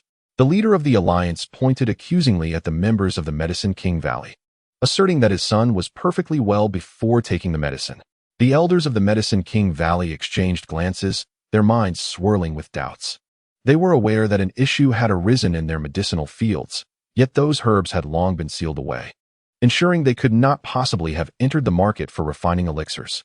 The Grand Elder, striving to maintain composure, replied, "Leader Feng, the matter of toxins is indeed grave, but it cannot possibly stem from our elixirs. There must be some misunderstanding. I implore you." The Grand Elder did not need to concern himself with these individuals. "I believe the matter is quite clear." Suddenly, Chu Shuan scoffed, stepping away from Ren Qingyi's side. She raised her chin, disdainfully surveying Feng Qianyu on the stretcher. Who knows if this young Master Feng inadvertently stirred up something unclean near the Wuwang Sea, thereby contracting these toxins. "And now your Northern Mountain Alliance seeks to extort our Medicine King Valley?" At her words, the atmosphere fell abruptly silent, only to be followed by an eruption of fury. Leader Feng was incensed. "How dare you slander my son? Is this how you treat your guests at the Medicine King Valley? You vile woman! Such nonsense!" Yun Ji trembled with rage, her heart heavy with sorrow and indignation, as a short blade glimmering with a chilling aura materialized in her grasp, pointed directly at Chu Shuan. "Impudent!" As Yun Ji prepared to strike towards the Medicine King Valley, several elders of the valley shouted in unison, placing themselves protectively before Chu Shuan. The members of the Northern Mountain Alliance glared furiously at this, drawing their weapons, their spiritual energy surging, causing the atmosphere in the square to tense to its utmost limit. The disciples of the Medicine King Valley also readied themselves, poised for an imminent clash at the gates of the valley. "Please, everyone, calm down." Suddenly, a deep and steady voice broke through the tension, diffusing the imminent conflict. The crowd turned to see the leader of the Medicine King Valley stepping forth, accompanied by a tall, coolly dignified man clad in dark robes. His ebony hair cascaded down, his features strikingly ethereal, with a silver mark faintly visible upon his forehead, exuding an otherworldly charm as if untouched by the mundane. It was Pei Xuandu. Xue Qing observed him from the back of the crowd, her gaze fixated. Indeed, he was here. Unconsciously, she reached for the tainted spirit pearl hidden in her sleeve, her eyelashes lowering as she pondered something. The leader of the Medicine King Valley approached the center of the scene, attempting to mediate. "Leader Feng, Miss Yun, there must be some hidden intricacies in this matter. I ask for your patience as we investigate thoroughly and will certainly provide you with an explanation." Upon seeing the valley leader intervene and noticing the extraordinary presence of Pei Xuandu beside him, Leader Feng suppressed his fury, preparing to observe how the Medicine King Valley would address the situation. However, Ren Qingyi's gaze had been fixed on Pei Xuandu since he had appeared. She recognized the silver markings. The legendary Han Yu Xianjun was indeed present. As she gazed at Pei Xuandu's snow-like, sculpted visage, a flicker of astonishment crossed her eyes, and her heart quickened. She had previously heard whispers of Han Yu Xianjuan's name, knowing him to be a prodigy born from the imperial palace of Xue possessing an extraordinary appearance. In the past, she had dismissed such tales as mere flattery of the noble lineage of Xue, harboring a hint of disdain. Yet upon seeing him today, the ethereal grace he exuded far surpassed the rumors. Ren Qingyi watched as Pei Xuandu stood shoulder to shoulder with the leader of the Medicine King Valley. Her thoughts immediately ignited. Pei Xuandu, the esteemed lord of the Cold Yu, stands as the future master of the Yunqiong Imperial Palace, the foremost among the four great sects. His noble status grants him the power to dictate the rise and fall of ordinary sects with but a mere utterance. Xue Wuju and his companions are not merely cherishing that flower slave, speaking of the fate and fortunes of the Taishan sect. If Ren Qingyi can distinguish herself before Pei Xuandu, garnering his favor and perhaps even forging a connection, it would indeed be a monumental opportunity that could illuminate the Taishan sect's reputation. Given time, she could leverage Pei Xuandu's influence to lead the Taishan sect to prominence throughout the realm of cultivation, a feat not beyond the realm of possibility. At that juncture, Xiao Ji and the others would inevitably comprehend who truly embodies the fortunes of the Taishan sect. And it would not be that pitiful Xue Qing who merely feigns sympathy. The more Ren Qingyi contemplated, the more feasible her scheme appeared, her mind calculating with cool precision. The Beishan Alliance and the 100 Flowers Valley are but second-rate forces within the cultivation world. How could they possibly be compared to the deeply rooted Yaowang Valley? At present, Pei Xuandu's appearance alongside the master of Yaowang Valley clearly indicates his allegiance. This position is unmistakably evident. She need only align herself with the prevailing circumstances, offering assistance to Yaowang Valley at an opportune moment, thereby showcasing the poise and insight befitting the daughter of the Taishan sect's leader. With her plans in mind, Ren Qingyi felt a surge of resolve. She instinctively straightened her back, her gaze subtly skimming over Pei Xuandu. Before the master of Yaowang Valley could speak, Ren Qingyi stepped forward, her voice cool and composed, asserting, "In my view, what Heroine has articulated is not without merit." Her eyes swept over the members of the Beishan Alliance, carrying a hint of arrogance. It remains uncertain how young Master Feng has succumbed to the taint of corruption. Yet you come forth based solely on conjecture, which seems rather overbearing. Do you truly believe that Yaowang Valley is so easily bullied? Upon hearing these words, Xiao Ji, Xue Wuju, and Su Yi simultaneously turned their attention to her. Xiao Ji's brow furrowed tightly, Xue Wuju's smile faded, and Su Yi's emotions remained concealed beneath his mask. They were perplexed as to why Ren Qingyi would voluntarily involve herself in this dispute, which had no bearing on their Taishan sect, and even seemed to stoke the flames of conflict. Xue Qing, maintaining her composure, subtly curved her lips, her eyes glinting with a newfound interest in the unfolding drama. Chapter 38. A desire to strike a deal with the Celestial Lord. The barrage of comments began to flood in. What the heck? Why is the female protagonist stepping up to defend Chu Shirwan? No way. She's the real instigator in this matter. Why is the female lead meddling? Isn't she dragging the Taishan sect into trouble? You don't understand. When the two sides clash, the truth will be of no consequence. There won't be any downfall. Besides, the female lead is unaware of the intricacies. She is merely standing up for justice. Oh my, look. Pei Xuandu is watching the female lead. I knew her sudden involvement was to interact with Pei Xuandu. He must be captivated by her demeanor. Xue Qing caught a glimpse of these transient words and, maintaining her poise, followed the barrage's hints to glance at Pei Xuandu. The exalted Celestial Lord indeed fixed his gaze upon Ren Qingyi. In his eyes, akin to a frozen lake, emotions were sparse, revealing no discernible ripples. She withdrew her gaze, entirely disinterested in the speculations of the comments. The affections of Pei Xuandu were of no concern to her. Her sole desire was to find an opportunity to speak privately with the esteemed Han Yuxian Jun. Xue Qing stealthily brushed her fingers over the warm, tainted spirit orb tucked within her sleeve, surveying her surroundings. Seizing the moment when everyone's attention was captivated by Ren Qingyi, she quietly retreated, unnoticed by the crowd, her presence fading into the throng. In the center of the gathering, Ren Qingyi's words resonated with authority, provoking immediate ire among the members of the Beishan Alliance. The alliance leader, suppressing his fury, fixed a scrutinizing gaze upon the suddenly emerging Ren Qingyi, questioning her audacity. Who is this young disciple, so brazen in her claims? Yunji, in a fit of indignation, demanded to know her identity, incredulous that someone would dare speak so boldly in this setting. Sensing the chilling scrutiny from afar, Ren Qingyi felt a stirring within her. Standing tall, she declared, "I am Ren Qingyi of the Celestial Sect." The leader of the Beishan alliance squinted, his tone dripping with sarcasm. "What? Does the Celestial Sect intend to defend the medicinal Qing Valley?"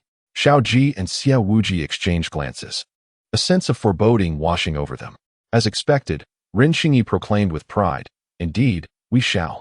At that moment, the expression of the medicinal Qing Valley's leader darkened, his discontent palpable.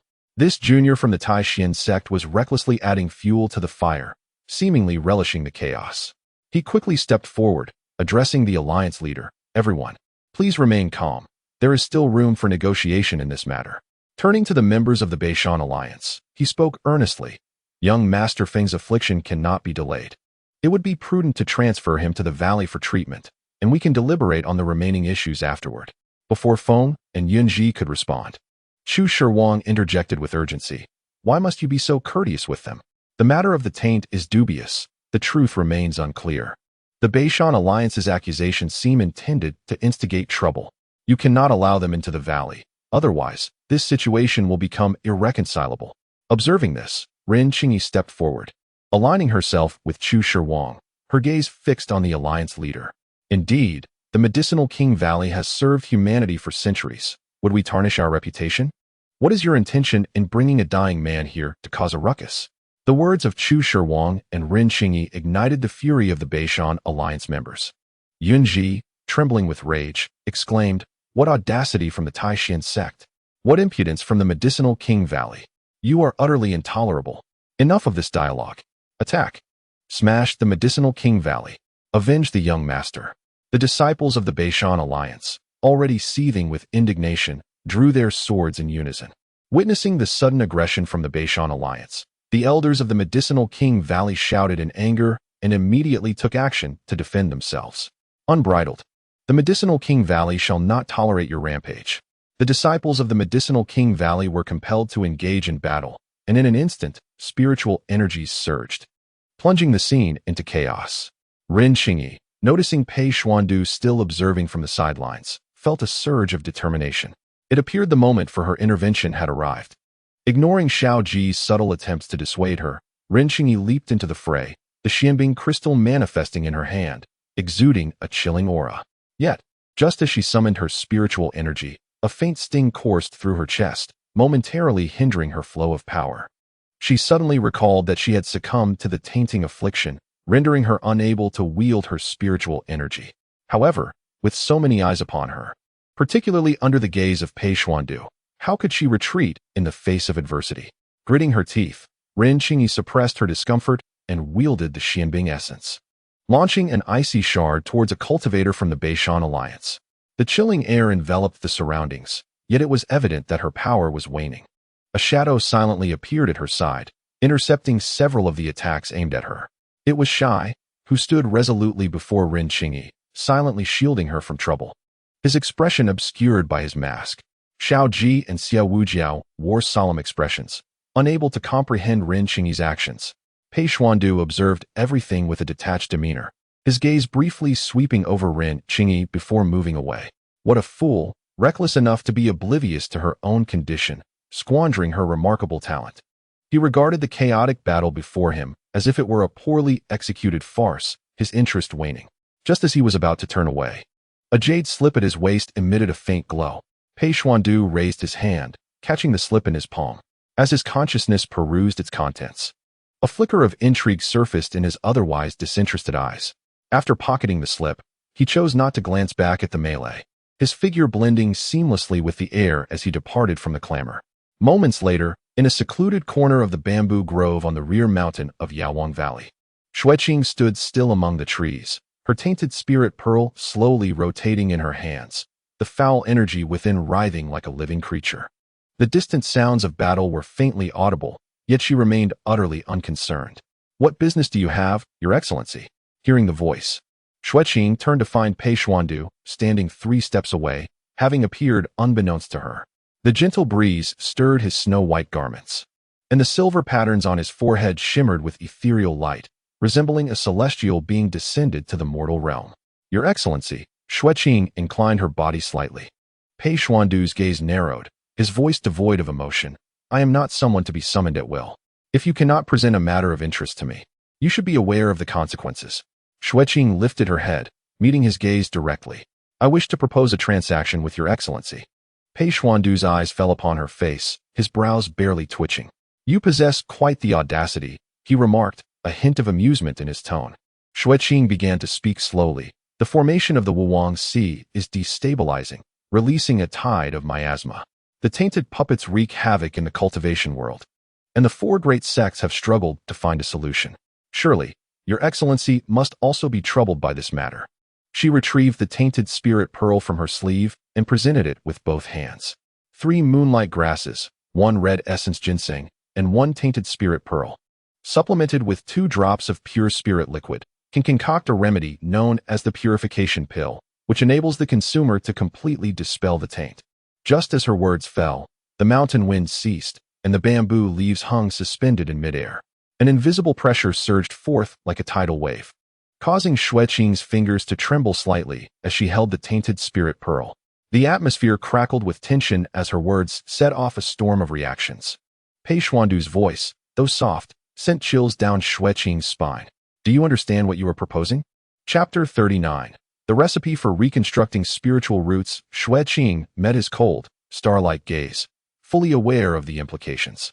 Pei Xuandu's aura grew even colder, causing the dew on the bamboo leaves to instantly crystallize into frost. The matter of purging the taint is of paramount importance to the entire cultivation world. Do you comprehend the price of deceit? Her voice was calm and unwavering. Each word spoken by Xue Qing was undeniably true. If the immortal sovereign harbored any doubts, he could certainly take this formula and the corrupt spirit pearl for a trial. Xue Qing extended the corrupt spirit pearl further forward. I am willing to present this formula to the immortal sovereign. Once its authenticity is verified, the sovereign shall publish it to the world, at which point the populace will undoubtedly express their gratitude for the sovereign's benevolence, and the Cloud Dome Imperial Palace will firmly establish itself as the pinnacle of the immortal sect. Pei Xuandu gazed at her for a moment before suddenly letting out a quiet laugh. The sound was soft, yet it stirred the mountain winds, causing the suspended bamboo leaves to flutter down. He delicately twirled the corrupt spirit pearl between his slender fingers, watching as it rotated slowly. The corrupt energy within seeming to possess a life of its own, yet firmly restrained by an invisible force. Intriguing. What is it that you desire? Without hesitation, Xue Qing replied, I asked the sovereign to assist me in reconstructing my spiritual roots. The barrage of comments erupted at that moment. What the hell? The second female lead wants to reconstruct her spiritual roots? How did the plot veer off like this? I can't comprehend it anymore. Negotiating with Pei Xuandu? The second female lead has guts. But given Pei Xuandu's power, reconstructing a spiritual root should be within his capability, right? Don't be too naive. Reconstructing spiritual roots is an act against heaven. Even Pei Xuandu would pay a great price. Moreover, aren't you missing the point? Where did this formula come from? Isn't it supposed to be developed by a renowned alchemist in the later stages? How could the second female lead know it now? The implications are terrifying. This plot twist is explosive. Has the second female lead opened her heavenly eye? But I bet 100 spicy strips that Pei Xuandu will never agree to it. If I lose, I'll eat my phone.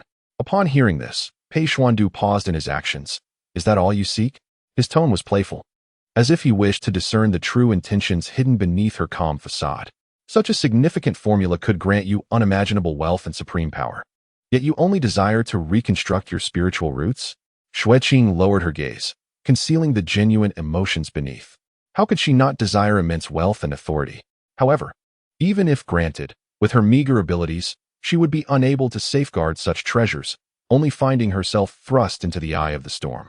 Rather than cling to gold and silver in trepidation, it was wiser to entrust it to this individual in exchange for a favor. This was her most pragmatic approach to maximizing benefits.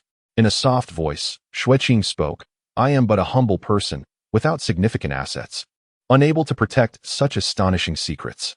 An innocent man is not guilty, yet possessing precious treasures can bring calamity. Rather than inviting death upon myself, it is wiser to surrender the formula to the sovereign, allowing it to realize its utmost value. She paused and added, moreover, I am also concerned for the well-being of the people and hope the sovereign can alleviate their suffering soon. Pei Xuandu's lips curled into the faintest of smiles, scoffing lightly. He would not believe a single word of the latter statement.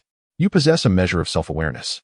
You are more astute than your senior sister, Pei Xuandu remarked, pocketing the corrupt spirit pearl. Xue Qing's gaze faltered at the tips of her shoes. From Pei Xuandu's tone, he seemed to hold Ren Qingyi in considerable disdain, which starkly contrasted with the admiration expressed in the comments. She dismissed this thought, knowing that if the sovereign still harbored doubts, an opportunity for validation was at hand. She tilted her ear to listen to the distant sounds of battle that faintly echoed in the air. Outside, the Northern Mountain Alliance and the Valley of the Medicine King were embroiled in an unending dispute over the matter of sealing the young master from the taint. The Celestial Lord merely needed to intervene to halt the conflict and allow for a temporary truce. Once the purification pill was refined, it would be administered to the Northern Mountain Alliance's young master, Feng Qianyu, and to Mu Jiuxiao of my Taishan sect. The efficacy of the pill would soon be revealed through experimentation. Pei Xuandu toyed with the taint spirit pearl, hesitating to give his consent. He cast a penetrating glance at the submissive Xue Qing before vanishing into the bamboo forest like a wisp of smoke. Meanwhile, at the entrance of the Valley of the Medicine King, the Northern Mountain Alliance and the Valley had ignited a genuine conflict, spiraling the situation into utter chaos. The sounds of surging spiritual energy, clashing weapons, and furious shouts converged into a cacophony. Ren Qingyi, wielding the Ximbing soul, emanated a chilling aura but could only barely fend off Yunji's assaults. With each exertion of her spiritual power, the pain and heaviness in her chest intensified. The impact of the taint was more severe than she had anticipated. Frustration welled within Ren Qingyi. She had intended to showcase her strength and poise before Pei Xuandu. Yet now, hindered by the taint, she could only muster a mere fraction of her usual capabilities. Casting a glance at the silent Sui, who was shielding her from attacks, her agitation grew. Were it not for the taint's onset, she would never find herself at a disadvantage against someone of lesser talent. As this thought crossed her mind, her peripheral vision swept the surroundings, only to discover that Pei Xuandu had mysteriously departed. He was no longer present? What significance did her continued struggle hold in his absence? A sudden inclination to retreat surged within her. She wished to cease her futile resistance, yet the dire situation left her trapped. The members of the Northern Mountain Alliance were already consumed by rage. If she faltered now, all her previous efforts would be rendered meaningless. In her moment of hesitation, a furious shout from Yunji pierced her thoughts. You wretched woman, aiding the tyrant. Today, I shall slay you first. With her short blade radiating a chilling light, Yunji broke through Sui's defenses, thrusting directly at Ren Qingyi's heart. Ren Qingyi's pupils constricted as she attempted to evade. Yet her internal spiritual energy suddenly faltered. At that critical moment, a profound and invisible force descended upon them, as if the very heavens had been paused. All sounds of battle ceased. Flying artifacts hung suspended in midair, and the swirling spiritual energy appeared frozen. Ren Qingyi felt her spiritual power sealed, unable to move even her fingertips. The cultivators of the Northern Mountain Alliance, the disciples of the Valley of the Medicine King, including Yunji, were all immobilized, their faces etched with shock and confusion. What was happening? Why could she not move? A single dry leaf floated down slowly. Pei Xuandu stood in midair, the tips of his white boots lightly touching the fallen leaf, his garments billowing like clouds. With his hands clasped behind him, he emanated an overwhelming pressure, effortlessly binding everyone in place with a single hand gesture. Pei Xuandu's indifferent gaze swept over the crowd below, and his lips parted slightly. Cease. The command, though not loud, reverberated painfully in everyone's ears. All eyes converged upon him, filled with awe and dread. Was this the legendary power of the cold, you celestial lord? Ren Qingyi, too, found herself frozen in place, her astonished expression directed upward toward his figure. It was him. He possesses such formidable strength. The momentary panic was swiftly replaced by a more intense emotion within Ren Qingyi. Shock, admiration, and a hint of overwhelming desire surged within her. Pei Xuandu was so powerful, so radiant. The person by her side ought to embody such prowess. A thought flickered in her mind, causing her breath to hitch. Could it be that Pei Xuandu intervened just in time to save her from being harmed by Yunji? Otherwise, why would he have vanished only to reappear suddenly to thwart the attack? As this notion dawned upon her, her breath quickened. She gazed at the figure in the void, her heart pounding like a drum. Chapter 40. A turn in the matters of corruption and poison. Pei Xuandu landed gracefully, his robes billowing as he touched the ground.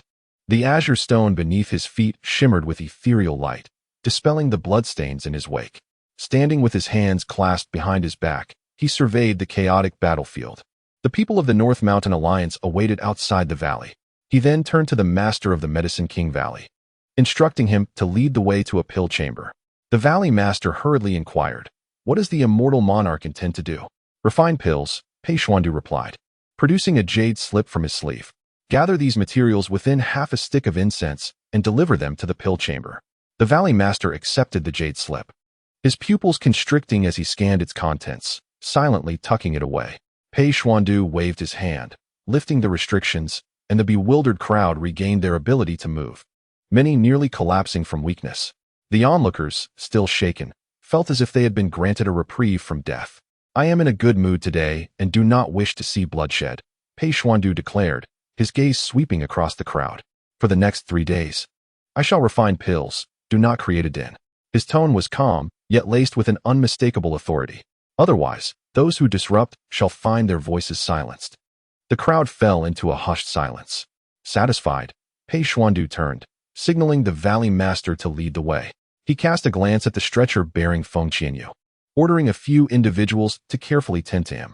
Feng Alliance leader opened his mouth as if to ask, but when his gaze met Pei Xuandu's cold, indifferent eyes, all words were stifled in his throat. The onlookers observed as the valley master respectfully guided Pei Xuandu, along with the unconscious Feng Qianyu, away, leaving them momentarily dazed. Yunji stood frozen, tears still streaking her face, her expression bewildered. Where were they taking Qianyu? Her voice trembled with emotion. What else do they want to do to him? She made to pursue them, exclaiming, "No, I must find him." The belatedly aware Feng Alliance leader hastily grasped Yunji's arm. "Do not rush. Qianyu may very well be saved." Yunji, startled by his words, questioned what? "Consider this carefully," he urged in a lowered voice. "At this critical juncture, why would the immortal monarch choose to refine pills?" Yunji stood in stunned silence, taking a moment to process, her eyes widening in realization. "Do you mean he intends to refine pills to save Qianyu?" The Feng Alliance leader gestured for her to be silent. In an instant, Yunji's sorrow transformed into joy.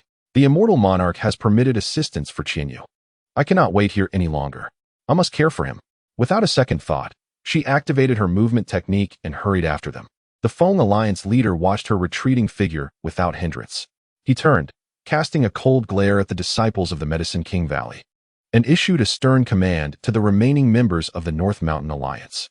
"In a moment of respite, we must remain silent as we recuperate here. We shall wait outside the Valley of the Medicine King." The elders and disciples of the valley exchanged perplexed glances, unable to grasp the unfolding situation.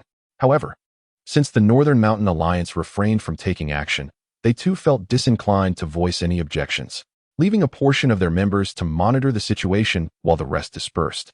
Xiao Ji observed the settling chaos, feeling a sense of relief, yet simultaneously struck with awe at Pei Xuandu's formidable prowess. It was astonishing to realize that the youthful Xianjun, Hanyu, possessed such extraordinary strength.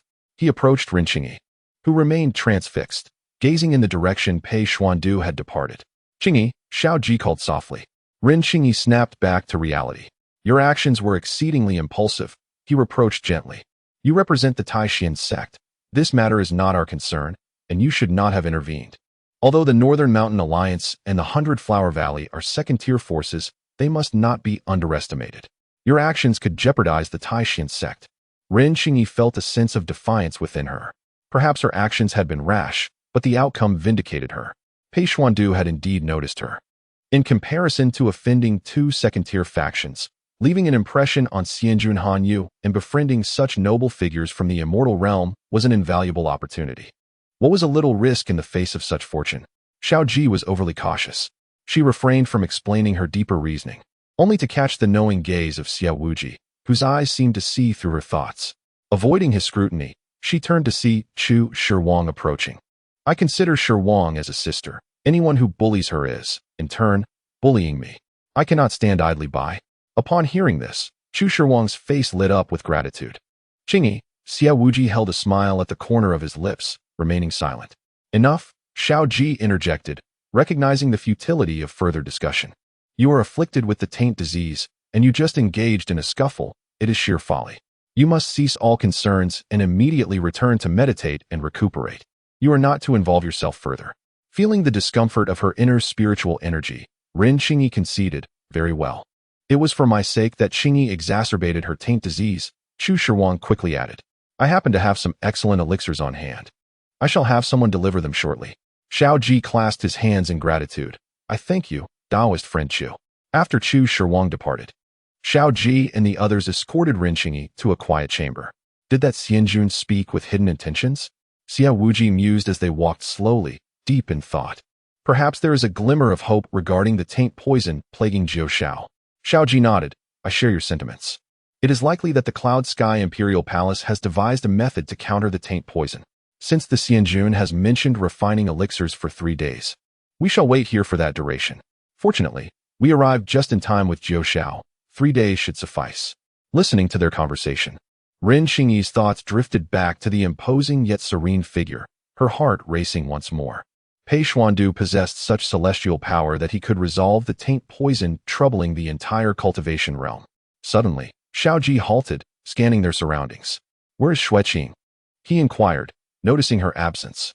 Xue Wuji narrowed his eyes. It seemed she disappeared amidst the earlier chaos. He turned to Su Yi. Did you see where she went? Su Yi silently shook his head. He had always remained by Ren Qingyi's side, oblivious to those around him. Ren Qingyi regained her composure and coldly remarked, where else could they be? Surely, they have hidden away upon witnessing the conflict between the Beishan Alliance and the Yaowang Valley. As they spoke, they approached the vicinity of the quiet chamber. A disciple from Yaowang Valley was waiting at the entrance, and upon seeing them, promptly approached. May I inquire if you are fellow practitioners of Taishan sect? Xiao Ji nodded. Indeed. Do you have a matter to discuss? The disciple clasped his hands in greeting. Lord Xianjun Hanyu is refining elixirs and has just summoned Taoist Xue Qing to assist him, concerned that her fellow disciples might worry about her absence. She specifically instructed me to wait here and convey this message upon encountering you. The revelation elicited varied reactions among the group. Ren Qingyi's expression grew increasingly frigid. The subtle joy she had felt earlier, stemming from Pei Xuandu's actions, vanished entirely. Her countenance darkened instantaneously. You must be mistaken. Xue Qing has never met Lord Xianjun Hanyu. How could he possibly call upon her for assistance? The disciple, taken aback by her tone, stammered, I am unaware of the details. I merely happened to pass by the alchemy chamber and noticed a senior brother escorting Taoist Xue Qing away. I was simply tasked with delivering a message. The alchemy chamber. Upon hearing those words, Ren Qingyi instantly understood. No wonder that flower maid was so eager to go to the alchemy chamber. It was all for this purpose. Clearly, she had caught wind of something and deliberately made her way there to create an impression, aiming to get closer to Pei Xuandu. Such cunning. Xiao Ji and Xue Wujiao exchanged glances. Though surprised, they felt a sense of relief upon learning of Xue Qing's whereabouts. Xiao Ji clasped his hands in gratitude toward the disciple. Thank you for informing us. We are now aware. The disciple bowed and withdrew. Once the disciple departed, Xiao Ji turned to Ren Qingyi. Let me escort you back to the quiet chamber. Ren Qingyi, her demeanor icy, flicked her sleeves and swiftly entered her chamber, slamming the door shut with a resounding thud. Inside the quiet chamber, Ren Qingyi revealed a cold smile. Thinking of putting on a show? Let her try. How could someone of Lord Xianjun Hanyu's stature be swayed by such lowly tricks? She was eager to see what schemes that flower maid could conjure. It would be best if her attempts backfired, provoking the Xianjuan's ire and resulting in her expulsion. At that point, she would relish the sight of Xiao Ji and the others scrambling to defend her. Chapter 41. Does she aspire to be an alchemist? At this moment, within the alchemy chamber, the master of Yaowang Valley stood at the entrance, directing the disciples as they busily brought in various herbs, arranging them meticulously. Pei Xuandu lounged in a high position, exuding a languid aura as he lightly brushed his hand over the assortment of herbs, occasionally selecting one for close examination before returning it or discarding it aside. Xue Qing stood silently in the corner, her head bowed and eyes lowered, striving to minimize her presence. She was uncertain what task she had been summoned for. After the last disciple delivering herbs departed, Pei Xuandu issued the dismissal.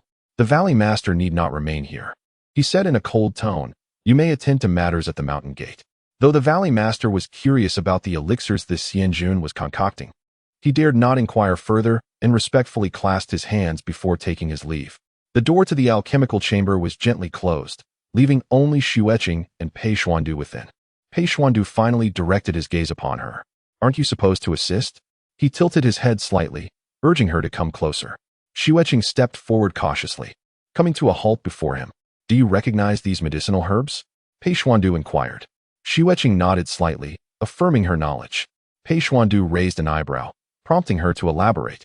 Xue Qing's eyes swept over the herbs laid out on the table, and with a calm demeanor, she began to name them one by one. Moonlight grass. Harvested from the peak where moonlight flourishes most abundantly, it possesses a cold nature, suitable for alchemy and fragrance, aiding in calming the mind. Scarlet essence ginseng, found within millennium-old dark iron veins, has a potent nature that dispels impurities and wards off evil. Great care is required in its alchemical processing. Her pace was unhurried, her voice clear, each characteristic articulated with precision. Pei Xuandu listened, a flicker of surprise crossing his eyes. You have half an hour to prepare these herbs. He abruptly interrupted her discourse, commanding silence. With that, he withdrew an ancient tome bound in dark ink from his sleeve, his slender fingers deftly turning the pages. No longer casting a glance at Xue Qing. Xue Qing silently bowed and retreated to a small side table, where she began to handle the herbs. As she worked, she discreetly observed Pei Xuandu and the book he held. Sunlight streamed through the window, illuminating the cool, striking profile of Pei Xuandu. His long fingers delicately turned the pages, and his features were like a painting, exuding an otherworldly aura. The title of the book was obscure and unfamiliar to her, undoubtedly a profound tome. Rumor had it that this celestial lord was detached from worldly affairs and devoted to reading. It seemed the tales were not unfounded. She lowered her head, focusing intently on her task. Xue Qing moved with utmost care, fearful of disturbing the celestial being engrossed in his reading.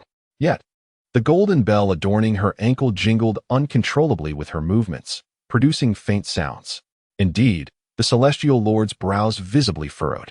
Without raising his eyes, he suddenly lifted a hand, unleashing a surge of spiritual energy.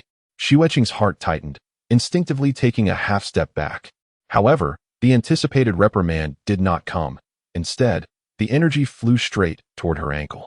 A chill enveloped her ankle, and upon glancing down, she found the golden bell, symbolizing her identity as a flower servant, had been concealed by Pei Xuandu's magic.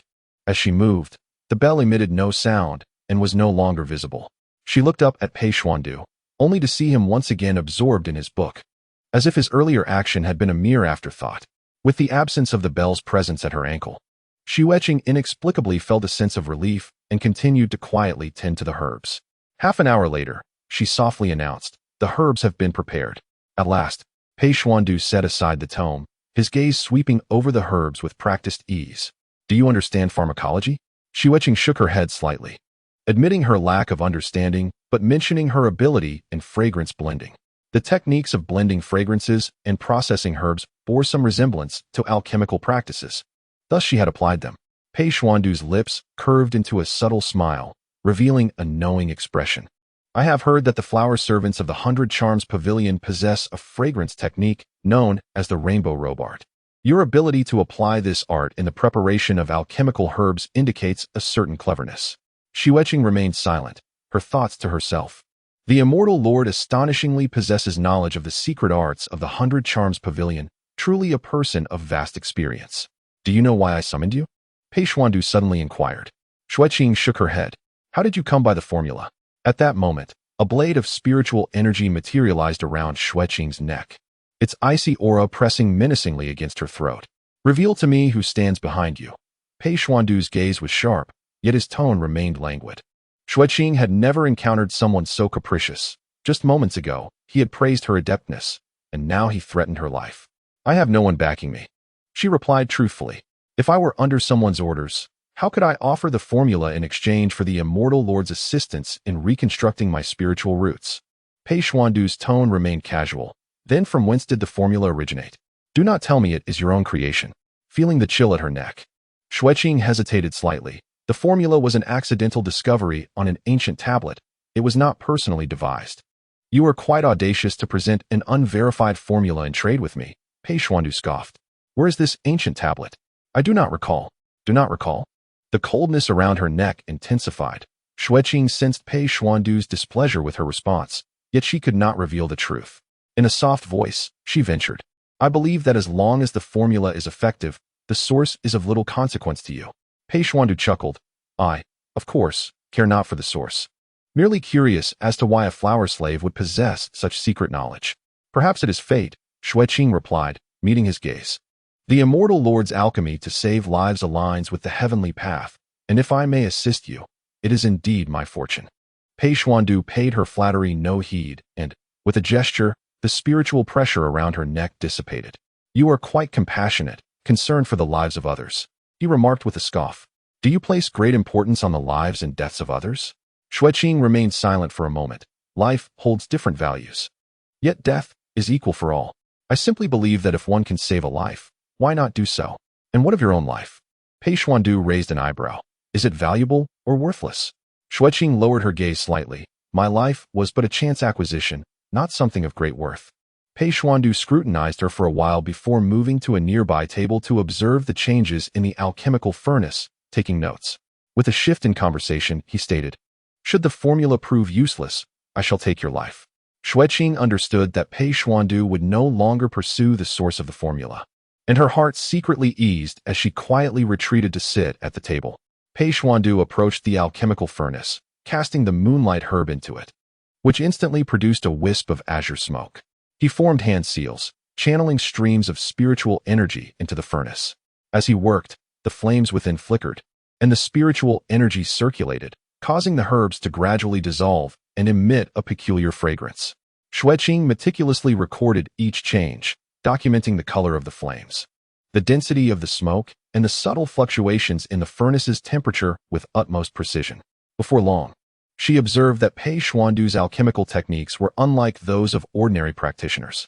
Though she had witnessed many alchemists at the Golden Cicada Conference, none had employed methods akin to his. There was no deliberate guiding of spiritual energy. It appeared to be an instinctual mastery. As she recorded the fluctuations of the furnace's aura and carefully observed, she committed Pei Xuandu's techniques to memory. Noticing her earnestness in learning, Pei Xuandu casually remarked, are you intending to become an alchemist by reconstructing your spiritual roots? Chapter 42. Is Pei Xuandu teaching her? Pei Xuandu's question came as a surprise. Xue Qing had not anticipated that this celestial being would take an interest in idle conversation with her. After a brief moment of contemplation, she replied softly, yes. Pei Xuandu continued his task, his tone remaining nonchalant. Why? Xue Qing lowered her gaze slightly. Her aspiration to become an alchemist was rooted in her own calculations. With the instability of the Wrung Sea formation, the number of spiritually contaminated herbs would only increase in the future. Holding the ghost seal, she could purify these tainted materials. If she could refine elixirs, she could seize opportunities and amass wealth. However, she could not voice these thoughts to Pei Xuandu. Focusing intently on the changes within the alchemical furnace, she gradually responded, for two reasons, to save others and to save myself. To save yourself? Pei Xuandu's eyes flickered with interest. Xue Qing explained softly, there exists a skill that can at least ensure my own safety. Pei Xuandu's lips curled into a slight smirk. Do you know that the agony of reshaping spiritual roots is worse than death itself? He raised his hand, channeling a stream of silver spiritual energy into the furnace. The physical body would collapse during the reshaping process. Without a special constitution, survival was unlikely. Is it worth such a price for a mere glimmer of hope? Xue Qing hesitated momentarily. Perhaps it was not worth it, but it was certainly better than being at the mercy of others. Naive, Pei Xuandu scoffed. Do you believe that possessing spiritual roots will spare you from being at the mercy of others? Within the grand sects of the immortal realm, how many disciples with exceptional spiritual roots are merely puppets in the struggles of the elders? Lacking an understanding of human emotions, they too become pawns. And without knowledge of the intricacies of power, they are equally susceptible to schemes and exploitation. Without a solid backing, they too will lose their opportunities.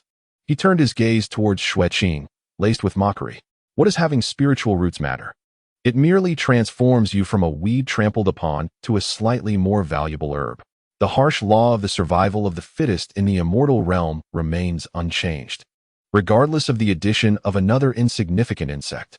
Xue Qing listened quietly, her expression unchanged. You speak the truth, yet with spiritual roots. At least I will no longer be dependent on others. Pei Xuandu let out a light sneer. Do your peers know of these thoughts you harbor? Xue Qing fell silent. She felt she had inadvertently revealed too many of her innermost thoughts before this celestial being. Noticing her guarded silence, Pei Xuandu chuckled lightly and shifted the topic. Do you know the difference between elixirs and spices? Xue Qing pondered for a moment. Elixirs are for internal use, while spices are for external application. Shallow. Pei Xuandu lightly tapped the edge of the furnace twice with his fingers. The fundamental difference lies in the direction of spiritual energy transformation. Elixirs condense spiritual energy inward, while spices release it outward. He pointed to the gradually solidifying potion in the furnace. The technique you are familiar with, the rainbow garment art, is fundamentally a process of guiding spiritual energy outward, whereas alchemy is about condensing and solidifying it inward. Xue Qing was enlightened. Those fragrance-blending techniques from her memory suddenly took on new significance. Was Pei Xuandu implying that the art of fragrance blending was the opposite process of alchemy? Finally, not so foolish, he remarked, his tone neither cold nor warm. Now tell me, what is the essence of fragrance blending? Xue Qing answered fluently. It lies in the layers of spices and the persistence of their aroma. A fragrance blender must precisely control the quantity of each spice and the order in which they release their fragrances. Pei Xuandu's fingertips stirred slightly, transforming the flames within the alchemical furnace from a vibrant blue to a deep purple. What, then, is the essence of alchemy? Xue Qing hesitated momentarily, stating, I have only read about it in books. It appears to lie in the harmonious interplay of medicinal properties, along with the coordination of fire and spiritual energy. Pei Xuandu chuckled softly. What is written in books is not entirely incorrect, yet it is also incomplete. With a flick of his finger, a phantom diagram materialized above the furnace, illustrating the wondrous connections among various herbs. The essence of alchemy resides in balance, the equilibrium among herbs, the control of fire, and the inner tranquility of the alchemist. As Xue Qing gazed at the diagram, she found herself leaning forward involuntarily, though seemingly distinct. The arts of fragrance crafting and alchemy are, in truth, of the same origin. Pei Xuandu continued, since you are already versed in the art of fragrance, why not commence your journey there, unraveling its mysteries before delving into alchemy? Xue Qing was taken aback by his suggestion. Was Pei Xuandu indicating a path for her to learn alchemy? Had he tacitly agreed to assist her in reshaping her spiritual roots? A flicker of emotion stirred within her. In reflecting on Pei Xuandu's earlier guidance, she gazed once more at the diagram, gaining newfound insight. Despite his peculiar and unpredictable temperament, he indeed possessed remarkable knowledge, imparting clarity with just a few words. The world spoke of Pei Xuandu's extraordinary talent, attributing his profound cultivation at such a young age to a fortuitous start. Yet, to her, the path of cultivation, regardless of its beginning, offered no shortcuts. Just as Ren Xingyi, the protagonist of her tales, excelled through diligent practice, so too must Pei Xuandu have exerted unimaginable effort to achieve his current stature. Xue Qing felt a surge of genuine admiration for Pei Xuandu. Bowing her head once more, she expressed her gratitude. Thank you for your guidance, immortal. Pei Xuandu dismissed her thanks with indifference, beckoning her to approach the alchemical furnace. Xue Qing stepped closer, standing beside him. Once again, she inhaled the unique fragrance that emanated from him, distinct from the aroma of herbs and the fluctuations of spiritual energy, possessing a calming essence. The last time they were on the low hill, she had been drawn by this very scent. Suddenly, Pei Xuandu extended his hand, infusing a strand of spiritual energy into her palm. Allow the spiritual energy to circulate within you for 3 cycles, and relay your sensations to me. Following his instruction, Xue Qing closed her eyes, feeling the gentle flow of energy in her palm. A warm current coursed through her meridians. Although her spiritual roots were shattered, she could still perceive a faint movement of energy under the guidance of this force. It felt akin to walking through water, each step laborious. Upon opening her eyes, she reported her experience truthfully. Pei Xuandu nodded, noting that while her spiritual roots were destroyed, her meridians remained intact. He placed his hand above the furnace. Observe the flames within the furnace. How do you control them? Xue Qing focused intently on the flames, confessing, forgive my ignorance. I only see the flames fluctuating in size. and I do not comprehend the intricacies involved." "Foolish," Pei Xuandu scoffed. "The flames do not dance chaotically. They shift in accordance with the fluctuations of spiritual energy. There are 9 transformations of alchemical fire, and mastering fire control requires a unity of mind and spirit." With a gentle touch of his fingertip upon the furnace, the flames instantaneously shifted from red to blue. The fire for infusing herbs should be akin to spring rain nurturing the earth. The fire for refining should resemble the scorching summer sun. The fire for condensing elixirs ought to echo the chilling autumn winds. And the fire for completing elixirs should be as pure as winter snow. The flames within the furnace shifted in hue with his words, captivating Xue Qing. It was astonishing to discover the intricacies of alchemy. "You should give it a try." Pei Xuandu suddenly withdrew his hand. Xue Qing was taken aback. "But I possess no spiritual power. How can I control the heat?" Pei Xuandu gently raised his hand, and a stream of silvery spiritual energy surged into Xue Qing's body. "I grant you a fragment of my power. It will suffice for a quarter of an hour." An unfamiliar yet potent force coursed through her, cool yet not frigid, akin to flowing moonlight infusing her long dry meridians. She raised her hand, her fingertips emanating a silvery glow. "Control it well. Do not squander my innate talent," Pei Xuandu said as he turned back to his seat, languidly leaning to the side and resuming his reading. "This heat is far greater than the spices you usually handle. A moment's carelessness could lead to failure." Only then did Xue Qing comprehend that Pei Xuandu was not merely being kind, but sought her assistance in tending to the flames. Nevertheless, she bore no resentment. The opportunity to learn the art of alchemy from a celestial being was an immense fortune.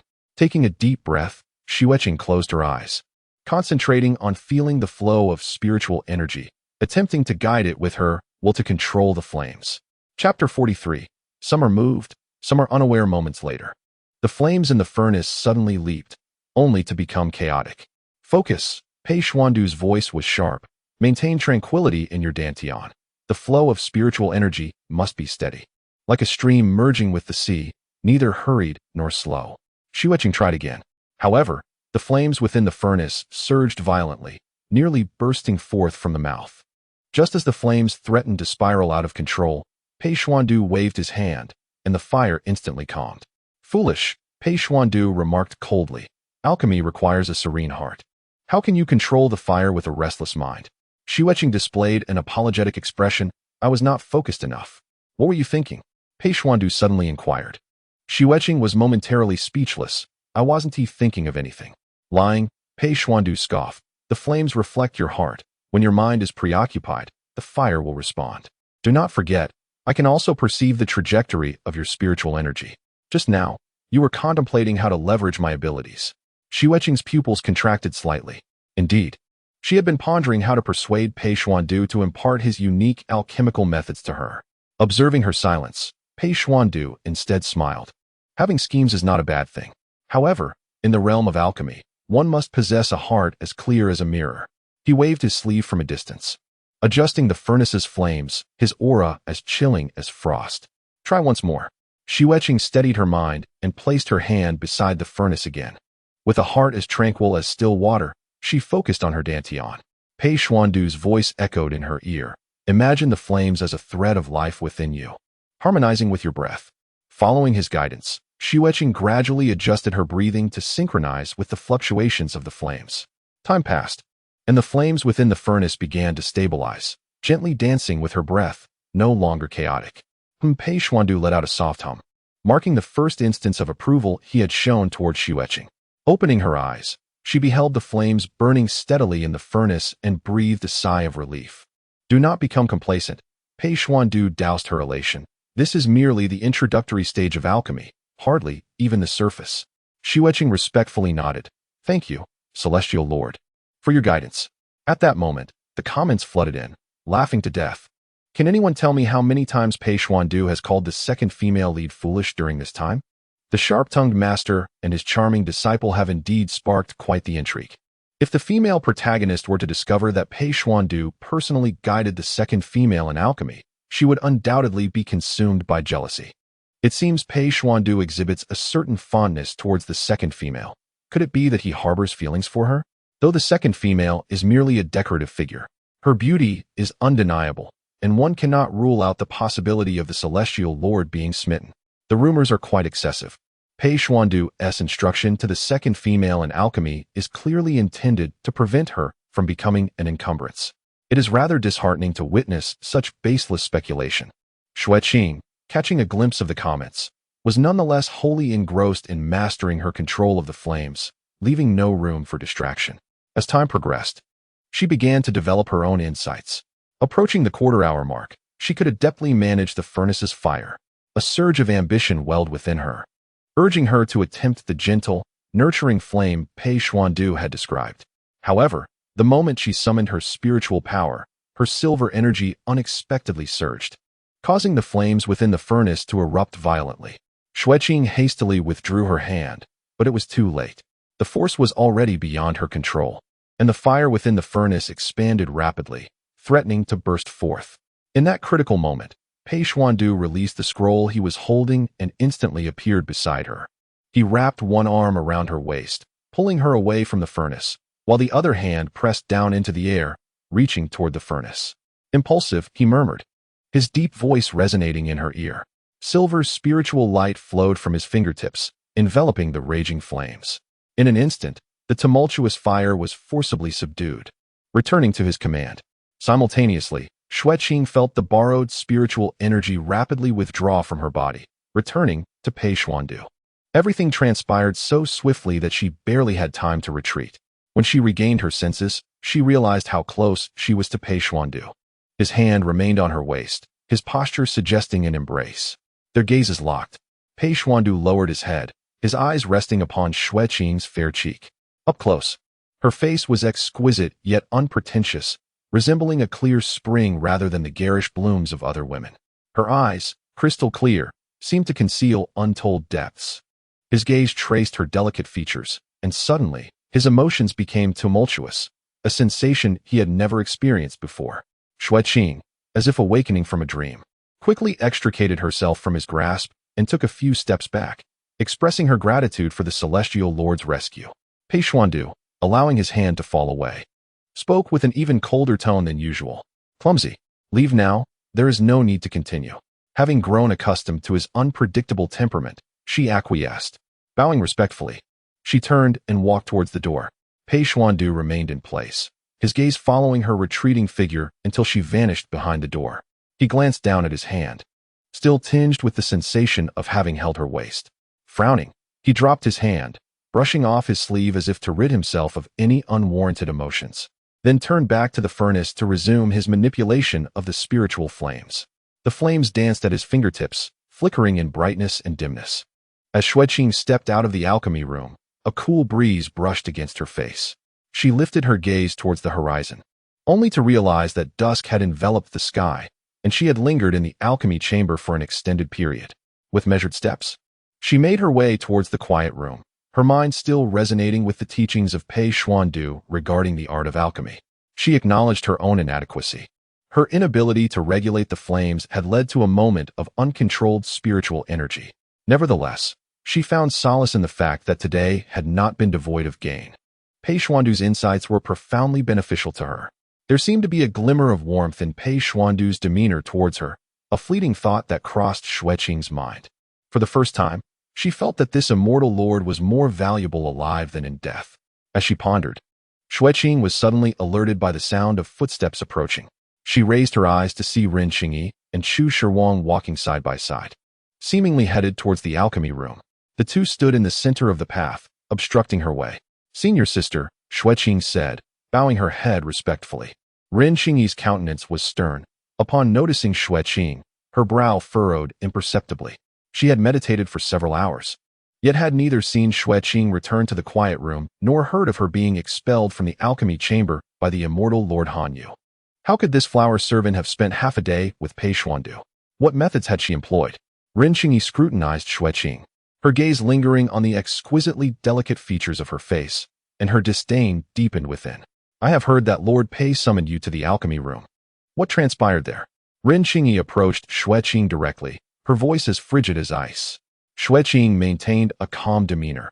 In response to senior sister, "I was tending to the medicinal herbs and recording the changes in the alchemical furnace. The immortal lord was engaged in alchemy alone." Ren Qingyi's eyes fixed on Xue Qing's hands, and she indeed observed the faint fragrance of herbs at her fingertips, with traces of medicinal powder delicately adhering to her fingertips. Upon examining her sleeves, a small ink stain stood out glaringly, as if carelessly acquired. The evidence was undeniable, and Qing's fury diminished slightly. It appeared that she had merely performed menial tasks, contrary to her initial assumptions. Is it true that you only did these things? Qing's tone softened somewhat. Indeed. The immortal lord merely had me assist him, Xue Qing replied respectfully. As a disciple of Tai Xian, one must adhere to their duties and recognize their own position. Qing's voice remained cold, carrying an undertone of warning. Do not forget your origins, and do not dare to aspire to lofty heights. Xue Qing inclined her head slightly. Senior sister's admonitions are well taken. Her tone was serene, yet it did little to ease the discontent in Qing's heart. The rivals she typically encountered were proud and haughty like Yi Jiaojiao, but Xue Qing presented a demeanor that seemed malleable. This submissive attitude only served to further irritate Qing, leaving her feeling as though she were striking at cotton, with no outlet for her frustration. Chapter 44. It should not be like this. Chu Shirwang, standing to the side, observed Qing's evident disdain for Xue Qing and felt a desire to defend her good friend. With a scoff, she interjected. What does a flower servant know about the path of alchemy? Perhaps she seeks to ingratiate herself with the immortal lord. Her tone was flippant, and her gaze flickered over the ink stain on Xue Qing's sleeve, revealing a hint of contempt in her eyes, and she has sullied her clothing. Such carelessness is hardly worthy of being by the immortal lord's side. A cold smile curled at the corners of Qing's lips, and she chose not to intervene. Seeing Qing's tacit approval, Chu Shirwang's eyes sparkled with triumph as she continued. I perceive that the esteemed Xuanzong is overly benevolent. Even if this redeemed flower slave regains her freedom, she is forbidden from engaging in the Tao of alchemy and medicine, lest she bring harm to the populace. She deliberately raised her voice. Lord Hanyu, perhaps you are unaware of her true nature. Otherwise, why would you allow a mere flower slave to approach the alchemical chamber? Xue Qing lowered her gaze, concealing her emotions, choosing neither to argue nor to dispute. She would not squander her energy on someone destined for misfortune. Seeing her silence, Chu Shirwang grew emboldened. I am genuinely curious. With so many disciples in the Medicine King Valley, why would the immortal lord specifically choose you? Before she could finish her sentence, a sudden breeze arose, accompanied by a voice as cold as frost. What arrangements I make are of no concern to outsiders. The three turned to see Pei Xuandu, clad in white as snow, standing not far away, his demeanor indifferent. Chu Shirwang's complexion paled, and she hurriedly bowed. My lord, please do not be angry. I did not intend to overstep. Overstep? Pei Xuandu scoffed, his gaze sweeping past Chu Shirwang as if she were an inanimate object. His voice was frigid. I possess keen hearing. Your earlier clamor reached the alchemical chamber, disturbing my tranquility. Should the elixir fail due to your interruption, can you bear the consequences? Chu Shirwang broke into a cold sweat, her knees buckling as she nearly collapsed, no longer daring to speak further. Qing also felt a tremor in her heart, yet she maintained her composure and clasped her hands. We acted thoughtlessly, disturbing your tranquility, and we beseech your forgiveness. Should you make any more noise, I shall sever your tongues, he replied coldly, turning to leave. Seeing Pei Xuandu about to depart, an impulse surged within Qing. My lord, please wait. Pei Xuandu halted, slightly turning his body. Qing's thoughts shifted rapidly as she stepped forward, her voice cool yet tinged with a hint of plea. Our sect, Mu Jiuxiao, is also afflicted by the foul poison. If the elixirs you concoct can counteract it, might you grant us one? She lowered her head. Should you consent, I, Qing, am willing to repay you in any manner you desire. Upon uttering these words, Qing felt a stirring in her heart. Should Mu Jiuxiao learn of her willingness to beseech the immortal lord for an elixir on his behalf, he would surely be deeply moved. Yet, if the immortal lord were to respond, what demands might he impose? Her heart fluttered with a subtle warmth, and she felt an unexpected anticipation. Xue Qing stood quietly to the side, observing this exchange with curiosity about how Pei Xuandu would respond. The comments flooded in. The female lead finally shares a scene with Pei Xuandu. The Xuanguang faction forever reigns supreme. Wow, the female lead is so loyal. Even while afflicted by the foul disease, she still cares for Jiuxiao's plight. How heartwarming. The Jiuxiao faction stands tall. This is the power of true love. Pei Xuandu must be deeply touched by the female lead's selflessness. Surely he is moved. Now that the female lead has spoken, Pei Xuandu will undoubtedly agree. After all, the second female lead has already struck a deal with him. Granting the female lead an elixir is entirely reasonable. Just as Ren Qingyi awaited his response, a light scoff pierced her heart like a shard of ice. Pei Xuandu turned, a smirk of derision playing at his lips. Let us not even discuss whether the elixir I create has any relation to the foul poison. Do you truly believe that just anyone is worthy of negotiating terms with me? In an instant, Ren Qingyi's face drained of color. The smile she had forced at the corners of her lips frozen in place. Pei Xuandu seemed oblivious to her changing expressions, redirecting his gaze towards Xue Qing. What are you lingering for? Hurry and organize the records of the furnace's fluctuations and deliver them by dawn. With that, he flicked his sleeve, and his figure vanished into the night. Chu Shuan let out a sigh of relief, secretly thankful that she had not incurred his wrath. She had intended to defend Ren Qingyi, but had inadvertently drawn Pei Xuandu's reprimand, leaving her too frightened to utter a word. Turning her head, she was startled to see Ren Qingyi's dazed expression. Standing rooted in place, Ren Qingyi's nails dug deeply into her palm. She had believed that her humble demeanor would earn her some leniency from Pei Xuandu, yet she was met with such public humiliation. Observing this, Chu Shuan hurriedly approached to offer comfort. Qingyi, do not take it to heart. That immortal lord is known for his peculiarities. Perhaps he treats everyone with the same disdain. Ren Qingyi inhaled deeply, suppressing the humiliation within. I am fine. This situation should not have unfolded in such a manner. Why did Pei Xuandu regard her with such disdain? Xue Qing remained composed, her expression unchanged. Sister, the hour is late. I shall return to the quiet chamber. She bowed in farewell. Ren Qingyi, her face devoid of emotion, watched Xue Qing depart, a chill rising in her heart. This flower servant had just allowed Chu Shuan to torment her without protest. Was this a deliberate scheme to ensnare her? Why was she so difficult to read? Xue Qing walked along the path back to the quiet chamber, and once out of sight of the two, she lifted her gaze towards the direction Pei Xuandu had vanished. Had he just come to her aid when Chu Shuan raised her voice? She retracted her gaze, suddenly realizing how absurd such a notion was. The exalted immortal lord would never condescend to rescue a mere flower servant. She must not allow Pei Xuandu's brief guidance to mislead her into believing that their relationship had grown closer, nor should she entertain unrealistic thoughts. Such arrogance is a grave folly, especially when it concerns Pei Xuandu. As these thoughts swirled in her mind, clarity returned to her. She had not forgotten the coldness and ruthlessness in the immortal lord's eyes when he had threatened her life. Upon reaching the quiet chamber, she pushed the door open, preparing to organize the furnace records, only to find that she was not alone. The moonlight poured in like a silver platter, illuminating a tall figure within.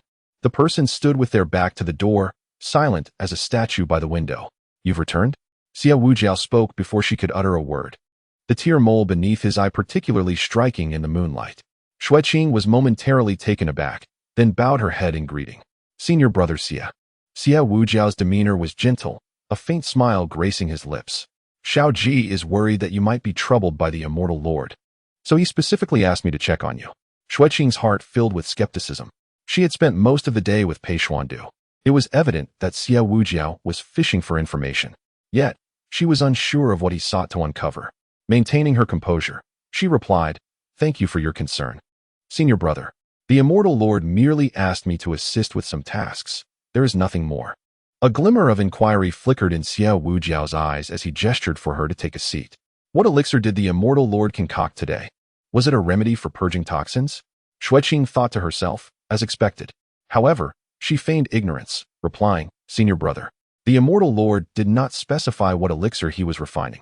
Xie Wujiao's gaze flowed over her face like water. Strange, according to my calculations. The immortal lord's recent alchemical endeavors should be related to the foul toxins. Noticing that Xue Qing remained silent, he chuckled lightly, showing no intention of leaving. I recall another matter. That day when we vanquished the foul puppet, where is the foul spirit pearl you found?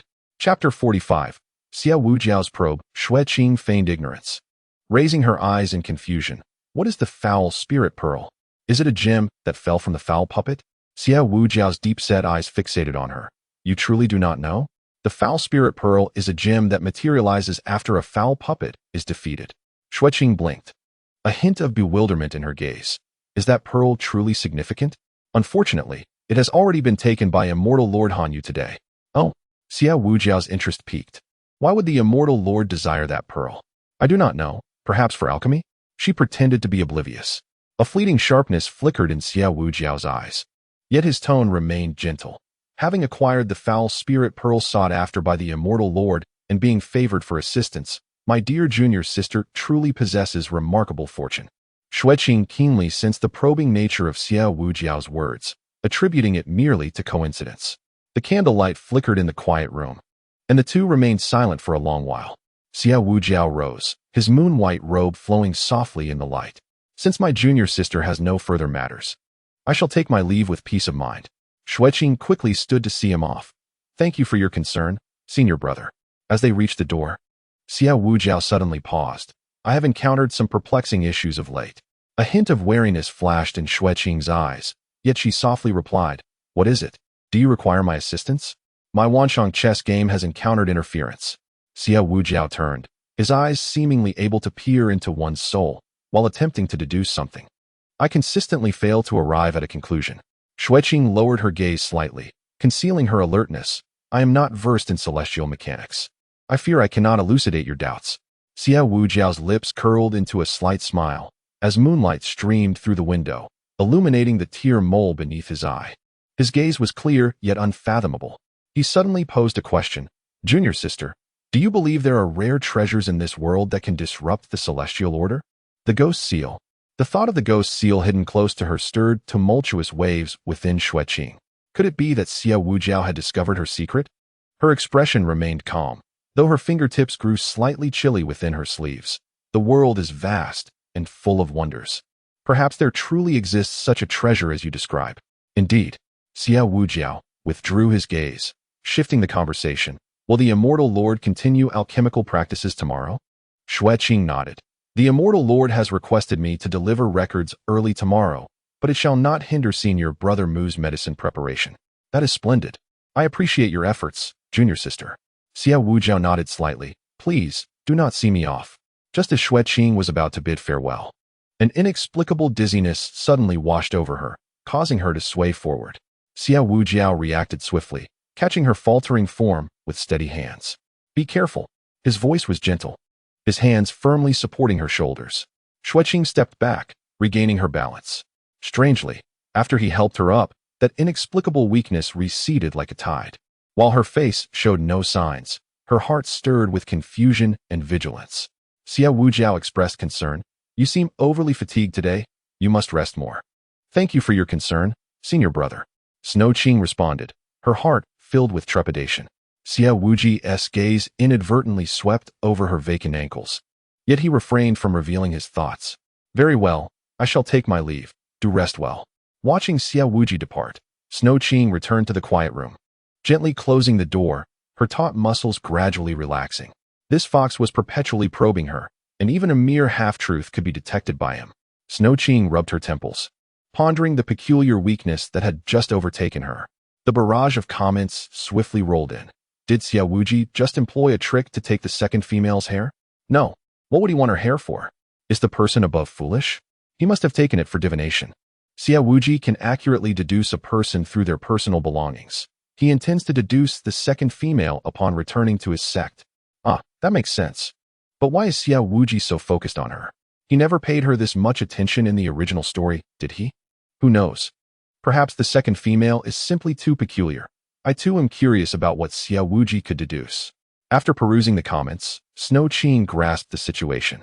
The sudden weakness she had experienced was orchestrated by Xiao Wuji to obtain her hair.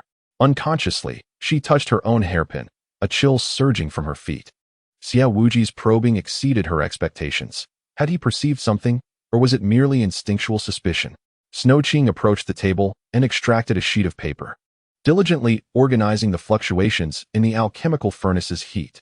No matter Xiao Wuji's intentions, she could not afford to reveal any flaws. Her priority was to fulfill the tasks assigned by Pei Xuandu. She closed her eyes, sensing the presence of the ghost seal within her. It was her only source of support, silent yet akin to a perilous bomb, poised to detonate at any moment. On the following day, Xue Qing arrived at the alchemy chamber early. However, not only was Pei Xuandu present, but also the leader of the Medicine King Valley and several elders, all of whom were extolling the virtues of the alchemical concoction still in the process of refinement. The mastery of heat control was exquisite. The methods of the immortal monarch were truly miraculous. In my decades of practicing medicine and alchemy, I have never witnessed such wondrous transformations. To witness immortal Lord Han Yu refining elixirs personally is indeed an honor for our Medicine King Valley. Such alchemical prowess is a rare talent, encountered once in a millennium. Pei Xuandu's demeanor remained cold as he lazily surveyed the group. Were they gathered here so early merely to utter such flattery? The valley leader chuckled awkwardly. Immortal monarch, please do not be angered. We did not wish to disturb your quietude. However, the North Mountain Alliance has come this morning to inquire about the impurities concerning young Master Feng. If we cannot provide them with an explanation, the reputation of the Medicine King Valley may suffer. Pei Xuandu cast a cold glance at the assembly. If you wish to appease the North Mountain Alliance, it would be more prudent to investigate the origin of the impurities on young Master Feng, rather than fixate on my alchemical furnace. The valley leader and the elders exchanged troubled glances, the difficulty of the situation evident on their faces. If this matter were easily investigated, they would not need to place their hopes on an uncertain elixir. Xue Qing stood at the door, listening to their discourse, her expression subtly shifting. She gently knocked on the door. Immortal monarch, the records have been organized. The group turned to see Xue Qing respectfully standing outside. Come in. Pei Xuandu commanded without lifting his gaze. Xue Qing gracefully entered the alchemy chamber, bowing respectfully to the valley master and the esteemed elders. Hesitantly, she spoke in a soft voice. Please forgive my impertinence. Yesterday, I overheard Taoist Chu Xuan mention that several medicinal fields in the Medicine King Valley have been tainted by miasma.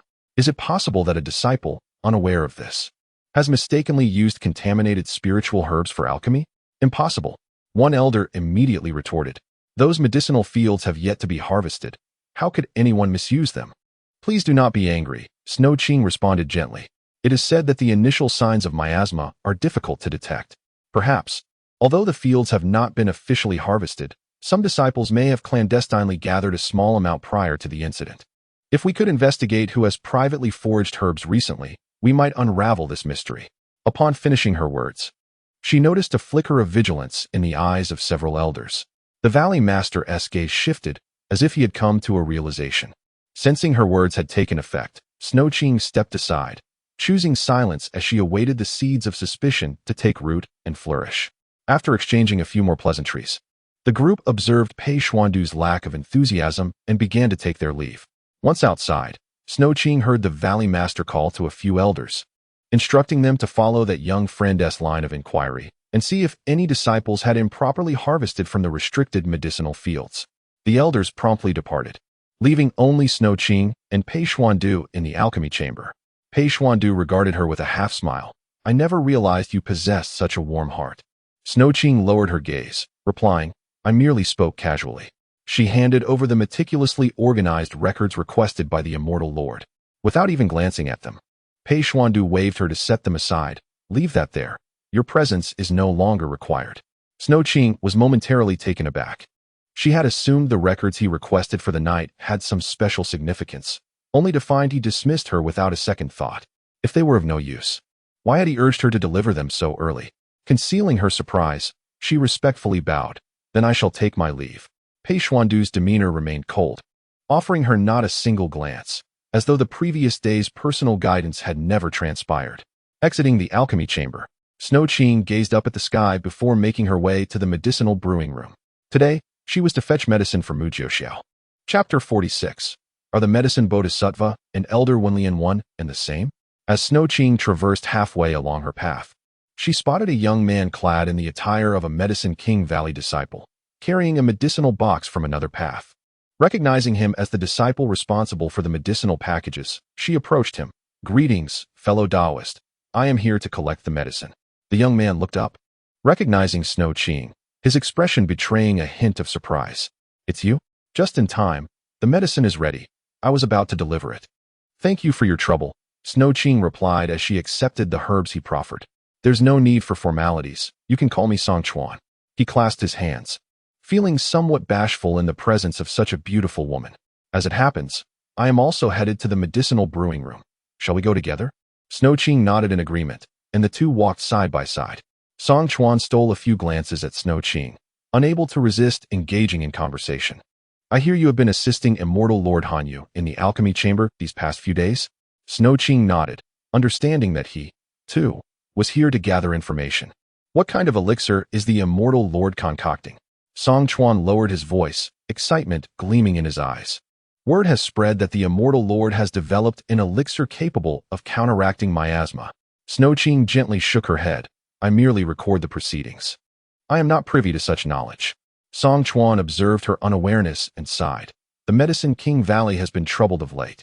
The Northern Mountain Alliance is questioning young Master Feng regarding the matter of the foul poison, and several elders are overwhelmed with anxiety. I suppose the truth will soon be unveiled. Xue Qing replied softly. Song Chuan's expression turned solemn.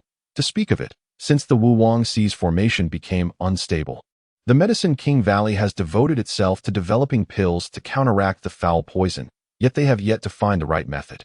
Had Elder Wenlian still been here, he would have undoubtedly devised an antidote by now. Elder Wenlian? Xue Qing murmured the name. Song Chuan spoke with admiration. Elder Wenlian was the first elder of our Medicine King Valley, one of the most esteemed alchemists in our sect. Not only was he well-versed in the properties of countless herbs, but his alchemical techniques were truly unique. Xue Qing casually inquired, what type of pills did this elder excel in? Primarily those that nourish the body. Song Chuan paused for a moment, but the most remarkable was his charm heart pill, which enhances dual cultivation effects without harming the root bones or essential yang. It was once sought after by the Heroine sect at an exorbitant price. The charm heart pill? Xue Qing's eyes flickered. Enhancing dual cultivation effects without damaging the root bones or essential yang. Surely this is the secret pill of the 100 Charm Pavilion? She feigned curiosity. If he was such a renowned master, why have I never heard of him? Elder Wenlian perished 30 years ago during a perilous delivery of medicine. A matter shrouded in secrecy within the valley. Song Chuan's expression turned somber. The only remnants found were a blood-stained outer robe and a jade pendant. And he vanished along with those precious herbs. Thus, rumors in the valley suggest that someone coveted those herbs and took his life. Xue Qing's demeanor became serious. I see. What a pity. Indeed, it is a great loss. Song Chuan sighed. Elder Wenlian was exceptionally skilled in medicine, having saved countless cultivators. Had he still been alive, the prestige of the Medicine King Valley would have surely increased threefold. Doubt crept into Xue Qing's mind, but she soon masked it with nonchalance. Yesterday, I observed Lord Han use unique alchemical methods, which sparked my interest in the path of alchemy. You mentioned that Elder Wenlian's techniques were distinctive. Might I inquire what set them apart? Song Chuan pondered briefly. When the elder refined pills, he would lightly tap certain points on the herbs with his fingertips before placing them into the furnace, which is said to stimulate their medicinal properties. This technique is unparalleled in the valley. A sudden jolt of realization struck Xue Qing. This was evidently the incense tapping method secretly passed down in the 100 Charm Pavilion, employed to awaken the spiritual essence of fragrances before blending. Could it be that, suppressing the tumult within, she maintained her composure? Is it possible that Elder Wenlian also excelled in fragrance blending? Song Chuan was taken aback. How curious. How did you come to know that the elder was adept in scent blending and culinary arts? This is rarely disclosed. He glanced around, lowering his voice. Though Elder Wenlian was male, he possessed a remarkable ability in a unique scent blending technique, capable of detecting subtle changes in herbs, yielding effects far superior to the ordinary. However, the elder had little interest in scent blending, which is why it was not widely known in the valley. As they conversed, they arrived at the entrance of the herbal concocting room. Song Chuan handed the medicine box to Xue Qing, who said, I must head to the herbal garden now. Farewell for the time being. Xue Qing nodded slightly. Thank you, Taoist Song, for enlightening me. Watching Song Chuan depart, Xue Qing stood still, her thoughts swirling like a tempest. The medicine bodhisattva of the 100 Charm Pavilion and the late Elder Wenlian of the Medicine King Valley. Could they possibly be the same individual? If Elder Wenlian were indeed the medicine bodhisattva, then he must have faked his death to escape the Medicine King Valley, potentially taking with him a wealth of precious herbs, thus establishing the foundation of the 100 Charm Pavilion. 3 decades ago, it seemed that the 100 Charms Pavilion made its debut at the Golden Cicada Conference. The mere thought of the 100 Charms Pavilion dimmed Xue Qing's gaze. The 3 notorious figures, Nine-Tailed Scorpion, the drug-controlling medicine bodhisattva, and the training mistress, Painted Skin, were the architects of her ruin. If the true identity of the medicine bodhisattva was indeed Elder Wanlian of the Medicine King Valley, then the real identities of the nine-tailed scorpion and Painted Skin warranted further investigation. Xue Qing delicately traced the edge of the medicine box with her fingertips.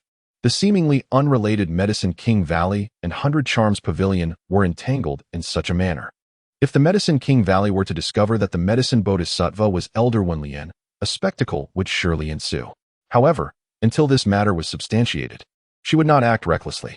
Furthermore, this piece of information was worth its weight in gold. Relinquishing it would be a grave waste. It would be exceedingly beneficial if it could be utilized for her own purposes, necessitating careful planning.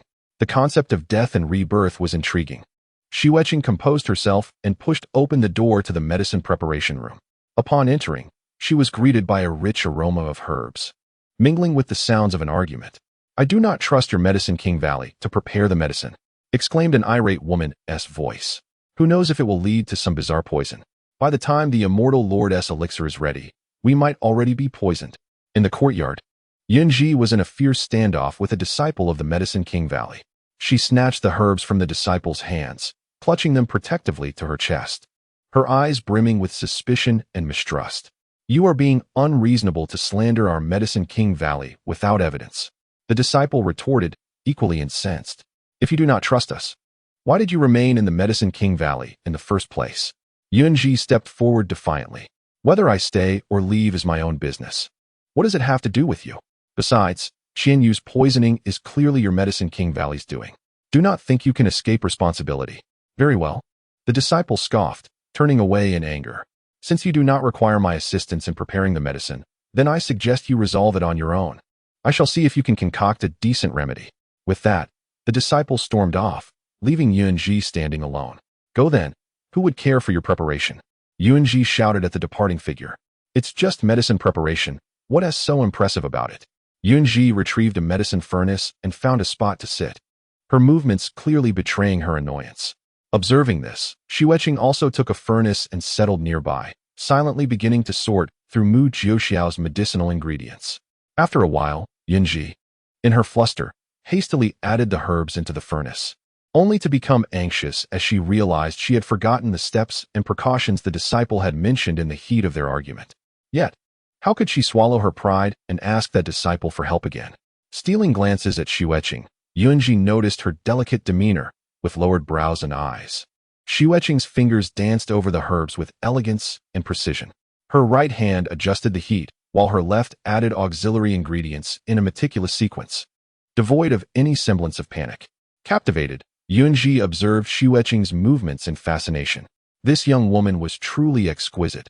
She had never encountered anyone so beautiful, and she hardly seemed like a disciple of the Medicine King Valley. "She is truly stunning," Yunji murmured softly, lost in admiration. Snapping back to reality, Yunji was alarmed to find that her own furnace was emitting a burnt odor. In her haste, she had failed to soak the herbs properly before raising the heat, resulting in a charred mess. In a state of panic, she sought to remedy the situation, yet her frantic attempts only exacerbated the mess. How could one possibly learn to brew medicine in such a manner? Yunji muttered in frustration, pondering how it was done. Just as she found herself at a loss before the medicine stove, a gentle voice resonated nearby.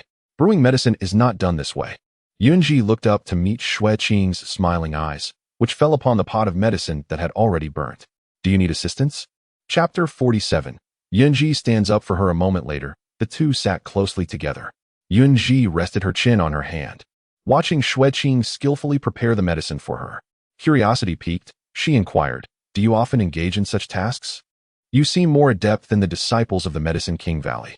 "This is only my second time brewing," Xue Qing replied softly. "In truth, as long as one masters the heat, brewing medicine is not difficult." Yunji pouted. "I find it more challenging than climbing to the heavens. That disciple earlier kept rambling about soaking before brewing. It gave me a headache." Xue Qing took the medicine stove from Yunji's hands, rinsed it clean with fresh water, and began to categorize the medicinal ingredients, pairing them according to their properties before placing them in the stove sequentially. As she worked, she patiently explained, "You see, this particular herb needs to be soaked first. Once softened, it's ready." Yunji watched Xue Qing intently, akin to a curious child. Your method of brewing is truly elegant. Each motion resembles a dance, yet I am utterly clueless. Xue Qing smiled warmly. It appears that Miss Yun is not particularly skilled in this area. We women of the 100 Flowers Valley excel in many pursuits. Though staring blankly at a pot of medicine is not among them. Yunji proudly lifted her chin. Xue Qing glanced at Yunji's anxious expression. In truth, you need not brew the medicine yourself. At this juncture, the disciples of the Medicine King Valley, concerned with their reputation, would never dare tamper with the medicine meant for the young Master Feng. Hearing this, Yunji leaned closer to Xue Qing and scrutinized her from head to toe. Them? Are you not a disciple of the Medicine King Valley? Xue Qing gently shook her head. I am a disciple of the Taishan sect. My senior brother was afflicted with a foul poison and came here for treatment. Taishan sect? Yunji's expression shifted slightly. What is your relation to Rinqingyi? Without pausing her work, Xue Qing replied calmly. Rinqingyi is my senior sister. Initially pleased that Xue Qing was not from the Medicine King Valley, Yunji's joy vanished upon learning she was from the Taishan sect and a junior to Rinqingyi. The room fell into a profound silence, with only the sound of the medicinal ingredients boiling in the stove. After a moment, Yunji suddenly asked, Your senior sister is in cahoots with those from the Medicine King Valley. Do you also believe that the Northern Mountain Alliance is attempting to extort the Medicine King Valley? Xue Qing shook her head. I do not share that belief. Really? Yunji's tone softened. Xue Qing regarded her thoughtfully. The pollution of the medicinal fields at the Medicine King Valley is indeed suspicious.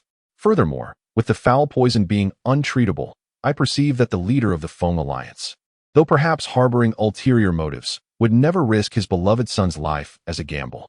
While there is no concrete evidence, the Medicine King Valley must investigate until the truth is revealed. Upon hearing this, the wariness in Yunji's eyes gradually faded, replaced by a glimmer of understanding.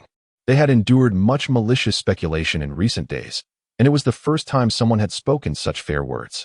At that moment, the comments scrolled quickly. Why do I feel that the second female lead is quite reasonable? She seems so sensible. Yunji, this supporting character, is quite commendable. Although her temper may be a bit fiery, she does indeed care for her fiancé. It is truly lamentable. Both girls seem quite admirable in their own right. And it appears that the Northern Mountain Alliance has not wronged the Medicine King Valley. Yunji's situation is indeed unfortunate. In the original narrative, she met her demise during the battle with the Medicine King Valley, yet the current progression of the plot is rather favorable. At least innocent lives need not be sacrificed. The second female lead's contribution of the medicinal formula can be deemed as saving a life, which is worth more than constructing a 7-tiered pagoda. Why has the female protagonist accompanied Chu Shirwang to the pharmacy? As Xue Qing observed the barrage of comments, footsteps and conversations approached from outside. The medicine is in the pharmacy. I shall take you to retrieve it. Chu Shirwang's voice was distinctly audible. The door to the pharmacy swung open, and Rinqingyi entered alongside Chu Shirwang. Rinqingyi's gaze swept through the room and darkened slightly upon seeing Xue Qing seated closely beside Yunji. During their last encounter, Yunji had the upper hand due to her ailment, and she had been harboring a simmering anger ever since. Now, seeing Xue Qing, a disciple of the Taishan sect, sitting together with her rival in the pharmacy, it felt as though an open challenge had been issued against her. This flower servant truly fails to comprehend her own standing. Standing next to Rinqingyi, Chu Shirwang's eyes flickered with irritation as well. As a disciple of the Medicine King Valley, she had never held Yunji and the members of the Northern Mountain Alliance in high regard. To make matters worse, she had been publicly reprimanded by the immortal Lord Hanyu the previous day, all instigated by Xue Qing. Now, witnessing the two of them together, old grievances and new animosities surged within her. The air seemed to freeze for a moment as their gazes locked. Rinqingyi turned to Xue Qing. Her tone icy. Why are you here concocting medicine instead of assisting immortal Lord Hanyu? Xue Qing rose and bowed respectfully, replying to my senior sister. The immortal lord has no tasks for me at present, so I came to prepare medicine for Brother Mu. Rinqingyi scrutinized the two medicine cauldrons, furrowing her brow. Then you should be swift in your actions, rather than idling here in idle chatter, displaying misplaced kindness, which tarnishes the reputation of our Taishan sect. Yunji set down her ladle with a light huff. What reputation does your Taishan sect possess? You spend all day issuing orders and colluding with tyrants. Must you belittle others even when they are merely brewing medicine? Seizing the opportunity, Chu Shirwang stepped forward to mock. What is this? Has the 100 Flowers Valley and the Northern Mountain Alliance stooped so low that they cannot even brew medicine without assistance from other sects? Truly, the sun sets in the west. Each generation is more inept than the last. Yunji arched an eyebrow in retort. If it weren't for the unclean practices of your Medicine King Valley, I, as a guest, would not have to brew medicine myself. It clearly shows that your Medicine King Valley is indeed in decline. With her sharp tongue, Yunji continued her unrelenting satire. I had thought your Medicine King Valley espoused the virtue of benevolence and healing, yet it seems even brewing a potion demands a stance. No wonder the medicines you concoct poison others. It appears the very roots are corrupt. Unable to counter her words, Xue Qing grew flustered. How dare you speak so? Seeing Yunji's triumphant expression, Xue Qing cast a sidelong glance at the silent Xue Qing, suddenly exhaling a cold huff. Fellow Taoist Yun certainly knows how to utilize her connections. You are so close to her, yet do you know from whence she hails? Yunji looked at Xue Qing in confusion. Xue Qing stood quietly, her expression unchanged. She had anticipated this outcome. Xue Qing covered her mouth and smiled. A glint of schadenfreude in her eyes. Oh, she hasn't revealed her identity to you? She is but a flower slave bought from the black market, taken in by the Tai Xuanzong out of pity. Her only skills lie in flattery and pleasing others. To befriend her diminishes your own status. Ren Qingyi observed with a cold gaze, feeling vexed by Xue Qing's remarks, and her embarrassment grew. The desire to expel Xue Qing from Tai Xuanzong intensified within her. Upon hearing Xue Qing's words, Yunji paused, glancing at Xue Qing. Noticing her calm demeanor, yet her silence in retort, Yunji understood. Xue Qing expected Yunji to immediately alter her stance, showing disdain, but to her surprise, Yunji stood tall. What of a flower slave? It is merely fate's design. Yunji scoffed with disdain. At least she assists me in preparing medicine, unlike certain so-called noble disciples who, born into privilege, look down upon others. Ren Qingyi did not anticipate Yunji's defense of Xue Qing and furrowed her brow. What do you mean by that? Yunji replied with a cold laugh. Do you not comprehend? Even if she is a flower slave, I trust her more than you self-righteous hypocrites. Xue Qing gazed at Yunji in astonishment, not expecting her to stand up for her. Xue Qing, infuriated, demanded, say that again. Ren Qingyi subtly restrained the angry Xue Qing, the corners of her lips curling slightly. You have a silver tongue, Yun, but it is merely a verbal display. Yunji was undeterred, retorting, in terms of strength, during our last encounter. You were merely my defeated foe. What right do you have to act so arrogantly? The term defeated foe struck a nerve in Ren Qingyi, causing her expression to darken. I will not engage in a war of words with you. Currently, I am afflicted by a tainted condition, rendering this contest unfair. One day, we shall have an honorable confrontation, and you will pay for your arrogance today. Very well, I await that day, Yunji provocatively responded, locking her gaze on Ren Qingyi. Ren Qingyi's countenance soured, and she ceased speaking. She gestured for Xue Qing to retrieve the medicine and shot a cold glance at Xue Qing. Are you not leaving? Do you intend to stay here overnight? Xue Qing, cradling the prepared medicine, glanced at Yunji before rising to follow Ren Qingyi out. Chapter 48. Confirming suspicions upon returning to the quiet chamber, Ren Qingyi reprimanded Xue Qing sternly. Xiao Ji and the others had departed, leaving only the two of them. Xue Qing, understanding the situation, chose not to argue. After a few remarks, Ren Qingyi noticed Xue Qing's stoic demeanor and found her reprimand somewhat tedious. She refrained from further words and retreated into her own quiet chamber. After seeing Ren Qingyi leave, Xue Qing closed the door. She was acutely aware of the reason behind Ren Qingyi's fury. As Ren Qingyi's opponent, Yunji openly expressed contempt for her, while simultaneously appreciating the flower slave she despised the most. For the haughty Ren Qingyi, this was more humiliating than a direct slap. Xue Qing recalled Yunji's defense of her, pondering the unexpected nature of people and events in this world. Sitting cross-legged on the mat, she gently closed her eyes. Ren Qingyi, still in a fit of rage, would not venture out to confront that woman. Following the previous day's failure in controlling the fire, it would be wise to attempt to harness the Tao seed power of Peik Xuandu within her. As her breathing steadied, Xue Qing's consciousness gradually sank within. The force of the Yin Meridian seed flowed like quicksilver, at times coalescing, at others dispersing. With her increasing focus, delicate silver threads suddenly materialized before her eyes, the pathways of spiritual energy in motion. These threads, as fine as gossamer, were yet distinctly visible, weaving intricate patterns around her. Xue Qing endeavored to guide one of these threads with her mind, and astonishingly, the silver line gently shifted in accordance with her will. Elated, she slightly opened her eyes. And before her, countless minute silver strands interwove and danced in the air. The spiritual energy, once invisible to the naked eye, now unfurled before her like a vivid map. Even more astonishing was the subtle affinity these energies seemed to have for her. With the slightest nudge, they would flow in alignment with her intentions. Xue Qing raised her hand, and with a delicate gesture, a strand of silver radiance extended from her fingertips, the spiritual energy in her grasp flowing like silk, responding fluidly to her movements.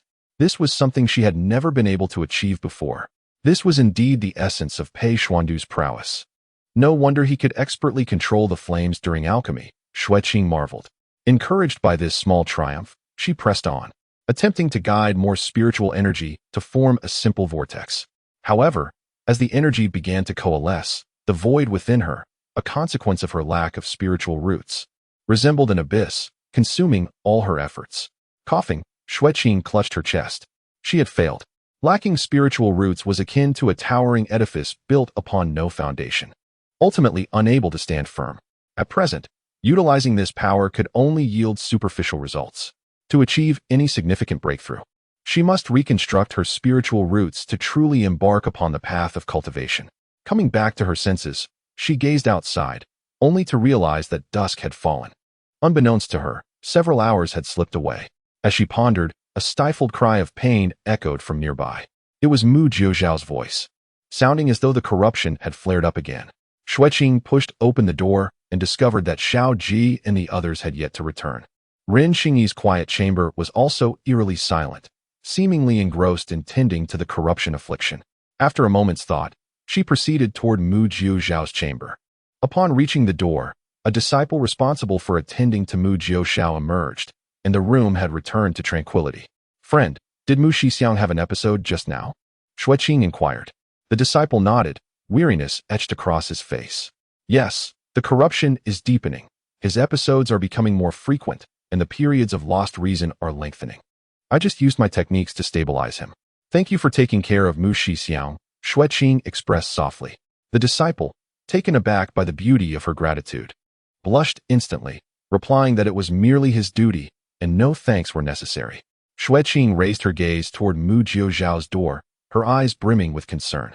"I am deeply worried for Mu Shixiang. May I perhaps enter to see him?" she asked. "Absolutely not." The disciple shook his head vigorously. "When Mu Daoyu has an episode, he is completely uncontrollable. What if he were to harm you?" Xue Qing sighed gently. "Mu Shixiang has helped me in the past, yet I am unable to care for him myself. Each day, I can only engage in trivial tasks like brewing medicine, and I cannot even speak with him." She lowered her head, a hint of self-reproach in her eyes. "It is entirely my fault for lacking the cultivation to assist my senior brother." The disciple gazed at Xue Qing's despondent expression, his heart softening. The miasma was beyond remedy. Ordinary individuals would avoid a fellow disciple afflicted by it, fearing the contagion might ensnare them as well. Yet, she persevered daily in preparing medicine for her senior brother, lamenting her inability to care for him personally. Truly, Xue Qing is a friend of deep emotion and loyalty, beautiful and kind-hearted. The disciple gritted his teeth, exhaling slowly. Mu Dao's recent episode had likely passed, and it should be safe to converse with him now. Xue Qing transformed her sorrow into joy, her eyes shimmering. "Really? Thank you, dear friend." The disciple was momentarily dazed by her smile, hastily stepping aside to clear the way. "Please, go in, but remember not to linger too long." He added thoughtfully, "I will remain at the door. Call for me if anything unusual occurs." Xue Qing nodded and entered, oblivious to the eyes of the disciples from Yaowang Valley, who were entranced by her beauty. Once the door closed, the gratitude on her face vanished without a trace. She approached Mu Jiuzhao's bed, quietly observing the figure lying there. Mu Jiuzhao's complexion was ashen, his lips tinged with a bluish hue, and his forehead beaded with fine sweat. The black miasma patterns on his arms were more pronounced than days before, spreading along his veins like ink. Xue Qing gently called, "Senior brother Mu?" There was no response. Cautiously, she pushed his shoulder and tentatively patted his cheek, confirming that he was completely unconscious before feeling reassured. Her gaze lingered on Mu Jiuzhao's sleeping visage. Tomorrow, Pei Xuandu's remedy would be completed, but before that, she needed to ascertain something. The comments were now frantically scrolling. What is the second female lead doing? Was she just acting in front of that disciple? Yes. Did you see her change expression? The second female lead is indeed extraordinary. The way she stared at Mu Jiuxiao was quite terrifying. What exactly does she intend to do? Surely, she wouldn't harm Mu Jiuxiao, would she? It's a restorative. I just thought the second female lead was more likable than the main lead. I'm so afraid of being proven wrong. Please, second female lead, don't do anything malicious.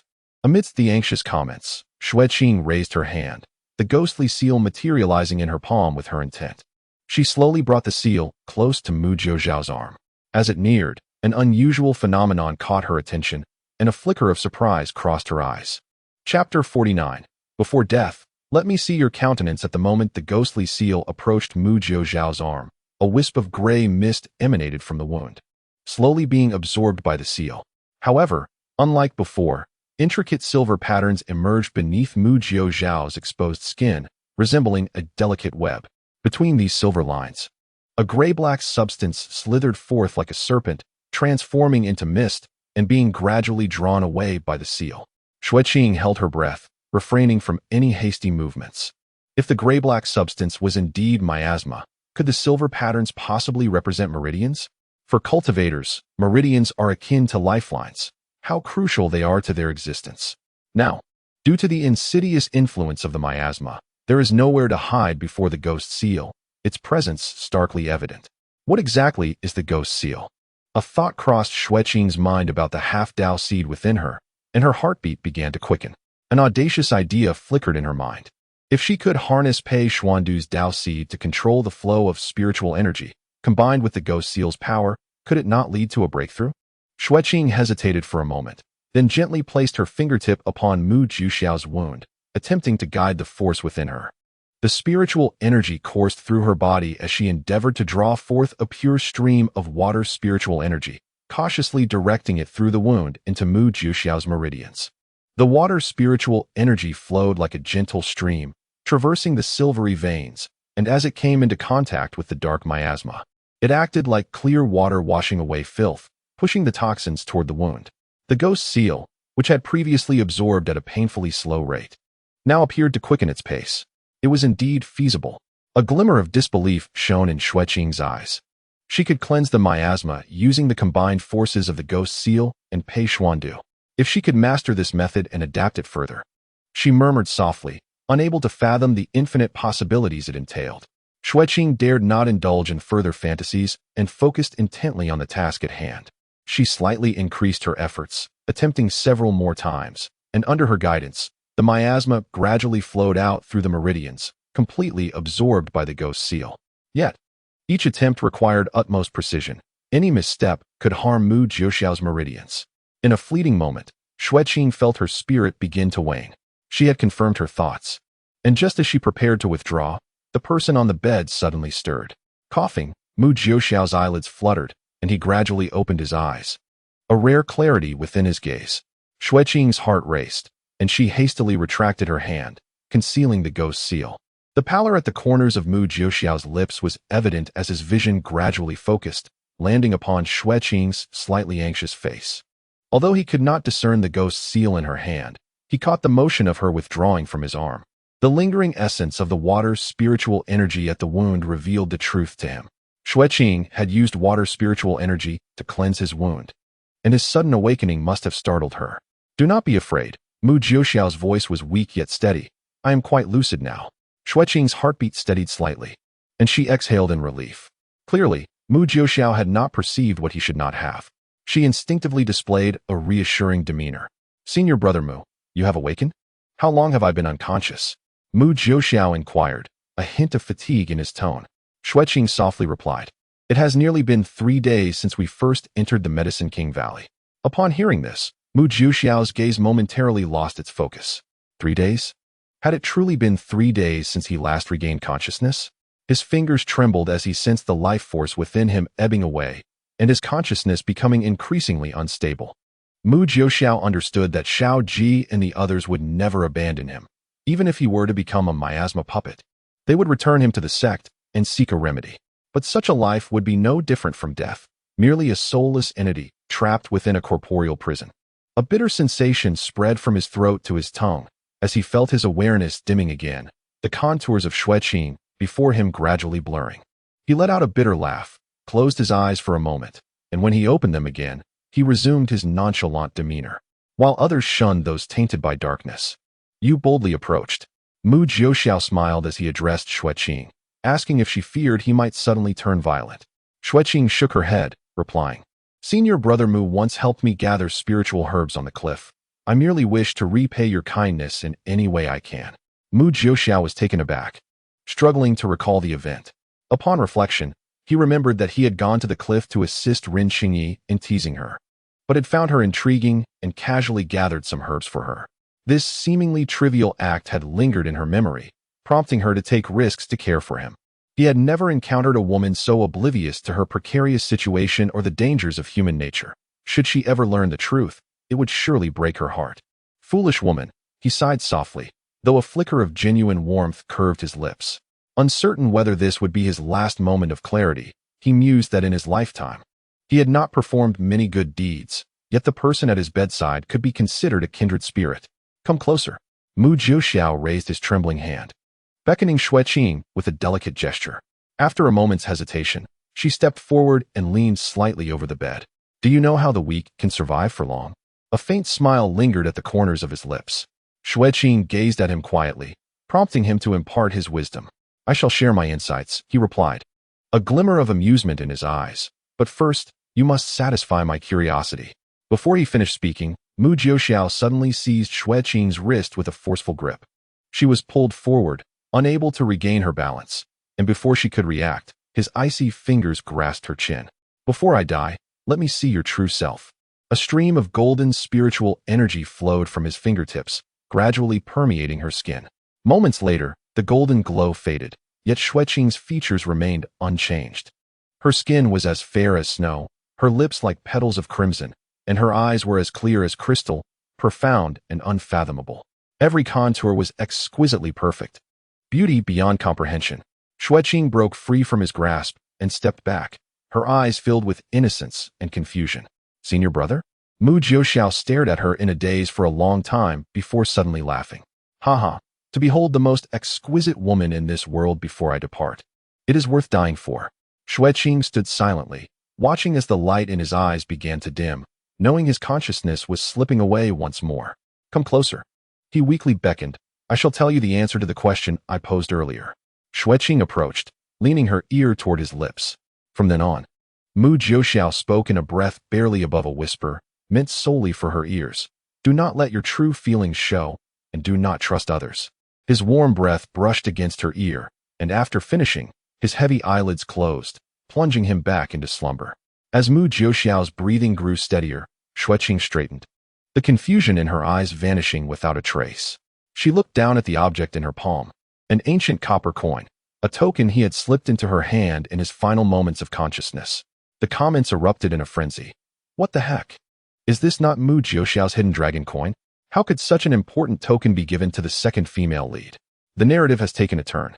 Originally, this coin was given by Mu Jiuxiao to the female protagonist after he developed feelings for her, serving as the key to her survival during a life-threatening crisis.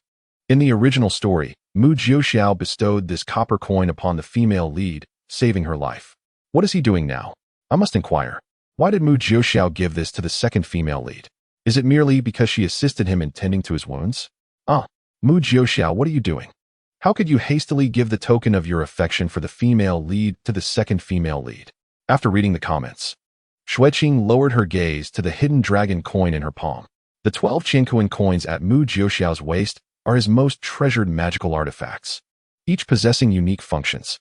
Among them, the hidden dragon coin is the most precious, said to embody the ancestral secret arts of the Mu family. In the original text, Mu Jiuxiao, having developed genuine feelings during a perilous mission with Rin Qingyi, gifted her this hidden dragon coin. Later, when Rin Qingyi found herself in dire straits and drained of spiritual energy, it was this coin that unleashed its astounding power at a critical moment, revealing the illusion of a golden dragon and saving her life. Since then, the hidden dragon coin has become her protective talisman, a testament to their bond. Yet now, this coin, which should rightfully belong to Ren Qingyi, rests in her palm. She carefully tucked the coin into her sleeve and shifted her gaze back to Mu Jiuxiao. "Thank you, senior brother, for your warning," Xue Qing said softly. Yet, she had long ceased to trust anyone. Chapter 50. Who is the junior sister?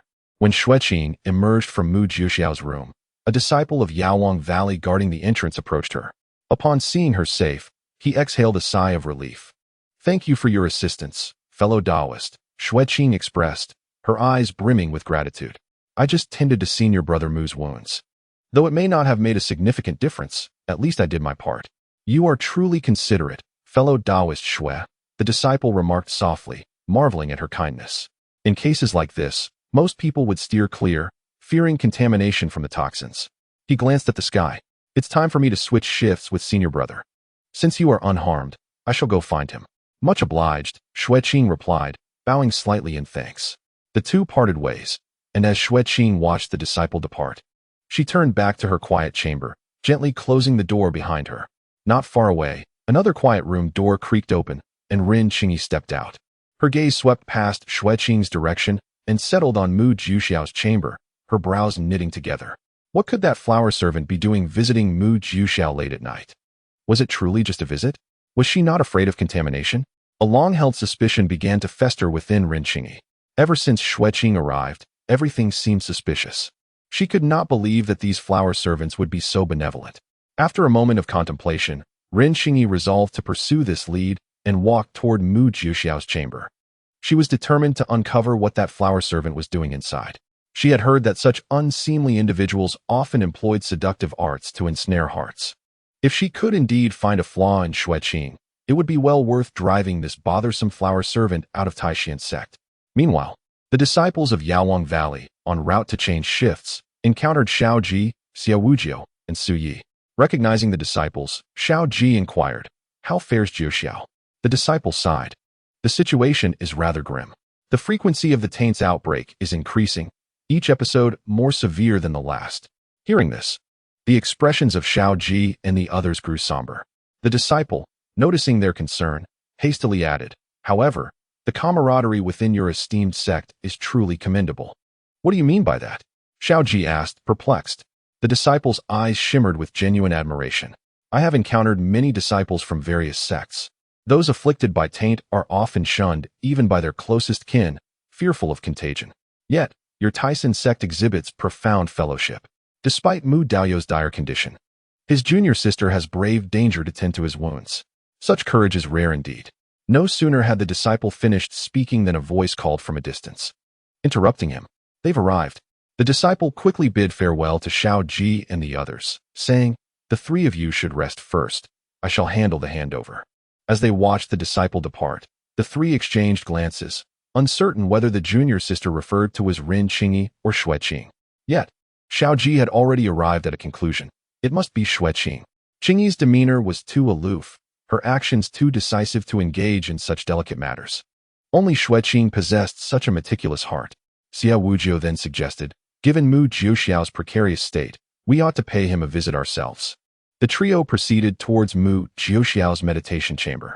Inside, Ren Qingyi was meticulously searching for any suspicious traces left by Xue Qing.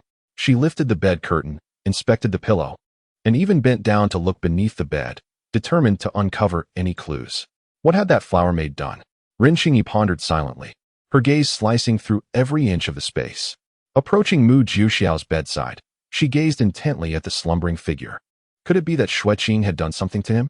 After a moment of hesitation, she took out a handkerchief to pat her hand, wary of directly touching the taint. Just as she reached out to examine Mu Jiuxiao's arm for any abnormalities, footsteps echoed from outside the chamber.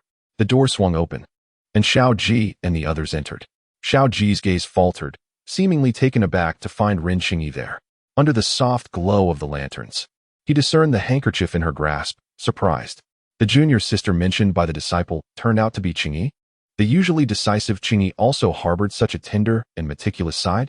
Uncertain, Xiao Ji inquired, "Qingyi, are you tending to Jiuxiao's wounds?" Ren Qingyi glanced at the handkerchief in her hand, then at the ailing Mu Jiuxiao, her expression flickering momentarily. To claim she was there to investigate whether Xue Qing had done something would seem rather petty. Instead, she nodded in affirmation. Xiao Ji regarded Ren Qingyi, the moonlight casting a serene glow that accentuated the contours of her cool profile, stirring ripples within his heart. He had once believed her to be above such trivialities, but now realized he had underestimated her, attributing her efforts to Xue Qing. Indeed, Xue Qing had only shared a few days with them. How could her bond compare to the enduring companionship they shared with Qingyi? Observing the person before him, who appeared cold on the outside, yet warm within, Xiao Ji's voice softened slightly. You have worked hard. Ren Qingyi withdrew her gaze, choosing not to elaborate further. Xiao Wuji stepped forward slowly, bending down to meticulously examine Mu Jiuxiao's injuries. After a moment of contemplation, he suddenly lifted his head. Strange, he mused. The disciples of Yaowang Valley previously reported that Jiuxiao's condition was dire, yet I find him much improved compared to a few days ago. Xiao Ji and Sui leaned in closer, and indeed, they observed that Mu Jiuxiao's complexion was noticeably more vibrant than the previous day, with the bluish-gray hue on his lips having faded somewhat.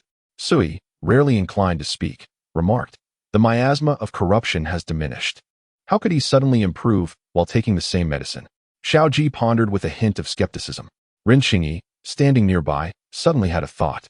Could it be that the snow spirit's earlier presence and cleansing of the wounds truly had some effect on the miasma? She glanced at her companions, noticing Xiao Wuji deep in thought as he raised his hand, intending to peel back the bandages covering Mu Jiuxiao's arm for a closer inspection. Do not touch him. Ren Qingyi interjected, almost instinctively. Mu Jiuxiao requires tranquility. Do not disturb him. Xiao Wuji cast a penetrating glance her way, causing a chill to run through Ren Qingyi. She realized that he had already sensed something amiss. In the brief moment the bandage was lifted, she caught a faint trace of lingering spiritual energy. While Xiao Ji and Sui might not have noticed, how could Xiao Wuji, who was closest, fail to perceive it? Ren Qingyi and Xiao Wuji exchanged silent glances, a subtle clash of understanding.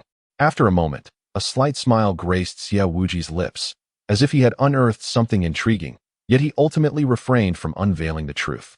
Very well, let him recuperate in peace, he said, his tone gentle as ever, withdrawing his hand in accordance with Ren Qingyi's wishes. The group gradually departed from the quiet chamber, engaging in brief conversation in the courtyard before bidding their farewells. As Ren Qingyi watched them leave, her taut nerves began to ease. She realized she had overthought the situation. How could Mu Jiuxiao's improvement possibly relate to that flower servant? A mere waste. With her spiritual roots destroyed, how could she influence the miasma? Ren Qingyi shook her head, dismissing the absurd notion. However, recalling Xiao Wuji's earlier demeanor, a strange sensation stirred within her. Xiao Wuji was typically gentle and courteous towards others, seemingly indifferent to their differences, yet he treated her as an exception. The focus and indulgence hidden beneath his gentle exterior were not lost on her. Were it not for Xiao Ji's presence, Xiao Wuji might not have exercised such restraint. Yet, she was at a loss as to how to respond to these sentiments. Her thoughts drifted, and suddenly, the figure of Pei Xuandu emerged in her mind. Recalling his previous stern demeanor, an inexplicable restlessness dissipated, leaving only a sense of unwillingness. Her entire demeanor grew cold, and she turned to return to her room to continue her cultivation. Chapter 51. The unpleasant Pei Xuandu that night. Xue Qing learned through the comments that Ren Qingyi not only harbored suspicions about her, but had also audaciously claimed credit for taking care of Mu Jiuxiao. The next day, she noticed a distinct shift. Xiao Ji's attitude towards Ren Qingyi was considerably warmer than before. Xue Qing continued with her responsibilities of preparing medicine, yet she sensed an almost imperceptible gaze fixed upon her. When she looked up, she met the inscrutable depths of a pair of eyes. Xiao Wujiao appeared before the tranquil chamber without a clear indication of when, her tear mole enchanting, a barely perceptible smile gracing her lips, while her gaze seemed capable of piercing through the facade of the other. Xue Qing offered a slight nod in greeting, but the response was merely a perfunctory acknowledgement, the other's eyes never straying from her. This feeling of being scrutinized left Xue Qing unsettled. Junior sister Xue Qing, Xiao Wujiao suddenly materialized behind her. It is indeed remarkable that junior brother Mu's injuries have significantly improved. There was a veiled meaning in Xiao Wujiao's words, and Xue Qing feigned ignorance, suspecting it to be the efficacy of the medicinal King Valley's remedies. With a light laugh, Xiao Wujiao remarked, How could the medicines of the medicinal King Valley suddenly prove effective after days of use? Just as Xue Qing pondered how to respond, a disciple from the medicinal King Valley hurriedly approached. Xue Qing, Taoist friend, Lord Han Yu requests your presence in the alchemical chamber. Xue Qing sighed in relief, bowing to Xiao Wujiao before turning to depart. Inside the alchemical chamber, a mist of spiritual energy lingered, suffused with the fragrance of herbs. As Xue Qing entered, she beheld Pei Xuandu standing beside the alchemical furnace, clad in white garments as pure as snow, his long hair partially gathered, the rest cascading down his shoulders like ink and waterfall. Noticing Xue Qing's arrival, Pei Xuandu turned his head toward the entrance. You have arrived. His voice was as cool as the snow remaining on branches. Greetings, Lord Xuandu. Xue Qing bowed deeply, observing her utmost respect, which was even more restrained than during their previous encounter.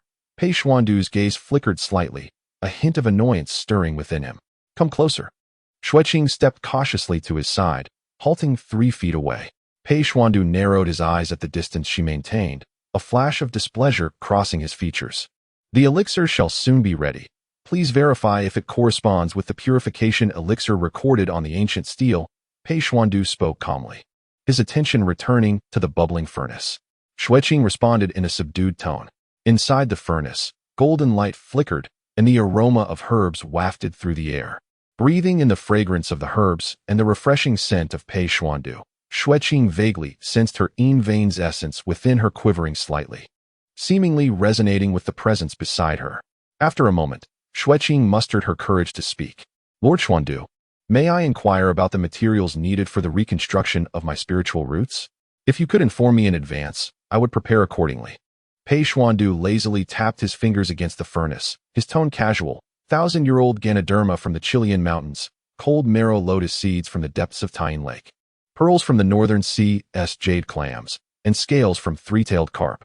With each treasure he named, Xue Qing felt her heart sink further. These rare and precious materials, merely hearing their names revealed their extraordinary nature. Even liquidating all her assets would scarcely suffice to procure even half of them. Stealing a glance at Pei Xuandu's focused profile as he refined the elixir, with lashes fluttering like butterfly wings, Xue Qing hesitantly continued, these materials are exceedingly valuable. I fear I may struggle to gather them all. Might I ask if you could temporarily prepare these materials for me? Once I have reconstructed my spiritual roots, I shall repay you double in the future. Seeing Pei Xuandu silent, she added, your profound cultivation, Lord, means that should I succeed in the reconstruction of my roots, I may also bring you relief in the future. There was no trace of deceit in Xue Qing's eyes. She dared not calculate against someone of Pei Xuandu's formidable prowess. Yet if she could secure his assistance, she would undoubtedly repay him. At that moment, the comments began to flood in. Oh my, the second female lead is so sincere. If I were Pei Xuandu, I would agree immediately. The second female lead is truly skilled. Accompanied by this stunning visage, I would gladly pluck the stars for her. How could one resist such a request? Do you not find that although the second female lead hails from humble beginnings, she possesses remarkable integrity, boldly asserting her desire for double recompense? How could anyone refuse such a plea, especially when gazing into those sparkling eyes? If Pei Xuandu were to decline, he would indeed be heartless. Xue Qing awaited Pei Xuandu's response in silence, yet he suddenly turned to her, his gaze laced with mockery. Who said that I would assist you in reconstructing your spiritual roots? Xue Qing was taken aback as she met his deep, cold eyes, reminiscent of a frigid pool. Pei Xuandu's lips curled slightly. You wish to negotiate with me, yet have I ever consented? Since this pill formula is authentic and I am already aware, why should I aid you in reforming your spiritual foundation? He leaned closer to Xue Qing, his ink-black hair cascading like a waterfall, enveloping her in his aura. Do not forget, we are bound by a shared calamity. Pei Xuandu's voice was low and resonant. How could I permit you to engage in such a perilous endeavor? As Xue Qing gazed into his near proximity, her complexion paled. At that moment, the alchemical furnace erupted with a sudden burst of golden light, its blinding brilliance streaming through the window, illuminating their profiles. The juxtaposition of cold and warmth, light and shadow, created a striking contrast. The commotion drew the attention of the gathered crowd at Yaowang Valley, as they set aside their tasks and converged toward the alchemical chamber. Look, the golden light source. Surely, it must be a superior elixir. The purification pill crafted by the illustrious Han Yuxianjun has been successfully refined. Truly, Han Yuxianjun is remarkable, achieving this in merely 3 days. Such a significant event deserves to be chronicled in history. Let us go and witness it. Meanwhile, within the alchemical chamber, Pei Xuandu utilized his magic to open the furnace, and 2 perfectly round, translucent golden pills slowly emerged. The elixirs floated in his palm, radiating a gentle golden glow, with a hint of emerald swirling at their core, subtly enveloped in spiritual energy. After toying with them momentarily, he turned to Xue Qing. "Is this the purification pill?" Xue Qing managed to utter a response, "Yes." Noticing her somewhat pale complexion, Pei Xuandu suddenly burst into laughter. His laughter was as clear and refreshing as a mountain spring, leaving Xue Qing momentarily entranced. The sounds outside grew increasingly boisterous as the members of Yaowang Valley gathered at the entrance of the alchemical chamber. Pei Xuandu carefully placed the pills into a jade box and made his way toward the door. As he passed by Xue Qing, he leaned down and whispered in her ear, "Remember, do not reveal your trump cards too soon." Xue Qing froze, lifting her gaze to him, only to find that his handsome face bore a hint of playful mockery, and she suddenly understood. This mischievous individual had been toying with her. Watching the blush rise upon Xue Qing's fair cheeks, a rare expression of vexation adorned her features, prompting a slight smile from Pei Xuandu, clearly in high spirits. This spontaneous display of fangs was far more pleasing to behold than his earlier fade of detached politeness. In a jovial mood, he turned and pushed open the grand door of the alchemical chamber. Outside, the crowd was densely packed. The members of Yaowang Valley had already gathered there, with the Valley Master and esteemed elders standing at the forefront, their gazes fixed intently upon Pei Xuandu. He casually surveyed the assembly, retrieving the jade box from his sleeve. Upon opening it, the 2 golden elixirs emitted a shimmering radiance. "Bring the young master here," he instructed, and summoned the members of Beishan Alliance to enter. "I shall test the elixir now." Chapter 52. The diligence and merits of Lady Xue Qing. A single stone stirred 1,000 waves as the disciples of the Medicine King Valley promptly received their orders and departed. Shortly thereafter, the members of the North Mountain Alliance rushed in, followed closely by Yun Ji and the still unconscious Feng Qianyu on a stretcher. At this moment, Xue Qing had already calmed her emotions and stepped aside, quietly observing the unfolding scene. Among the crowd, Ren Xingyi, Chu Shiwang, and Xiao Ji also made their way towards the commotion, their expressions filled with concern, rivaling that of Yun Ji and the alliance leader Feng. After all, Mu Jiuxiao was in dire need of this life-saving elixir. If the purification pill truly proved effective, it would be akin to a timely assistance for the Taishan sect. The alliance leader Feng pushed his way to the front, his eyes brimming with anxiety and anticipation. "Can this pill truly save my son, Immortal Hanyu?" Pei Xuandu retrieved a pill from the jade box and handed it to the alliance leader. "Administer it to him." With trembling hands, the alliance leader accepted the pill and gently placed it into the mouth of the unconscious Feng Qianyu. The pill dissolved instantly upon contact, and a golden light slid down Feng Qianyu's throat, disappearing into his chest. At that moment, everyone held their breath. Even the wind seemed to cease its whisper. Pei Xuandu also fixated on Feng Qianyu's transformation. After a brief pause, the black patterns spreading across Feng Qianyu's skin began to recede gradually, retreating like a receding tide. The patterns coalesced into wisps of black smoke, escaping through his pores and vanishing into the air. His previously ashen complexion slowly regained its color, his brows unfurled, and his tightly shut eyes began to flutter. Cough, cough, cough. Feng Qianyu coughed violently twice and slowly opened his eyes. Elder Xianshen halted Yunji, who was about to rush forward, and stepped closer, placing his hand on Feng Qianyu's pulse.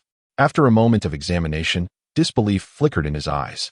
The toxins were being rapidly expelled, the meridians began to self-repair, and the spiritual energy within was gradually restoring its flow.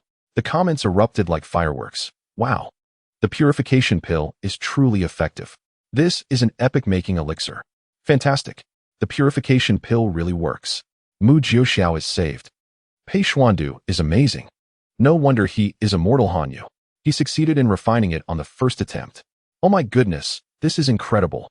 Wasn't it said that this formula was provided by the second female lead? She is unexpectedly formidable. Wasn't she supposed to be just a support character? Forget the details above. Seeing Feng Qianyu truly cured of the toxins, the crowd was filled with joy. Yunji finally rushed forward to embrace Feng Qianyu, her tears soaking his garment as they wept together in relief. Qianyu, you're finally awake. I told you there would be a miracle.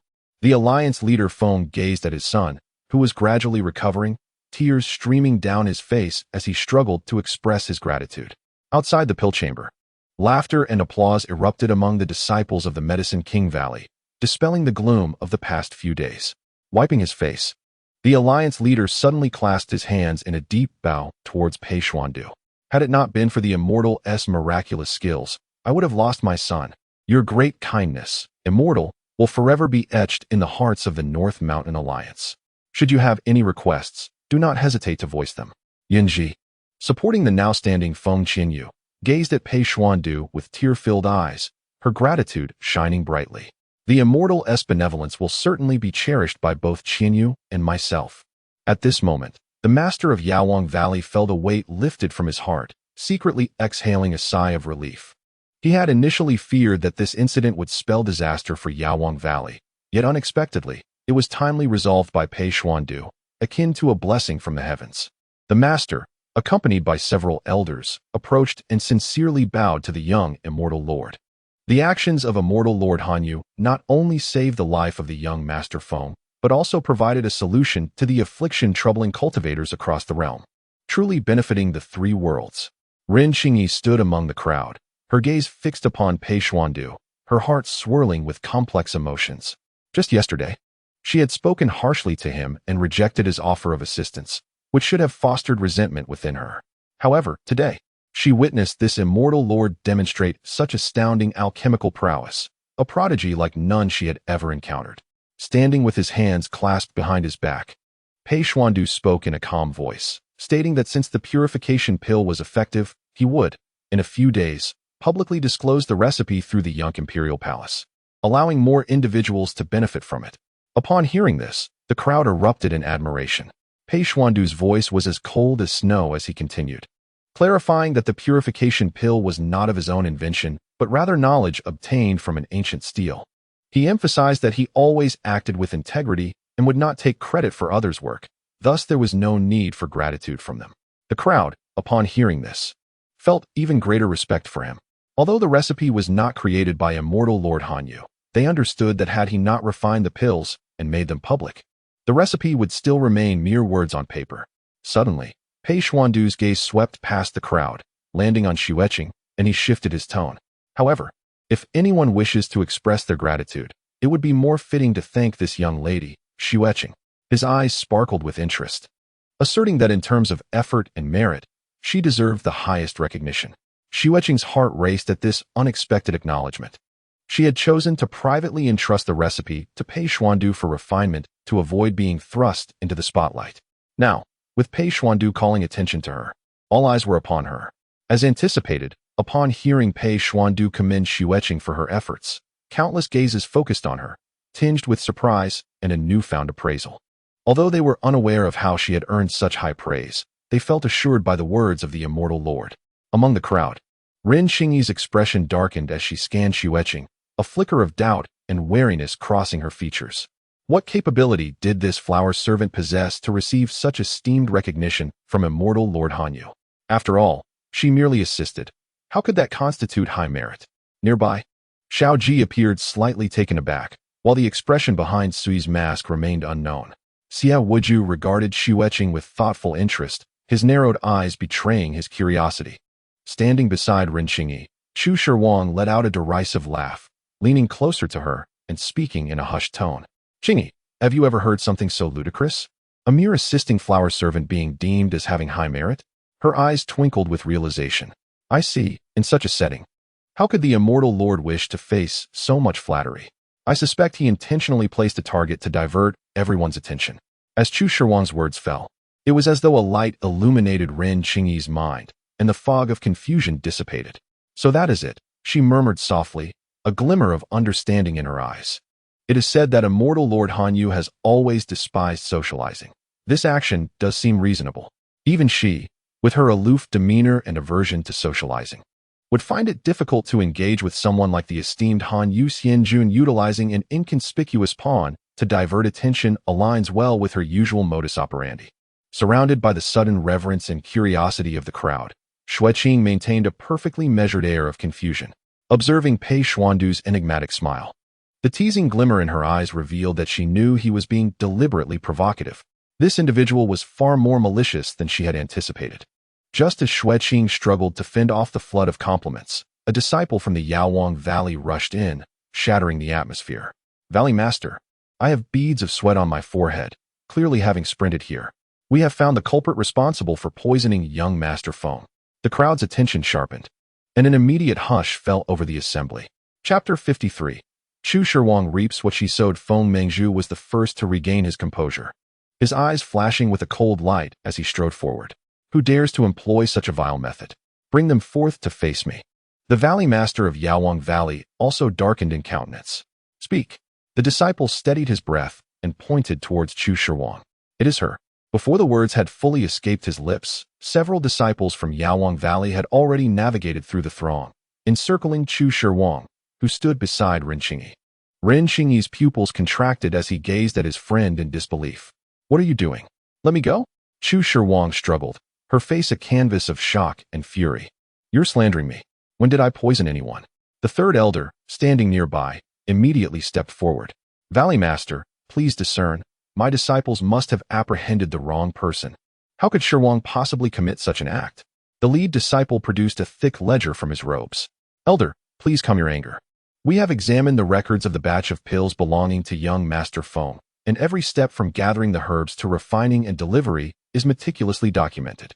He opened the ledger, pointing to a page. "According to the records, among those who approached the restricted medicinal field that day, only Senior Sister Chu was present." Chu Shirwang scoffed. "Is that the basis of your accusation? With so many people traversing the medicinal field, why am I the sole suspect? We have witnesses." The lead disciple turned and beckoned forth a female disciple. The girl, head bowed and timid, stepped forward, her voice clear yet quavering. "Senior Sister Chu, didn't you lose a Zuan Bingzui during the transportation of the spiritual herbs that day?" Chu Shirwang's eyes flickered, a hint of guilt surfacing. The female disciple continued. "We were in a state of panic, but Senior Sister Chu insisted she would handle it herself. Later, she inexplicably procured another to replace the lost one." The lead disciple's voice rose. "We just checked the restricted medicinal field and confirmed that indeed a Zuan Bingzui is missing." At this revelation, the crowd erupted in commotion. Beads of sweat formed on Chu Shirwang's forehead as her gaze frantically searched the faces around her, only to meet the icy stares of her fellow Yaowang Valley disciples.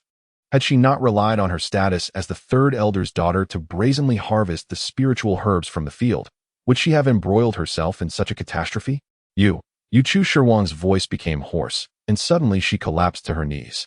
I confess, is that not enough?" Tears streamed down her cheeks. "I merely wished to avoid censure for losing the spiritual herb. That is why I took one without permission. I had no idea the medicinal field was already contaminated. Had I known it would lead to this, I would never have acted so thoughtlessly." The leader of the alliance was seething with rage, a murderous intent swirling in his eyes. "What a venomous woman. She nearly took my son's life." Fortunately, several disciples from the North Mountain Alliance intervened in time, averting a conflict. At this moment, the head of the Medicine King's Valley wore a thunderous expression, never expecting that the calamity would originate from his own ranks. Not only was the North Mountain Alliance furious, but even the disciples of the Tai-Xian sect present bore witness, leaving them utterly humiliated. Pei Xuandu, standing nearby, suddenly chuckled, finding the situation amusing. "In my humble opinion, this disciple, with hands soiled, should be barred from practicing alchemy and medical arts even if she regains her freedom, lest she bring harm to the masses." His voice, as cold as snow, dripped with sarcasm as his indifferent gaze swept over Chu Shirwang. "Am I not correct, Miss Chu?" At his words, Chu Shirwang trembled, the sting of his mockery piercing her heart like an ice pick. This was precisely her own derision directed at Xue Qing. And now those very words were hurled back at her without alteration.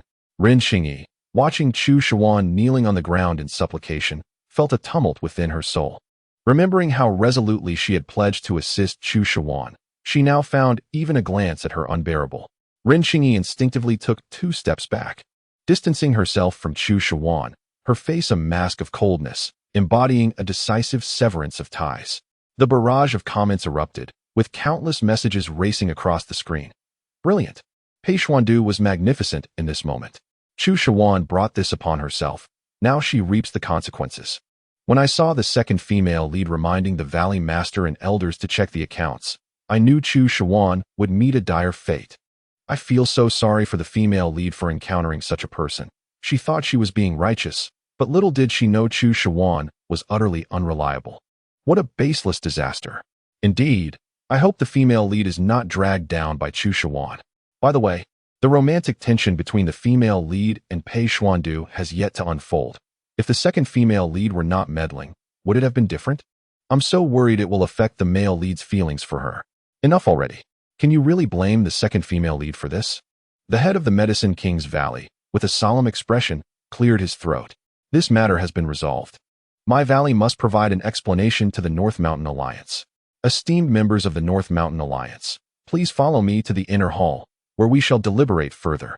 Clearly, the Valley Master wished to address this scandal away from the public eye. The Alliance leader glanced at his son, now able to walk unaided. Although fury still smoldered within him, he did not desire to sever ties entirely with the Medicine King's Valley. Let us proceed. The Alliance leader huffed coldly. Leading the way to the inner hall, Yunji supported Feng Qianyu closely behind, while Chu Shuan was escorted by several disciples toward the inner hall, her head bowed. Entirely devoid of her former pride and brilliance. Xue Qing observed all this, her eyes dimming. She withdrew her gaze, only to discover that Pei Xuandu had already vanished. Having departed quietly without her notice, Xue Qing was taken aback. Why had Pei Xuandu not given her the other pill? As Chu Shuan was taken away for punishment, the spacious courtyard gradually returned to tranquility. The crowd dispersed in small groups, each discussing the events of the day. Just as she pondered this, a disciple from the Medicine King's Valley approached hurriedly, carrying an exquisite jade box, scanning the crowd. Might I inquire who among you is a disciple of the Taishan sect? Xue Qing recognized at a glance that it was a jade box containing the purifying elixir. Just as she was about to speak, Ren Qingyi had already stepped forward. I am Ren Qingyi, a disciple of the Taishan sect. The disciple surveyed the surroundings and bowed respectfully. Esteemed friend, before departing, the immortal lord instructed that this elixir is burdensome to carry. Since your sect also has a disciple afflicted by impurities, I thought it would be a noble act to assist. Xue Qing stood to the side, observing. At this moment, Pei Xuandu had indeed utilized the name of the Taishan sect to discreetly aid her. Ren Qingyi accepted the jade box, her thoughts swirling in contemplation. On that day, Pei Xuandu had clearly refused to offer assistance. Why, then, had he sent the elixir today? And with such a casual justification, what was his true intention? Ren Qingyi's eyes glimmered. Indeed, it was the enigmatic immortal Lord Han Yu, whose thoughts were inscrutable. After Shao Ji expressed gratitude to the disciple and watched him depart, his gaze fell upon Xue Qing, a faint smile gracing his lips. It was likely that the immortal lord had offered this favor out of regard for Xue Qing's efforts. This arrangement was fortuitous, sparing them the trouble of concocting the elixir themselves in a few days. Upon hearing this, Ren Qingyi seemed to grasp something, her expression turning contemplative. If the gesture was indeed in favor of Xue Qing, why had it not been presented to her directly in the alchemy chamber, but rather delivered in such an indirect manner? A sudden thought pierced Ren Qingyi's mind. Pei Xuandu must have already discerned the issues surrounding Chu Shuan. His previous refusal to assist stemmed from her involvement. This elixir was, after all, meant for the Taishan sect, though Pei Xuandu preferred to remain discreet about it. Chapter 54. The return from the Valley of the Herbal Kings. Having unraveled these connections, Ren Qingyi felt a tumult of emotions. The displeasure from earlier, born of rejection, gradually dissipated, replaced by a rare moment of self-reflection regarding her actions. It was indeed Chu Shuang who entangled her, and her own conduct had been reckless. She should not cast blame upon others. In the future, she vowed to exercise greater prudence, ensuring not to repeat the same mistakes. With her thoughts in order, Ren Qingyi turned her attention to the others. Shao Ji and the others believed the elixir was bestowed due to Xue Qing's influence, and she had no desire to contest such trivial matters. Suddenly, Shao Ji directed his gaze towards Ren Qingyi. Your defense of Chu Shuang was undeniably rash. Should the Beishan Alliance choose to investigate, the Taishan sect might find itself embroiled. His tone turned serious. Caution was imperative in future endeavors. Xiao Ji had anticipated that. True to her nature, Ren Qingyi would respond with her usual haughty rebuttal, for she had never been one to easily admit fault. To his astonishment, Ren Qingyi merely lowered her gaze, speaking in a calm tone. I understand. I must weigh my actions more carefully in the future. This simple admission left Xiao Ji momentarily speechless, a flicker of surprise in his eyes. He had never witnessed Ren Qingyi so gracefully acknowledge a mistake, a stark contrast to her usual composed and resolute demeanor. It seemed she had indeed grown. Xiao Ji's astonishment transformed into admiration. Xue Qing, standing nearby, spoke softly. The immortal lord's gift of the elixir is a testament to his benevolence. I cannot claim credit. Ren Qingyi cast a sidelong glance at her, her tone cool. It is good that you have self-awareness. Now that we have the elixir, let us return and administer it to Mu Jiuxiao. Once he is able to move, we shall set off for the immortal capital. The immortal capital? Xiao Ji furrowed his brow. What purpose do we have there? First, return to Dongxi village to locate the source of the miasma, and then proceed to Xianjing to report to the 4 great sects. Ren Qingyi's eyes glimmered with contemplation, clearly indicating she had devised a plan. At an opportune moment, Xue Qing interjected, there is no need to go to Xianjing. I have already informed Lord Han Yu of the miasma's location. A flicker of cold light flashed in Ren Qingyi's eyes. How did you ascertain the miasma's position? I noticed it while searching for my senior brothers and sisters on the mountain. It is near where the corrupted puppets appeared, Xue Qing replied softly. Ren Qingyi cast her a frosty glance, a hint of dissatisfaction evident. You speak too much. However, it matters little. The grand ceremony in Xianjing will soon commence. Xiao Ji, upon hearing this, responded, that is fortuitous. It alleviates our troubles. Once Zhou Xiao's regains his strength, we shall return directly to the sect. Just as they were about to depart, a disciple from Yaowang Valley hurriedly approached, bowing in greeting. Xue Qing, please hold on. Our valley master requests your presence. Xiao Ji and the others exchanged glances, clearly reluctant to delay Mu Jiuxiao's treatment. Sister Xue Qing, you should go, Xiao Ji decisively stated. We will return first to administer medicine to Jiuxiao's. Xue Qing nodded and turned to follow the disciple in another direction. The disciple led her to a secluded chamber and opened the door. The room was elegantly adorned, filled with the fragrant aroma of tea, though simply furnished. It exuded a sense of refinement. The disciple respectfully invited Xue Qing inside, presenting her with tea and snacks, attending to every detail with utmost courtesy. Please take a seat. Our valley master will arrive shortly. The disciple's demeanor was exceedingly respectful, assuring her that if she required anything else, she need only call for him. Once the disciple exited, Xue Qing approached the table and gazed at the cup filled with clear tea. In the past, she had always been the one serving others, bowing her head in deference. She had never been treated with such respect.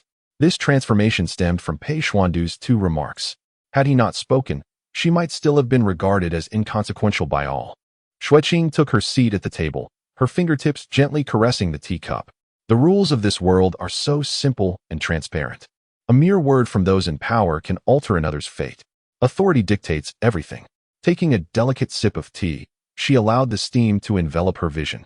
Contemplating the ghostly seal within her, an unprecedented yearning surged within her heart. She did not wish to be a parasitic plant, but aspired to be a lofty pine tree perched among the clouds. A falling leaf from outside interrupted her reverie. At that moment, footsteps echoed from beyond the door as the valley master entered, bearing the remnants of fatigue on his face. I apologize for the delay. I was attending to matters concerning the Beishan alliance, causing you to wait, my young friend, the valley master said, clasping his hands in apology. Xue Qing rose, her demeanor respectful. You are too kind, valley master. The affairs of the Beishan alliance are of greater urgency. The valley master's gaze lingered on Xue Qing's face for a moment, his thoughts flowing like a stream. This young lady, Xue Qing, was strikingly beautiful, yet possessed low cultivation. Yet even Lord Han Yu regarded her with a unique favor, which was indeed intriguing. The crisis faced by Yaowang Valley largely depended on Pei Xuandu.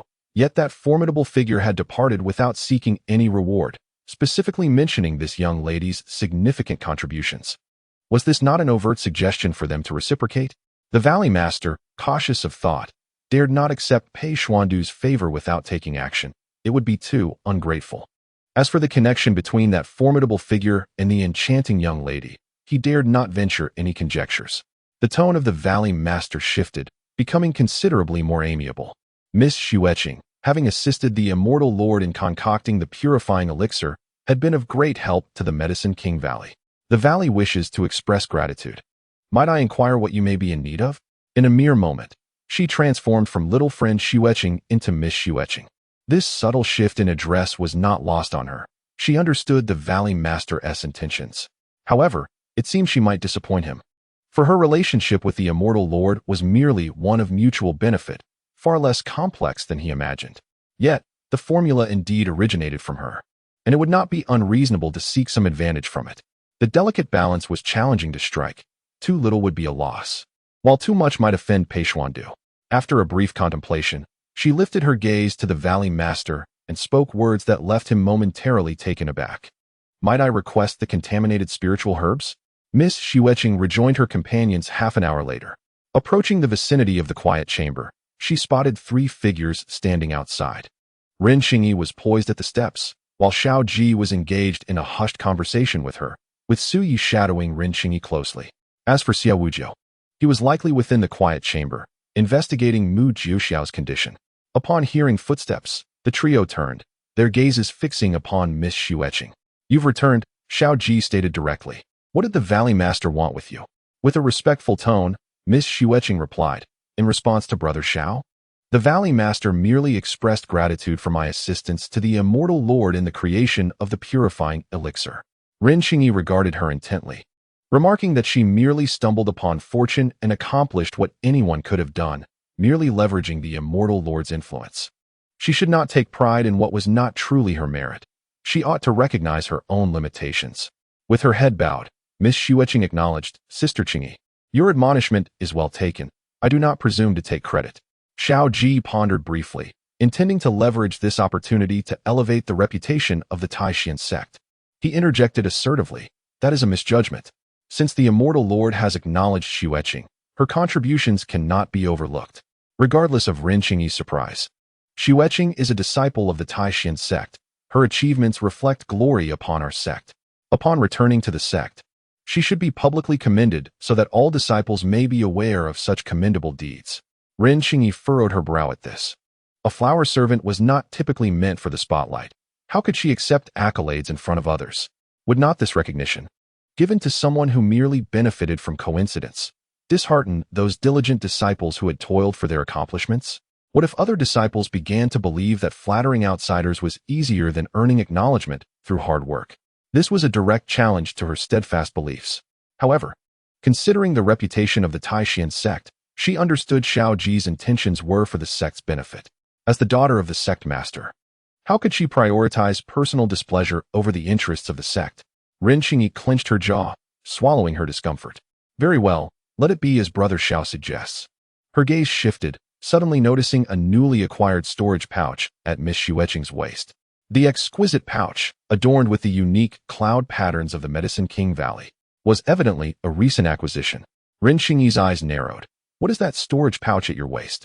Xue Qing was momentarily taken aback, then proceeded to unfasten her storage pouch, cradling it in her hands. This is a token of gratitude from the Valley Master. Ren Xingyi's lips curled into a subtle smirk as she gestured forward, causing the pouch to soar from Xue Qing's grasp into her palm. Are you aware of the sect's regulations? Rewards obtained from external missions must be partially submitted to the sect. A look of surprise washed over Xue Qing's face, her eyes widening slightly, clearly unaware of this stipulation. Observing her expression, Ren Xingyi felt a surge of satisfaction. This flower servant, who relied on her looks, was undoubtedly the most avaricious. The Valley Master had offered her thanks, and she had likely seized the opportunity to extract numerous benefits while clinging to Pei Xuandu's merits. This flower servant believed she could hoard everything for herself, oblivious to the fact that most of it had to be surrendered to the sect, regardless of how much Xue Qing had gained or the accolades she received. In the end, it all served to sustain the Taishan sect. Ren Xingyi raised an eyebrow. Let us see what the Valley Master has bestowed upon you. As her words fell, she opened the storage pouch and reached inside. In the next moment, her brows furrowed sharply. What on earth is this? Chapter 55, Xue Qing. Come with me to the 100 Flowers Valley. At this juncture, the barrage of comments flooded the screen. Heavens! The female lead's actions seem inappropriate.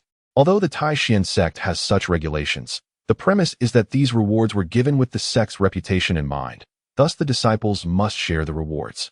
Yet this time, it is evidently the second female's own merit, unrelated to the Taishan sect. A restaurant server would not share a customer's tip with the owner. Would they? How is it unrelated? If the second female were not a disciple of the Taishan sect, she would not be near Peishuandu. Submitting to the sect is justified. Let us not forget that all of this originated from the second female providing the recipe. What does it have to do with the Taishan sect? By this logic, we should not apply double standards. Previously, the main characters received numerous opportunities without submitting anything to the sect. Enough already. Does anyone remember that the original plot unfolded because the female lead single-handedly defeated the filth puppet after discovering it, also assisting Pei Xuandu in suppressing the emotional poison, leading to her being lavishly rewarded upon returning to the sect? The storyline is completely thrown into disarray. What are you all even arguing about? It's as if the contents of the second female storage pouch would be of any use to the Taishan sect. Xiao Ji was already somewhat disapproving of Ren Qingyi's actions. While the sect's regulations were indeed in place, they clearly did not apply to Xue Qing's situation. However, he noticed the unusual expression on Ren Qingyi's face and couldn't help but inquire, "What is it?" Ren Qingyi gripped the storage pouch tighter, her frown deepening. She had initially anticipated finding precious herbs, magical artifacts, or elixirs within, yet all she encountered were a multitude of disorganized common herbs, each exceedingly mundane. The most valuable items amounted to merely a few hundred mid-grade spirit stones. In the realm of cultivation, such items were deemed treasures only by the outer disciples of significant sections. She cast a suspicious glance at Xue Qing. A few hundred ordinary spirit herbs and several hundred mid-grade spirit stones. This is all the Valley Master granted you? Xiao Ji raised an eyebrow at her words, evidently surprised by the commonplace nature of the token of gratitude. Xue Qing lowered her gaze. Indeed, the Valley Master intended to offer me more, but I am well aware that it is all due to the merits of the immortal Lord. I dared not claim excessive accolades, as it would weigh heavily on my conscience. Thus, I requested the Valley Master to bestow only these.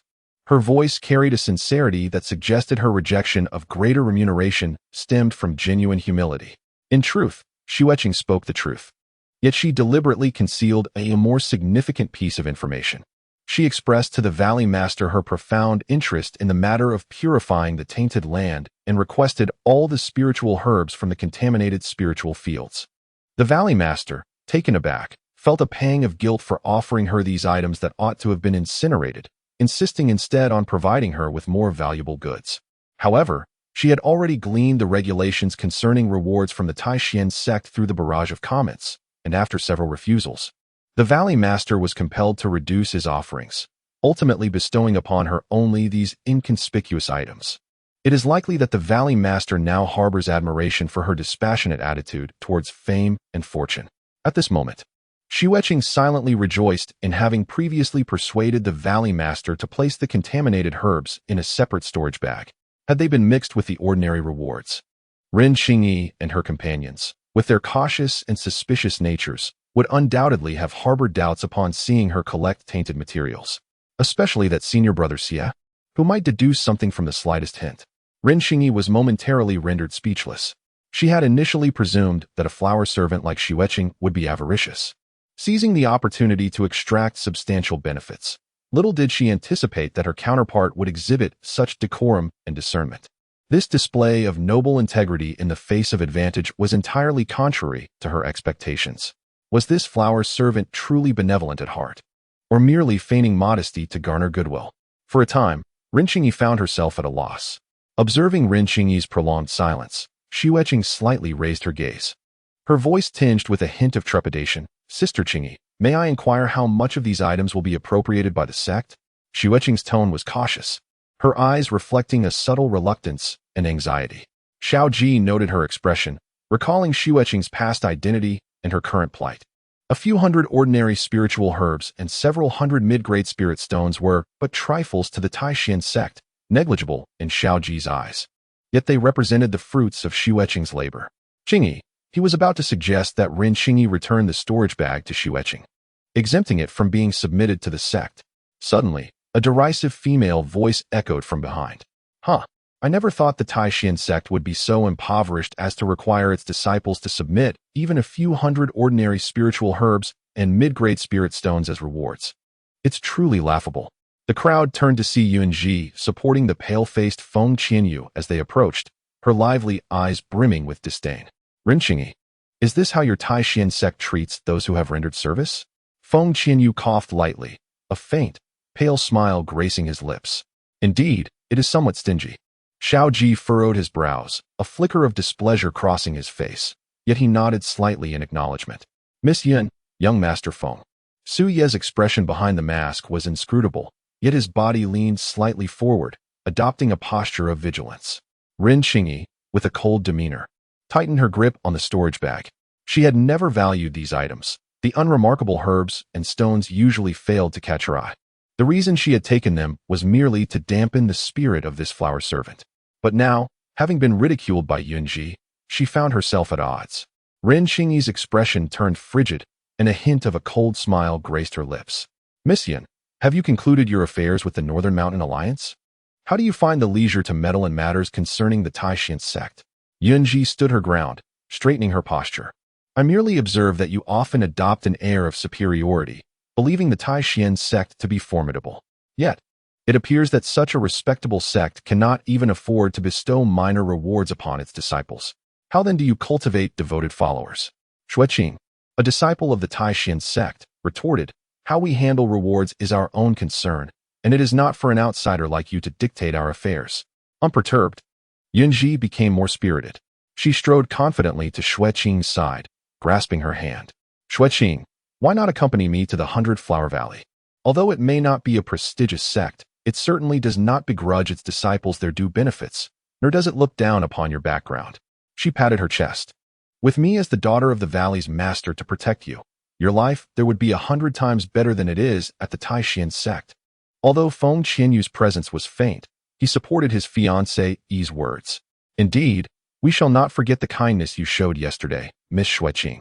If you were to join the 100 Flower Valley, we would certainly pay frequent visits. Xue Qing sensed the sincerity in Yuanji's eyes. Her heart stirred. Although Yuanji's temperament was impulsive, her invitation was genuine. Perhaps joining the 100 Flower Valley would free her from her current predicament, but she was acutely aware of her inability to leave the Taishan sect. Rin Qingyi's piercing gaze directed at Yuanji. Miss Yun, are you unabashedly attempting to undermine my Taishan sect? She had hoped for Xue Qing to depart from the Taishan sect, but not under such circumstances. For that would be a slap in the face to the sect. As Xue Qing noted the escalating tension, she pondered how to politely decline when suddenly a casual voice echoed from the quiet chamber. I've heard that your esteemed valley is home to a plethora of beauties. It is indeed a delightful place. And thus the name of the 100 Flower Valley. The tone was flippant yet retained a certain elegance. I trust that my junior sister, Xue Qing, would undoubtedly be the most exquisite bloom among them, the crown jewel of the flowers. All eyes turned to the source of the voice, revealing Mu Jiuxiao, adorned in a flowing red robe, stepping gracefully from the quiet chamber. The golden embroidery gleamed under the sunlight, his complexion slightly pale. The black markings on his body had completely vanished, yet he still appeared somewhat frail and slender. Xiao Ji, upon seeing him, relaxed his brow. Jiuxiao, you have finally awakened. Su Yi remained silent, merely nodding slightly in acknowledgement. Mu Jiuxiao surveyed the gathering, twirling his silver fan as he approached Xue Qing with a playful smile. He leaned down slightly, a teasing glint in his eyes. Yesterday, my junior sister tended to me without fear of the toxins, helping to cleanse my wounds. How should I express my gratitude? Chapter 56. Rin Qingyi exposed the comments flooded in. Mu Jiuxiao is not confused after all. He remembers it was the second female lead who took care of him. It's over. Now the other male leads know the female lead has lied. Is she about to face repercussions? I don't want to see the female lead and the male lead's quarrel. Send help. As the conversation unfolded, a query arose. Was Mu Jiuxiao intentionally exposing the female protagonist's misappropriation of credit, or merely expressing gratitude towards the second female lead? Such coincidences seemed rather remarkable. After all, Mu Jiuxiao had been in a state of unconsciousness at the time. How could he possibly be aware of the protagonist's deceit? It would be prudent not to overthink this matter. Indeed, it was implausible that Mu Jiuxiao would deliberately seek to embarrass the protagonist for the sake of the second female lead. His teasing words fell upon the ears of the assembled company, with the exception of Xue Wujiao and the uninformed Yunji, as they cast peculiar glances at Renqingi. Xue Qing's voice was gentle. Senior brother Mu, your words are too harsh. As a fellow disciple, it is only right for me to care for you, especially given your affliction. Her eyes shimmered with sincerity as she added, with my limited spiritual power, all I can do is assist you in cleansing your wounds with my water affinity. Moreover, senior brother Mu once gathered 37 spirit herbs for me. I have yet to repay this kindness. It is merely my duty. Upon hearing this, Mu Jiuxiao's lips curled into a crescent smile. He turned his gaze toward Yunji, his voice brimming with self-assured pride. Miss Yun, have you heard? My junior sister still owes me 37 spirit herbs. Such a beautiful and kind-hearted junior sister. He waved his ornate fan, his tone light, yet unyielding. The Taishan sect cannot afford to sever ties. We are unable to fulfill Miss Yun's good intentions. Xue Qing stood by, sensing the undercurrents swirling in the air. The astute Xiao Ji and his companions, through Mu Jiuxiao's words and her brief remarks, had likely deduced the essence of Renqingi's misappropriation of credit from the previous day. Among the trio, Xie Wujiao's demeanor was peculiar. While Su Yi appeared indifferent to Renqingi's lies, it remained to be seen how Xiao Ji would respond. Xue Qing cast a sidelong glance at Renqingi, whose expression had turned as cold as ice. Yunji surveyed the individuals before her, seemingly grasping that the Taishan sect would not release them so easily. Yet, witnessing Mu Jiuxiao's protective stance for Xue Qing brought her a measure of relief. At least there were still allies within the Taishan sect who would safeguard Xue Qing, which comforted her considerably. With a silent sigh, Yunji turned to Xue Qing and, feigning ignorance, inquired, "What do you have to say for yourself?" Xue Qing's gaze flitted between Yunji and the members of the Taishan sect, her lips pressing together in apparent distress before she ultimately shook her head apologetically. "Thank you for your kindness, Miss Yun, but I shall defer to my senior brother's arrangements." This statement acted as an invisible tether, binding the hearts of Xiao Ji and his companions, who breathed a collective sigh of relief, anxious that Xue Qing might impulsively agree to leave. They maintained a facade of composure. Feigning anger, Yunji stamped her foot, exclaiming, "Look at your lack of resolve. Is it merely 37 spirit herbs that hold you captive?" Her voice rose an octave.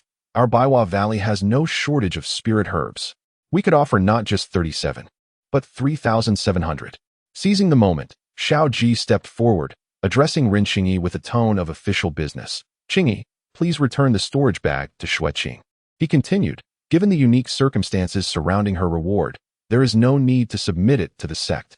Renqingi's gaze flickered momentarily, her fingers tightening and then releasing, ultimately resulting in a dismissive snort. The sect's regulations regarding the submission of rewards were established to foster better cultivation of disciples. Since Xue Qing had received these rewards, it was surely to enable her to contribute more effectively to the sect. She tossed the storage pouch back to Xue Qing, her voice frigid. "Cultivate diligently, and do not squander the sect's nurturing." Xue Qing accepted the pouch with both hands, lowering her gaze submissively as she replied, "I shall heed your teachings, senior sister." Yunji, recognizing that the situation had reached a conclusion, decided to withdraw gracefully. Aware that offending Renqingi could provoke the icy woman to take her frustrations out on Xue Qing, she refrained from further entanglement, quickly pivoting to link her arm with Xue Qing's. "I have something to discuss with you. Let us speak privately." With that, she cast a deliberate glance at Renqingi, her tone exaggerated. "Miss Ren, surely you would not deny us the liberty to exchange a few private words?" Renqingi huffed coldly, "Be my guest." Without waiting for Xue Qing's response, Yunji seized her wrist and led her to a secluded corner, beside the stone path of the Medicine King Valley. Several weeping willows swayed gently in the breeze, obscuring most of their view. "At last, we can converse privately." Yunji sighed in relief, her eyes sparkling with excitement. "Xue Qing, I have heard from those in the Medicine King Valley that they can locate Chu Shirwang, the true culprit, all thanks to your brilliant idea." Xue Qing did not deny it. "I refrained from mentioning this earlier for fear that it might provoke those with ill intentions towards you." Yunji lowered her voice. "Especially that Renqingi, she and Chu Shirwang are quite close, and I fear that knowledge of this would be detrimental to you." After speaking, Yunji's gaze radiated genuine gratitude. "You first assisted me with the medicine, and then helped Qian Yu apprehend the perpetrator. Even Lord Han Yu praised your invaluable contributions to the purification pill. I truly do not know how to express my thanks adequately. Both Qianyu and I are people who cherish gratitude, and I, Yunji, particularly detest being in debt to others. Yunji grasped Xue Qing's hand, pondering what they could do for her. Xue Qing had anticipated Yunji's visit and was not surprised. Yunji sought her out both to express heartfelt thanks and due to Pei Xuandu's subtle hints. The leader of the Medicine King Valley wished to curry favor with Pei Xuandu, and how could the North Mountain Alliance and the 100 Flower Valley miss such an opportunity? Yet, there was indeed a semblance of genuine affection from Yunji. I lack nothing, Xue Qing replied softly. What she lacked, Yunji could not provide. Upon hearing this, Yunji exchanged a glance with Feng Qianyu, her brow furrowing in contemplation. After a moment, she retrieved a jade pendant of deep green from her waist, intricately carved with a floral design. This is my token, representing both myself, Yunji, and Feng Qianyu. She placed the pendant into Xue Qing's palm. Since you currently lack for nothing, should you ever find yourself in need of our assistance in the future, do not hesitate to seek us out. Feng Qianyu chimed in. The North Mountain Alliance has bases along major trade routes, specializing in transportation. Though we are not backed by any formidable power, we are staunchly principled. Yunji patted her chest, vowing, the 100 Flower Valley is the same, though it is comprised of young women. We will spare no effort to assist in whatever we can. Xue Qing recalled the plot in the original story where these two factions nearly annihilated each other for one another, solidifying her belief that the North Mountain Alliance and the 100 Flower Valley were indeed as honorable as they claimed. She did not refuse and accepted the jade pendant. Very well.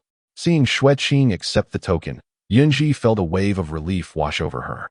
She offered a few more words of caution to Xue Qing before deliberately raising her voice. Since Xue Qing wishes to remain at Celestial Sect, I, Yunji, would not wish to take away what others hold dear. She then called out towards Ren Qingyi. Should you ever come to your senses and wish to join my Baihua Valley, I shall certainly welcome you with open arms. In the distance, Ren Qingyi frowned upon hearing her words and turned back to his quiet chamber. Observing Ren Qingyi's discomfort, Yunji couldn't help but wear a smirk of satisfaction. After bidding farewell to Xue Qing, she and Feng Qianyu departed hand in hand. We should also prepare our belongings, Xiao Ji remarked, his gaze lingering on Ren Qingyi's retreating figure. Jiao Xiao has awakened. There is no need to linger at Yaowang Valley any longer. With that, he turned and walked towards Ren Qingyi's quiet chamber, his expression grave. Mu Jiao Xiao withdrew his gaze from Ren Qingyi's silhouette, sensing that something was amiss compared to previous encounters. Approaching Xue Qing, he cast a sweeping glance over her. Noticing she had not adorned the hidden dragon coin he had gifted her, stirring something within him, though he chose to remain silent. Little Xue Qing, why are you just standing there foolishly? Mu Jiao Xiao said with a smile. I shall assist you, my ailing senior brother, in packing your things. Xue Qing paused momentarily at the unexpected new title, still in a daze when Mu Jiao Xiao tugged her towards the quiet room. Xia Wujia stood nearby, his gaze contemplative as it lingered on the pair's retreating figures, a flicker of inscrutable light passing through his eyes. Su Ye's expression remained veiled beneath his mask, yet he seemed wary of the sudden closeness between the two. Meanwhile, within Ren Qingyi's quiet chamber, Xiao Ji entered and stood beside Ren Qingyi, who was busy organizing her belongings. His demeanor was slightly cold and straightforward. It was Xue Qing who treated Mu Jiao Zhao's wounds yesterday, not you. Chapter 57. A hidden agenda regarding the flower slave. Ren Qingyi paused in her actions. Indeed, she lifted her gaze to meet Xiao Ji's, her eyes icy. What is it? Do you wish to hold me accountable? Why lie? Xiao Ji met her gaze directly. I believe Xue Qing is problematic and wish to investigate further, Ren Qingyi retorted coldly. Do I not possess even this little authority? Xiao Ji's expression darkened. Is this your justification for taking credit for another's achievements? I did not take credit. Ren Qingyi's voice rose sharply. I merely disdain to clarify. You are fully aware that others have misunderstood, yet you deliberately choose not to explain. How is this any different from taking credit? Xiao Ji stepped closer. Must I provide an explanation? I, Ren Qingyi, am the daughter of the illustrious Taishan sect leader. Would I concern myself with the accomplishments of a mere flower slave? Ren Qingyi scoffed. Xiao Ji, you overestimate her. This is not merely a matter of accomplishments. It pertains to principles of conduct. Xiao Ji's voice revealed a hint of anger. Furthermore, cease referring to Xue Qing in that manner. She is now a disciple of Taishan sect. Her past identity is of no consequence. Disciple of Taishan sect? Ren Qingyi scoffed. A waste with a ruined spirit root should not be allowed into the sect. A glimmer of cold light flashed in Xiao Ji's eyes. Qingyi, retract your words. Why must I? Ren Qingyi defiantly lifted her chin. Am I mistaken in what I say? The air within the quiet room seemed to freeze, the atmosphere between them plummeting to an icy chill. Your prejudice against Xue Qing has clouded your judgment. Xiao Ji's voice was low and somber. Qingyi, you are overly fixated on lineage and status. Ren Qingyi abruptly turned around, a flicker of hurt flashing in her eyes, swiftly masked by a veneer of coldness. Is this how you perceive me? Very well, what about you? What is the reason for your defense of that flower servant? The former you would never have argued with me over a woman of ambiguous origins. Xiao Ji took a deep breath, striving to temper his emotions. Qingyi, we have known each other for many years. You should understand my principles. Ren Qingyi snorted disdainfully. It is precisely because I know you too well, Xiao Ji. The esteemed and iron-willed chief of the punishment division is always soft-hearted towards the weak. This is your Achilles heel. Xiao Ji's voice grew somber. Were it not for the assurance that Xue Qing poses no threat to the sect, I would never have brought her back. You need not harbor suspicions against her. No threat? How can you be so certain? Merely based on your so-called intuition? A hint of mockery glimmered in Ren Qingyi's eyes. A complex expression crossed Xiao Ji's face. My judgments are never made without foundation. Then enlighten me, what distinguishes her? Why do you, Mujio Xiao, Su Yi, and even Xiao Wujio regard her with such favor? Ren Qingyi pressed on relentlessly, the atmosphere in the quiet chamber seeming to solidify. After a moment of silence, Xiao Ji spoke slowly. We have never favored her unduly. Although Xue Qing's cultivation is modest, she possesses her own value. A sneer flickered in Ren Qingyi's gaze. Value? Are you referring to that pest-repelling sachet? What worth does a flower servant without spiritual roots possess, besides serving as a pretty ornament? Admit it. Ren Qingyi let out a cold laugh, her gaze piercing toward Xiao Ji. You are simply enchanted by her pitiable beauty and little tricks. I never imagined that the esteemed Chief Xiao is also a man of carnal desires. As her words hung in the air, the temperature in the chamber seemed to plummet. Xiao Ji's expression darkened like cold iron, a barely perceptible anger flashing in his eyes. Ren Qingyi, are you questioning my character? The moment the words escaped Ren Qingyi's lips, she felt a pang of regret, but her pride prevented her from recanting. She defiantly raised her chin. Indeed, your rhetoric is noble. But who can say whether your intentions towards that flower servant are pure? In his mind, a fleeting image of Xue Qing shedding her outer garments to reveal her smooth back flashed before Xiao Ji. He inhaled deeply, suddenly agitated. I do not wish to engage in an endless and futile argument with you. Think as you will. Just remember the teachings of our master. The teachings of our master? Ren Qingyi recalled the scene of their master addressing the disciples in the bamboo grove, solemnly imparting wisdom. The path does not lie in grandeur. It is the benevolent heart that grants one renown. As cultivators, we must harbor compassion and not oppress the weak. She abruptly raised her head. Xiao Ji, are you attempting to admonish me? How could I dare? Xiao Ji replied coolly. It is late. We must set forth. With that, he turned and departed. Ren Qingyi glared at his retreating figure, her expression a tempest of anger, and within moments, a layer of frost encased the quiet chamber. Damn it! Xiao Ji dares to reprimand me over that flower servant. As Xiao Ji stepped through the threshold, he found Su Yi standing like a specter by the door, his eyes boring into him from behind the mask. Clearly, he had overheard the earlier conversation. You should not have argued with your senior sister. Su Yi's voice emerged from behind the mask. Xiao Ji, maintaining a stoic demeanor, offered no reply, merely sidestepped slightly and continued on his way. Gazing at the receding figure of Xiao Ji, Su Yi turned her attention towards the quiet chamber where Mu Jiuxiao and Xue Qing resided, her eyes behind the mask gradually growing cold. In another quiet room, the barrage of comments surged wildly. It's over. Xiao Ji and the female lead are arguing fiercely. This never happens in the original story. What should I do?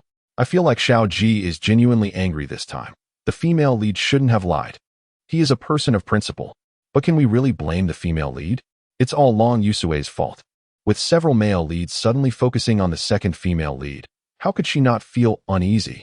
I think the female lead and the male leads have such a good relationship. Can't they just be honest with her? Knowing the truth about Long Yusue would prevent her from harboring animosity towards the second female lead. Enough with the female lead's defense. Does she not realize that without knowing the truth, she shouldn't harbor hostility towards the second female lead? The second female lead hasn't done anything wrong. Can't they coexist peacefully? I empathize with the second female lead for a moment. Xue Qing withdrew her gaze from the barrage, scanning the tidy room. Senior Mu, is there anything I can assist you with? Mu Jiuxiao lazily leaned against the window, a hint of a smile gracing his lips. There's nothing to tidy up. Noticing the puzzled expression on Xue Qing's face, he stepped closer and gently tapped her forehead with his fan. Silly, have you forgotten what I told you? When gods battle, it's best to keep your distance. Xue Qing, confused, asked, is someone fighting? Mu Jiuxiao's lips curled upwards, but his words trailed off. Fragments of conversations he had overheard while in a stupor flashed through his mind, recalling Ren Qingyi's dialogue with others by his bedside, causing his gaze to dim. Xue Qing remained unaware of the unfolding events. Yet given Qingyi's temperament, after being publicly provoked by Yunji and exposed for lying today, she was unlikely to have an easy time. Mu Jiuxiao recalled Xue Qing's pale face as she trailed behind Xiao Ji, having endured torment, and he subtly rested his fan against his chin. Forget it. He retracted his words, resuming his carefree demeanor. Just remember to stay close to me on the way back to the sect. Xue Qing nodded, seemingly understanding, then suddenly recalled something and hastily pulled out a copper coin from within her garment. It was the hidden dragon coin that Mu Jiuxiao had given her. I know this coin is powerful and important to you, Senior Mu. She cradled the coin in her hands and offered it to him. You should take it back. Mu Jiuxiao raised an eyebrow, his gaze resting on her small hands holding the coin. You know it's powerful, and yet you wish to return it to me?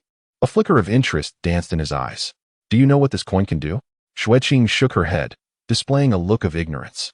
This hidden dragon coin is among the most precious of my family's secret artifacts, Mu Jiuxiao stated, lightly tapping the coin in her palm with his fan. It contains the ancestral secret arts of the Mu family. In a moment of peril, it can unleash an illusory golden dragon to save its master's life. Xue Qing listened intently, her eyelashes fluttering as if astonished by the coin's value. Have you finished listening? Do you still want to return it to me? Mu Jiuxiao asked with keen interest. Xue Qing nodded, extending the coin forward. Mu Jiuxiao appeared somewhat surprised, seemingly not having anticipated this response. Why? Snow cascaded down like a delicate veil, each sound as light as a feather. Such a precious thing, the snow, could not be sheltered. Upon hearing this, Mu Jiuxiao suddenly broke into laughter, twirling the silver fan in his hand. Were a common woman to utter such words to me, I would surely think that she was either foolish enough to disregard her own safety or cunning enough to conceal her true self. He bent down, his golden pupils gleaming with a mischievous light akin to that of a cat. Little Xue Qing, which are you? Xue Qing appeared bewildered and lost in thought. Mu Jiuxiao leaned in closer, the warmth of his breath brushing against her ear. I, Mu Jiuxiao, seldom show genuine kindness to others. Do not squander my goodwill, little Xue Qing. Noticing her dazed expression, he took the opportunity to wrap his arm around her shoulder and gently urged her toward the door. Offering a gift entails a bond. It is not something to be retracted lightly. Let us go, lest they wait too long. Xue Qing felt the weight on her shoulder, her feet moving forward involuntarily. Her heart finally at ease. Excellent. This hidden dragon coin is destined to be hers. Chapter 58. The Fate of Xue Qing. A moment later, the group packed their belongings and bid farewell to the Valley Master before setting off on their return journey. The atmosphere on the way back was distinctly heavy. Xiao Ji and Ren Qingyi were both silent, while Xie Wuzhou seemed lost in thought, and Sui remained as taciturn as ever. Only Mu Jiuxiao appeared oblivious to the tense mood. Instead of trailing Ren Qingyi as usual, he lingered at the back of the group, walking alongside Xue Qing. From time to time, he would lean down to whisper something to her, eliciting soft laughter from Xue Qing, which only soured Ren Qingyi's mood even further. Each time she caught sight of Mu Jiuxiao and Xue Qing in quiet conversation, her brow would furrow a little more. Due to the somber atmosphere, the group made no stops along the way, hastening back to the Taishan sect through the night. It was not until the night deepened that they finally reached the sect's gates. Mu Jiuxiao stretched lazily, twirling the silver fan at his fingertips, his golden eyes growing heavy with weariness. At last, we have returned. By the way, this journey felt oddly silent, as though something was amiss.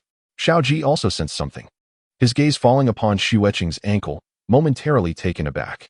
The familiar jingling of the bell that usually accompanied her footsteps was conspicuously absent. After a brief contemplation, he summoned his spiritual energy, a faint glow swirling around Xue Qing's ankle. The delicate outline of a golden bell briefly appeared before vanishing. An illusion spell? Xiao Ji's brow arched slightly. Her cultivation level surpassed his. A thought crossed his mind, and he turned to Xue Qing. Has the immortal lord hidden your golden bell? Upon hearing the title of immortal lord, Ren Qingyi's gaze sharpened, scrutinizing Xue Qing with newfound intensity. Xue Qing sensed the collective focus upon her and lowered her eyelashes. While assisting the immortal lord in the Medicine King Valley, he found the bell's sound bothersome, so he casually cast a spell to conceal it. Xiao Ji nodded, a flicker of understanding crossing his eyes. I see. That is for the best. Ren Qingyi observed coldly, her dissatisfaction brewing within her. Throughout their return journey from the Medicine King Valley, she and Xiao Ji had ignored each other while being forced to listen to Mu Jiuxiao and Xue Qing's laughter. Her heart simmering with pent-up frustration. At this moment, she finally found a reason to unleash her ire. She spoke with a nonchalant tone, lamenting the incompetence in handling such trivial matters, squandering the opportunity bestowed by the Celestial Lord. In the future, it would be prudent to steer clear of such affairs, lest outsiders perceive that my esteemed Xin sect lacks capable individuals. The implications were unmistakable. Xue Qing lowered her head in silence, allowing Qingyi to vent her frustration under the guise of her name. Mu Jiuxiao raised an eyebrow, unfurling his silver fan. Qingyi, you are overly concerned. If the Celestial Lord were to hold these matters against someone, he would have replaced them long ago. It appears he still finds our junior sister Xue to be quite convenient. The group had now reached their residence's courtyard, where the chirping of cicadas filled the air and a faint floral fragrance wafted around them. Mu Jiuxiao turned to Xue Qing, his tone light. After a day of toil, dear Xue Qing must be weary. Why not retire for some rest? Xue Qing understood and bowed to the others, expressing her gratitude. Thank you, esteemed senior brothers and sisters. I shall take my leave. Once her figure vanished into the night, Qingyi cast a cold gaze at Mu Jiuxiao. Although Mu Jiuxiao had always shown kindness to women, he had never provoked her ire. As long as she was present, this dashing steward of wealth always prioritized her.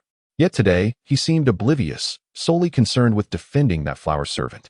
Qingyi's tone grew icier, remarking that Mu Jiuxiao was indeed a connoisseur of beauty, just like Xiao Zhang, showing undue favoritism towards certain individuals. The words undue favoritism were emphasized with a bite, her gaze directed at Xiao Ji. Xiao Ji's expression darkened as he turned and strode towards his quarters without uttering a word. Mu Jiuxiao appeared oblivious to the tension in the air, lazily toying with his silver fan. Naturally, everyone knew that my Mu Jiuxiao had but two great loves in life, wealth and beauty. His gaze shifted to Qingyi, reflecting that in terms of her celestial beauty, he too held a special admiration. Do not attempt to use your tactics of charming the masses on me. Qingyi interrupted coldly. Mu Jiuxiao raised his hands in mock surrender, folding his fan. I would not dare. He yawned, having just recovered from a serious illness, and added, I must take my leave for proper rest. Xia Wujiu, standing nearby, remained preoccupied with the enigmatic fog encountered in his calculations. I shall take my leave as well. He nodded slightly to Qingyi and Suyi before departing slowly. In the blink of an eye, the once lively stone path was left with only Qingyi and Suyi. The moonlight spilled upon the cobblestones, illuminating Qingyi's tense visage. Suyi stood beside her, his figure a shadow. His lips beneath the mask moved as if to speak, but hesitated. Before he could utter a word, Qingyi had already turned away, her skirt tracing a sharp arc in the night. Suyi remained rooted in place, the moonlight casting a chilling gleam upon his mask. He gazed toward the direction of Xue Qing's courtyard, a shiver of coldness spreading within him. That flower servant had sown discord within the ranks. No longer hesitating, he abruptly turned, his form morphing into a dark shadow as he darted toward the opposite direction of the courtyard, drawing forth a communication talisman from his sleeve. He coldly commanded, Tianshu Pavilion, urgent matters. The talisman ignited, reducing to ashes that danced away with Su Ye's silhouette. At that very moment, Xia Wujiu stepped into his own courtyard, where several bamboo plants swayed in the wind, casting dappled shadows. He passed through the barrier and pushed open the door to his room. Within the confines of the room, the candlelight remained unlit. The furnishings modest, a white wooden writing desk and a brocade bookshelf, laden with scrolls and ancient tomes. Moonlight spilled through the window panes as he waved his sleeve, silently sealing the boundary. The wick on the table ignited spontaneously. Xia Wujiao approached the desk, sitting upright with poise, his slender fingers lightly tapping the surface. A faint luminescence danced at his fingertips, and a chessboard, conjured from spiritual energy, gradually materialized. The board, adorned with alternating black and white pieces, pulsed with the dynamic flow of yin and yang, emanating a soft glow. He continued his actions, retrieving an ancient tome from the hidden compartment of the desk, placing it before him. The cover bore 3 archaic seal characters, record of observing the heavens. This was Xie Wujiao's secret compendium for documenting significant divinations, densely inscribed with various fates, causes, and celestial secrets. He turned to the latest entry, his fingertip gliding gently across the page. There, prominently inscribed, was the name Xue Qing, accompanied by several obscure symbols. The ancestral lineage of the bright rebirth, the interdependence of the 5 elements, the harmony of the 4 symbols. The celestial fate of the mysterious dark maiden, suspected to be a benefactor of heavenly mercy, might hold the key to unraveling. Xie Wujiao's fingertip caressed the inscription, his gaze deepening. He flipped to a blank page, and with a flick of his hand, a strand of azure hair appeared in his palm, exuding a faint, ethereal fragrance. This was a hair he had discreetly taken from Xue Qing during their earlier encounter in the Valley of the Medicine King. He placed the strand at the center of the chessboard, forming hand seals, as the energies of yin and yang surged forth from his fingertips, causing the black and white pieces to spring to life. With his spiritual power urging them onward, the chessboard began to rotate slowly, the pieces swirling around the hair like stars, forming a miniature celestial chart. A low resonance emanated from the board. Xie Wujiao's eyes closed slightly, attuning himself to the threads of fate, and when he opened them again, his pupils had transformed into one black and one white. The left eye, as dark as ink. The right eye, as pure as snow, an expression of the yin-yang spiritual roots at their peak. This glimpse into celestial secrets always demanded a price. He lightly tapped the chessboard, and a black piece fell into place, excitement flickering in his eyes. Let me see what fate you truly possess. Chapter 59, Strange Changes in a Dream. The azure sea meanwhile, in Xue Qing's chamber, the candlelight flickered gently. After confirming that no one was around through the barrage of messages, she carefully retrieved 3 storage bags from the layers of her garments and laid them on the low table. The first storage bag had been taken from the lifeless body of a demonic cultivator. The second contained items from the Valley of the Medicine King's master, one filled with ordinary spiritual herbs and spiritual stones, while the other held herbs tainted by miasma. A satisfactory haul indeed. Xue Qing's elongated fingers brushed over each bag, her eyes sparkling with satisfaction, particularly at the storage bag from the Valley of the Medicine King, which had passed through the scrutiny of Shao Ji and others, sparing her the trouble of purchasing with spiritual stones. She picked up the bag obtained from the demonic cultivator, inverting it to let a cascade of assorted trinkets spill forth. Xue Qing weighed the spiritual stones in her palm, casting a cursory glance at the other items, which were of no immediate use. However, there was a tome titled Blood Fiend technique that caught her attention, though she could not cultivate it. Techniques in the realm of cultivation were hard to come by, and this might fetch a handsome price. Xue Qing meticulously stowed away all the items into the storage bag provided by the Medicine King Valley, while also securing the empty storage bag belonging to the demonic cultivator, intending to find a proper way to dispose of it in due course. Subsequently, she retrieved the bag filled with contaminated spiritual herbs and extracted a withered and lifeless spiritual grass. This herb, which should have been a vibrant green, now resembled a dying entity, its leaves devoid of vitality, marred by dark gray patterns, and exuding an unsettling aura. With her palm facing upward, she summoned the ghost seal with a subtle shift of her mind. She placed the desolate spiritual grass beside the seal, and soon tendrils of gray energy began to slowly detach from the herb, swirling like smoke and mist as they were absorbed by the ghost seal. As Xue Qing allowed the seal to perform its task, she patiently counted the spiritual herbs within the storage bag, estimating there to be over 200. Given the rate at which the ghost seal purified, it would likely take a considerable amount of time to cleanse them all. The barrage of comments surged at the opportune moment. Wow, the second female lead is indeed using that square seal to purify the herbs. I guessed right. By the way, what is the second female lead doing with so many herbs? Is she really considering becoming an alchemist? To be fair, her technique in brewing herbs at the Medicine King Valley is truly professional. She seems quite talented. Why do you think the second female lead is doing all this secretly? Why doesn't she tell the main characters? Tisk, TSK, TSK. Could it be that the second female lead is going to turn dark? Or does she harbor some unspeakable secret? The speculations in the comments caused a faint smile to grace Xue Qing's lips. Indeed, she possessed secrets that were not meant to be revealed. Who would have thought that a flower slave, purchased to serve as a mere pawn, was plotting her escape from the Taishin sect? Although she could not yet utilize the secret of the medicine bodhisattva, it had sparked fresh inspiration within her. Once the nurturing of the dragon jade essence concluded, perhaps faking her death and slipping away would be a wise choice. However, before that, she had many tasks to complete. Xue Qing silently composed a checklist in her mind to reshape her spiritual roots, accumulate sufficient spirit stones, and reclaim the golden bell from Shaoji. Most importantly, she needed to devise a meticulous plan for her escape to ensure no lingering risks remained. Resting her chin on her hand, she gazed at the ghost seal as it absorbed the gray energy, her thoughts drifting far and wide. Suddenly struck by a realization, she retrieved a special contaminated spiritual herb from her storage bag, the 9-petal glazed lotus.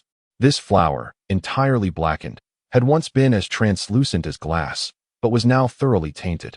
Yet its extraordinary quality could still be faintly discerned. As expected, the appearance of the 9-petal glazed lotus ignited a fresh wave of excitement in the comments. Xue Qing paid no heed, her fingertips caressing the wilted petals of the lotus, lost in contemplation. Since Pei Xuandu required this herb, its worth extended far beyond its superficial appearance. How to leverage it warranted careful strategizing. Half an hour later, the last flicker of candlelight in Xue Qing's room gradually extinguished. She cautiously concealed the ghost seal and the spiritual herbs that needed purification within a hidden compartment in the room. A cleverly discovered loose plank that was just right for hiding small items. Once everything was securely placed, Xue Qing gracefully ascended to her bed. After a while, faint sounds emerged from the adjacent room, breaking the stillness of the night.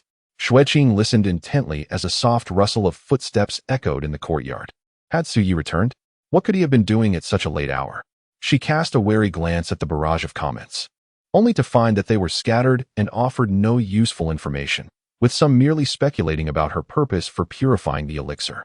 With this realization, Xue Qing finally felt a sense of relief and closed her eyes. The night enveloped her like ink, gradually consuming her consciousness. After an indeterminate time, Xue Qing began to stir restlessly upon her bed. Her slumber was anything but peaceful, beads of sweat forming on her forehead. Once again, she found herself in a dream.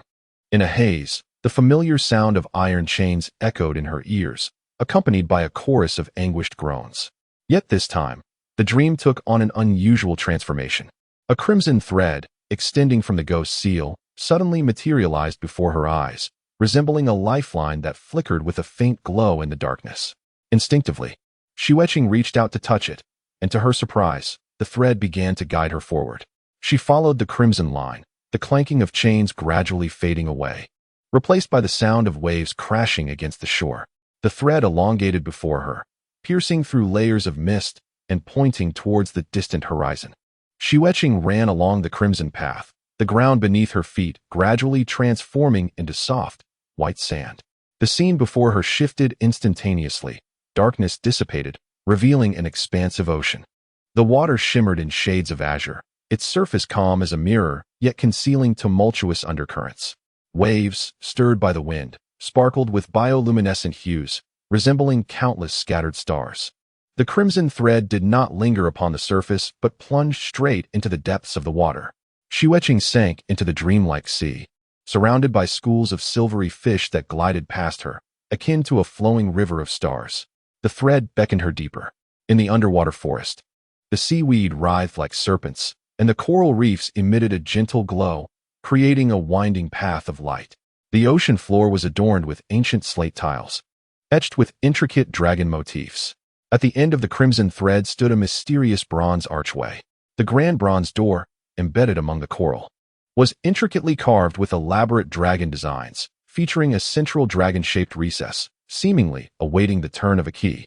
As she reached out to touch the stone door, the moment her fingers brushed against the bronze surface, Xue Qing beheld a pair of scarlet eyes slowly opening from the depths of darkness.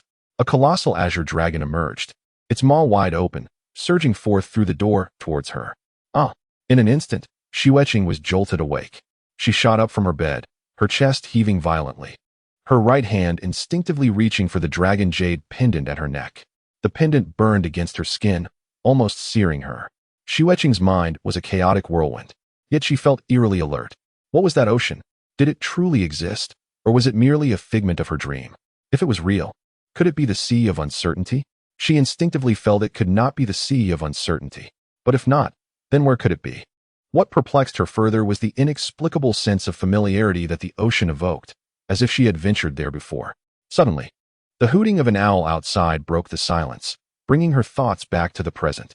Xue Qing rubbed her temples and tilted her head slightly to gaze out the window. The night was profound, the starlight dim, clearly indicating the late hour. Perhaps that ocean was merely an unexpected dream after all. She noticed a faint crimson thread in the air, as if it beckoned her to rise from her slumber. Xue Qing retrieved the ghostly seal from the hidden compartment, nearly losing her grip as it slipped. The seal emitted a ghostly glow within the shadows, the red line now thicker than in the light of day, writhing as if it were a living entity. The moment her fingers brushed against it, the sound of crashing waves erupted in her ears. Xue Qing's pupils constricted, her breath caught in her throat. The ghostly seal was guiding her. This sea was no mere dream, but a tangible reality. She quickly retracted her hand, and the sound of the waves ceased abruptly. Hiding the seal once more, her fingers trembled uncontrollably. Her gaze slowly shifted to one side, reflecting the image of a 9-petal glass lotus in her eyes, and she suddenly let out a soft laugh. It seemed she understood how to utilize the 9-petal glass lotus. Chapter 60. The Blind Oracle. At the same moment, a sudden crash of shattered porcelain resonated within Xie Wuzhou's abode. The celestial patterns on the chessboard became chaotic, the once orderly black and white pieces scattering like startled birds. A strand of Xue Qing's dark hair floated in midair, emanating an eerie luminescence, repelling the pieces as if by an invisible force. How could this be? Xie Wuzhou furrowed his brow, his hands forming intricate seals in a relentless dance. The dual forces of yin and yang swirled at his fingertips, entwining like two dragons, attempting to ensnare that single strand of hair. Yet, no matter how he channeled his magic, the hair remained suspended in the center of the board, utterly unaffected. Reveal yourself. Xie Wuzhou's eyes, now starkly divided in color, showed deepening veins on his forehead. In an instant, the chessboard erupted in blinding light, the room illuminated as if it were midday. The dual forces surged violently, the black and white pieces whirling rapidly, coalescing into an intricate diagram of fate around the strand of hair. Just as the diagram was on the verge of completion, an unexpected twist occurred. Boom! A muffled explosion rang out as the strand of hair burst into countless specks of light, an unseen shockwave emanating from the center, sending the black and white pieces flying. The pieces shattered in succession, the glimmering fragments reflecting the candlelight like a meteor shower. Xie Wuzhou was thrown back, a trickle of blood escaping his lips. Most alarming was the transformation of his mismatched eyes. The left became pitch black, while the right morphed into a murky blend of red and white. Cough, cough, cough. He covered his mouth, blood staining his palm. The peril of unraveling celestial secrets inherently bore risks of backlash, yet never had he encountered a rebuke as severe as today's. Not only had the backlash exceeded all expectations, but it had also depleted his internal yin and yang energies, provoking the divine retribution most dreaded by those who sought to peer into the heavens. The forbidden oracle, unseen for a millennium, had manifested at this moment, signifying he had touched upon a fate that even the Tao itself refused to reveal. The blind oracle, Xie Wuzhou murmured, a glimmer of incredulity flashing in his eyes. Legend spoke of only two types of beings devoid of fate, the deceased and those who transcend the heavenly order. The excruciating pain rendered Xie Wuzhou's eyes as if pierced by 1,000 blades, yet he chuckled softly, the corners of his bloodied lips curling into a sickly smile. It was a thrill like no other. Enduring the agony, he struggled to rise, his right eye now fully engulfed in crimson, rendering his vision a blur. He groped his way to the desk, his trembling fingers brushing against the brush, and relying on muscle memory, he dipped it into the ink, allowing the inky stains to tarnish his fingertips. Initially, he believed that the celestial configuration of the Dark Goddess was a rare treasure, yet unexpectedly, the celestial records turned a page by itself, landing on a blank sheet. Xie Wuzhou inscribed slanted characters on the celestial records, in the year of the Jiazi. During the frost month, he encountered a fated soul. The following morning, Xue Qing awakened and immediately checked the secret compartment for the ghost seal and the spiritual herbs. After a night of absorption, the once dull and withered herbs had astonishingly regained some vitality. The veins reappeared, and a faint green hue emerged on the leaves, as if they had been reborn overnight. She cautiously stored the purified herbs in her pouch, and, after a moment's hesitation, decided against allowing the ghost seal to continue absorbing other herbs in her absence to avoid drawing unnecessary attention. She donned her usual attire and retrieved the familiar backpack from the shelf, skillfully making her way to the medicinal fields on the back mountain. Having been away from the Medicine King Valley for several days, she had attempted to cultivate a few seeds of spiritual herbs on the back mountain, which should have borne fruit by now. The morning sunlight of the Celestial Sect was just right as Xue Qing ascended the stone steps towards the back mountain. Passing a resting pavilion, she noticed several disciples clad in white and blue robes huddled together, whispering, "Did you hear? Senior brother Xie didn't he go to the library today? Is that true? Senior brother Xie is usually diligent. Doesn't he always arrive at the rooster hour? Indeed, it seems he is unwell." Xue Qing paused momentarily. Xie Wujiao was ill. He had seemed perfectly fine when they parted the night before. Contemplating this, she maintained her composure and continued towards the back mountain. The medicinal fields on the back mountain were serene and tranquil, with the scent of flora wafting through the air. However, upon reaching her designated plot, the outcome was far from favorable. Nearly all the seeds she had planted had perished, with only a few pitiful sprouts struggling to emerge, appearing quite sickly. Fortunately, she had anticipated such an outcome. Setting her backpack down, she extracted a hoe and shovel, beginning the meticulous task of clearing away the withered seedlings. As she removed the decayed plants, she pondered the reason behind their failure. The concentration of spiritual energy was adequate, and the soil had been meticulously prepared according to the records. Where had it all gone wrong? Suddenly, a thought flitted through Xue Qing's mind. Perhaps she could experiment with Pei Xuandu's talent? Surveying her surroundings to ensure no one was watching, she gently closed her eyes. With a focused intent, the unique power within her began to stir. When she opened her eyes again, the world before her had transformed. The flow of spiritual energy in the soil became vividly apparent, resembling countless tiny streams intertwining beneath the surface. However, instead of flowing freely, this energy exhibited a peculiar spiral pattern, as if distorted by an unseen force. Following the trajectory of the energy flow, Xue Qing discovered a massive black rock approximately 3 zhang beneath the mountaintop, which was obstructing the normal flow of energy. A realization dawned upon her. No wonder the germination rate of the seeds was so low. As she contemplated how to resolve the blockage of spiritual energy, she suddenly recalled the token Xiao Ji had given her. Perhaps a visit to the library could unveil a solution. Just as she prepared to gather her tools and head to the library, a sudden sound of footsteps echoed behind her. Xue Qing swiftly concealed her presence, feigning a focused demeanor. "Hey!" A rather unfriendly male voice called from behind.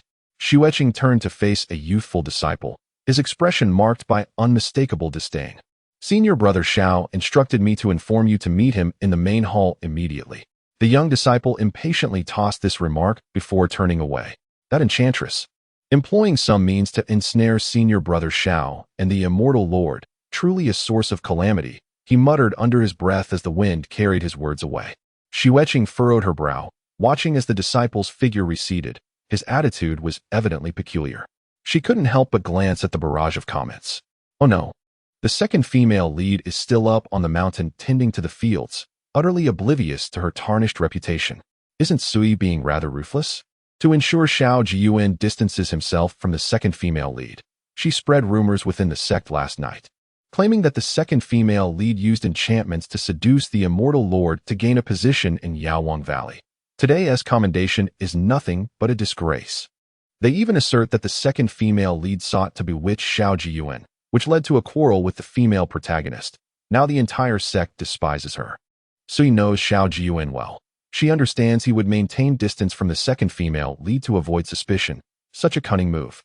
The second female lead is truly unfortunate, targeted by Sui, especially since Sui is now the leader of Xiao Qing's faction. Haha. By the way, why is Sui so intent on isolating the second female lead from the sect disciples? Surely, there are better ways to unite Xiao Jiyuan and the female protagonist.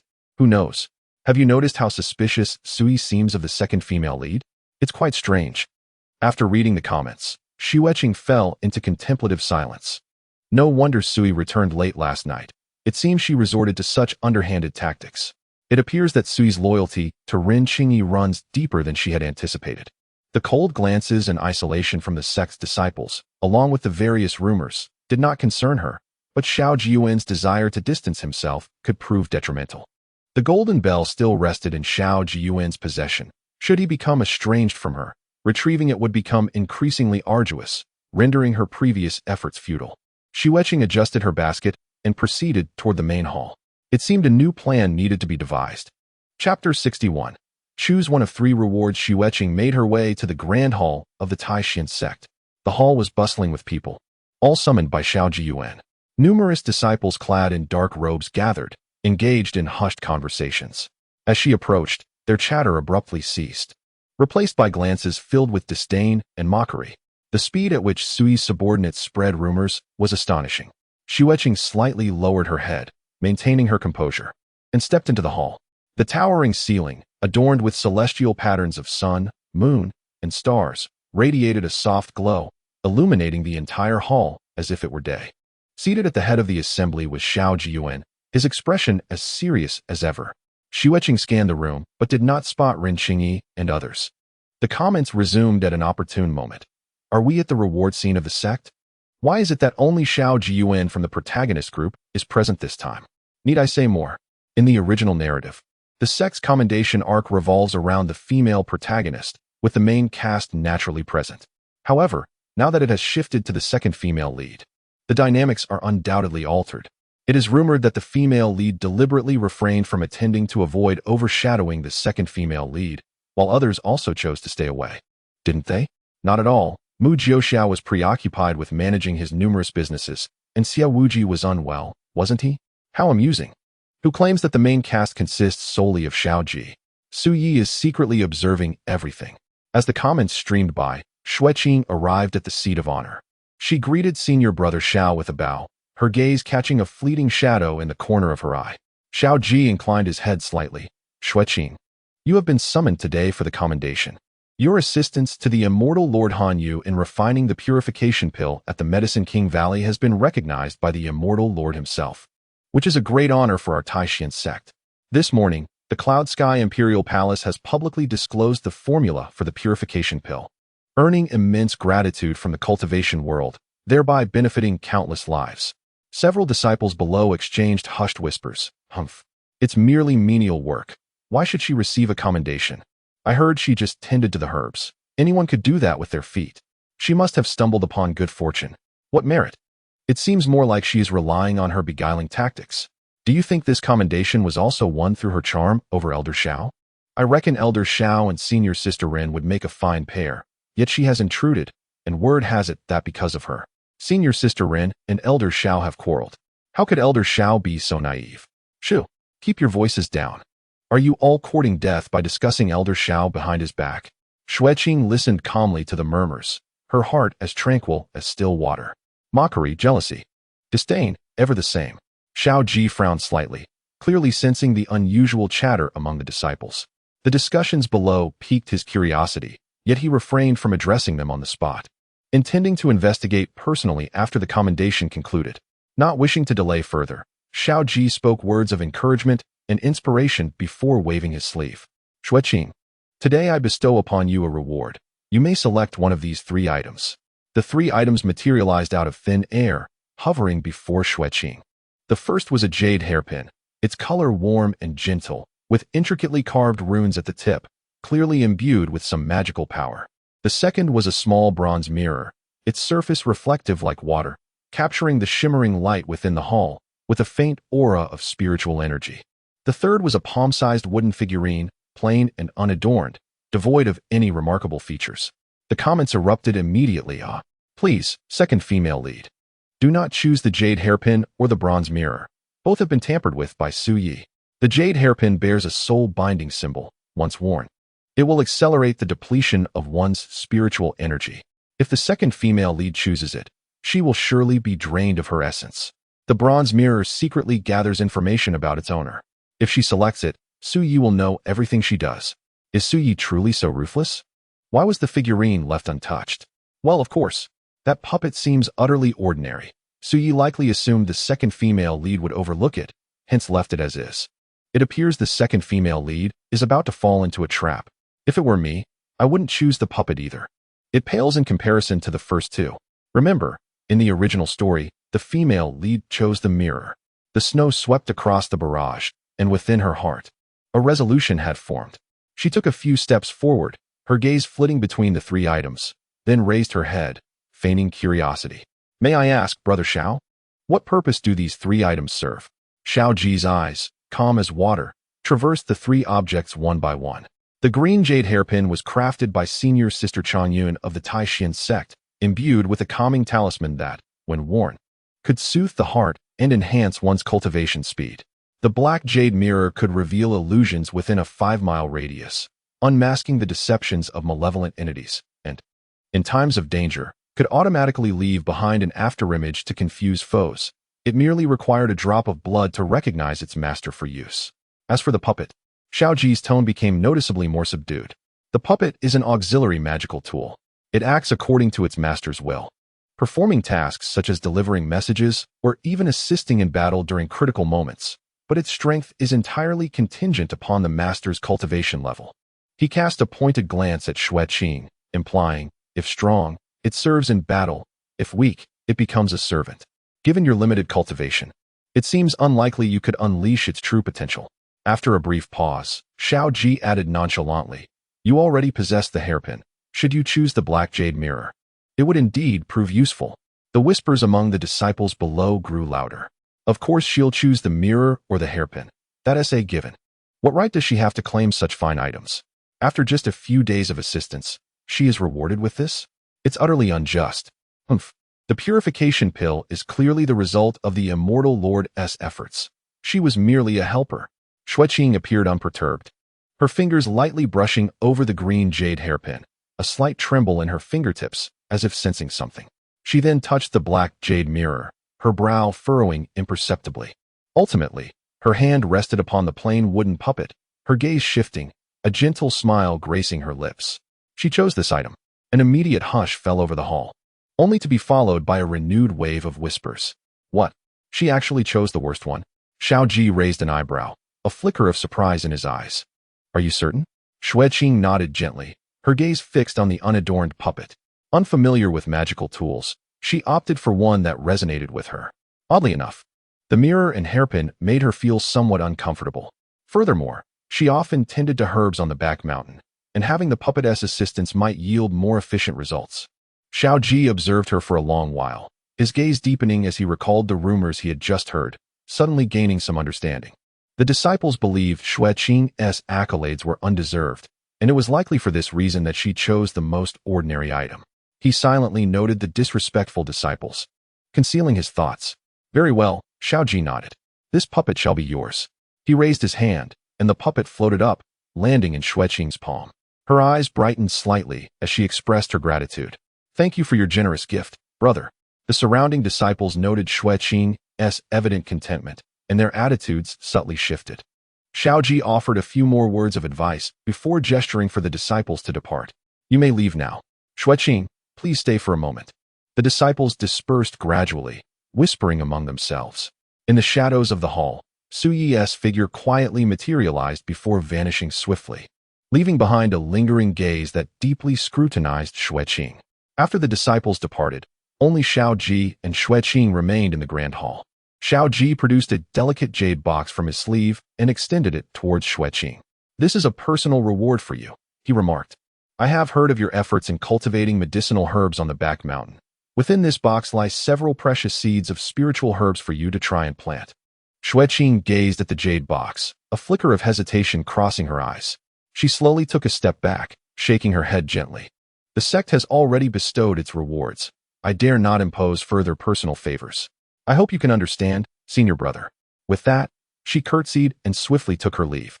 Xiao Ji stood rooted in place, watching her retreating figure, a hint of perplexity flashing in his gaze. Xue Qing's demeanor was rather peculiar. His attention drifted to the green jade hairpin and the inked jade mirror on the table. Picking them up, he vanished from sight in an instant. Chapter 62. A game against Xie Wuzhou. Xue Qing exited the Grand Hall, but did not return directly to the back mountain. Instead, she made her way towards the library. As she walked, she scanned the comments overlaying the screen, many discussing the events concerning Xiao Ji. Ha ha ha. Xiao Ji examined the hairpin and the mirror, discovering that Su Yi had tampered with them. Now Su Yi has breached the ironclad rule against harming fellow disciples. Xiao Ji took him straight to the punishment hall for a whipping. He even warned him not to scheme against the second female lead, stating that the dragon jade essence must not be compromised. I've never seen Su Yi falter before. He must be furious. With Su Yi's loyalty, why not promote him instead? When will his feelings for the female lead become distorted? I also support the sisterhood. It's delightful.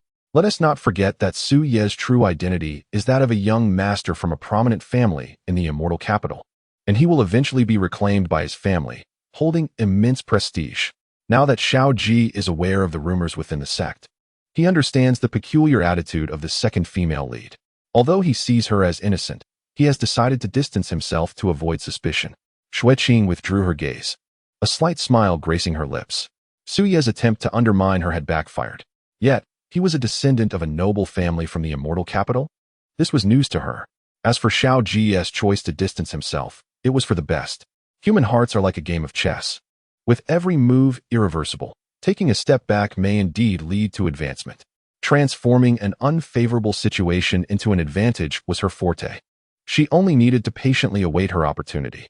The library towered majestically, with two disciples stationed at the entrance engaged in idle conversation.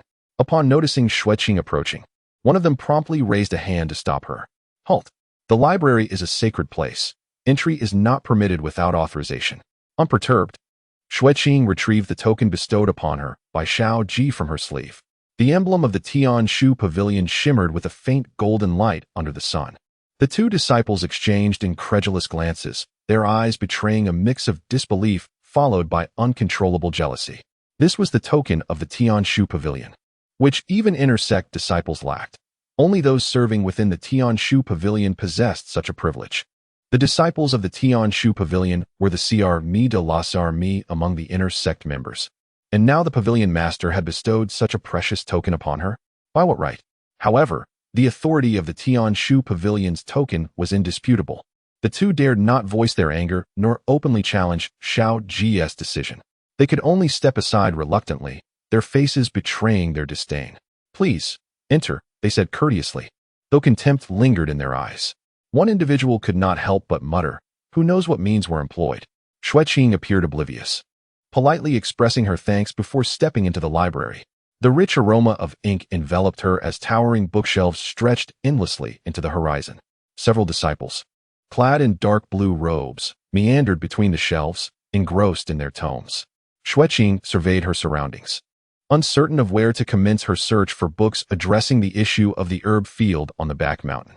The library was indeed vast, with a complex classification system that could easily lead one astray amidst the intricate labyrinth of shelves. The formations were located on the east side of the second floor, while the cultivation of spiritual herbs was on the south side of the third floor. Consulting the directional sign on the wall, she randomly selected a staircase and ascended the steps. After navigating several corridors, she inadvertently found herself in a secluded corner on the third floor. The door here was slightly ajar, lacking any identification. Xue Qing raised her hand and pushed the door open. Nearby disciples exchanged knowing glances, who was unaware that the southwest corner of the third floor was the exclusive domain of Master Xie. Though Master Xie was known for his gentle demeanor, he despised uninvited intrusions, and this flower servant was likely to find herself in considerable trouble. The disciples feigned ignorance, intentionally refraining from warning her. As Xue Qing entered, she discovered a tranquil and elegant small room. It was arranged like a modest study, with books lining the walls and an ancient wooden table at its center, upon which lay a partially completed chess game. Realizing something was amiss, she contemplated retreating but was captivated by the chessboard. During her time at the 100 Beauties Pavilion, the flower servants were required to master the arts of music, chess, calligraphy, and painting. Although she was not an unparalleled expert as a top flower servant, she had distinguished herself among many. Her chess skills, while not supreme, were certainly above the average. As she approached for a closer look, she saw black and white pieces interwoven into a complex situation. The game had reached the mid-game phase, with the black pieces forming an intricate web, pressing forward relentlessly. The white pieces, seemingly precarious, concealed a strategic counterattack, aiming to reclaim the center from the corners. Two entirely different styles of play exhibited remarkable proficiency. How intriguing! Xue Qing mused softly, already discerning the identity of the room's owner. Her eyes flickered as she stood before the table, reaching for a white piece and placing it in the upper left corner of the board. The moment the piece landed, it felt as though a certain equilibrium had been disrupted. She then skillfully maneuvered 3 pieces, severing a black dragon into 2 segments. What a splendid counterattack! A voice as clear as jade suddenly emerged from behind her. So, junior sister Xue also possesses knowledge of chess? Turning around, she beheld Xue Wujiu standing at the door, his hair adorned with a jade crown, dressed in moon-white attire that billowed like clouds and mist. The tear mole beneath his eye accentuated his handsome features. Yet he appeared different from before, his lips pale, his eyes slightly red, and a hint of illness discernible. It seemed the rumors were indeed true. He was unwell. Xue Qing performed a respectful bow, her eyes reflecting an appropriate blend of alarm, acknowledging her error in entering what was actually Xie's senior brother's study. I beg your pardon for the intrusion. Not at all, Xue Wujiu replied, stepping closer to the chessboard. His long fingers lightly tapped the pieces she had just placed. You also studied chess during your time at the 100 Beauties Pavilion? Xue Qing nodded slightly, admitting, I grasp a little. But it pales in comparison to senior brother Xie's profound understanding. A subtle smile graced Xue Wujiu's lips, and an inscrutable glimmer flickered in his eyes as he picked up a black piece and gently placed it in the lower right corner. Since you are here, why not give it a try? Xue Qing lifted her gaze to meet Xue Wujiu's smiling eyes, though the mirth did not reach the depths of his gaze. This was not merely a game of chess, it was a subtle probe. Coincidentally, she also wished to seize the opportunity to learn more about the person before her. I am not particularly skilled, Xue Qing said, but I would be honored to learn from my esteemed senior in the art of chess. Taking her seat, Xue Wujiu flicked his fingers, and the chessboard magically reset itself, the pieces rearranging. Thus began their match. The pieces danced between their fingers, gracefully landing on the board like flowing water. After several dozen moves, Xue Qing's white pieces found themselves in dire straits. She pondered for a moment, suddenly abandoning her central dragon in favor of a strategy focused on the corners. Xue Wujiu raised an eyebrow, evidently taken aback by this unconventional move. How unorthodox, he remarked, his voice reminiscent of a gentle mountain spring, unhurried yet composed. By the way, what brings you to the library? While contemplating the chessboard, Xue Qing replied, there is a medicinal field on the back mountain, but the soil's spiritual energy is stagnant. I sought to find a remedy. A medicinal field? Xue Wujiu lightly tapped the edge of the board. You have quite an interest in cultivating spiritual herbs? My literacy is limited, Xue Qing said humbly, though I am somewhat familiar with spiritual herbs due to my studies in fragrance blending. Other texts, however, are rather esoteric and difficult to comprehend. Xue Wujiu's tone remained gentle, yet his moves were ruthless. The library has a dedicated section for beginners. I can guide you there. However, should you wish to truly master the art of spiritual cultivation, it is likely you must start from the fundamentals. What does senior brother mean by that? Xue Wujiu gazed at her with a steady, tranquil look. If you wish to learn to read, I can teach you. Xue Qing hesitated, her white piece halting mid-move. I could not possibly trouble senior brother. Merely a small effort. Xue Wujiu responded, placing another piece to sever Xue Qing's offensive route. Additionally, I can arrange for you to attend classes. On the board, Xue Qing found herself cornered. With no paths remaining, she sighed lightly and conceded, Senior brother, your chess skills are truly remarkable. I am humbled by my defeat. Chapter 63. What if I were to kill you? Xue Wujiu's lips curled slightly, reflecting his character in his chess play. One can glean much about a person's nature through their game. Xue Qing feigned confusion, asking, what kind of person does senior brother think I am? A flicker of inscrutable light crossed Xue Wujiu's eyes as he opened his mouth to speak, but suddenly his brow furrowed, and he covered his mouth with a delicate hand. Coughing softly, blood could faintly be seen between his fingers. Senior brother, Xue Qing exclaimed in alarm. Xue Wujiu gestured dismissively, indicating he was fine. With a subtle movement of his fingers, he summoned a thin booklet from his storage ring and handed it to her. The Earth Vein Spirit Guiding Technique. It may prove useful for your medicinal field. Xue Qing accepted it gratefully. Your skills in chess are extraordinary, Perhaps we can engage in further sparring another day. Xue Wujio straightened his robes, his tone returning to its usual elegance. Xue Qing nodded slightly. Very well.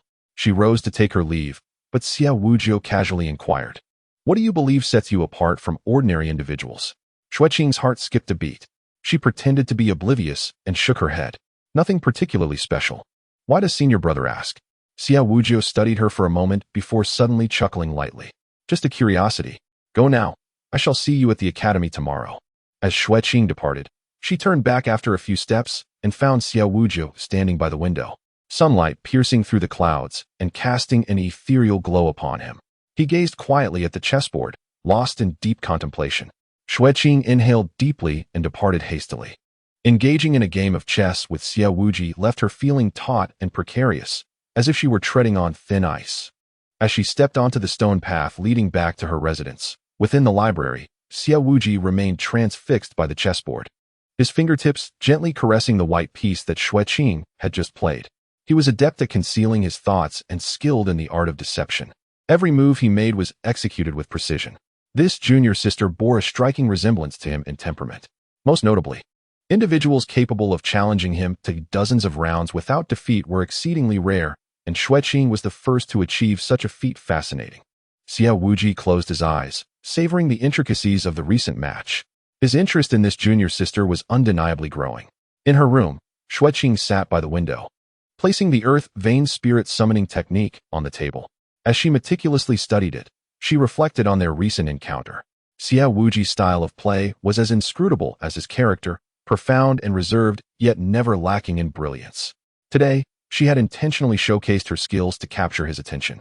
Her intuition suggested that this master of the faith had an extraordinary interest in her, though the origins of this interest remained shrouded in mystery, eluding her understanding. What could he possibly seek? Xue Qing murmured softly, a flicker of confusion crossing her eyes. During their match, she had failed to ascertain Xue Wujio's intentions. The inquisitive gleam in his eyes resembled that of one attempting to unravel a complex riddle. However, rather than retreating passively, it would be more advantageous to leverage his curiosity to fulfill her own ambitions. Earlier, when she casually mentioned her desire to attend the academy, Xue Wujio had readily offered to recommend her for admission, a far smoother path than seeking enrollment on her own. Moreover, with his vast knowledge, having such a mentor was an opportunity too precious to decline. Xue Qing's fingers brushed against the dragon jade pendant at her neck. Within the sect, Shao Ji held power. Xue Wujio possessed wisdom. Mu Jiuxiao excelled in amassing wealth. Each of these three had their strengths, which could serve as valuable resources before she departed from the Taishan sect. As for Su Yi, it seemed their fates were intertwined in conflict. Yet, given his prominent family background, he might become a significant ally in the future. Thus, it was prudent to avoid enmity. A faint smile played on her lips as she adapted to the situation. Xue Qing retrieved the ghost seal and resumed her work of purifying the spiritual herbs while continuing her studies. Time slipped by, and as the sun set, darkness enveloped the sky. Xue Qing lit a candle, closed the earth vein spirit summoning technique, and rubbed her eyes. The text was indeed obscure. Her limited literacy meant she could only grasp the general ideas of many chapters. The prospect of formally studying at the academy the following day ignited a sense of anticipation within her. Previously, during her time at the 100 Charms Pavilion, her studies were aimed at pleasing others, but now, she could pursue knowledge for her own benefit, a feeling both unfamiliar and delightful. Suddenly, footsteps echoed in the courtyard. Xue Qing alertly concealed the ghost seal and hid the spiritual herbs. The footsteps, unlike Su Ye's usual light and graceful stride, sounded heavy and labored. She recalled the rumors that Su Yi had been punished by Shao Ji for plotting against her, and judging by the sound of his footsteps, he must have been significantly injured. As she heard the door to the adjacent room close, Xue Qing glanced at the wooden puppet she had just retrieved from the main hall, and a sudden idea struck her. Since she had received this gift, it seemed only proper to pay a visit to her neighbor next door. She rose to tidy her attire, stepping out of the door to gently knock on the adjacent room. "Is Brother Suyin?"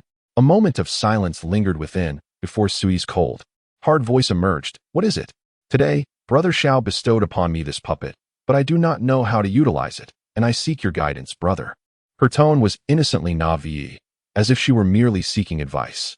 Once again, silence enveloped the space, followed by the creaking sound of the door being pulled open. Xue stood within, his complexion paler than usual, the line of his lips taut, evidently enduring pain. Clad in black, Xue Qing keenly noticed that his waist was cinched more tightly than usual, likely to conceal the lash marks on his back. His gaze fell upon the puppet she held, his eyes dimming momentarily before a cold smirk broke across his face. "Come in." Xue Qing was somewhat taken aback. He actually invited her inside. Her eyes flickered with surprise. She had merely intended to provoke her senior brother, yet he invited her in with apparent ulterior motives. She stepped through the door, her first thorough appraisal of the room revealing its stark simplicity, devoid of any adornments. A wooden bed, a desk, a chair, and in the corner, a weapon rack displaying a variety of uniquely shaped daggers. Standing in the center of the room, clutching the puppet, her gaze inadvertently swept across the interior. She noted a bowl of dark, inky medicine on the table, exuding a potent herbal aroma. Xue closed the door behind her, moving somewhat stiffly to sit at the table. "Are you injured, brother?" Xue Qing feigned ignorance in her inquiry. Xue's gaze was frigid. "It is of no concern to you. Speak plainly." Xue Qing pressed her lips together. "Brother Xiao gifted me this puppet today, but I do not know how to use it. I have heard that you are adept in concealed weapons and mechanisms. Hence I thought you might possess considerable knowledge regarding such items." Xue raised his hand, and Xue Qing handed over the puppet. Under the dim yellow light, his eyes narrowed slightly behind the mask. "Is this the sole reason for your visit?" "Indeed." Xue Qing nodded gently, feigning innocence. "I am not very familiar with these matters. And since you reside next door, I thought to consult you." Xue toyed with the puppet in his hands. "Why choose this one? The obsidian mirror or jade hairpin is worth far more than this puppet." Xue Qing smiled faintly. "I simply wish to select a practical object. I have a fondness for this puppet." After a brief silence, Xue suddenly lifted his gaze. "What do you think of Brother Xiao?" "Brother Xiao is benevolent and tolerant, treating me as an ordinary disciple, never looking down upon me due to my humble origins," Xue Qing expressed with heartfelt sincerity. Her tone was so genuine it left no room for reproach. Xue scrutinized her, as if attempting to peer into her very soul. Xue Qing neither flinched nor recoiled, allowing his examination to unfold. Suddenly, Xue's figure flickered, appearing before Xue Qing like a specter, a silver dagger now in his hand, its blade pointed directly at her throat. Glimmering coldly, "Tell me, what would happen if I were to kill you?" Xue's voice was ice cold. Chapter 64. The demons are in for misfortune. Gazing at the daggers so close, Xue Qing's voice trembled slightly. "What is the meaning of this, Brother Xue? Where have I offended you?" Xue's eyes behind the mask were as frigid as a deep pool, piercingly scanning Xue Qing's expression. He extended another hand to grasp her wrist, his fingertips applying slight pressure as if to crush her pulse. "Are you frightened?" The dagger advanced ominously, nearly grazing her skin. Xue Qing dared not move, her entire body frozen, her eyes filled with terror. "Yes, I am afraid." The nostrils beneath Xue Ye's mask subtly flared. In the air, he detected no trace of fear, only the faint fragrance emanating from Xue Qing. Xue Ye's gaze grew increasingly stern. With a feigned scoff, he flicked his wrist, the blade glinting menacingly. Suddenly, the dagger slipped from his grasp, hurtling toward Xue Qing. Her pupils constricted, yet she did not flinch. She merely closed her eyes gently.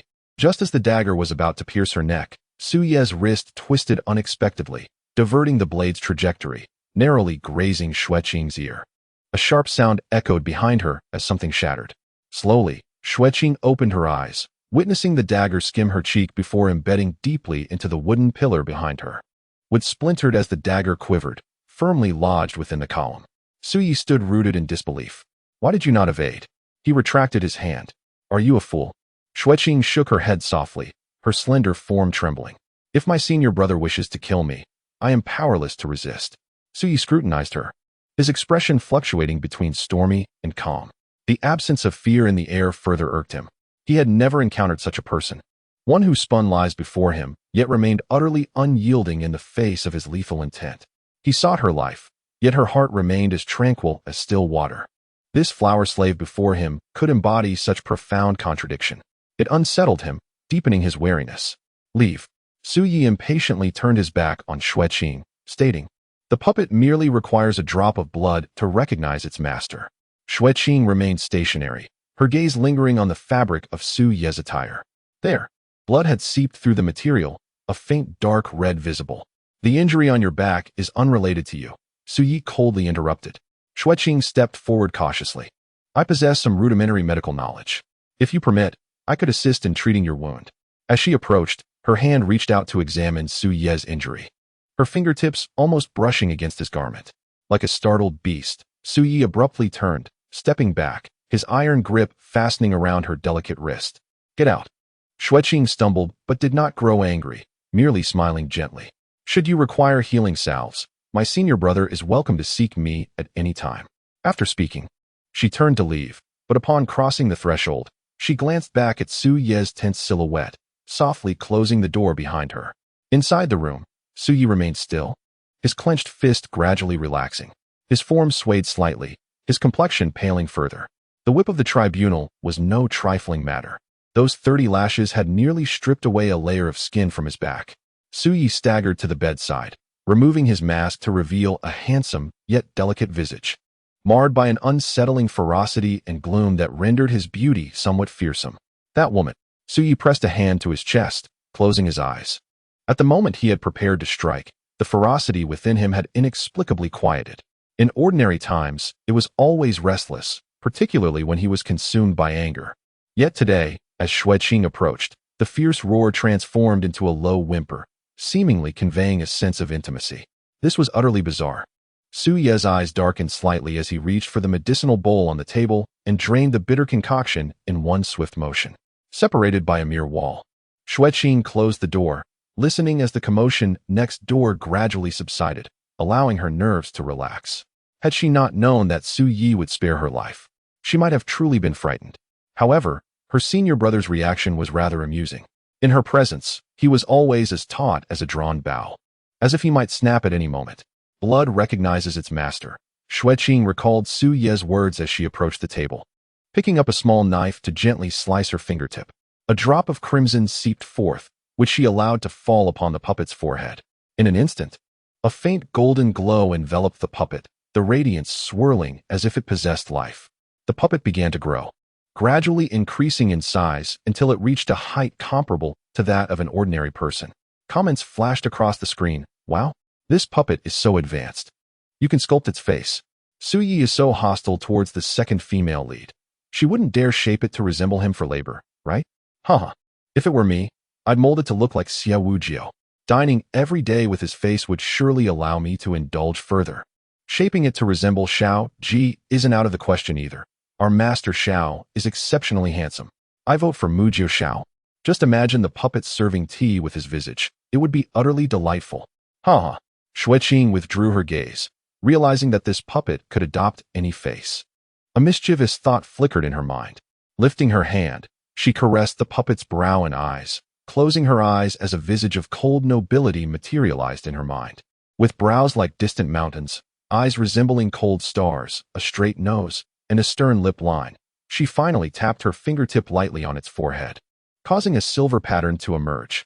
Opening her eyes, she admired her creation with satisfaction, unable to suppress a laugh. It was strikingly similar.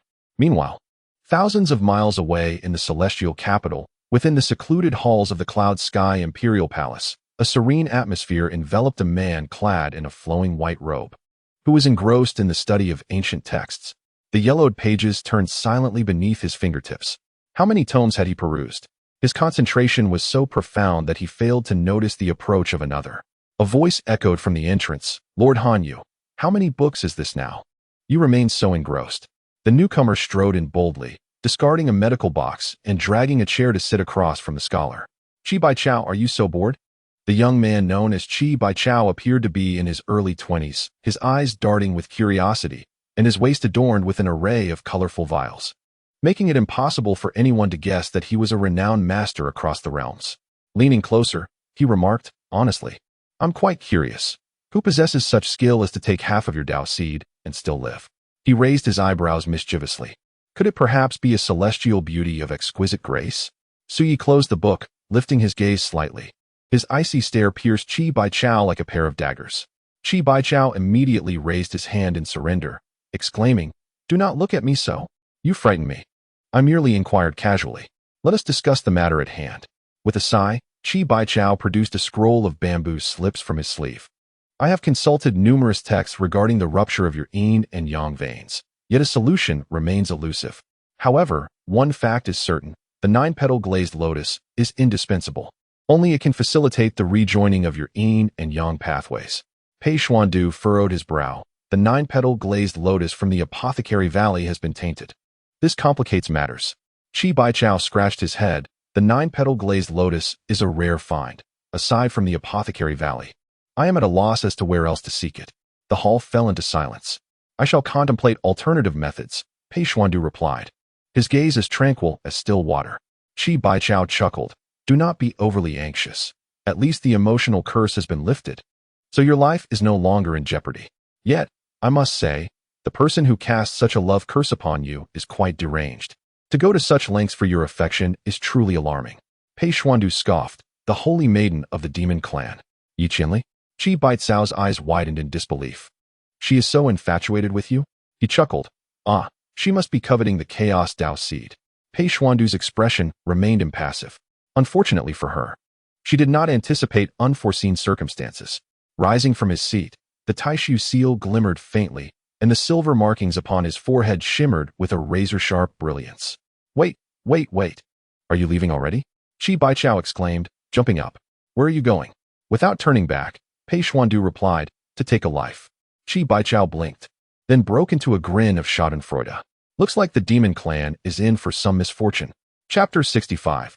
Xue Qing's extraordinary memory. The following morning, Xue Qing rose early, meticulously arranging her attire before arriving at the school ahead of time. The academy was situated on the eastern side of the Taishan sect. A quaint 3-story wooden building adorned with flying eaves and intricately carved beams, guarded by a pair of stone lions at the entrance. The plaque bore the powerful inscription Mingda Hall. As Xue Qing entered the classroom arranged for her by Xia Wujiao, she found several disciples already seated. Upon her arrival, hushed whispers filled the air. Look, isn't that the flower servant? What brings her here? What qualifications does she have to attend the academy? I heard it was arranged by Master Xia. What a waste of resources. These murmurs were neither too loud nor too soft, perfectly audible to Xue Qing. Maintaining an unperturbed demeanor, she chose a seat in the back corner. She surveyed her surroundings. There were approximately 30 disciples in the classroom, of varying ages and attire, distinguishing between inner and outer sect members. After a period equivalent to a stick of incense, all the disciples had gathered.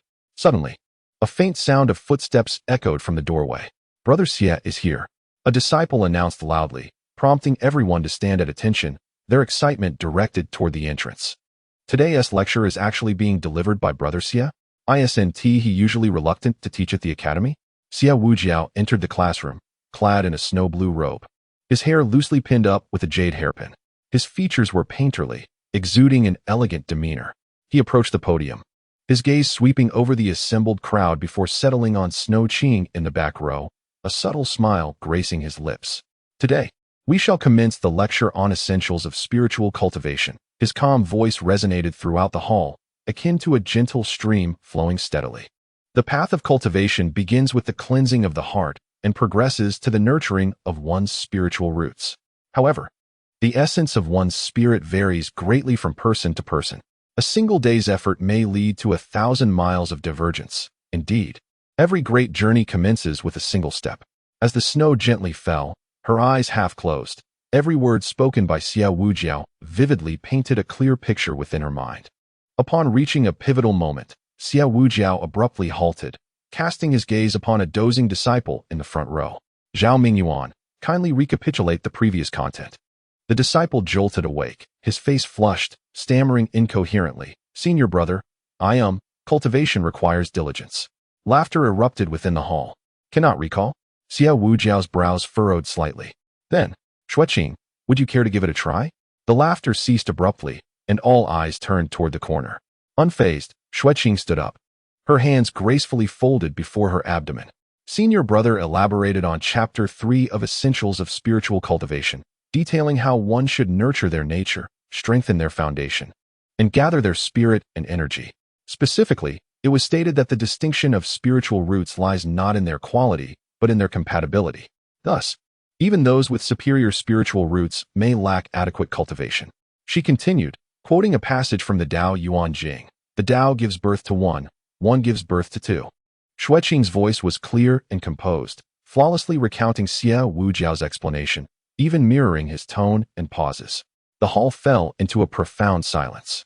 A flicker of surprise crossed Xie Wujiao's eyes, which soon transformed into keen interest. Excellent, please continue.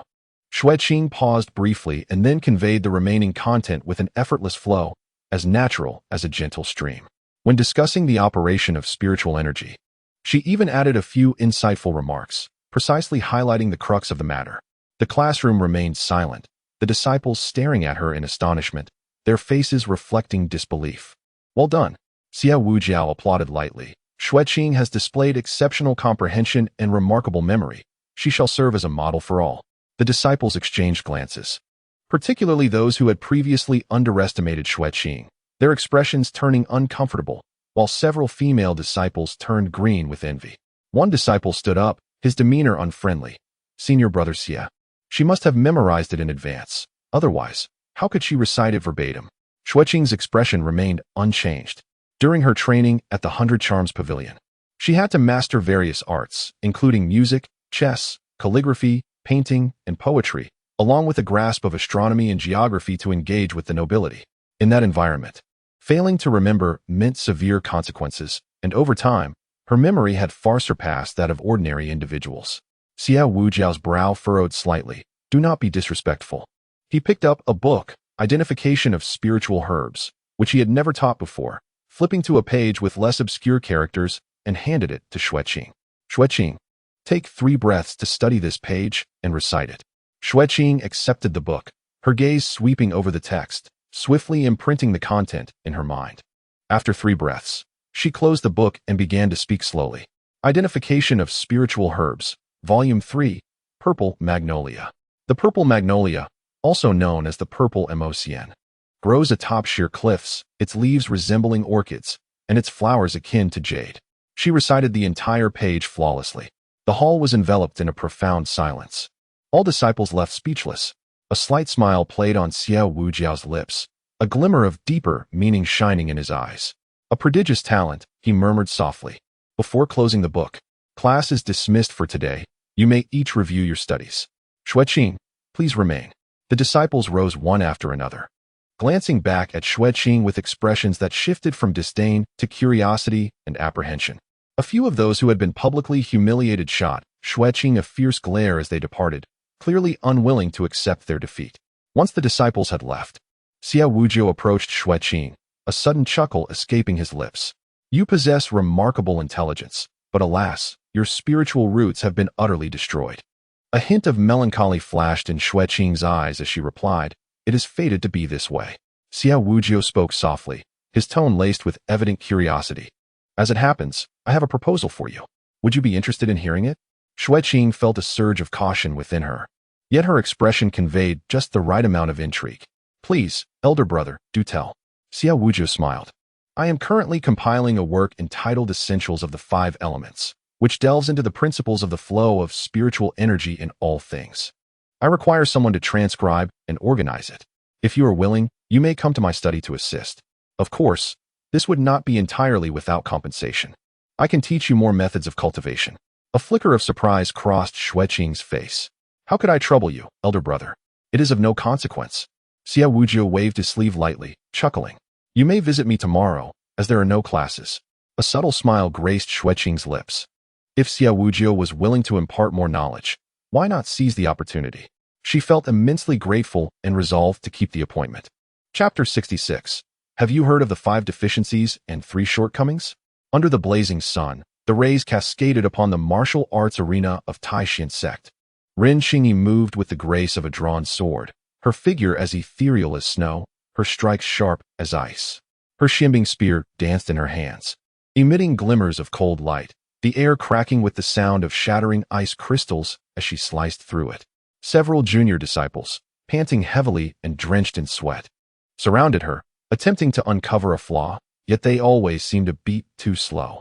The onlookers could not help but exclaim in admiration, their eyes filled with reverence and longing. Sister Ren's technique is truly advancing by leaps and bounds, remarked a disciple clad in green robes. Naturally, with the upcoming Immortal Capital Grand Ceremony, Sister Rin must be preparing for entry into the secret realm, another female disciple chimed in. As the mention of the immortal capital grand ceremony sparked chatter among the disciples, one inquired, "Isn't that the grand event that occurs once every century?" Indeed. The immortal capital grand ceremony is held every 100 years, where major sects gather. The four great sects will open ancient secret realms for young cultivators to enter and seek treasures. Surely, Sister Rin wouldn't want to miss such a splendid opportunity. Upon hearing that the secret realm harbors ancient treasures, the excitement was palpable. Securing even one of those treasures could significantly enhance one's power. Unfortunately, the four great sects only issue the Xianhuang orders to those sects of considerable strength.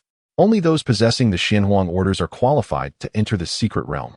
Our Taishan sect is relatively weak. While we can attend as spectators, entry into the secret realm relies solely on luck. Sister Rin's diligence is surely aimed at gaining valuable insights should she be fortunate enough to draw a winning lot in the lottery. Oh, this is what we call preparing for a rainy day. Though the chances are slim, one must always be ready, don't you think? The murmurs echoed along the edges of the martial arts arena. In the center of the arena, Rin Qingyi twirled with her Xianbing spear, tracing a cold arc in the air. With a resounding thud, the last disciple sparring with her fell to the ground, clutching his chest and groaning. Enough. No more. The disciple clutched his chest, wailing, "Rinshiji, we truly cannot prevail." The other disciples nodded in agreement, struggling to rise, their faces etched with despair, yet unable to conceal their admiration. Rin Qingyi retracted her Xianbing Pu, her expression remaining stoic and unperturbed. She was accustomed to such scenes. She triumphed while others faltered. A female disciple hurried forward, offering a pristine white handkerchief. "Rinshiji, please wipe away your sweat." Accepting the handkerchief, Rin Qingyi delicately dabbed at the fine beads of perspiration on her forehead. After several days of solitary cultivation, the impurities within her had been entirely purged, and the pent-up frustration accumulated since her return from Yaowang Valley had dissipated significantly during her training. Rin Shiji's agility has improved, with such exceptional talent and dedication.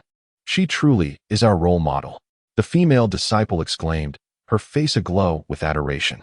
Rin Qingyi lowered her gaze, her demeanor calm. Such praises had long since rendered her desensitized. As the daughter of the sect leader, she had borne countless expectations from a young age. Accustomed to standing alone atop the pedestal of admiration, she casually scanned the periphery of the training ground, her gaze momentarily fixating. There, where a familiar figure should have stood, there was now only emptiness. Rin Qingyi's brow furrowed slightly. It had been 5 days since Xiao Wujiao had last appeared at the training ground. At this hour, he would typically be found beneath that ancient tree, quietly observing her practice, and afterward, they would stroll together, discussing their insights on cultivation. "Is Shiji looking for Xixiangxia?" The female disciple inquired cautiously, interpreting her demeanor. Rin Qingyi withdrew her gaze, asking, "Has he been preoccupied with something recently? I heard that Xixiangxia has been unwell lately." Scarcely visiting the library, the female disciple replied softly, "Unwell?" Rin Qingyi's brow furrowed deeper. Indeed, the female disciple affirmed, Xixiangxia used to frequent the library daily. Yet now he is seldom seen and instead often teaches at the academy. A greater sense of confusion arose within Rin Qingyi. Xiao Wujiao had always shunned the academy, devoting himself solely to the path of deduction. When had he developed an interest in instructing disciples? Why had he suddenly become so diligent in teaching? After a brief hesitation, the female disciple seemed to weigh her words carefully. Actually, recently Xixiangxia has been spending quite a lot of time with Xue Qing. Rin Qingyi's eyes flickered with a hint of intrigue. How closely? It is said that Xixiangxia is privately teaching Xue Qing and even personally escorting her to the academy. The female disciple replied, her tone tinged with subtle gossip. Rin Qingyi's brow knitted tightly, an indescribable discomfort swelling within her. A wave of agitation surged in her heart. She retracted her Xianbing Pu and turned to leave. Is Shiji not continuing? There is still half an hour left today. The disciples called after her. Rin Qingyi did not pause her steps. That is sufficient for today. She needed to see for herself what Xiao Wujiao was truly up to. Meanwhile, within Xiao Wujiao's courtyard, the gentle breeze rustled the bamboo, filling the air with a refreshing fragrance. Sunlight filtered through the gaps in the bamboo grove, casting dappled shadows upon the stone path, while koi gracefully glided through the pond, occasionally splashing water. Xue Qing was engrossed in meticulously transcribing the essentials of the 5 elements, her slender fingers deftly wielding the brush, producing neat characters on the rice paper with an effortless flow. Xia Wujiao sat opposite her, clad in a flowing moon-white robe. This section requires revision. Day and moon shine together should be corrected to sun shines, moon reflects. Xia Wujiao pointed towards a passage of text, his voice as gentle as jade. Xue Qing focused her gaze on the indicated spot and nodded softly. Senior brother speaks rightly. There is indeed a distinction between the two. The former refers to the harmonious balance of yin and yang, while the latter emphasizes their mutual resonance. A flicker of surprise crossed Xia Wujiao's eyes, soon replaced by admiration. Your comprehension is remarkably swift. It is a challenge for most to discern such subtle nuances. Thanks to your guidance, senior brother, Xue Qing humbly replied. I merely possess a good memory. The underlying principles require further contemplation in the days to come. A good memory is also a form of talent, Xia Wujiao remarked, a faint smile gracing his lips. Xue Qing remained silent, continuing her transcription. She had been working diligently for nearly 2 hours. Yet every modification Xia Wujiao made to the text enriched her understanding immensely. After a considerable time, she set down her pen and rubbed her somewhat sore wrist. Is your wrist injured?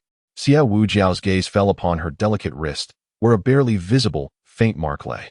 Xue Qing instinctively retracted her wrist, the cuff of her sleeve falling to obscure the blemish. She raised her eyes, her expression reflecting just the right balance of surprise and embarrassment, explaining that she had inadvertently bumped into the corner of a table the previous day, and it was of no consequence. Xia Wujiao's eyes shifted slightly, a subtle smile curling at the corners of his lips. It seems that Su Ye's grip is rather strong. Xue Qing paused momentarily, her voice remaining calm. Please do not misunderstand, senior brother Xia. Su Yi holds no ill intentions. Is that so? Xia Wujiao gently traced the pages before him, inquiring. How do you find your interactions with Su Yi? Xue Qing appeared to ponder this question, responding cautiously. Su Ye's demeanor is rather aloof. He does not enjoy conversing with others, yet he is not a malicious person. Xia Wujiao nodded thoughtfully and suddenly extended his hand. A cool ethereal energy coalescing at his fingertips, gliding gently over Xue Qing's wrist. A refreshing chill enveloped her, the injured area subtly glowing, and the pain dissipated instantly. Xue Qing looked up into Xia Wujiao's eyes, which held a hint of tenderness more pronounced than before. Thank you, senior brother, she replied softly. Yet her mind was preoccupied with contemplating Xia Wujiao's intentions. The barrage of comments erupted suddenly. Oh my goodness, what's happening? Why is the relationship between the second female lead and Xia Wujiao suddenly so good? I stand with Wu Qing. Please don't fall for someone else, Xia Wujiao. Is it just me, or is there a bit of ambiguity between you two? What is going on?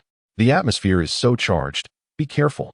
Xia Wujiao, the female lead's 40-meter-long sword might not be able to be sheathed. You all, let us be honest. These two are quite delightful to ship. To the commenter above, perhaps you should get something to eat. You seem quite famished. Xia Wujiao's character is uniquely different towards the female lead. Do not force pairings. By the way, in the original text, wasn't the second female lead very dependent on the gentle senior brother Xia, sharing everything with him? While Xia Wujiao was merely polite yet indifferent. Why does it feel so strange now? It seems the second female lead is more courteous and distant. Xia Wujiao lifted his teacup, taking a delicate sip, and suddenly coughed lightly. Has your condition improved, senior brother? Xue Qing inquired with concern. Xia Wujiao gestured that he was fine, though the momentary frailty was unmistakable. He retrieved a medicinal pill and swallowed it, his complexion gradually returning to normal. Xue Qing expressed her concern. Senior brother, if you are unwell, why not seek medicine from the alchemy chamber? There is no remedy available. Xia Wujiao spoke in a calm tone, as if discussing the affairs of others, contemplating the path of divination and the heaven's decree.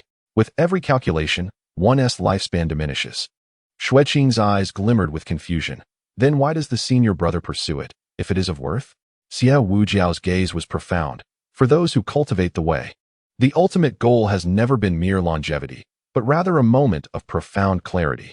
The two exchanged glances for a considerable time, before Xia Wujiao suddenly smiled. Have you heard of the 5 deficiencies and 3 lacks? Chapter 67. Descendants of the Xia clan. All bear 3 deficiencies upon hearing this. Xue Qing focused intently. Among the elite, It is commonly discussed that those who delve into the mysteries of the heavens must pay a price. Thus, it is said that the secrets of heaven must not be divulged, and those who pry into its depths will inevitably suffer a deficiency or a flaw. The 5 deficiencies and 3 lacks represent the balance of heavenly principles, serving as both a warning and punishment for those who seek to unveil its secrets. Xue Wujiao's eyes flickered slightly, yet his expression remained warmly amused. It appears you possess some understanding. Only a little, Xue Qing replied modestly. The 5 deficiencies refer to being widowed, childless, orphaned, alone, or crippled. Being widowed signifies an elder without a wife. Being childless denotes an elder without a husband. Orphaned refers to a young one without parents. Alone is an elder without children, and crippled signifies a physical imperfection. Continuing, she explained that the 3 lacks pertain to fortune, rank, and longevity. Fortune represents good luck, rank refers to wealth and status, and longevity indicates a long life. Those lacking fortune find it hard to seize opportunities. Those lacking rank struggle to enjoy honor, and those lacking longevity face insufficient lifespan. The fragrant tea wafted gently, as Xue Wujiao's fingertips lightly brushed the rim of his cup. Gazing into the clear brew. Indeed, it is so. Xue Qing paused, lifting her gaze to Xue Wujiao. As you are proficient in the path of divination, what flaw do you possess, senior brother? After a moment's thought, she added, could it be that you lack longevity? Xue Wujiao chuckled softly, his eyes inscrutable, and did not answer her inquiry. Instead, he posed a question. Have you heard of the Xie clan from Cangzhou? Xue Qing's heart stirred.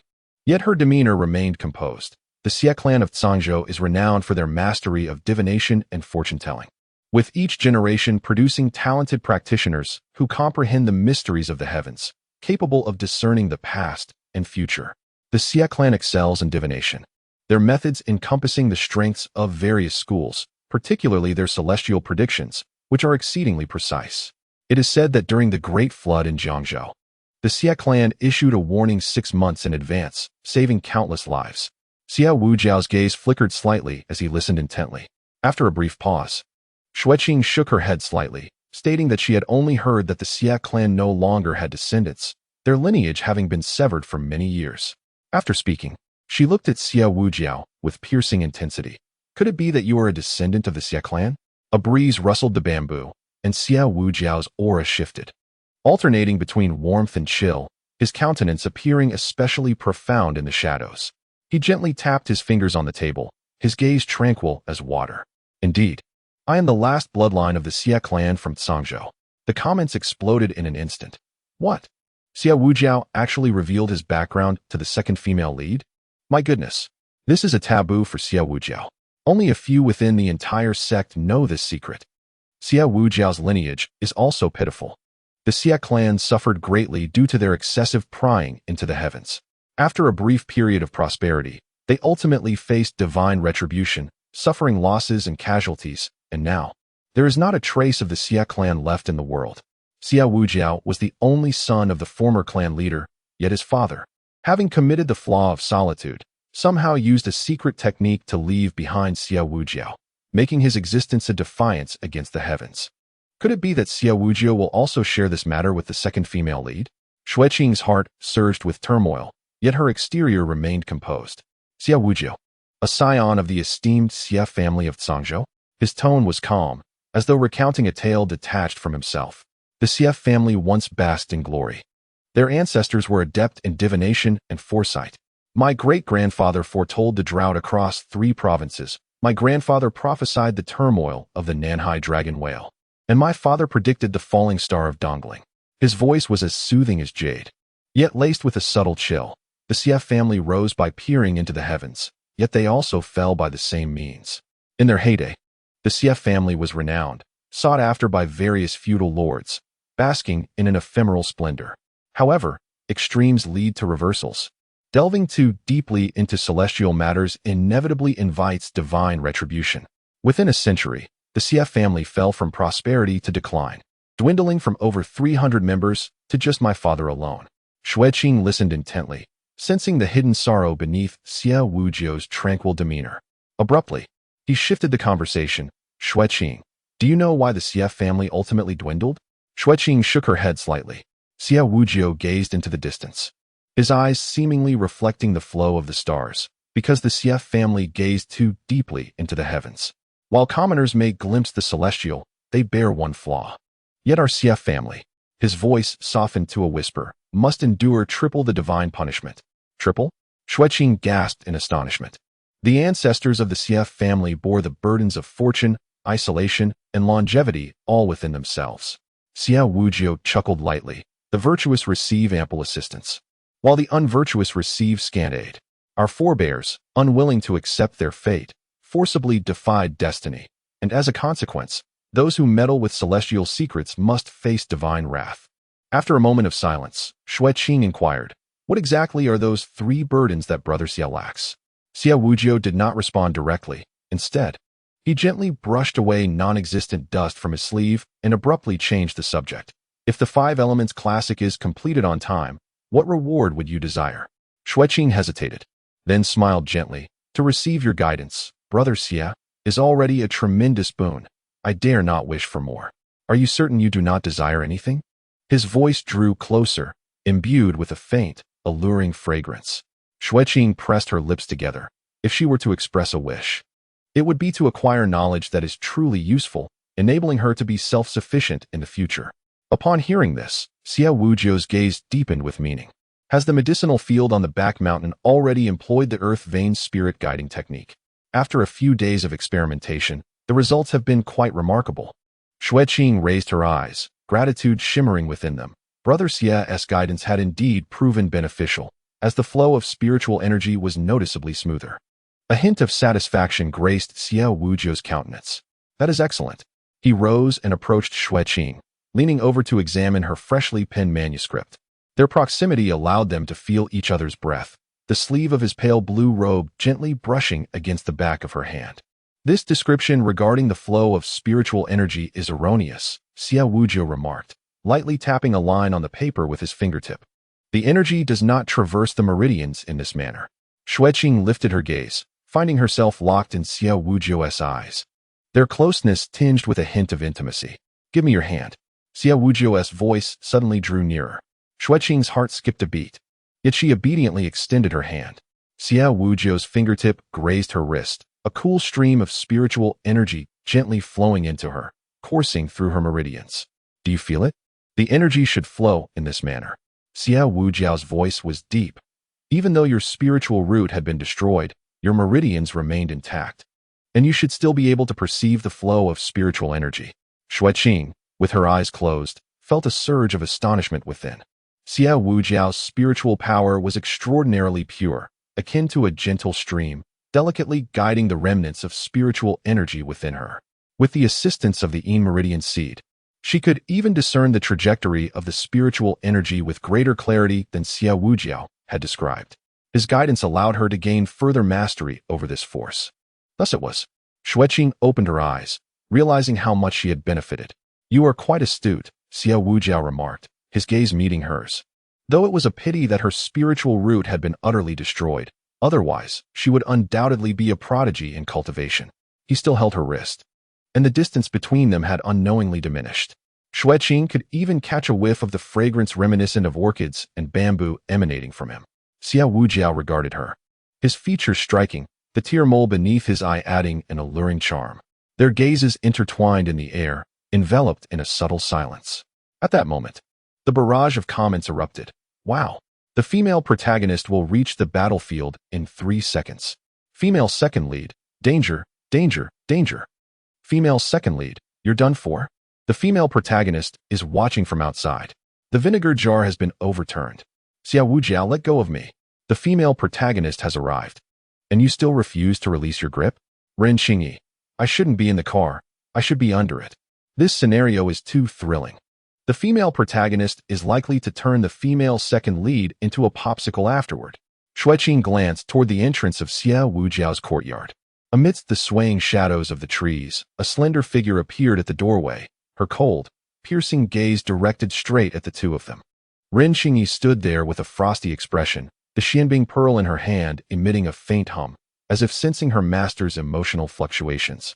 Xie Wujiu noticed Xue Qing's gaze and turned to look. Ren Xingyi approached Xie Wujiu, her voice as frigid as ice. "I didn't expect your illness to be so severe that you could no longer visit the library. and instead must remain in the courtyard to appreciate bamboo and listen to the zither, transforming into a teacher? Her gaze swept over Xue Qing, revealing a fleeting flicker of disdain and contempt in her eyes.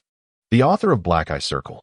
It's often said that my book title is poorly chosen and doesn't cater to the reader's tastes, but I truly struggle with naming, cries. Even the title of this book was generated by rolling dice. Perhaps I should gather suggestions for a better title. I will change it after reaching 20 characters. Chapter 68. Ren Qingyi, the Calamity Inducer. Xie Wujiao turned, the emotions in his eyes vanishing in an instant, replaced by a serene smile. Qingyi, what brings you here? Ren Qingyi scoffed. I heard you were ill, so I came to pay a visit. It seems I was overly concerned. Her sharp gaze lingered on Xue Qing for a moment. I didn't expect that junior sister Xue Qing could read and paint. I have gained new insight. Xue Qing slightly lowered her head, neither servile nor arrogant. Senior sister Ren, you flatter me. I was merely assisting senior brother Xie in transcribing texts. Transcribing texts? Ren Qingyi sneered. With thousands of disciples in the Taishan sect, why would it be necessary to trouble a disciple whose spiritual root has been destroyed? Xie Wujiao's gaze remained calm. That assertion is misguided.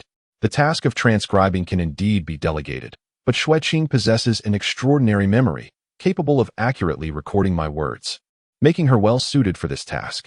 Extraordinary memory? Ren Qingyi's demeanor was icy, her gaze sweeping over the manuscripts on the desk, clearly skeptical. Xie Wujiao raised his eyes, a faint smile playing at his lips. Naturally, if Qingyi has the leisure, would you be willing to assist with this matter? Ren Qingyi let out a cold snort. I have no such spare time. Then that settles it. Xie Wujiao chuckled lightly. Each has their strengths, complementing one another. With just a few words, he deftly countered Ren Qingyi's objections. Ren Qingyi fixed her gaze on the gentle smile upon Xie Wujiao's face, a pang of bitterness spreading in her heart. Xie Wujiao, who was typically reserved, today seemed to defend Xue Qing, as if protecting her. So that is how it is. Ren Qingyi shot a frosty glance at Xue Qing. Since you value Xue Qing's talents so highly, I will not intrude. She turned to leave, but paused, not looking back. Xie Zhangxi, given your ill health, it would be wise to exert yourself less. With that, she swept away, her silhouette as stark as frost. Ren Qingyi strode out of Xie Wujiao's courtyard, her expression taut as she hurried along the stone path, the earlier scene echoing in her mind. The closeness between Xie Wujiao and Xue Qing, the rare warmth in his eyes, and the tender way he held Xue Qing's wrist, all played back in her thoughts. Though Xie Wujiao had always been courteous and gentle, he maintained a distance, rarely becoming overly familiar with anyone. Could it be that he too was captivated by her beauty? The memory of Xue Qing's bright eyes brought a heaviness to Ren Qingyi's chest. After years of acquaintance, Xie Wujiao had never been so close to her. Yet this enigmatic flower slave had garnered such treatment in just a few days. Ren Qingyi, a voice broke her reverie. She halted, lifting her gaze to see Yi Jiaojiao standing in a nearby pavilion, clad in a green dress, wearing a triumphant expression. She provocatively tilted her chin, her eyes glinting with mockery. Again, you, Ren Qingyi frowned, her impatience evident. What is the matter? The Ice Queen appears to be in poor spirits today? Yi Jiaojiao circled around Ren Qingyi, her gaze audaciously appraising her. A flicker of sharpness crossed Ren Qingyi's eyes. Yi Jiaojiao, unless you have something of importance, please feel free to leave. Oh, have I struck a nerve? Yi Jiaojiao smirked, her eyes assessing Ren Qingyi's demeanor, clearly sensing her discontent. Ren Qingyi had no intention of engaging further, but the thought of Xie Wujiao and Xue Qing together sparked a sudden idea within her. It was merely a surprise to see them enjoying each other's company. Ren Qingyi feigned indifference. What? Yi Jiaojiao blinked in confusion, seeing that she had indeed bitten the bait. Ren Qingyi's lips curled slightly. It's nothing. He has been unwell lately, even visiting the library less. Her tone carried a deliberate hint of concern. I just visited him. And he did indeed appear unwell, but his stubborn nature prevents him from wanting others to worry. Yi Jiaojiao's expression shifted, pressing. Where is senior brother Xie? Is he seriously ill? Ren Qingyi's smile deepened. He is in his own courtyard. As for his condition, you seem to have the leisure to engage in this banter with me. Why not check on him instead? Perhaps he no longer requires your concern. You. Yi Jiaojiao huffed coldly. Ren Qingyi, do not be too complacent. Senior brother Xie is merely being polite to you. Having spoken, Yi Jiaojiao turned and hurriedly made her way towards Xie Wujiao's courtyard.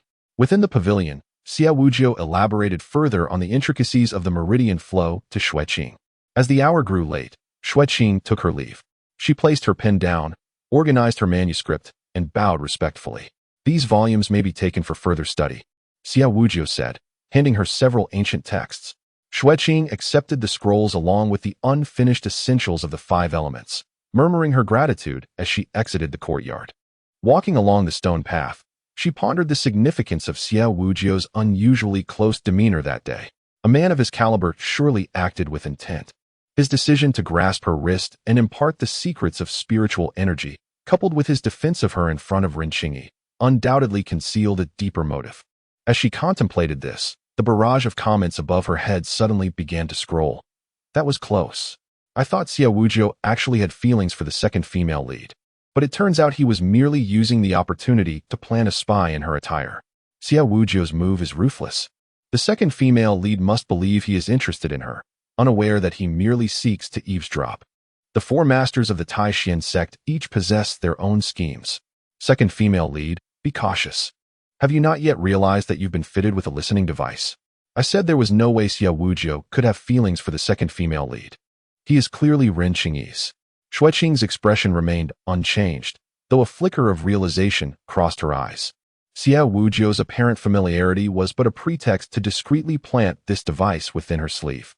With a composed demeanor, she adjusted her sleeve and indeed felt the presence of a chess piece nestled within the right cuff. As she contemplated how to deal with this spy, her path was abruptly obstructed. Xue Qing, stop right there. Looking up, she saw Yi Jiaojiao approaching with a hostile expression. Senior Sister Yi. Xue Qing greeted with a slight bow.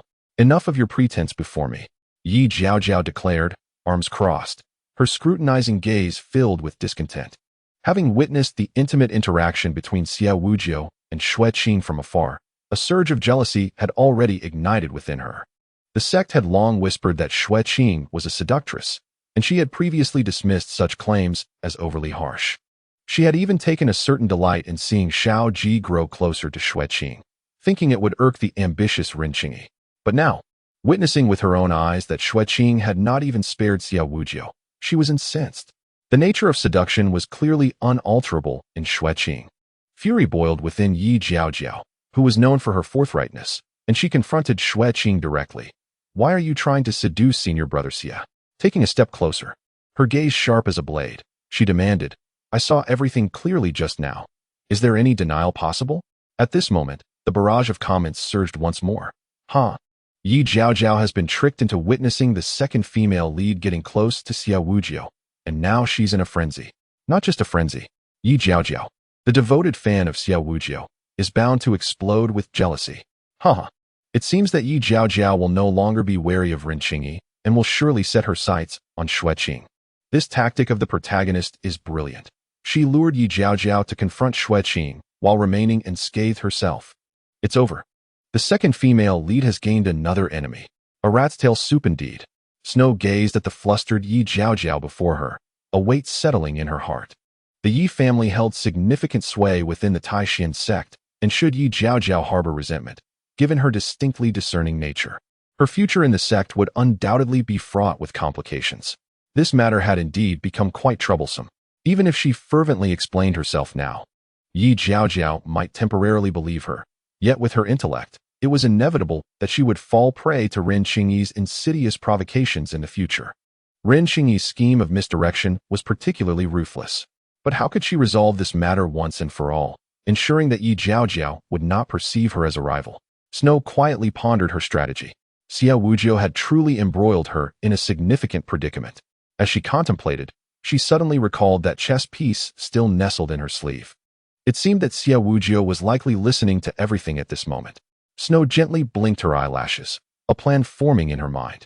To untie a knot, one must first tie it. Whoever had stirred the waters of romantic entanglement ought to be the one to calm them, and it was unreasonable to make her, the innocent party, bear the blame. If Xue Wujiu was willing to listen, then let him listen. Senior Sister Yi has misunderstood. Snow raised her gaze, her tone sincere. I was merely assisting senior brother Xie in transcribing texts.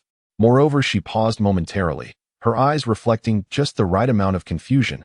Moreover, isn't senior sister Yi and senior brother Xie a couple? How could I possibly harbor any improper thoughts? Yi Jiaojiao was taken aback. What did you just say? You mean that senior brother Xie and I are a couple? Chapter 69. A perfect match of senior sister Yi and senior brother Xie. Isn't that the case? Snow widened her eyes innocently. During her missions with senior brother Xiao, she often heard senior brother Xie mention senior sister Yi. She deliberately brushed her fingers over the chest piece at her right sleeve. Every time senior brother Xie spoke of senior sister Yi, his eyes sparkled with warmth and gentleness, leading Snow to surmise that senior sister Yi must hold a cherished place in senior brother Xie's heart. Really? Yi Jiaojiao's expression shifted dramatically, her eyes shimmering with disbelief. Snow nodded gently. Senior brother Xie once remarked that senior sister Yi is forthright and radiant, exuding grace with every gesture.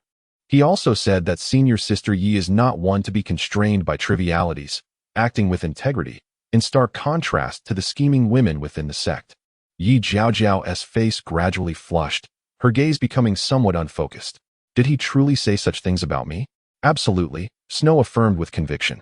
Then, as if realizing something, she abruptly halted, a look of surprise crossing her face. Could it be that senior sister Yi and senior brother Xie are not? Seeing Yi Jiaojiao fall silent, Snow feigned a sudden realization, her expression one of remorse. I apologize, senior sister Yi. It seems I misunderstood. I observed how attentive senior brother Xie was towards you. And given that you both possess such striking qualities, I naturally assumed there was a mutual understanding. I shall refrain from making further assumptions. At that moment, Yi Jiaojiao's demeanor had completely transformed. Her cheeks were flushed, and her eyes sparkled with intrigue. The anger she had felt moments before dissipated, her tone softening. What is the harm? You merely spoke some truths. Snow lowered her head, adopting an expression of contrition. I assure you, there is nothing between senior brother Xie and me. He simply recognized my good memory and asked for my assistance in transcribing texts. I hold nothing but gratitude towards him. I would never. There's no need for explanations, Yi Jiaojiao interjected. I realize you are merely a scribe. It was I who misjudged the situation. Xue Qing nodded in agreement, praising brother Xie for his upright character, striking appearance, and noble conduct, declaring that a woman like sister Yi would be a fitting match. Yi Jiaojiao, flattered by Xue Qing's words, looked at her with newfound admiration, as if regarding her as a confidant. Sister Xue Qing, I did not anticipate your keen discernment.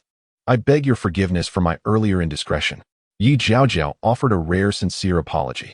I must take my leave now to check on brother Xie's condition. With that, she turned away, beaming, casting a grateful glance at Xue Qing before departing. The barrage of comments erupted. Ha! The second female lead is brilliant. Don't make me laugh to death. Ha! Xie Wuji. When did I ever say that? The second female lead's tongue is sharper than Zhuge Liang's feather fan. I can't take it anymore. Xie Wuji must be spitting blood upon hearing this. I want to see his expression. Oh my, I'm dying of laughter. Yi Jiaojiao is completely lost in this deception. From rivals to confidants in an instant. Xue Qing stood still, a faint smile gracing her lips as she confirmed Yi Jiaojiao had gone far. She feigned adjusting her sleeves, lightly brushing her fingers against the chess piece. I wonder if Xie Wuji finds this nonsensical chatter satisfactory? Meanwhile, in Xie Wuji's chamber, a white piece on the vast chessboard glimmered slightly, transmitting the conversation between Xue Qing and Yi Jiaojiao with clarity. Upon finishing the exchange, Xie Wuji's expression shifted from dark to bright, ultimately unable to stifle a chuckle. I underestimated you, he mused softly, a glimmer of amusement flickering in his eyes. Through my words, you spun a tale that not only extricated yourself, but also forged a bond with Yi Jiaojiao. With a flick of his finger, the piece's glow gradually dimmed, signaling the end of the eavesdropping. Xie Wuji's lips curled into a smirk, his intrigue for Xue Qing intensifying. This Xue Qing is indeed becoming increasingly fascinating, perhaps due to the presence of the eavesdropping piece or out of consideration for Rinqingyi. Xie Wuji had summoned Xue Qing less frequently in recent days. Xue Qing was indifferent to this change. Her days were filled to the brim as she navigated between Xie Wuji's residence, the academy, and the medicinal fields. Initially, the disciples in the academy pointed and whispered about her, expressing disdain for her presence among them.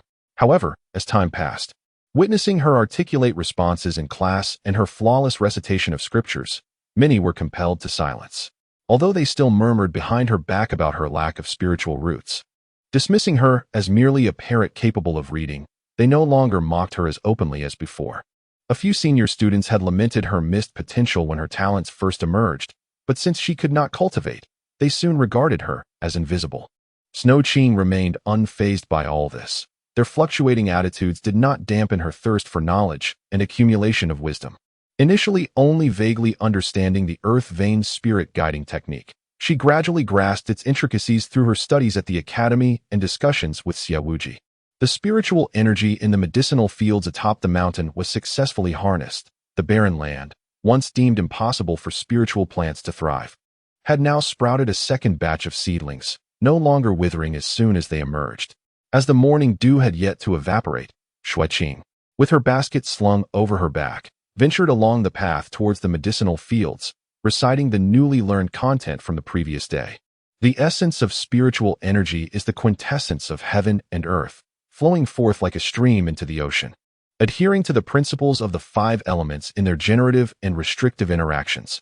As she immersed herself in her recitation, she unexpectedly encountered several fellow disciples. Leading the group was Xiao Ji, whose demeanor was composed as he engaged in low conversation with the others. Senior brother Xiao, Xue Qing paused and offered a slight bow.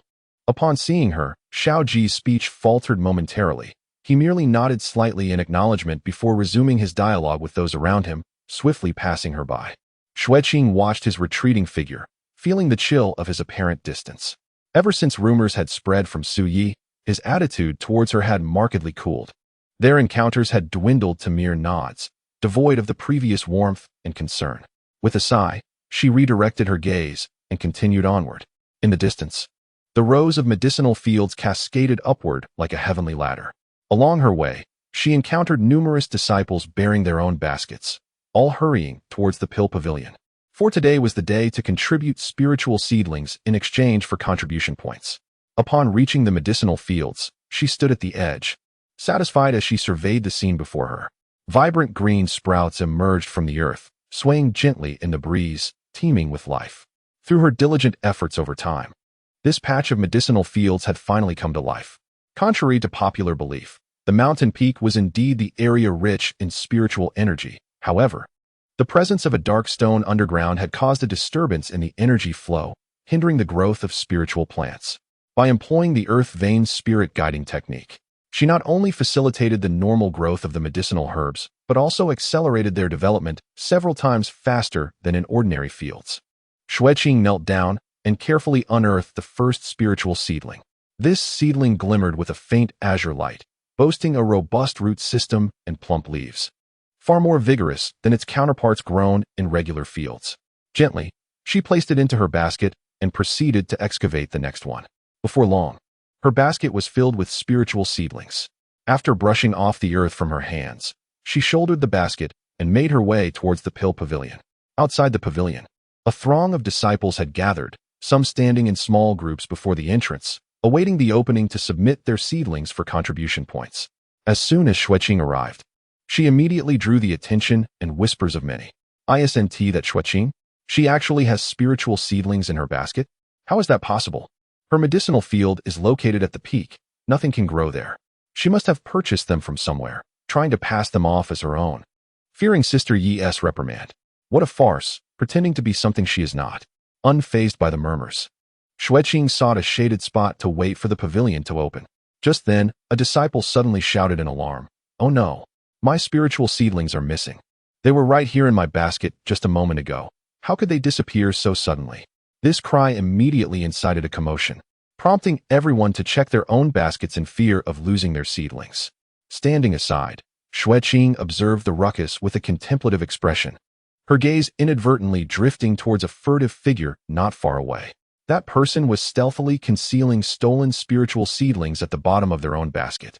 Oblivious to Xue Qing's scrutiny, utilizing her ability from the Yin vein seed technique, she clearly discerned the energy trails of the theft.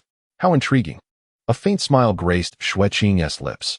It appears that not only harmful insects lurk in the medicinal fields, but also rats among the populace. The crowd exchanged glances.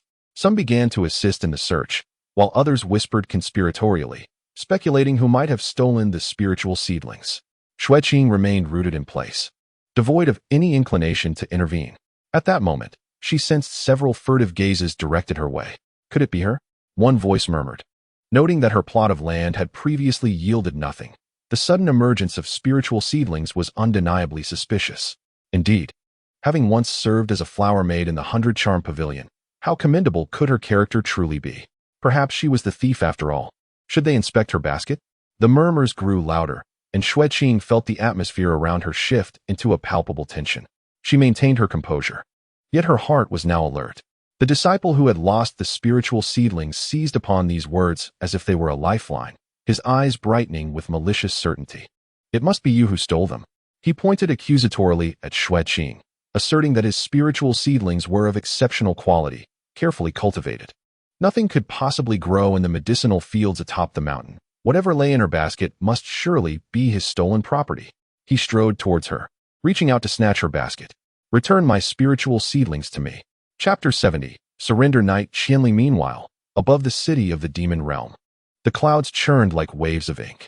Pei Xuandu stood atop the city tower, his jade-white robe billowing without wind, silver patterns on his forehead faintly glowing. Surrender Knight Qianli, or this day shall mark the end of the demon realm. His voice was calm, yet resonated like thunder. With a mere flick of his fingertip, the void seal transformed into 1,000 silver needles, descending like meteors, piercing directly into the ranks of the demon army. One silver needle penetrated the chest of a demon cultivator, blood blossoming as the lifeless body fell. Another flick, and a silver needle pierced the throat of yet another demon cultivator. With each needle that fell, a demon cultivator crumpled to the ground, and where he passed, the demon army collapsed like wheat before a scythe, a mist of blood enveloping the central palace.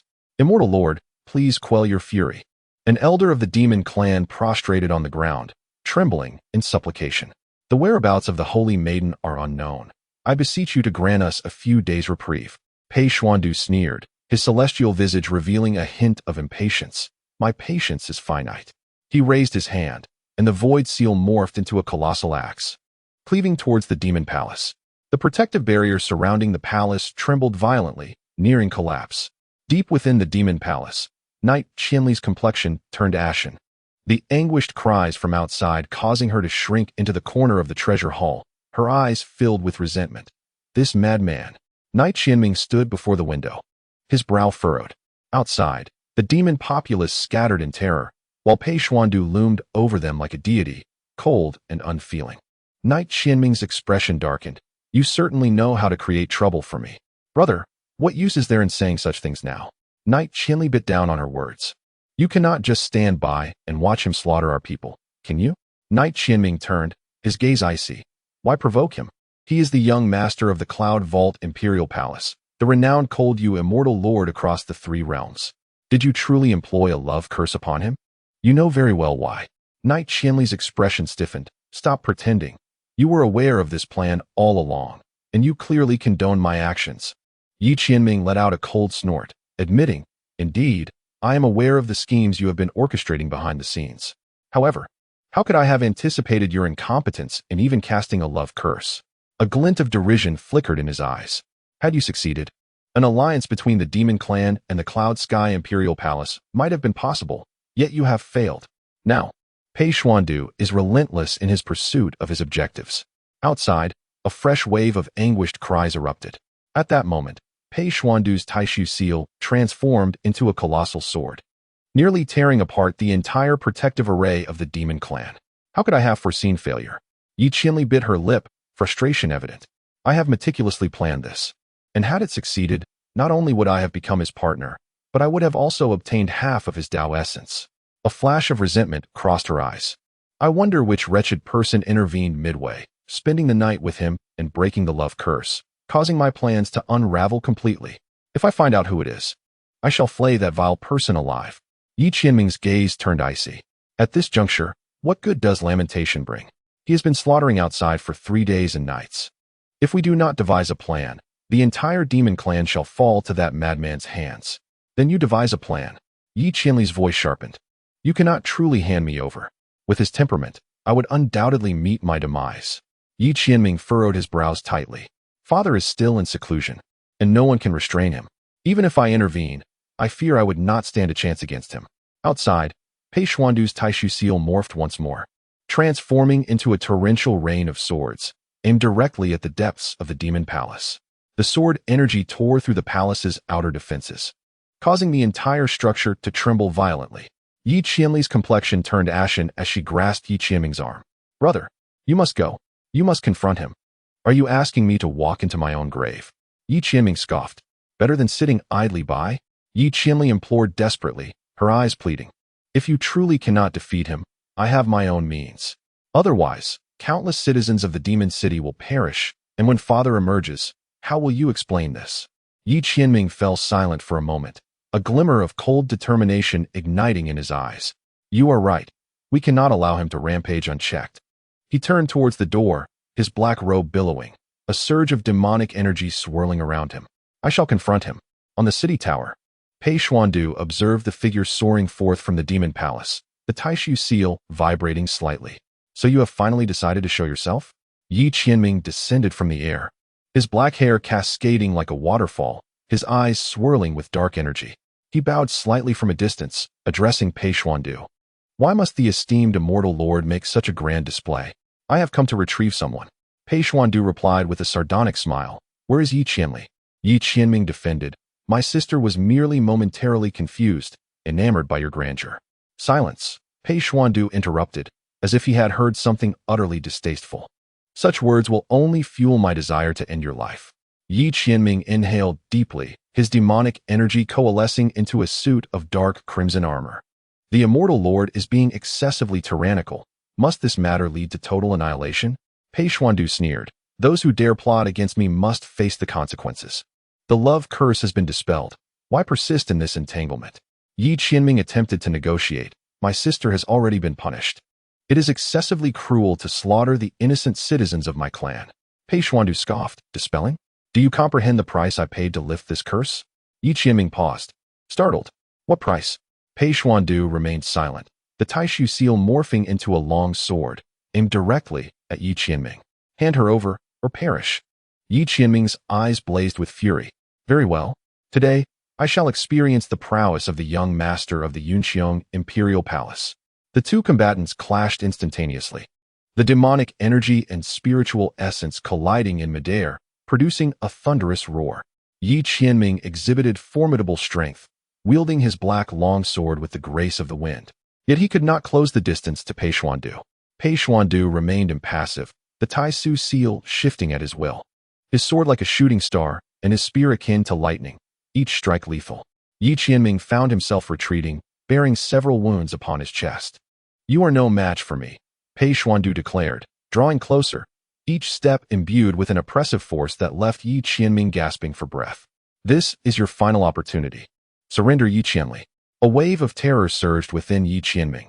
He had exerted 80% of his strength, yet still fell short against Pei Xuandu. The rumors proved true. This young master of the Yunqiang Imperial Palace was indeed unfathomable.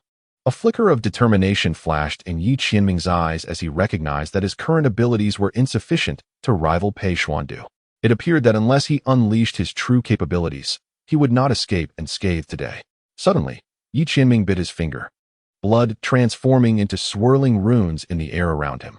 His aura surged, crimson light blazing in his eyes. "Blood slaughter, 1,000 blades." The runes detonated, morphing into countless blood-red blades that surged towards Pei Xuandu. This was Yi Qianming's trump card, requiring his vital essence to activate, boasting extraordinary power.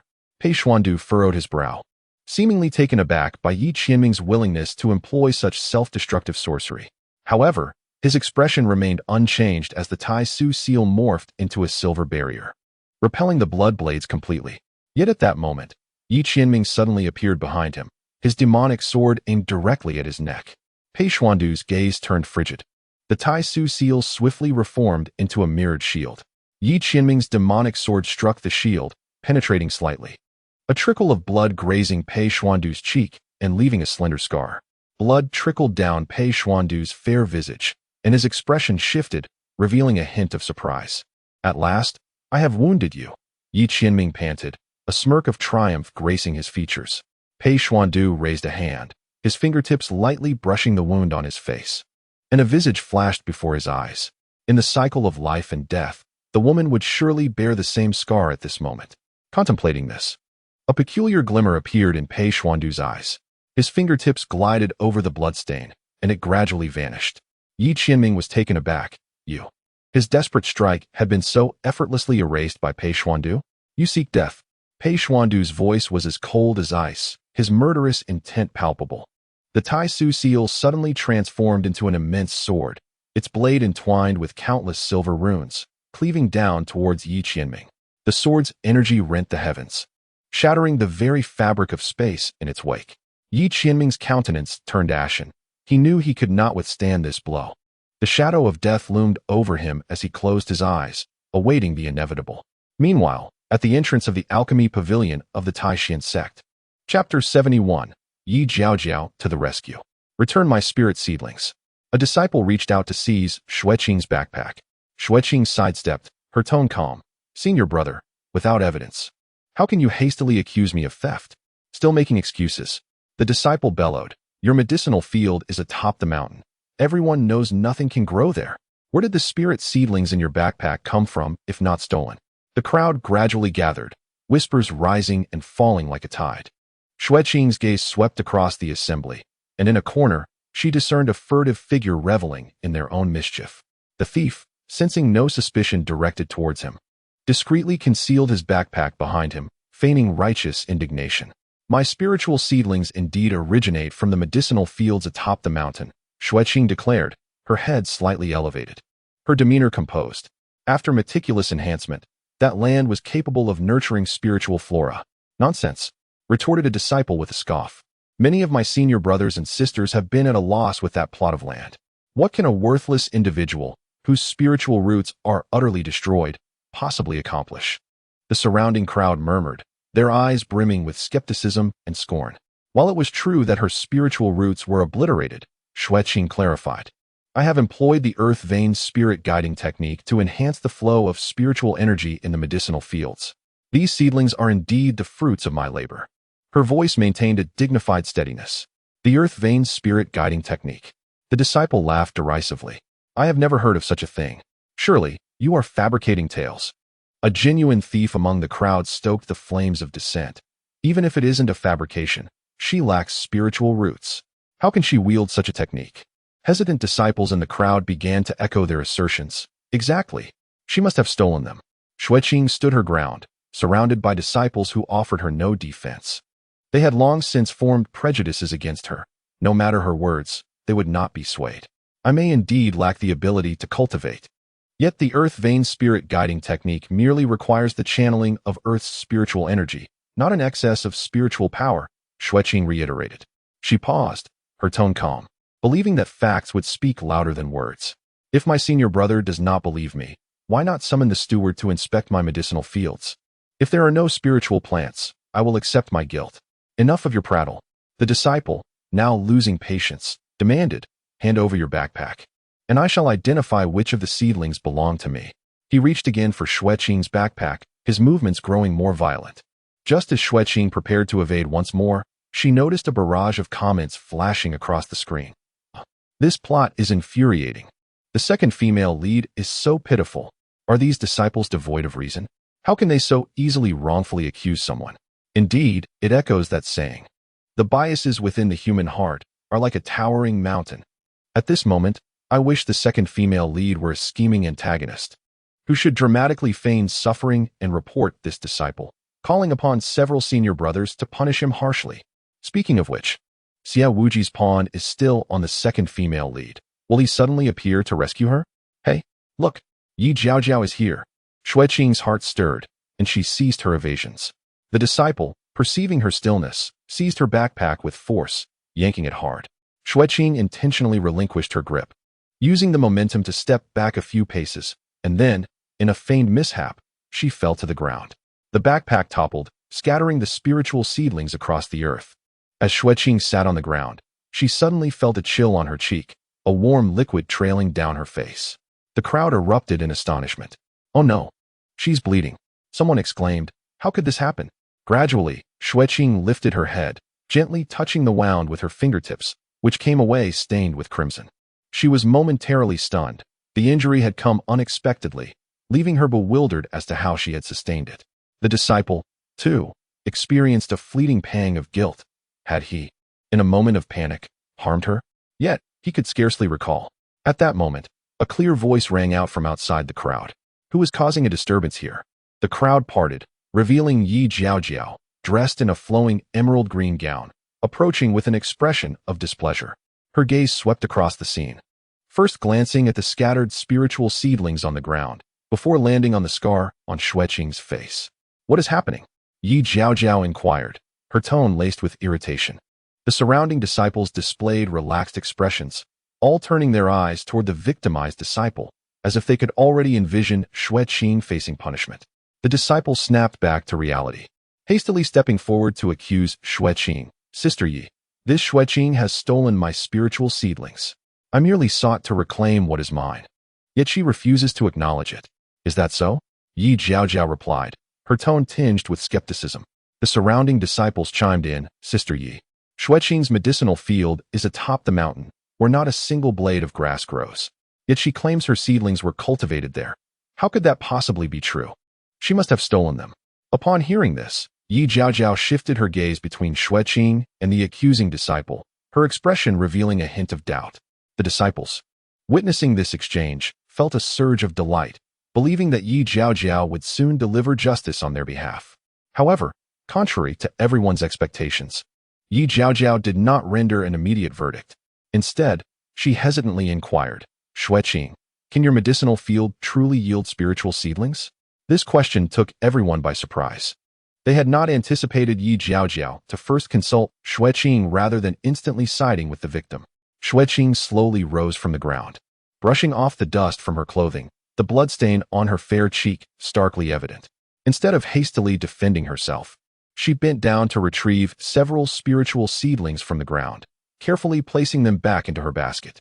In response to Sister Yi, they were indeed cultivated using the earth vein spirit summoning technique, Xue Qing stated calmly. This was taught to me by Senior Brother Xie. Upon hearing the name of Senior Brother Xie, Yi Jiaojiao's expression shifted immediately. Senior Brother Xie taught you? Her tone softened slightly. Xue Qing nodded, her voice imbued with a fitting sense of gratitude. It was Senior Brother Xie who instructed me. When I mentioned the issue of my medicinal field at the mountaintop, he imparted this technique to me, suggesting it could enhance the flow of spiritual energy. Senior Brother Xie is truly astute, able to discern the conundrum that eludes others and pinpoint the crux with just a few words. Without his guidance, my medicinal field would indeed yield nothing. Yi Jiaojiao had never believed that Xue Qing possessed the temperament to steal, and her expression gradually softened as she listened to Xue Qing's account, revealing a hint of concealed delight in her eyes. As Xue Qing sincerely praised Xiao Wujiao, a sense of pride welled up within Yi Jiaojiao, as if Xue Qing were extolling her own virtues. The person she admired was indeed extraordinary. Ah, I see. Yi Jiaojiao nodded slightly, a smile unconsciously gracing her lips. Since it was Senior Brother Xie's method, it must surely be effective. The expressions of the surrounding disciples shifted subtly as they observed Yi Jiaojiao's evident favoritism toward Xue Qing, causing them to waver in their stance. The victimized disciple also stood in shock, unable to fathom how the situation had turned out this way. Xue Qing noted the faint blush rising on Yi Jiaojiao's face and sighed inwardly. The woman's thoughts were remarkably straightforward, merely mentioning the person she cherished, accompanied by a few well-placed compliments, could easily dispel any doubts. She seized the opportunity to speak, suggesting that if Master Yi did not believe her, she could take everyone to witness her medicinal field. Indeed, it had already flourished with spiritual plants, and what had been harvested today was but a small fraction of the mature yield. Yi Jiaojiao nodded slightly. Very well, since that is the case, let us ascend the mountain to take a look. I am also curious about how the improved medicinal field, taught by Senior Brother Xie through the earth vein spirit guiding technique, has developed. The skeptical disciples exchanged glances, surprised that Xue Qing would proactively propose such verification. They had anticipated that Xue Qing would resort to evasive arguments. Yet her forthrightness stirred a flicker of doubt within them. A grand procession made its way to the mountaintop medicinal field. Upon reaching their destination, the sight before them left all in awe, their eyes widening in disbelief. The once barren field now brimmed with vibrant greenery, rows of spiritual plants standing in neat alignment, glistening with vitality, some even exuding a faint ethereal glow. Yi Jiaojiao gazed in astonishment at this thriving medicinal field, scarcely able to believe her own eyes. The disciples were equally dumbfounded, their faces turning pale as if drained of color. Yi Jiaojiao approached the edge of the field, crouching down to examine an unharvested spiritual seedling. Her fingertips brushed against the leaves, sensing the flowing spiritual energy within, her astonishment deepening. The root system was robust, the spiritual energy abundant, the quality exceptional. Yi Jiaojiao's eyes widened as she realized that the quality of this seedling surpassed that of ordinary medicinal fields. The onlookers could scarcely believe their eyes, gathering around to inspect. Those who had previously regarded Xue Qing with hostility now looked on with surprise and confusion. Xue Qing smiled. Sister Yi, all of this is thanks to senior brother Xie. Upon hearing this, Yi Jiaojiao rose to her feet, her tone filled with admiration and sweetness. Marveling at the extraordinary effectiveness of the earth vein spirit guiding technique and acknowledging senior brother Xie's remarkable insight. The other disciples, having completed their examination, stood in place, exchanging incredulous glances. No one had anticipated that this desolate mountaintop could indeed yield spiritual plants of such high quality. The disciple who had wronged Xue Qing now appeared ashen. Standing at the back of the crowd, cold sweat beading on his forehead. He finally grasped the gravity of his mistake. He had not only wronged a fellow disciple, but had also harmed someone before the watchful eyes of others. Yi Jiaojiao turned to face the assembly. Directing a glare at the offending disciple, the facts are clear. Xue Qing did not steal anyone's spiritual seedlings, but rather cultivated superior spiritual plants through her own efforts. She strode up to the disciple, her voice growing cold. You have not only unjustly accused a fellow disciple, but have also resorted to violence. This is utterly unacceptable. I shall report this matter to Master Shao, and your actions must be met with appropriate punishment. The disciple's face turned ashen, his legs trembling. If this incident were reported, he would undoubtedly face severe repercussions. His complexion was pallid as he pleaded, Sister Yi, please spare me. It was not intentional. Unmoved, Yi Jiaojiao continued, furthermore, I will deduct a portion of your contribution points to compensate Xue Qing as a form of restitution. She turned to Xue Qing, her tone softening slightly. As for you, Sister Xue Qing, your contributions to the improved medicinal field will earn you additional contribution points as a reward from the sect. Yi Jiaojiao spoke, her beautiful eyes narrowing as she contemplated the names of several disciples. Previously, she had instructed a few disciples to arrange spiritual fields for Xue Qing, but to her dismay, some had acted insincerely behind her back, relegating Xue Qing to a barren plot atop the mountain. She would settle the score later. Thank you, Senior Sister Yi, for your fair judgment, Xue Qing said softly. The disciple, now thoroughly flustered, recognized his wrongdoing and could only accept his punishment. Trembling, he stepped forward and bowed deeply to Xue Qing. Junior Sister Xue, I have wronged you. I should not have acted impulsively and hurt you. Please forgive me. The surrounding disciples lowered their heads, unable to meet Xue Qing's gaze, their faces flushed with shame. Those who had once mocked her now fell silent. Xue Qing regarded the disciple, who was humbly admitting his fault, her eyes reflecting indifference while a forgiving smile graced her lips. Senior brother, you overstate the matter. It was merely a misunderstanding. I do not hold it against you. Such magnanimous words only deepened the disciple's guilt. Had Xue Qing erupted in anger, he might have felt justified in accepting his punishment, but her grace left him feeling utterly ashamed. Gritting his teeth, he suddenly spoke, Senior Sister Yi, I indeed wronged Junior Sister Xue and deserve punishment. Yet, my spiritual seed has been stolen. The true thief is the real culprit. Should he go unpunished?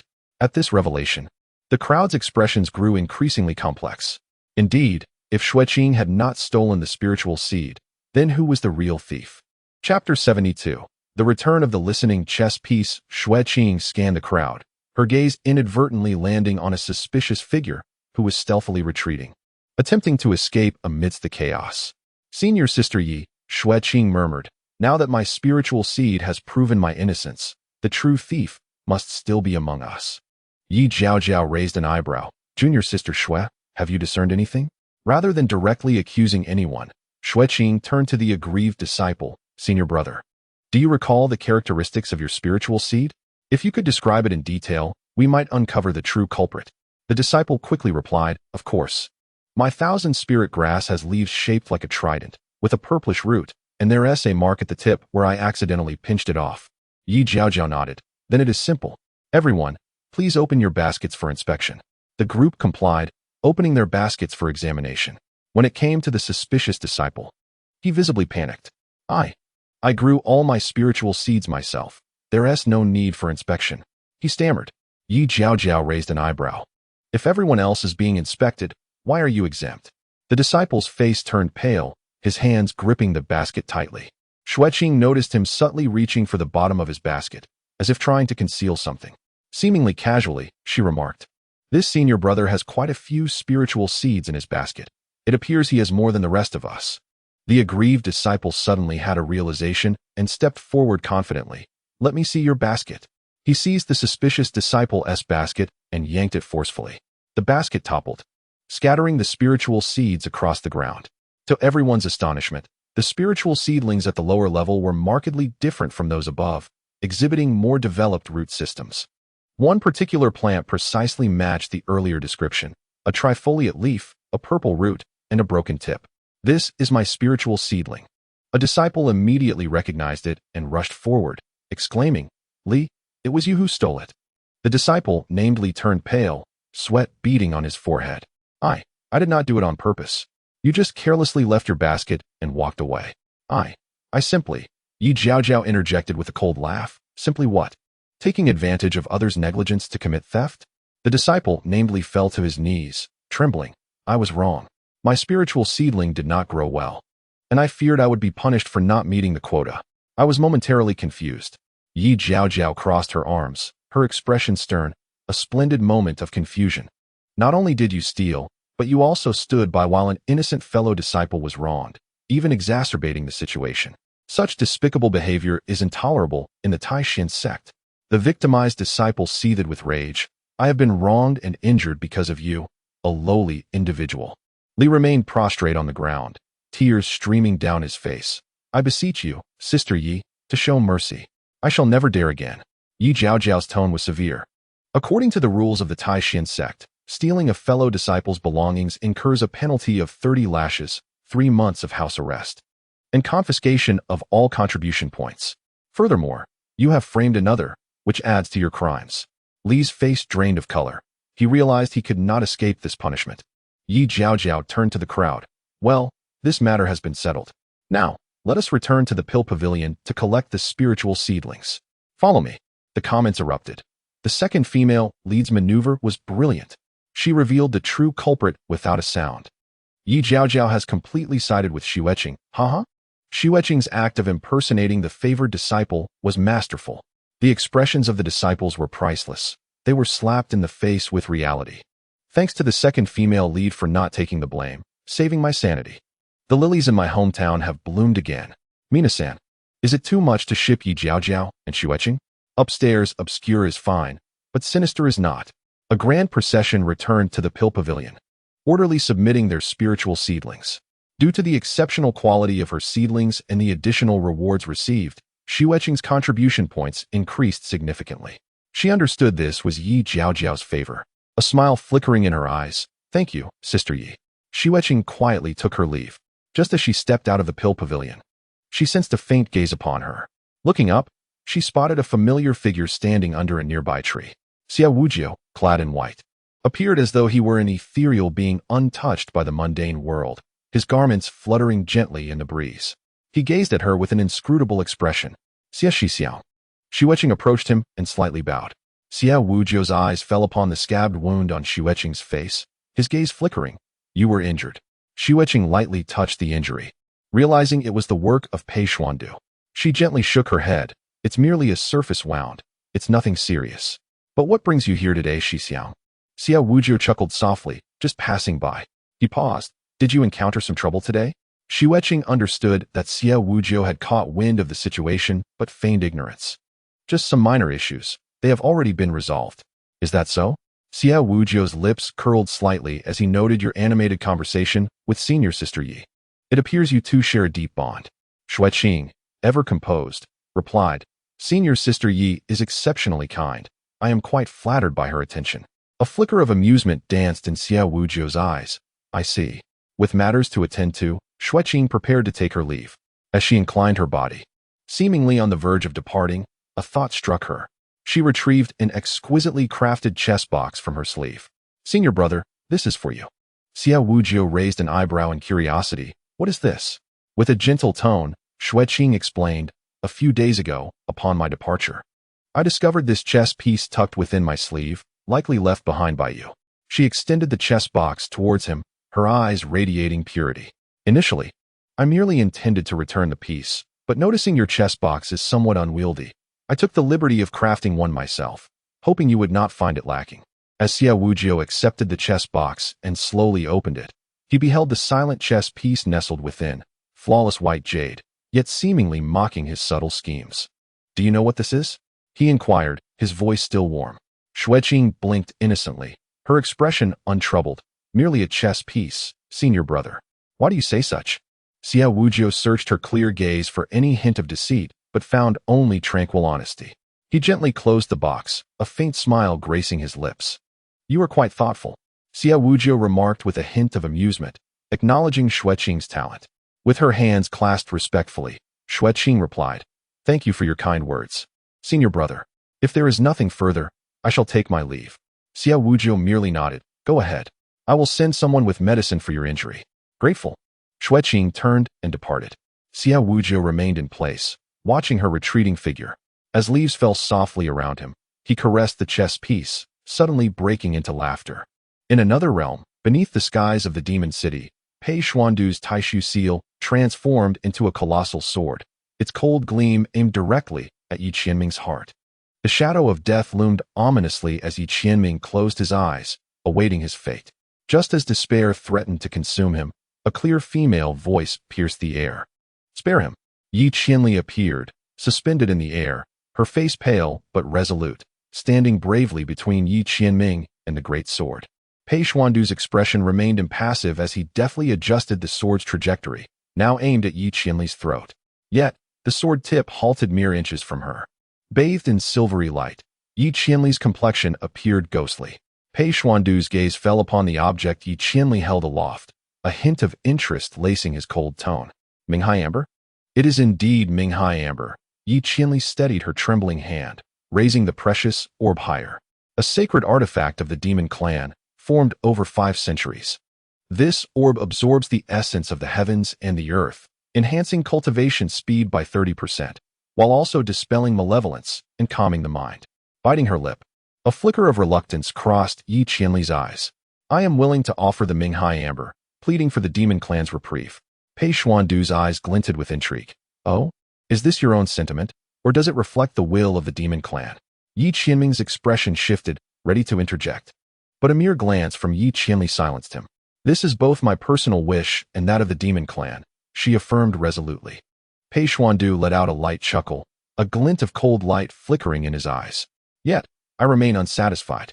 Pray, enlighten me, immortal lord." Yi Qianli's voice trembled slightly. "The Millennium spiritual vein mine of the demon clan in the western region belongs entirely to my Yunqiong imperial palace." Pei Xuandu spoke with a nonchalant tone, as if discussing an inconsequential matter.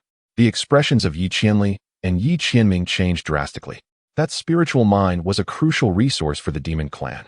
The spirit stones produced annually sufficed to sustain the cultivation needs of the entire demon clan. If surrendered, the clan would incur at least a 30% loss in income. Yi Qianli bit her lip tightly. "What? Are you reluctant?" Pei Xuandu scoffed coldly, the Taisu seal once again coalescing. "Give it." Yi Qianli responded urgently. "We agree." Pei Xuandu's lips curled into a satisfied arc. "Since the demon clan is so sincere, we shall temporarily cease this matter." With a light flick of his finger, the Minghai Amber in Yi Qianli's grasp instantly flew into his palm. Simultaneously, the shackles on Yi Qianming were abruptly released, causing him to stagger back a few steps, only to be steadied by Yi Qianli. Pei Xuandu toyed with the Minghai Amber, the jewel swirling at his fingertips, its ethereal blue radiance accentuating his already stern countenance. Just as he turned to leave, he suddenly unleashed an invisible force that struck Yi Qianli in the chest. Yi Qianli clutched her chest, a trickle of blood spilling from her lips as she struggled to maintain her composure. "If you continue to disobey, next time it will cost you your life." Pei Xuandu's voice was icy. With that, he vanished into the clouds. Once Pei Xuandu departed, Yi Qianming inquired anxiously, "Are you all right?" Yi Qianli stared blankly in the direction Pei Xuandu had left, her eyes filled with a complex mixture of love and hatred. She wiped away the blood from her lips. Forcing a smile, "I'm fine, I won't die." Yi Qianming furrowed his brow tightly. "Have you lost your mind? The Minghai Amber is a treasured artifact of the demon clan, and the spiritual vein of the western region is the foundation of our clan. Is this what you meant by a solution? What else can we do?" Yi Qianli retorted. "Should we just watch him kill you?" Yi Qianming was at a loss for words. She took a deep breath. As long as the Green Mountains remain, one need not worry about firewood. There is still some time before our father emerges from his seclusion. We only need to retrieve the Minghai Amber before then. "You are dreaming."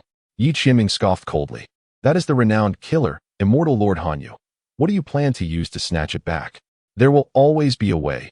Yi Qianli's eyes flashed with determination. "Allow me to think it through." Moments later, within the Yunxiong Imperial Palace, Pei Xuandu stepped into the Grand Hall. The scent of blood from the demon city lingering on his jade-white robe. With a light tap of his fingers, the bloodstains vanished instantly, leaving only a chilling aura. "Summon Qi Baichao to see me," he spoke softly, yet his voice echoed throughout the Grand Hall. Soon, hurried footsteps approached, accompanied by the clattering of bottles and jars. Qi Baichao strode into the hall, his gaze sweeping over Pei Xuandu. TSK, such a bloody aura. I heard the immortal lord unleashed a massacre in the demon city." Pei Xuandu cast him an impatient glance. "No idle chatter." He paused. "Earlier, while I was in the demon city, my internal energy was in turmoil, nearly spiraling out of control. Have a look and see what is amiss." Qi Baichao waved his hand dismissively. "No need to look. It's only natural for the immortal lord's internal energy to be in disarray." Pei Xuandu frowned slightly. "What do you mean?" He circled around Pei Xuandu and said, "My lord, you may be unaware that your Tao's yin and yang veins require a balance of the spiritual energies of the sun and moon. The two must mutually restrain and nourish each other. Currently, with the yin vein separated, only the yang vein remains within, leading to an imbalance that will cause the yang to become increasingly restless over time." Pei Xuandu fell silent for a moment, inquiring, "What is the solution?" A glimmer of cunning flashed in Qi Baichao's eyes. "It is simple. You need only to draw near to the woman who possesses your yin vein to quell the unrest." Pei Xuandu regarded Qi Baichao with a bemused expression. Sensing the misunderstanding, Qi Baichao waved his hands hastily. "My lord, do not misconstrue. I am not jesting. This is indeed a viable solution." Pausing for emphasis, he elaborated, "Consider, the yin and yang veins are originally one. Now that they are separated, they naturally yearn to reunite. However, this closeness is not what you might imagine. Mere physical contact will suffice." Just as Qi Baichao became animated in his explanation, Pei Xuandu raised his hand, unleashing a surge of powerful spiritual energy that sent Qi Baichao flying out of the hall. "Oh dear!" Qi Baichao exclaimed midair, landing gracefully and dusting off his robes while feigning lament. "Such a ruthless heart, my lord.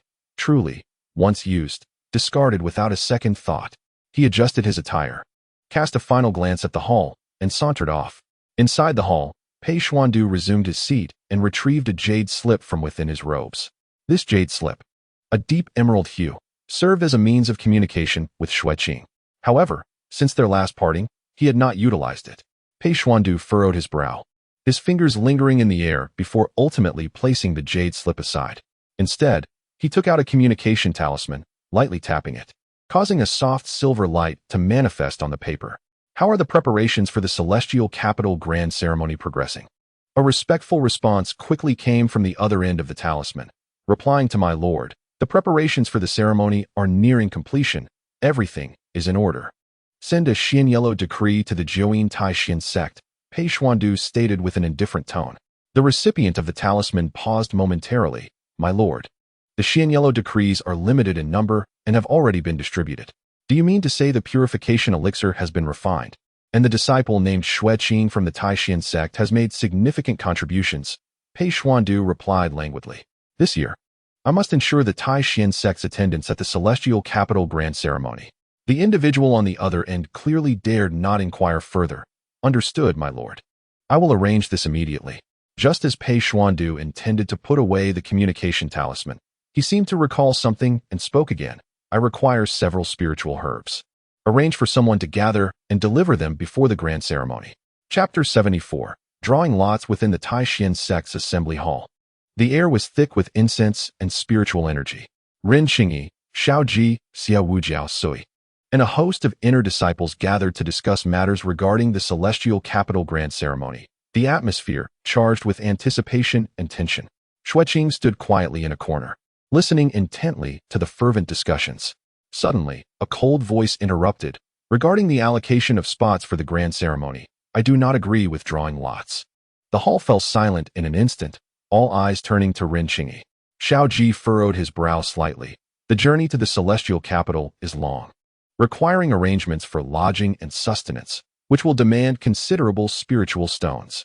Moreover, the Taishan sect may not even secure a chance to enter the secret realm. Our sect's finances are limited. Sending 10 individuals is most appropriate. The 4 esteemed leaders of the Tianshu Pavilion are undoubtedly set to accompany you, leaving 5 remaining spots to be decided by lot, which seems the fairest approach, does it not? The disciples within the hall nodded in agreement, murmuring their consent.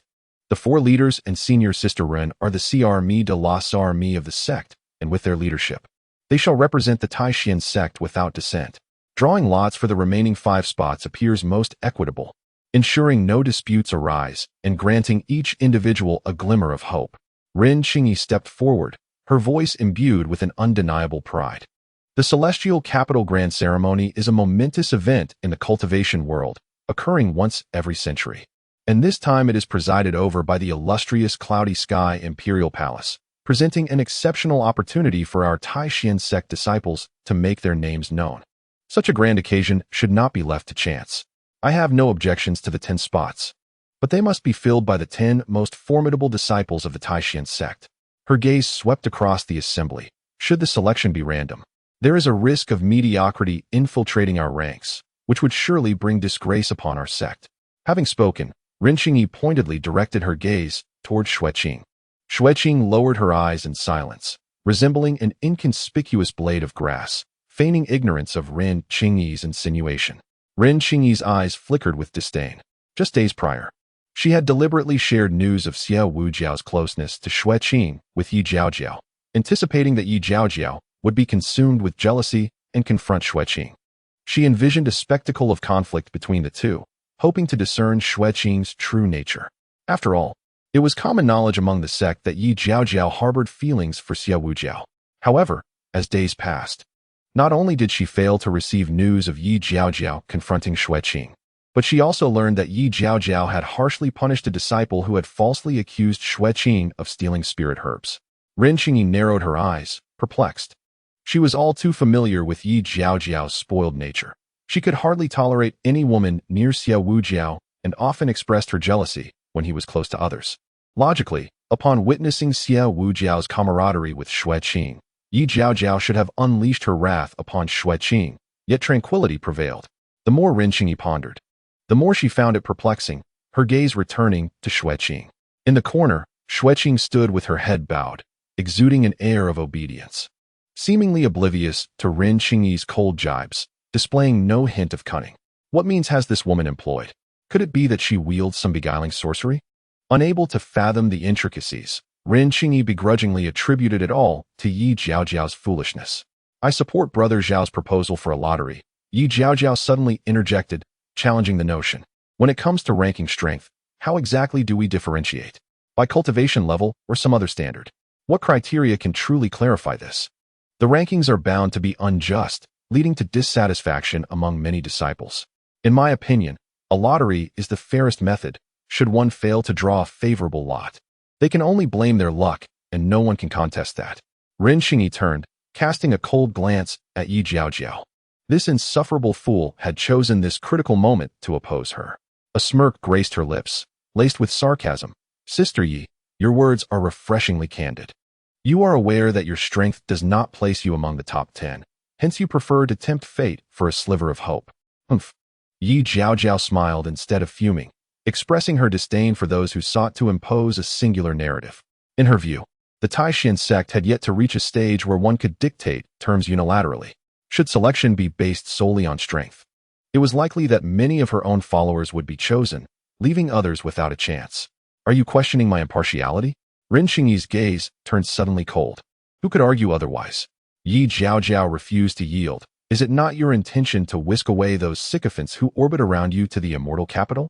The atmosphere in the hall grew palpably tense as the two faced off, neither willing to back down.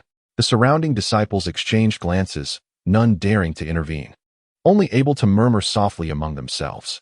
Alas, our esteemed ladies are at it again.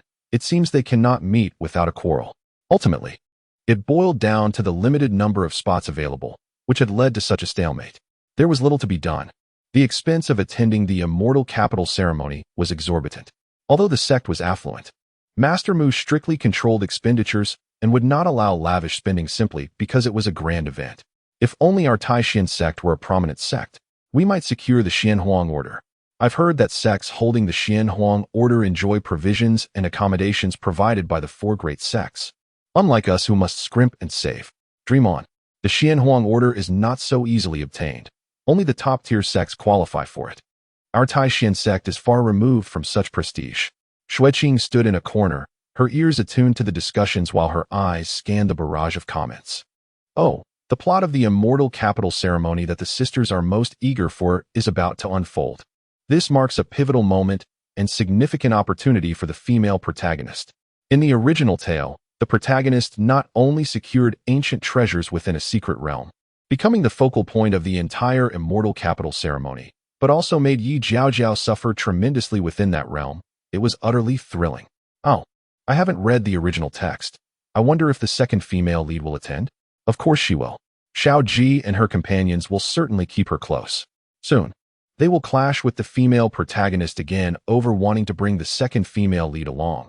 But she is inconsequential, merely a background character who hinders the plot, serving only to facilitate the romance between the main characters. How could this be? Last time at the Apothecary Valley, Xiao Ji had a conflict with the female protagonist. Will there be another discord this time? Wouldn't that mean they want to speak to each other during the immortal capital ceremony? You don't understand. How can they reconcile without first separating? This is the nature of tension. Xue Qing lowered her eyelids, silently processing the information from the comments.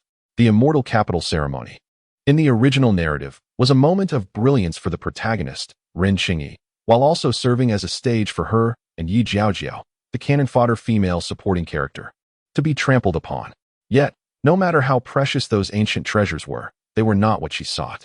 For her, the true value of the immortal capital ceremony lay in the prospect of seeing Pei Xuandu once more. At that moment, she would undoubtedly unravel the mystery of the sea from her dreams. All right, Xiao Ji suddenly interjected, interrupting the quarrel between Ren Qingyi and Yi Jiaojiao. This matter will be decided by drawing lots. To ensure fairness, I shall personally oversee it to prevent any cheating. Xiao Ji's words rang out like a hammer striking an anvil, causing both Ren Qingyi and Yi Jiaojiao to fall silent. Yi Jiaojiao, seeing that the decision would ultimately be made by lot, felt a surge of triumph over Ren Qingyi, her lips curling into a smile. Ren Qingyi let out a cold laugh, thinking that Yi Shimi was perhaps too early in her triumph. Whether she would draw a winning lot remained uncertain. If fortune did not favor her, she might not even have the chance to glimpse the immortal capital. Why should that concern you? I have my own confidence. Yi Jiaojiao straightened her back and confidently pushed her way into the throng of people waiting in line. Chapter 75. The Xianhuang order bestows snow on the slopes inside the hall. The disciples formed a long line, each stepping forward one by one to draw lots from the bamboo tube before Xiaoji. The air was thick with anticipation and tension as they held their breaths. The drawing commenced. A disciple approached, his trembling hand reaching into the tube. After a moment of groping, he drew out a bamboo slip. It was not a winning lot, Xiaoji announced. The disciple sighed and stepped back, dejected, as another disciple quickly took his place. Yi Jiaojiao, standing in line, occasionally glanced towards Xie Wujiao. Noticing her gaze, he nodded slightly in acknowledgement. This small gesture filled Yi Jiaojiao with renewed confidence, her starry eyes shimmering with joy. As the queue gradually shrank, some departed in delight, while many others left in disappointment. Finally, it was Yi Jiaojiao's turn. Please, Xiao Ji extended the bamboo tube forward. Yi Jiaojiao took a deep breath, clasped her hands together, closed her eyes, and murmured softly, Brother Xie, bless me, Brother Xie, bless me. She slowly reached out, hesitating for a moment at the mouth of the tube before resolutely extracting a slip. Upon opening her eyes, the red tip of the bamboo slip greeted her vision. She had won. Unable to contain her exuberance, Yi Jiaojiao nearly leaped with joy. She dashed toward Xie Wujiao, her eyes sparkling. Brother Xie, I did it. We can go together. The curve of Xie Wujiao's lips deepened as he replied gently, Congratulations, Yi Shimi. Just 5 words caused Yi Jiaojiao's heart to bloom with happiness. Standing beside him, feeling an immense sense of fulfillment, Ren Xingyi cast a cold glance at Yi Jiaojiao's retreating figure, a flicker of disdain crossing her expression. Yet she refrained from further comment. The line continued, and within the span of a tea's brewing time, all 4 red slips had been drawn. The atmosphere in the hall grew tense, with the remaining disciples fixated on the last red slip, their gazes nearly burning a hole through the bamboo tube. As the line moved forward, it was finally Xue Qing's turn. The voices in the hall diminished, and the collective gaze of the onlookers converged on this newcomer. Xue Qing calmly met the curious and hostile stares, stepping forward with measured grace. Xiao Ji regarded her, a flicker of interest in his eyes, signaling her to draw a lot. Xie Wujiao and Su Yi exchanged glances, while Yi Jiaojiao paused her chatter, watching intently. Having already perused the comments, Xue Qing's heart was as still as water. In the original tale, the final spot was not destined for her. She lowered her gaze, her fingers probing into the tube, gently brushing against the bamboo slips. Touching one, she ultimately withdrew it. A blank slip. Ren Qingyi observed this scene, and her taut expression suddenly relaxed, a barely perceptible smile gracing her lips. Yi Jiaojiao, however, slightly pouted, a hint of disappointment flickering in her eyes. Xiao Ji took the slip, a momentary ripple crossing his features before he returned to his stoic demeanor. Not a winning lot. He gestured for her to step back and called forth the next disciple. Confusion flashed in Xue Qing's eyes as she hesitated and took a step back, her mind racing. According to the original storyline, Xiao Ji should have proposed to bring her along at this moment, yet he remained silent. Could it be that the rumors have affected him? Or does he have other intentions? As she pondered, Xie Wujiao's voice suddenly resonated, gentle as jade. Hold on. Xie Wujiao walked slowly to the center, speaking softly. For the celestial capital ceremony, our Taishan sect must prepare meticulously. As far as I know, someone must be designated to document the event for future reference. Xiao Ji instantly comprehended Xie Wujiao's intention and inquired, What do you mean by that? Xie Wujiao smiled. I recommend junior sister Xue Qing to accompany us and take on the recording duties. Her calligraphy is impeccable, and her memory is exceptional. She is the most suitable for this task. Ren Qingyi's gaze sharpened. Any disciple could handle the recording. Why make a special arrangement? Yi Jiaojiao, seeing Xie Wujiao being countered, immediately chimed in. I support senior brother Xie as proposal. The other participating disciples are preoccupied with thoughts of the ancient secret realm. They wouldn't have the time to record, which would hinder their cultivation. This task is perfectly suited for junior sister Xue Qing. Xiao Ji maintained a calm demeanor, subtly agreeing, indeed.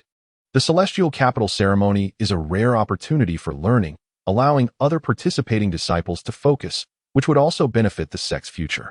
Ren Qingyi scoffed, So, are you planning to have Xue Qing replace a randomly selected disciple? That would be exceedingly unfair to those who have been chosen. I do not mean that. Xiao Ji frowned. The accompanying personnel will not occupy the original quota. Ren Qingyi coldly retorted, a hint of anger creeping into her tone. It still requires spirit stones. Is the sect really willing to incur such additional expenses? If everyone can make exceptions, what purpose do the rules serve? The atmosphere in the hall suddenly grew tense, and the disciples lowered their heads, hesitant to intervene in this high-stakes dispute. However, it was tacitly understood that all the disciples were enviously glancing at Xue Qing, secretly lamenting her fortunate circumstances, being defended by several leaders and Sister Yi. Just then, a sound of footsteps echoed from outside the hall. Master Mu is back, a disciple announced loudly. As soon as the words left his mouth, a figure clad in red, accompanied by a waft of fragrance, strode into the hall. It was Mu Jiuxiao, who had been busy with business affairs outside recently. Oh, what meeting is this? Why is it so lively? Mu Jiuxiao surveyed the room and finally fixed his gaze on Ren Qingyi. He raised an eyebrow. Qingyi, why the long face? Who has displeased you? Ren Qingyi shot him a cold glance. If there is nothing important, don't come here to cause trouble. Xiao Ji turned to him. You've returned just in time. We are discussing the candidates for the celestial capital ceremony. At this, Mu Jiuxiao's eyes glinted with mischief as he walked to the center of the hall, folding his fan. Then I bring good news. He produced a gleaming golden token from his robe and held it high. Look at this. The token, entirely golden, was engraved with intricate runes, emanating a faint spiritual light. The Xianhuang token. Xiao Ji's pupils constricted. Ren Xingyi's eyes widened slightly as well. Where did this come from? Indeed. Mu Jiuxiao proudly waved the token. On my way back to the sect, I happened to encounter an envoy from the Yunxiong Imperial Palace. They specifically delivered this Xianhuang token for our Taishan sect and entrusted it to me. The Grand Hall erupted in an uproar, a cacophony of astonishment. The Xianyuan Order. It is truly the Xianyuan Order. Good heavens! How could our humble Taishan sect possibly attain the Xianyuan Order? What merit or capability does Taishan sect possess to receive such a prestigious honor, one reserved for only the most elite sects? With the Xianyuan Order in hand, we shall enjoy the privileges afforded to top-tier sects during the Celestial Capital ceremony, including the accommodations provided by the immortal sects. You only think of feasting and revelry. The paramount significance of the Xianyuan Order lies in the privilege of entering the secret realms. Ren Xingyi stepped forward, her gaze fixed intently upon the token. A flicker of uncontainable delight and surprise glimmering in her eyes. Mu Jiuxiao surveyed the surroundings, twirling the Xianyuan Order between his fingers, his smile deepening. Indeed, with this Xianyuan Order, we can not only relish the meals and lodgings offered by the four great immortal sects in the Celestial Capital, but we can also partake in the exploration of the secret realms. This is an extraordinary opportunity. He chuckled mischievously, his gaze briefly passing over Xue Qing. And thus Taishan sect will no longer be constrained. Expenses for spirit stones? Accommodation fees? None of these shall be an issue. In light of this, why not increase the number of participants?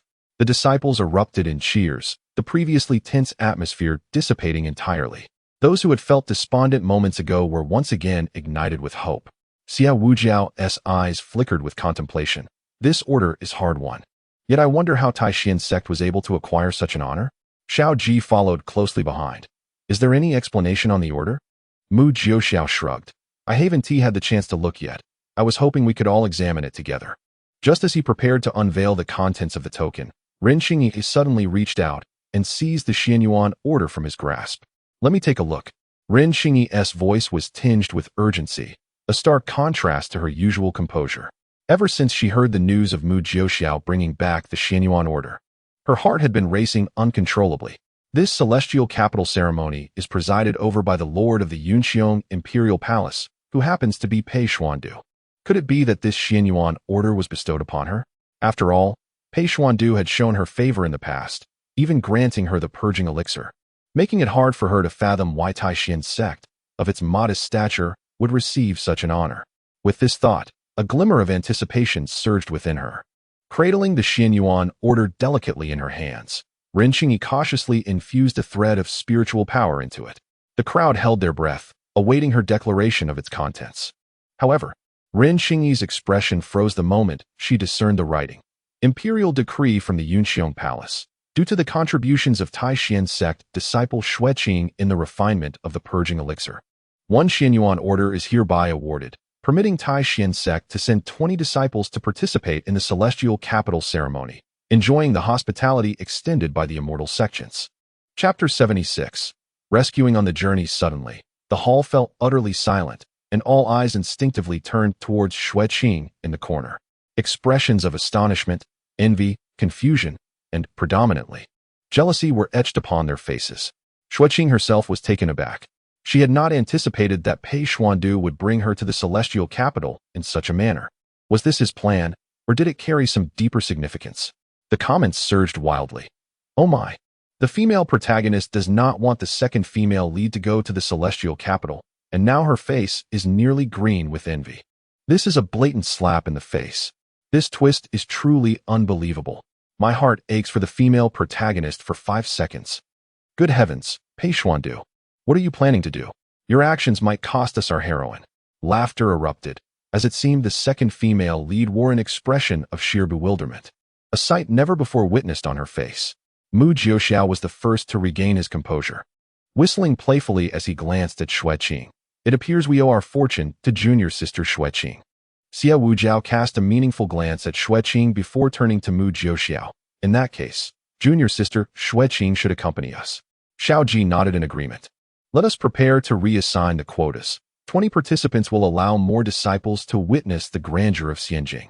The disciples erupted in cheers, their previous disappointment evaporated, replaced by eager anticipation for the grand event. Ren Qingyi stood to one side, her countenance as dark as stormy waters. She regarded Xue Qing, her eyes brimming with skepticism and confusion. Why her? Yi Jiao Jiao seized the opportunity to mock Ren Qingyi, gleefully remarking, "Oh dear, certain individuals look positively green with envy." Ren Qingyi's expression turned stony. She refrained from further comments, merely coldly stating, "Since this is the will of the young emperor's palace, I shall not object." With that, she turned and departed, her garments billowing like frost in the wind. Once Ren Qingyi left, the atmosphere in the hall lightened considerably. The disciples gathered around Mu Jiuxiao and others, clamoring with inquiries about the details of the Xianjing grand event. "Master Mu, is Xianjing truly as splendid as the legends suggest? I've heard the spirit stone market there is vast and varied. Is that true? Are there really ancient treasures in the secret realms?" Xue Qing stood in the corner, her gaze fixed on the direction Ren Qingyi had taken. The conflict between them had become unavoidable, and this journey to Xianjing would likely stir even greater tumult. Yet, regardless of the machinations at play, she would harness the momentum to forge ahead. No one could thwart her progress. Days later, a lively scene unfolded before the gates of the Taishan sect. The 20 selected disciples were already assembled, brimming with excitement.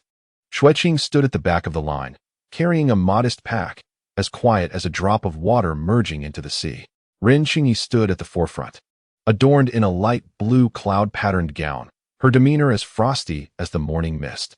After several days apart, she seemed to have reached some resolution, her somber expression from the drawing lot now replaced with her customary haughty demeanor. This grand event in Xianjing is of utmost importance to the Taishan sect. All must adhere strictly to the sect's regulations and avoid any missteps. Ren Qingyi's piercing gaze swept across the assembly, her voice cold and commanding. During the Xianjing grand event, the 4 great sects will gather their strongest. Do not hastily foster enmity. Once we enter the secret realm, we must act with caution and avoid reckless ambition. Her serious tone indicated the significance she placed on the occasion, and the disciples nodded in agreement. Yi Jiao Jiao stood beside Xue Wujiao, a slight smirk on her lips as she muttered quietly, "Here comes the same old official discourse. How tiresome, as if anyone is unaware of the rules. Thankfully, the one leading us is Master Shao." A thought struck her, and her eyes sparkled with excitement. Leaning closer to Xue Wujiao, she proposed, "Brother Xie, I've heard the night market in Xianjing is bustling with treasures from all corners. Shall we explore it together one day?" Xue Wujiao nodded gently, "If the opportunity arises." Yet, his gaze inadvertently drifted to the end of the line, where Xue Qing stood. With a command from Shao Ji, the Taishan sect officially set forth. The group soared through the skies on their swords, traversing the vast expanse of clouds, with the magnificent landscapes unfolding before their eyes. Unable to ride a sword, Xue Qing relied once again on Mu Jiuxiao, who took it upon himself to guide her onward. "Little Xue Qing, it appears we are destined to journey together once more," he remarked nonchalantly, his crimson robe adorned with golden silk edges fluttering in the wind. Xue Qing smiled softly. "Thank you, Senior Brother Mu. No need for such formality." Mu Jiuxiao winked. "I have a penchant for the company of beautiful maidens." Ren Qingyi observed this scene from a distance, her brow furrowing slightly. The group continued westward, crossing the undulating peaks of Wu Mountain and navigating through the mist-laden Gigu Valley, with the scenery shifting dramatically along the way. The disciples clustered in groups, animatedly discussing the forthcoming journey to the immortal capital. Xue Qing listened quietly, her thoughts drifting far afield. She wondered if her sincerity would move Pei Xuandu this time. 3 days passed in the blink of an eye, the journey marked by numerous cities and ever-changing landscapes. As evening approached, the company entered a range of mountains, thick with demonic energy surrounding them. Ahead lay the Wanyao Ridge, and Shao Ji's expression grew grave, warning of the multitude of beasts lurking in this place. As darkness fell and ominous clouds gathered, a fierce wind howled through the valleys, heralding an imminent storm. "Speed up and seek shelter from the rain," commanded Shao Ji. The group followed his instructions, descending into a spacious valley beneath the mountains, beginning their search for a cave to evade the downpour. At that moment, Suyi suddenly lifted his head, a flicker of alertness flashing in his masked eyes. "There is demonic energy." "What kind of demonic energy?" Shao Ji's demeanor sharpened immediately. Ironback demon wolves, Xue replied in a low voice, and there are traces of human presence. Without hesitation, Xiao Ji ordered, everyone, stay vigilant. A few skilled disciples in stealth proceed ahead to scout the area. Several adept disciples quickly advanced, slipping into the shadows. Xue Qing stood silently, her innate abilities surging forth, transforming her perception of the world into a flowing tapestry of intertwining spiritual energy. Through her recent studies and training, she had gained a measure of control over her powers. Her gaze fell upon the forest, where several faint human auras were ensnared by the dense miasma of beastly energy, indicating a dire situation. Before long, the scouting disciples returned, breathless with urgency. Senior Brother Xiao, a group of cultivators is being besieged by ironback demon wolves ahead. The situation is critical. Their attire suggests they are disciples of the Starpoint sect. Ren Qingyi's eyes gleamed with a sharp light upon hearing this. The Starpoint sect was one of the foremost powers in Kunlun Prefecture.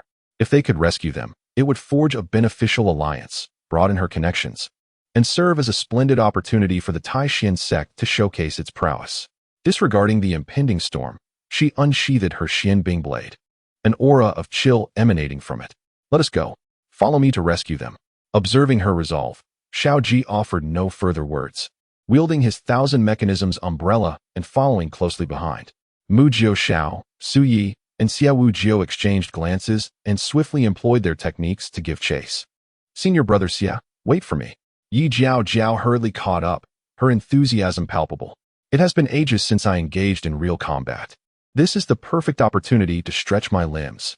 Xue Qing remained rooted in place, watching the retreating figures of her companions. The barrage of comments surged overhead. Is it time for He Yunjai, Jiang Ling, and Chu Mingli to make their entrance? Indeed, our female protagonist's 3 loyal companions are about to appear. It is precisely because the protagonist ventured forth to rescue someone that she became acquainted with the 3 prodigies of the Pointing Star sect. These 3 will later serve as her allies, particularly the dual cultivator genius, He Yunjai. Well done, protagonist. The protagonist's affliction has been lifted, and the seal has been broken. At last, we shall witness her dazzling and fierce prowess once more. The excitement has already begun. Chapter 77. The people of the Pointing Star sect. The rain intensified, and dark clouds loomed overhead. The winds howled through the Wanyao Ridge, mingled with distant, indistinct roars of beasts. The disciples of the Taishan sect, who remained, exchanged glances, with one voicing a complaint. This rain is about to pour heavily. We must quickly find shelter. Let us split up and search. There should be caves nearby, instructed an older disciple. The disciples dispersed, scouring the surrounding cliffs for any potential refuge from the rain.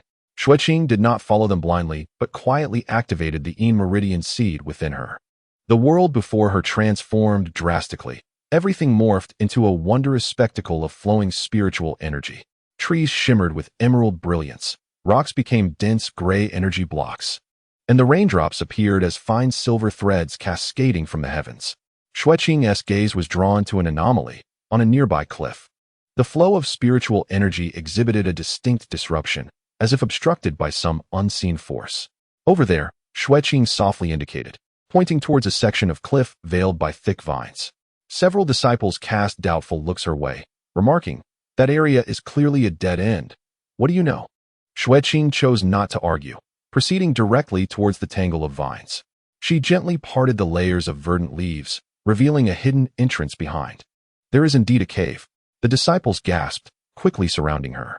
Through her unique perspective, Xue Qing could discern that the cave's interior was spacious, with a steady flow of spiritual energy and no signs of beasts or other dangers. The ground was flat and dry, a perfect shelter from the rain.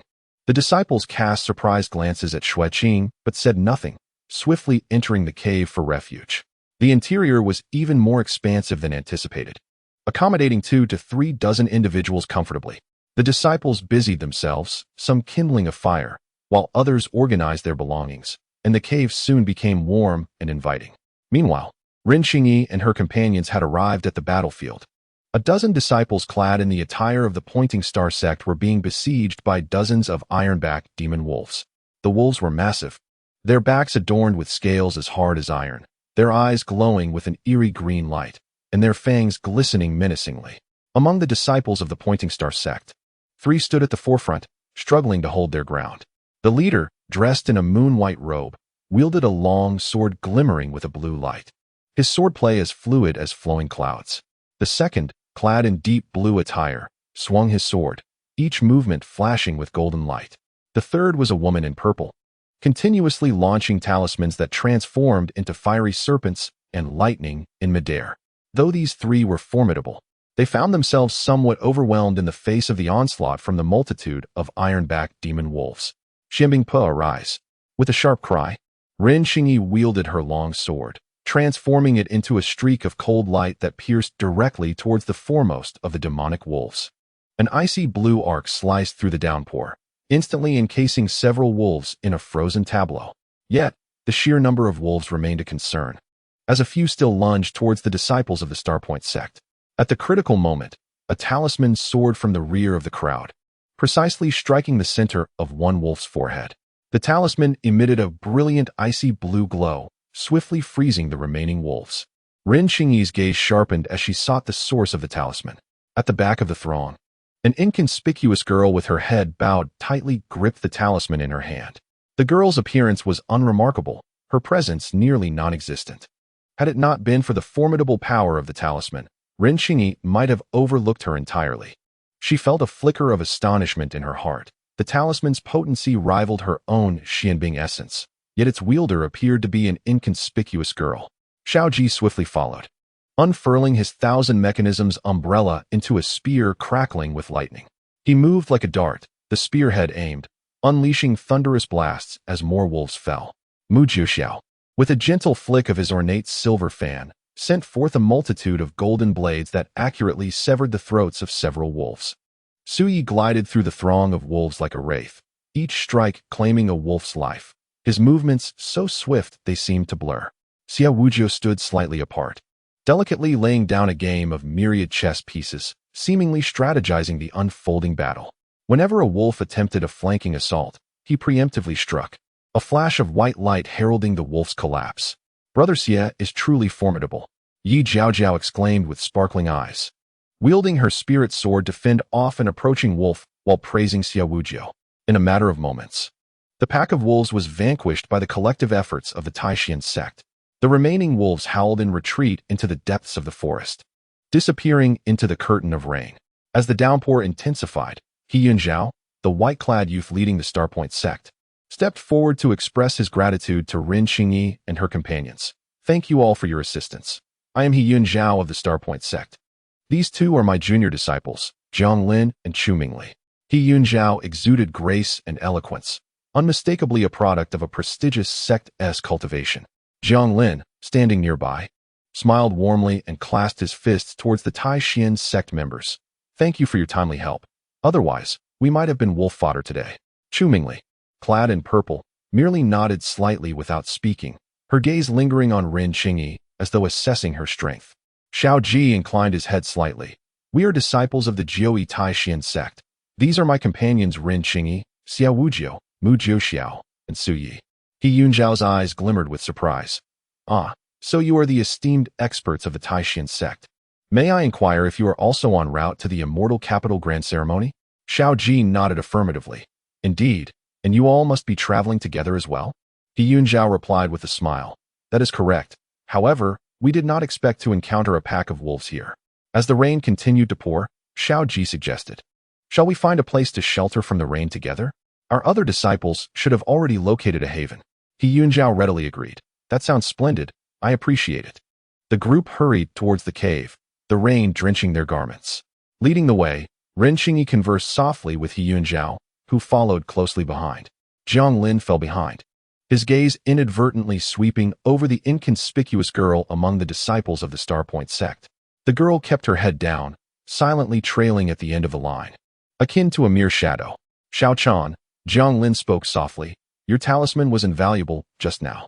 The girl slightly lifted her head, a flicker of surprise crossing her eyes, seemingly taken aback that someone had noticed her, before she lowered her head once more, offering no reply. Chu Mingli, walking alongside Jiang Lin, cast a disdainful glance at his words. Brother Jiang need not be modest. Had it not been for your defense against that leading wolf, we would have been utterly routed. She deliberately ignored Xiao Chan's presence as though the girl were non-existent. Jiang Lin chuckled lightly, refraining from further comment, and quickened his pace to catch up with the others. The group hastily advanced through the rain and soon arrived at the cave discovered by Xue Qing. A warm fire had already been kindled inside, dispelling the chill of the damp air. Xue Qing sat in a corner, observing the throng of newcomers. Upon spotting He Yunzhao, Jiang Lin, and Chu Mingli following Ren Qingyi, a glimmer of understanding flashed in her eyes. This cave is splendid. Who found it? Xiao Ji surveyed the surroundings, nodding in satisfaction. Indeed, it is an ideal shelter from the rain, He Yunzhao remarked, gazing at the spacious cave in admiration. The disciples of the Celestial Sect exchanged glances. And after a moment, one ventured. It was Sister Xue Qing. Ren Qingyi's attention turned to Xue Qing upon hearing this, his brow furrowing slightly. Little Xue Qing, how did you come across such a fine cave? Mu Jiuxiao flicked the rainwater from his hair, casting a spell to evaporate the moisture. Xue Qing offered a shy smile. It was merely good fortune. Ren Qingyi glanced at He Yunzhao, noticing that both he and Jiang Lin were looking at Xue Qing with expressions of admiration. Her frown deepened, and she promptly shifted the topic. I wonder how you all encountered those demon wolves? Chapter 78. Not a creature of the pool at the mention of this. He Yunzhao adjusted his damp sleeves, smiling gently. We were dispatched by our sect to attend the grand ceremony in the immortal capital. In an attempt to take a shortcut through the Wanyao Ridge, we unexpectedly fell prey to an ambush by a pack of ironback demon wolves. The terrain of Wanyao Ridge is treacherous, and the presence of numerous beasts makes it prudent for disciples of your esteemed sect to avoid it unless absolutely necessary. Xiao Ji cautioned. He Yunzhao shook his head with a light laugh. I presumed we were well prepared, yet I underestimated the ferocity of the beasts here. Had it not been for your timely rescue, the consequences would have been dire. Jiang Lin jested from the side. Brother, you are too humble. Had it not been for your sword that held back the Wolf King, we would have met our doom. He Yunzhao waved his hand dismissively. Brother Jiang, you overstate my abilities. They are insignificant in comparison to the prowess of the esteemed disciples of the Celestial Sect. Chu Mingli raised her head proudly. The disciples of the Star Point Sect possess their own spirit. Had it not been for the overwhelming number of wolves, we could have managed. When does the grand ceremony commence? You seem in such a hurry, Ren Qingyi inquired, a hint of curiosity in her tone. It is not the ceremony we are eager for, but rather our master has instructed us to arrive early to meet with the heads of several allied sects. He Yunzhao articulated, exhibiting the demeanor befitting a disciple of a prominent sect. The Starpoint sect has certain collaborations with several major factions, necessitating prior discussions. Does your sect have acquaintances in the immortal capital? Xia Wujiao asked. He Yunzhao smiled gently. Our Starpoint sect has some connections with the Lu Guanghua mansion. We receive special accommodations at each grand ceremony. The members of the Tai Xian sect exchanged glances, each harboring their own contemplations. The Liu Guanghua mansion is one of the 4 esteemed sects of the immortal capital, and to receive special hospitality from Liu Guanghua mansion suggests that the Starpoint sect possesses far greater depth than they had anticipated. Oh, a flicker of surprise crossed Xie Wujiao's eyes, intrigued by the underlying connections. It is hardly noteworthy, He Yunzhao replied modestly. Merely a remnant of the ties my ancestors once had with the Hua mansion. As the campfire illuminated their faces, the group began to warm to one another. Chu Mingli stood behind He Yunzhao, her gaze sweeping over the members of the Celestial sect, finally settling on Ren Qingyi. That technique you employed earlier was the Xianbing soul, was it not? A superior treasure of the ice element. Your cultivation is commendable, Taoist Ren. Ren Qingyi inclined his head slightly, revealing no overt reaction to the compliment, though a hint of satisfaction flickered in his eyes at Chu Mingli's acknowledgement. Hearing that the Celestial sect had recently acquired the Xianhuang order was indeed enviable. He Yunzhao remarked, though the Starpoint sect is a prominent sect in Kunlun Prefecture. We have yet to attain such a distinction. Ren Qingyi assessed He Yunzhao silently. The Starpoint sect indeed held a notable reputation in Kunlun Prefecture, and He Yunzhou's demeanor and speech were refined. Establishing a rapport with him would undoubtedly benefit the Celestial sect's future endeavors in the region. You are overly modest. Taoist he, Ren Qingyi replied, allowing a rare smile to grace his features. The Starpoint sect possesses profound heritage and is well renowned in Kunlun Prefecture. It is hardly comparable to my Taishian sect. He Yunzhao shook his head. Your words are too generous, Taoist Ren. In the realm of cultivation, strength reigns supreme. The Taishan sect's favor from the young emperor's palace must certainly stem from extraordinary capabilities. At this, Ren Qingyi subtly glanced at Xue Qing in the corner, but chose to remain silent. Suddenly, Mu Jiuxiao interjected. I have heard that the Starpoint sect's mastery of talismans is second to none in Kunlun Prefecture. A couple of years ago, your esteemed sect even developed the Luding Tianjia talisman, capable of instantaneously condensing the surrounding spiritual energy to form a 6-layered protective shield. It astonished the cultivation world. And seeing it today, it is indeed remarkable. Upon hearing the term Luding Tianjia talisman, Chu Mingli raised an eyebrow, about to interject, but He Yunzhou spoke first. Taoist Mu, your knowledge is impressive, he said with a humble smile, exuding poise. The Luding Tianjia talisman is indeed one of our proudest creations in recent years. However, its crafting is arduous, and I regret not having brought it along today to present to you. Xiao Ji and the others exchanged astonished glances. Realizing that He Yunzhou was a master of talismans, Xiao Ji remarked appreciatively, during the earlier battle, I indeed noticed the remarkable potency of your talismans. He Yunzhou's demeanor grew increasingly humble. It is regrettable. The Thunderbolt talisman I utilized in that encounter had commendable power, but its effectiveness was significantly diminished in the rain. Otherwise, it could have withstood even more. Indeed, Xiao Ji nodded, on a clear day, it might have resolved most of the demon wolves with a single strike. He Yunzhou smiled slightly, offering no further elaboration, merely expressing modesty. I am ashamed. I must continue to refine my skills. Chu Mingli listened intently, a subtle glimmer of intrigue crossing her eyes. Ren Qingyi observed He Yunzhou gracefully accept the accolades, mentally approving of his demeanor.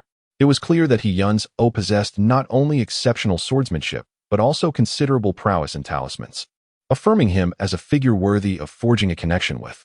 She initially believed that the rather unremarkable female disciple was a master of talismanic arts, and it seemed likely that the formidable talismans in her possession were crafted by He Yunzhou. Xue Qing sat quietly in the corner, observing the unfolding scene. She noticed that whenever He Yunzhou spoke of talismans, the individual named Jiang Lindu appeared hesitant to voice his thoughts, a flicker of complex emotion crossing his eyes.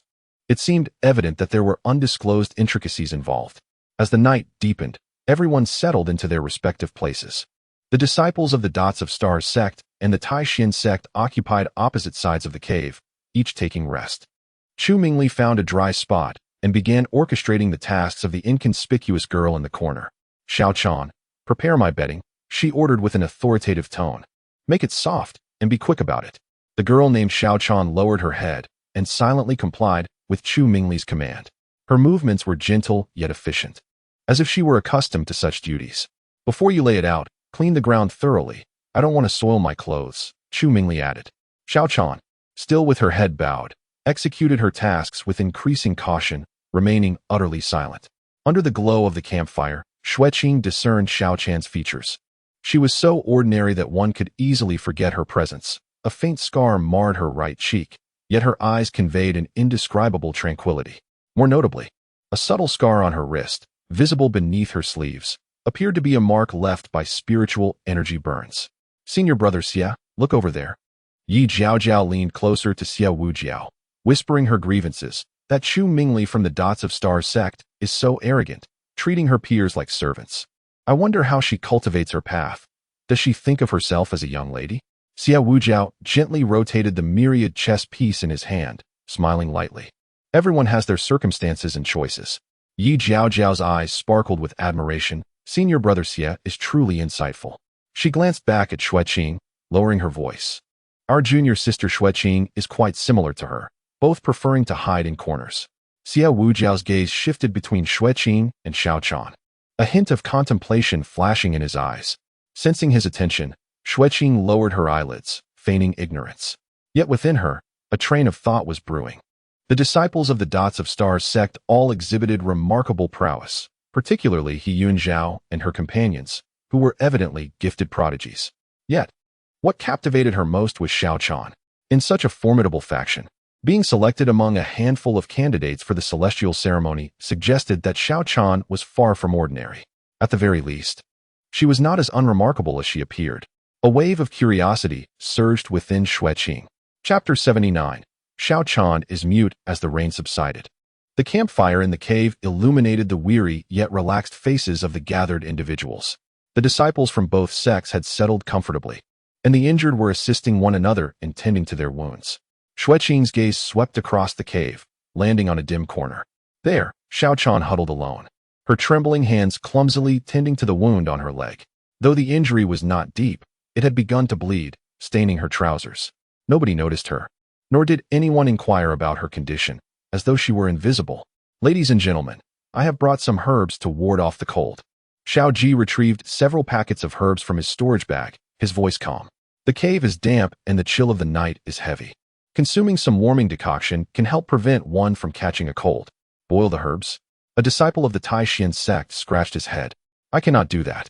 Another disciple shook his head in agreement. Yi Jiao Jiao pouted. I only know how to refine pills. Allow me to take care of it. Xue Qing spoke softly. I have already learned how to do it at the Medicine King's Valley. Xiao Ji was momentarily taken aback, his gaze lingering on Xue Qing's fair fingers, as if he wished to say something, but he averted his eyes and simply nodded succinctly. Thank you for your effort. Xue Qing took the packet of herbs, and their fingertips inadvertently brushed against each other, both quickly withdrawing without a word. Xue Qing retrieved a small pot she carried with her, setting it up by the campfire, and gracefully placed the herbs inside, displaying a practiced and elegant motion. Her technique was precise, the heat expertly controlled, and soon, the fragrance of the herbs wafted through the air. Once the decoction was ready, Xue Qing portioned it into bowls and handed them out to everyone. When she reached He Yunjiao, he accepted the bowl with a gentle smile.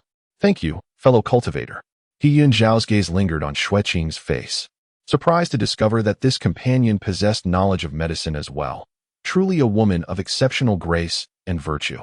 Xue Qing keenly detected a fleeting glimmer of possessiveness in He Yunjiao's eyes, a look she was all too familiar with. Many a man had gazed at her with such eyes during her time at the 100 Charms Pavilion. It was the gaze of a predator assessing its prey. The comments flew by. Oh my, He Yunjiao has taken an interest in the second female lead? In the original text, He Yunjiao was indeed attracted by the second female lead's beauty, but lost interest upon discovering her lack of cultivation. Who would have thought He Yunjiao is such a superficial admirer, huh? To be fair, the second female lead is truly beautiful. No man could resist such a face. Xue Qing lowered her lashes, concealing the coldness in her eyes. She took a half-step back, creating distance. You flatter me. Fellow cultivator, it is merely a simple skill. He Yunjiao seemed to sense her aloofness, yet his smile remained undiminished. You are too modest. The art of healing is indeed a noble path, and your talent is rare. Yi Jiao Jiao, standing beside Xia Wujiao, observed this exchange with a disdainful pout. She leaned closer to Xia Wujiao and whispered, Humph, that He Yunjiao from the Pointing Star Gate looks all impressive. But he is clearly being courteous only because he finds junior sister Xue beautiful. Xia Wujiao narrowed his eyes slightly, but said nothing. Mu Jiao Shao, standing nearby, regarded He Yunjiao with a subtle air of vigilance. His silver fan lightly tapped against his palm, a flicker of golden light passing through his eyes, as if he were assessing something. Xiao Ji also noticed He Yunjiao's demeanor and furrowed his brow. Xue Qing politely maintained her distance from He Yunjiao, holding the last bowl of medicine as she approached the corner where Xiao Chan sat. This is for you, Xue Qing said softly as she crouched down. I noticed your leg wound has yet to be treated. Do you need assistance? Xiao Chan abruptly lifted her head, disbelief flashing in her eyes.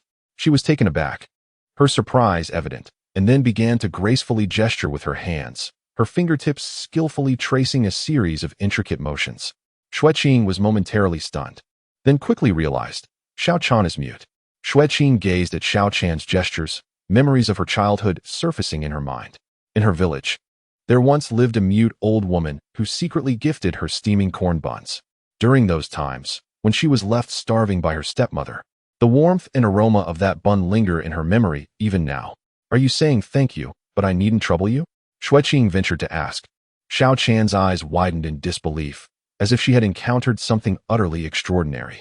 Her hands fluttered eagerly, moving with even greater speed than before. Slow down. I can only understand a little, Xue Qing spoke softly. Taking a deep breath, Xiao Chan slowed her movements, expressing, one gesture at a time. Thank you. No need to trouble. No trouble at all, Xue Qing smiled, setting down the medicine bowl. I am called Xue Qing. Xiao Chan wrote her name in the dirt. I am called Xiao Chan. Your method of treating the wound is incorrect, Xue Qing gently remarked. Pointing to the injury on Xiao Chan's leg, this could lead to infection. Allow me to assist you. Before Xiao Chan could respond, Xue Qing had already retrieved several medicinal herbs from her pouch. With delicate care, she drew Xiao Chan's leg closer, meticulously cleaning the wound. At first, Xiao Chan recoiled slightly, her body instinctively pulling away, but as Xue Qing's fingertips gently brushed against her injury, her tension gradually dissipated. Xue Qing's movements were both skilled and precise, lacking any excess force, as if she were handling a fragile treasure. Your technique is truly adept, Xiao Chan expressed her admiration through gestures. Fear not. It will soon feel better, Xue Qing reassured her while tending to the wound. Above them, comments floated in the air. Oh my! The second female lead can actually use sign language. This setting is fantastic, it resonates with me. The original story never mentioned that the second female lead possessed this skill. She seems so gentle, being so kind to a stranger. By the way, did the character Xiao Chan even have a name in the original book? I have no recollection at all. I don't remember either. She is likely just a background character, considering the main supporting roles are Heroine Zhao and the others. Xiao Chan lowered her head, allowing Xue Qing to treat the wound on her back, her wariness gradually melting away. Xue Qing gently applied ointment to Xiao Chan's shoulder, her gaze inadvertently catching a glimpse of a peculiar mark just beneath the collar of Xiao Chan's neck. Cautiously, she parted the obstructing hair, revealing a dark red totem. Its shape resembled both a flickering flame and a budding flower, with lines that were ancient and enigmatic. A stirring sensation coursed through Xue Qing, as the yin veins within her began to unconsciously stir. In her perception, that totem exuded a faint yet profoundly ancient aura, incongruous with Xiao Chan's own essence, as if it had been forcibly branded upon her. What is the pattern on the back of your neck? Xue Qing pointed to the nape of her own neck. Xiao Chan paused, then shook her head. I do not know. I cannot see it. What does it look like? Xue Qing traced the shape of the totem in the air with her fingers. It resembles flames and flower buds, quite unique. Xiao Chan's expression dimmed, and she slowly gestured. I do not remember my childhood. Only fragmented memories remain. I was taken in by the Starlight Gate while wandering outside. You have lost your memories? Xue Qing inquired softly. Little Chan nodded, gesturing to continue. Sometimes she dreams of certain images, yet upon awakening, they slip from her memory. As she continued to gesture, a look of confusion filled her eyes, as if she were perceiving the world through a veil of mist. Xue Qing remained composed, silently committing the shape of the totem to memory. This totem was no ordinary object. It perhaps bore a connection to Little Chan's mysterious background. Having finished her task, Xue Qing retracted her hand, noting that the wound was now bandaged and reminding herself to change the dressing the following day. Little Chan nodded in gratitude, and suddenly, as if resolute, she retrieved several neatly folded talismans from her bosom and pressed them into Xue Qing's hands. Thank you for your assistance, she gestured, her eyes radiating sincere appreciation. Did you draw these? Xue Qing inquired. Little Chan hesitated for a moment, then gently nodded, only to hurriedly shake her head, gesturing. Do not tell anyone. As Xue Qing accepted the talismans, she immediately sensed their extraordinary nature. Though they appeared to be crafted from ordinary paper, the runes inscribed upon them were intricate and complex, with fluid lines and harmonious layouts, a faint aura of spiritual energy swirling among the symbols. By channeling her inner energy, she discerned the immense power contained within these talismans, far surpassing any ordinary ones she had encountered. I shall keep your secret, Xue Qing assured, tucking the talismans away. Little Chan beamed with a shy smile, her first smile that Xue Qing had witnessed. The comments resumed. Little Chan looks rather adorable when she smiles. What a touching sisterly bond developing here. I'm enchanted. Wow, these two are so heartwarming. I feel revitalized. 1. Why do I sense that Little Chan is extraordinary? Chu Mingli observed from the sidelines, her gaze sharp as she witnessed the exchange between Xue Qing and Little Chan, letting out a derisive snort. A talentless individual without spiritual roots, paired with a mute, what a fitting match. Chapter 80. Arrival at Xianjing. Little Chan felt the weight of Chu Mingli's gaze and instinctively flinched, lowering her head like a startled creature, unconsciously distancing herself from Xue Qing. Ceasing her movements, Xue Qing noticed Little Chan's fear and turned to walk away. Jiang Lin, standing a short distance away, regarded the scene with a flicker of complex emotions in his eyes. He seemed poised to say something, but ultimately let out a sigh of resignation.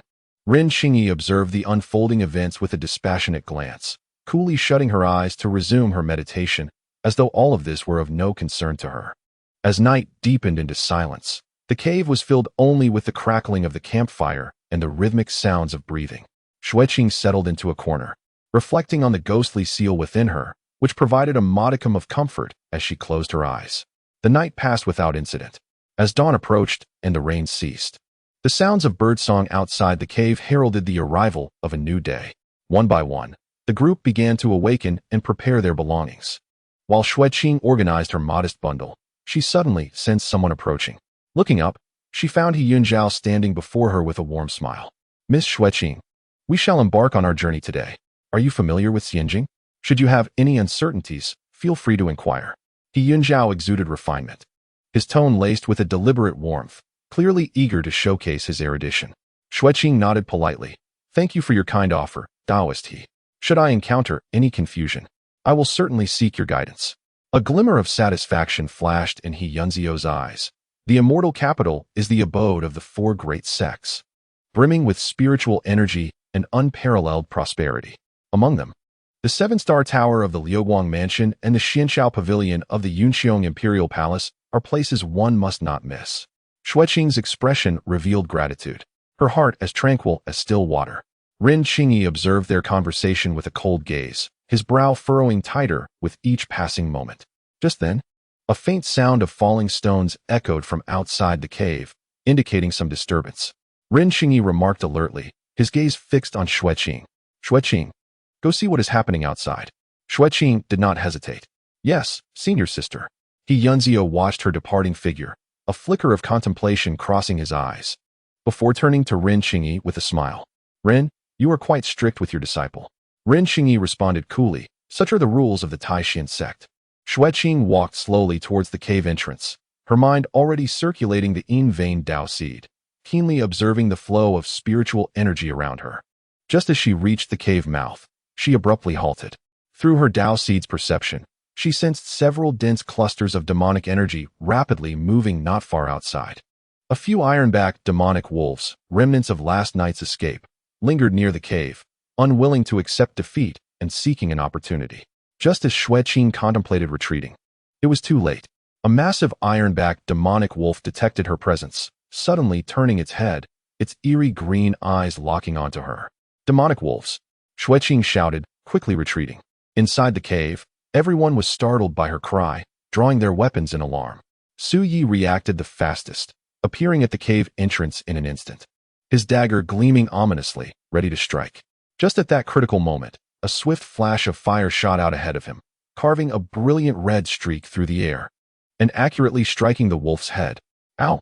The demonic wolf let out a piercing howl, its head instantly reduced to charred remains, and its massive body crashed heavily to the ground, convulsing a few times before lying still. Everyone turned their gazes toward the source of the talisman, only to see Xiao Chan hurriedly retracting her hand, still clutching half a talisman, clearly having acted in haste. "What a powerful talisman!" Yi Jiaojiao exclaimed, her eyes wide with astonishment. "Its strength surpasses any talisman I have ever seen." More demonic wolves, drawn by the commotion, howled and charged towards the cave entrance. Xiao Ji, regaining his composure, unfurled the thousand mechanisms umbrella, coldly warning, "Be cautious, there are more." His words snapped Rin Qingyi back to reality. Her expression shifted from fear to unease as she quickly averted her gaze from Xue Qing, joining the fray to slay the demonic wolves. United in purpose, they swiftly dispatched all the wolves at the cave entrance. A brief silence enveloped the cave, with all eyes fixated on Xiao Chan. Xiao Chan seemed equally startled by her own actions, her complexion pale. He Yunzio's expression fluctuated before breaking into a smile. Junior sister Xiao Chan, in a moment of urgency, has indeed awakened her potential. Well done, well done. Chu Mingli glared at Xiao Chan, snorting disdainfully. She merely utilized a pre-prepared talisman. It was just luck. Xiao Chan lowered her head, too timid to speak, her fingers tightly clutching the hem of her garment. Xue Qing observed, sensing the intricate relationships within the Stargate. She looked at the pale-faced Xiao Chan, secretly speculating. Perhaps she had begun to understand what made Xiao Chan so extraordinary. As the crowd observed Xiao Chan's silence and listened to He Yunzhao and Chu Ming Li's explanations, they ceased to pay attention to the inconspicuous female disciple, attributing the earlier incident to mere fortune and redirecting their focus towards the impending journey. The sun had risen, and it was time for departure. Xue Qing stood at the cave's entrance, her gaze sweeping over the distant mountains and forests, her voice crisp and cold, indicating that, barring any unforeseen circumstances, they would reach the immortal capital within 3 days. How about the esteemed members of Celestial Zong Sect join us on this journey? Yunzhao proposed, his eyes lingering on Xue Qing for a moment before subtly glancing at Xue Qing. Xue Qing nodded slightly in agreement. Very well. The group swiftly packed their belongings, preparing to set off. Seizing the moment of chaos, Xue Qing quietly approached Xiao Chan and whispered, "Thank you for saving me earlier." Startled, Xiao Chan looked up in surprise, gesturing with her hands. "There's no need to thank me. You helped me first." Xue Qing offered a faint smile, refraining from further words, and discreetly slipped an object into Xiao Chan's hand. As Xiao Chan gazed at the ointment in her palm, a flicker of emotion crossed her eyes. Just as she was about to gesture something back, Chu Mingli's voice cut through the air. "Xiao Chan, hurry and gather my belongings." Alarmed, Xiao Chan quickly concealed the ointment in her bosom, nodded at Xue Qing, and hurried away. Xue Qing turned to rejoin the group, only to find herself meeting the complex gaze of Xiao Ji from a distance. His eyes held a myriad of emotions she could not decipher. In the fleeting moment their eyes met, Xiao Ji swiftly averted his gaze, as if the prolonged stare had been of no consequence. The group soon assembled completely. Xiao Chan trailed silently behind Chu Mingli, her head bowed, as if wishing to conceal herself within the crowd. The courageous figure who had come to another's aid seeming like a mere figment of imagination. One by one, the members exited the cave, ready to soar on their swords. Xue Qing stood to the side, waiting patiently. "Little Xue Qing, it seems I am once again at your service today." Mu Jiuxiao appeared beside her, winking playfully. Xue Qing respectfully replied, "I must trouble you once more, senior brother. No need for formality with me." Mu Jiuxiao lightly waved his fan, adding, "Besides, I do enjoy the company of beautiful women." Xue Qing nodded gently, linking her arm through Mu Jiuxiao's. Though Mu Jiuxiao's embrace around Xue Qing's slender waist seemed casual, he discreetly positioned her away from Yunzhao's line of sight. Yunzhao glanced over, chuckling softly, but said nothing further. At Xiao Ji's command, the group soared into the sky, resuming their journey towards the immortal capital. As they began to ascend on their swords, Xiao Ji led the way, with Xue Qing closely following. Xiao Wujiu found himself monopolized by Yi Jiao, the two occasionally whispering to each other, while Su Yi maintained a vigilant watch at the edges of the group, keenly observing their surroundings.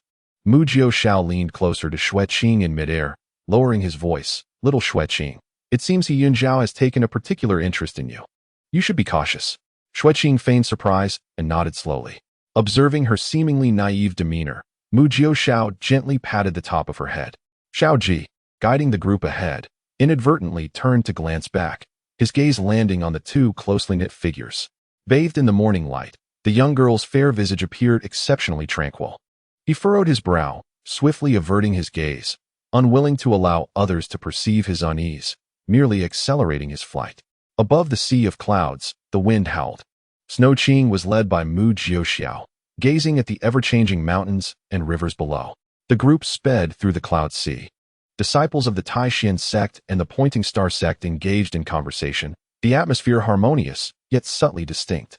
In the distance, several teams of cultivators similarly hurried towards the immortal capital, evidently disciples from various sects attending the grand ceremony. After several days of flight, they had witnessed countless magnificent landscapes.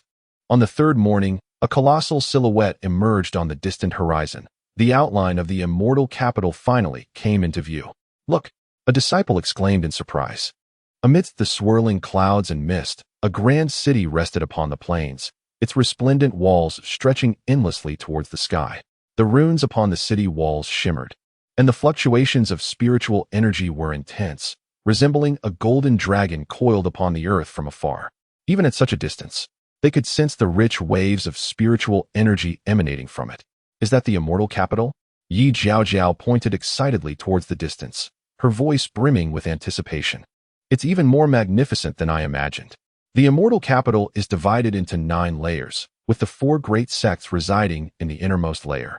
While ordinary cultivators are confined to the outer 3 layers, He Yunjiao explained, his tone reflecting a hint of superiority born from experience. The walls of the immortal capital are constructed from Liuguang stone, containing thousands of formations capable of withstanding any assault.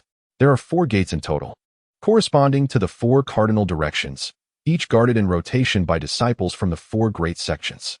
Traveling cultivators must undergo inspection. What we see now is the southern heavenly gate. I see, Yi Jiao inquired with curiosity. I've heard that during each grand ceremony, the inner city is temporarily opened. Is that true? Indeed, He Yunjiao affirmed with a nod, but one requires the Xianhuang order to enter the most central area. Ren Qingyi tightened her grip on the Xianhuang order at her waist, a flicker of pride crossing her eyes.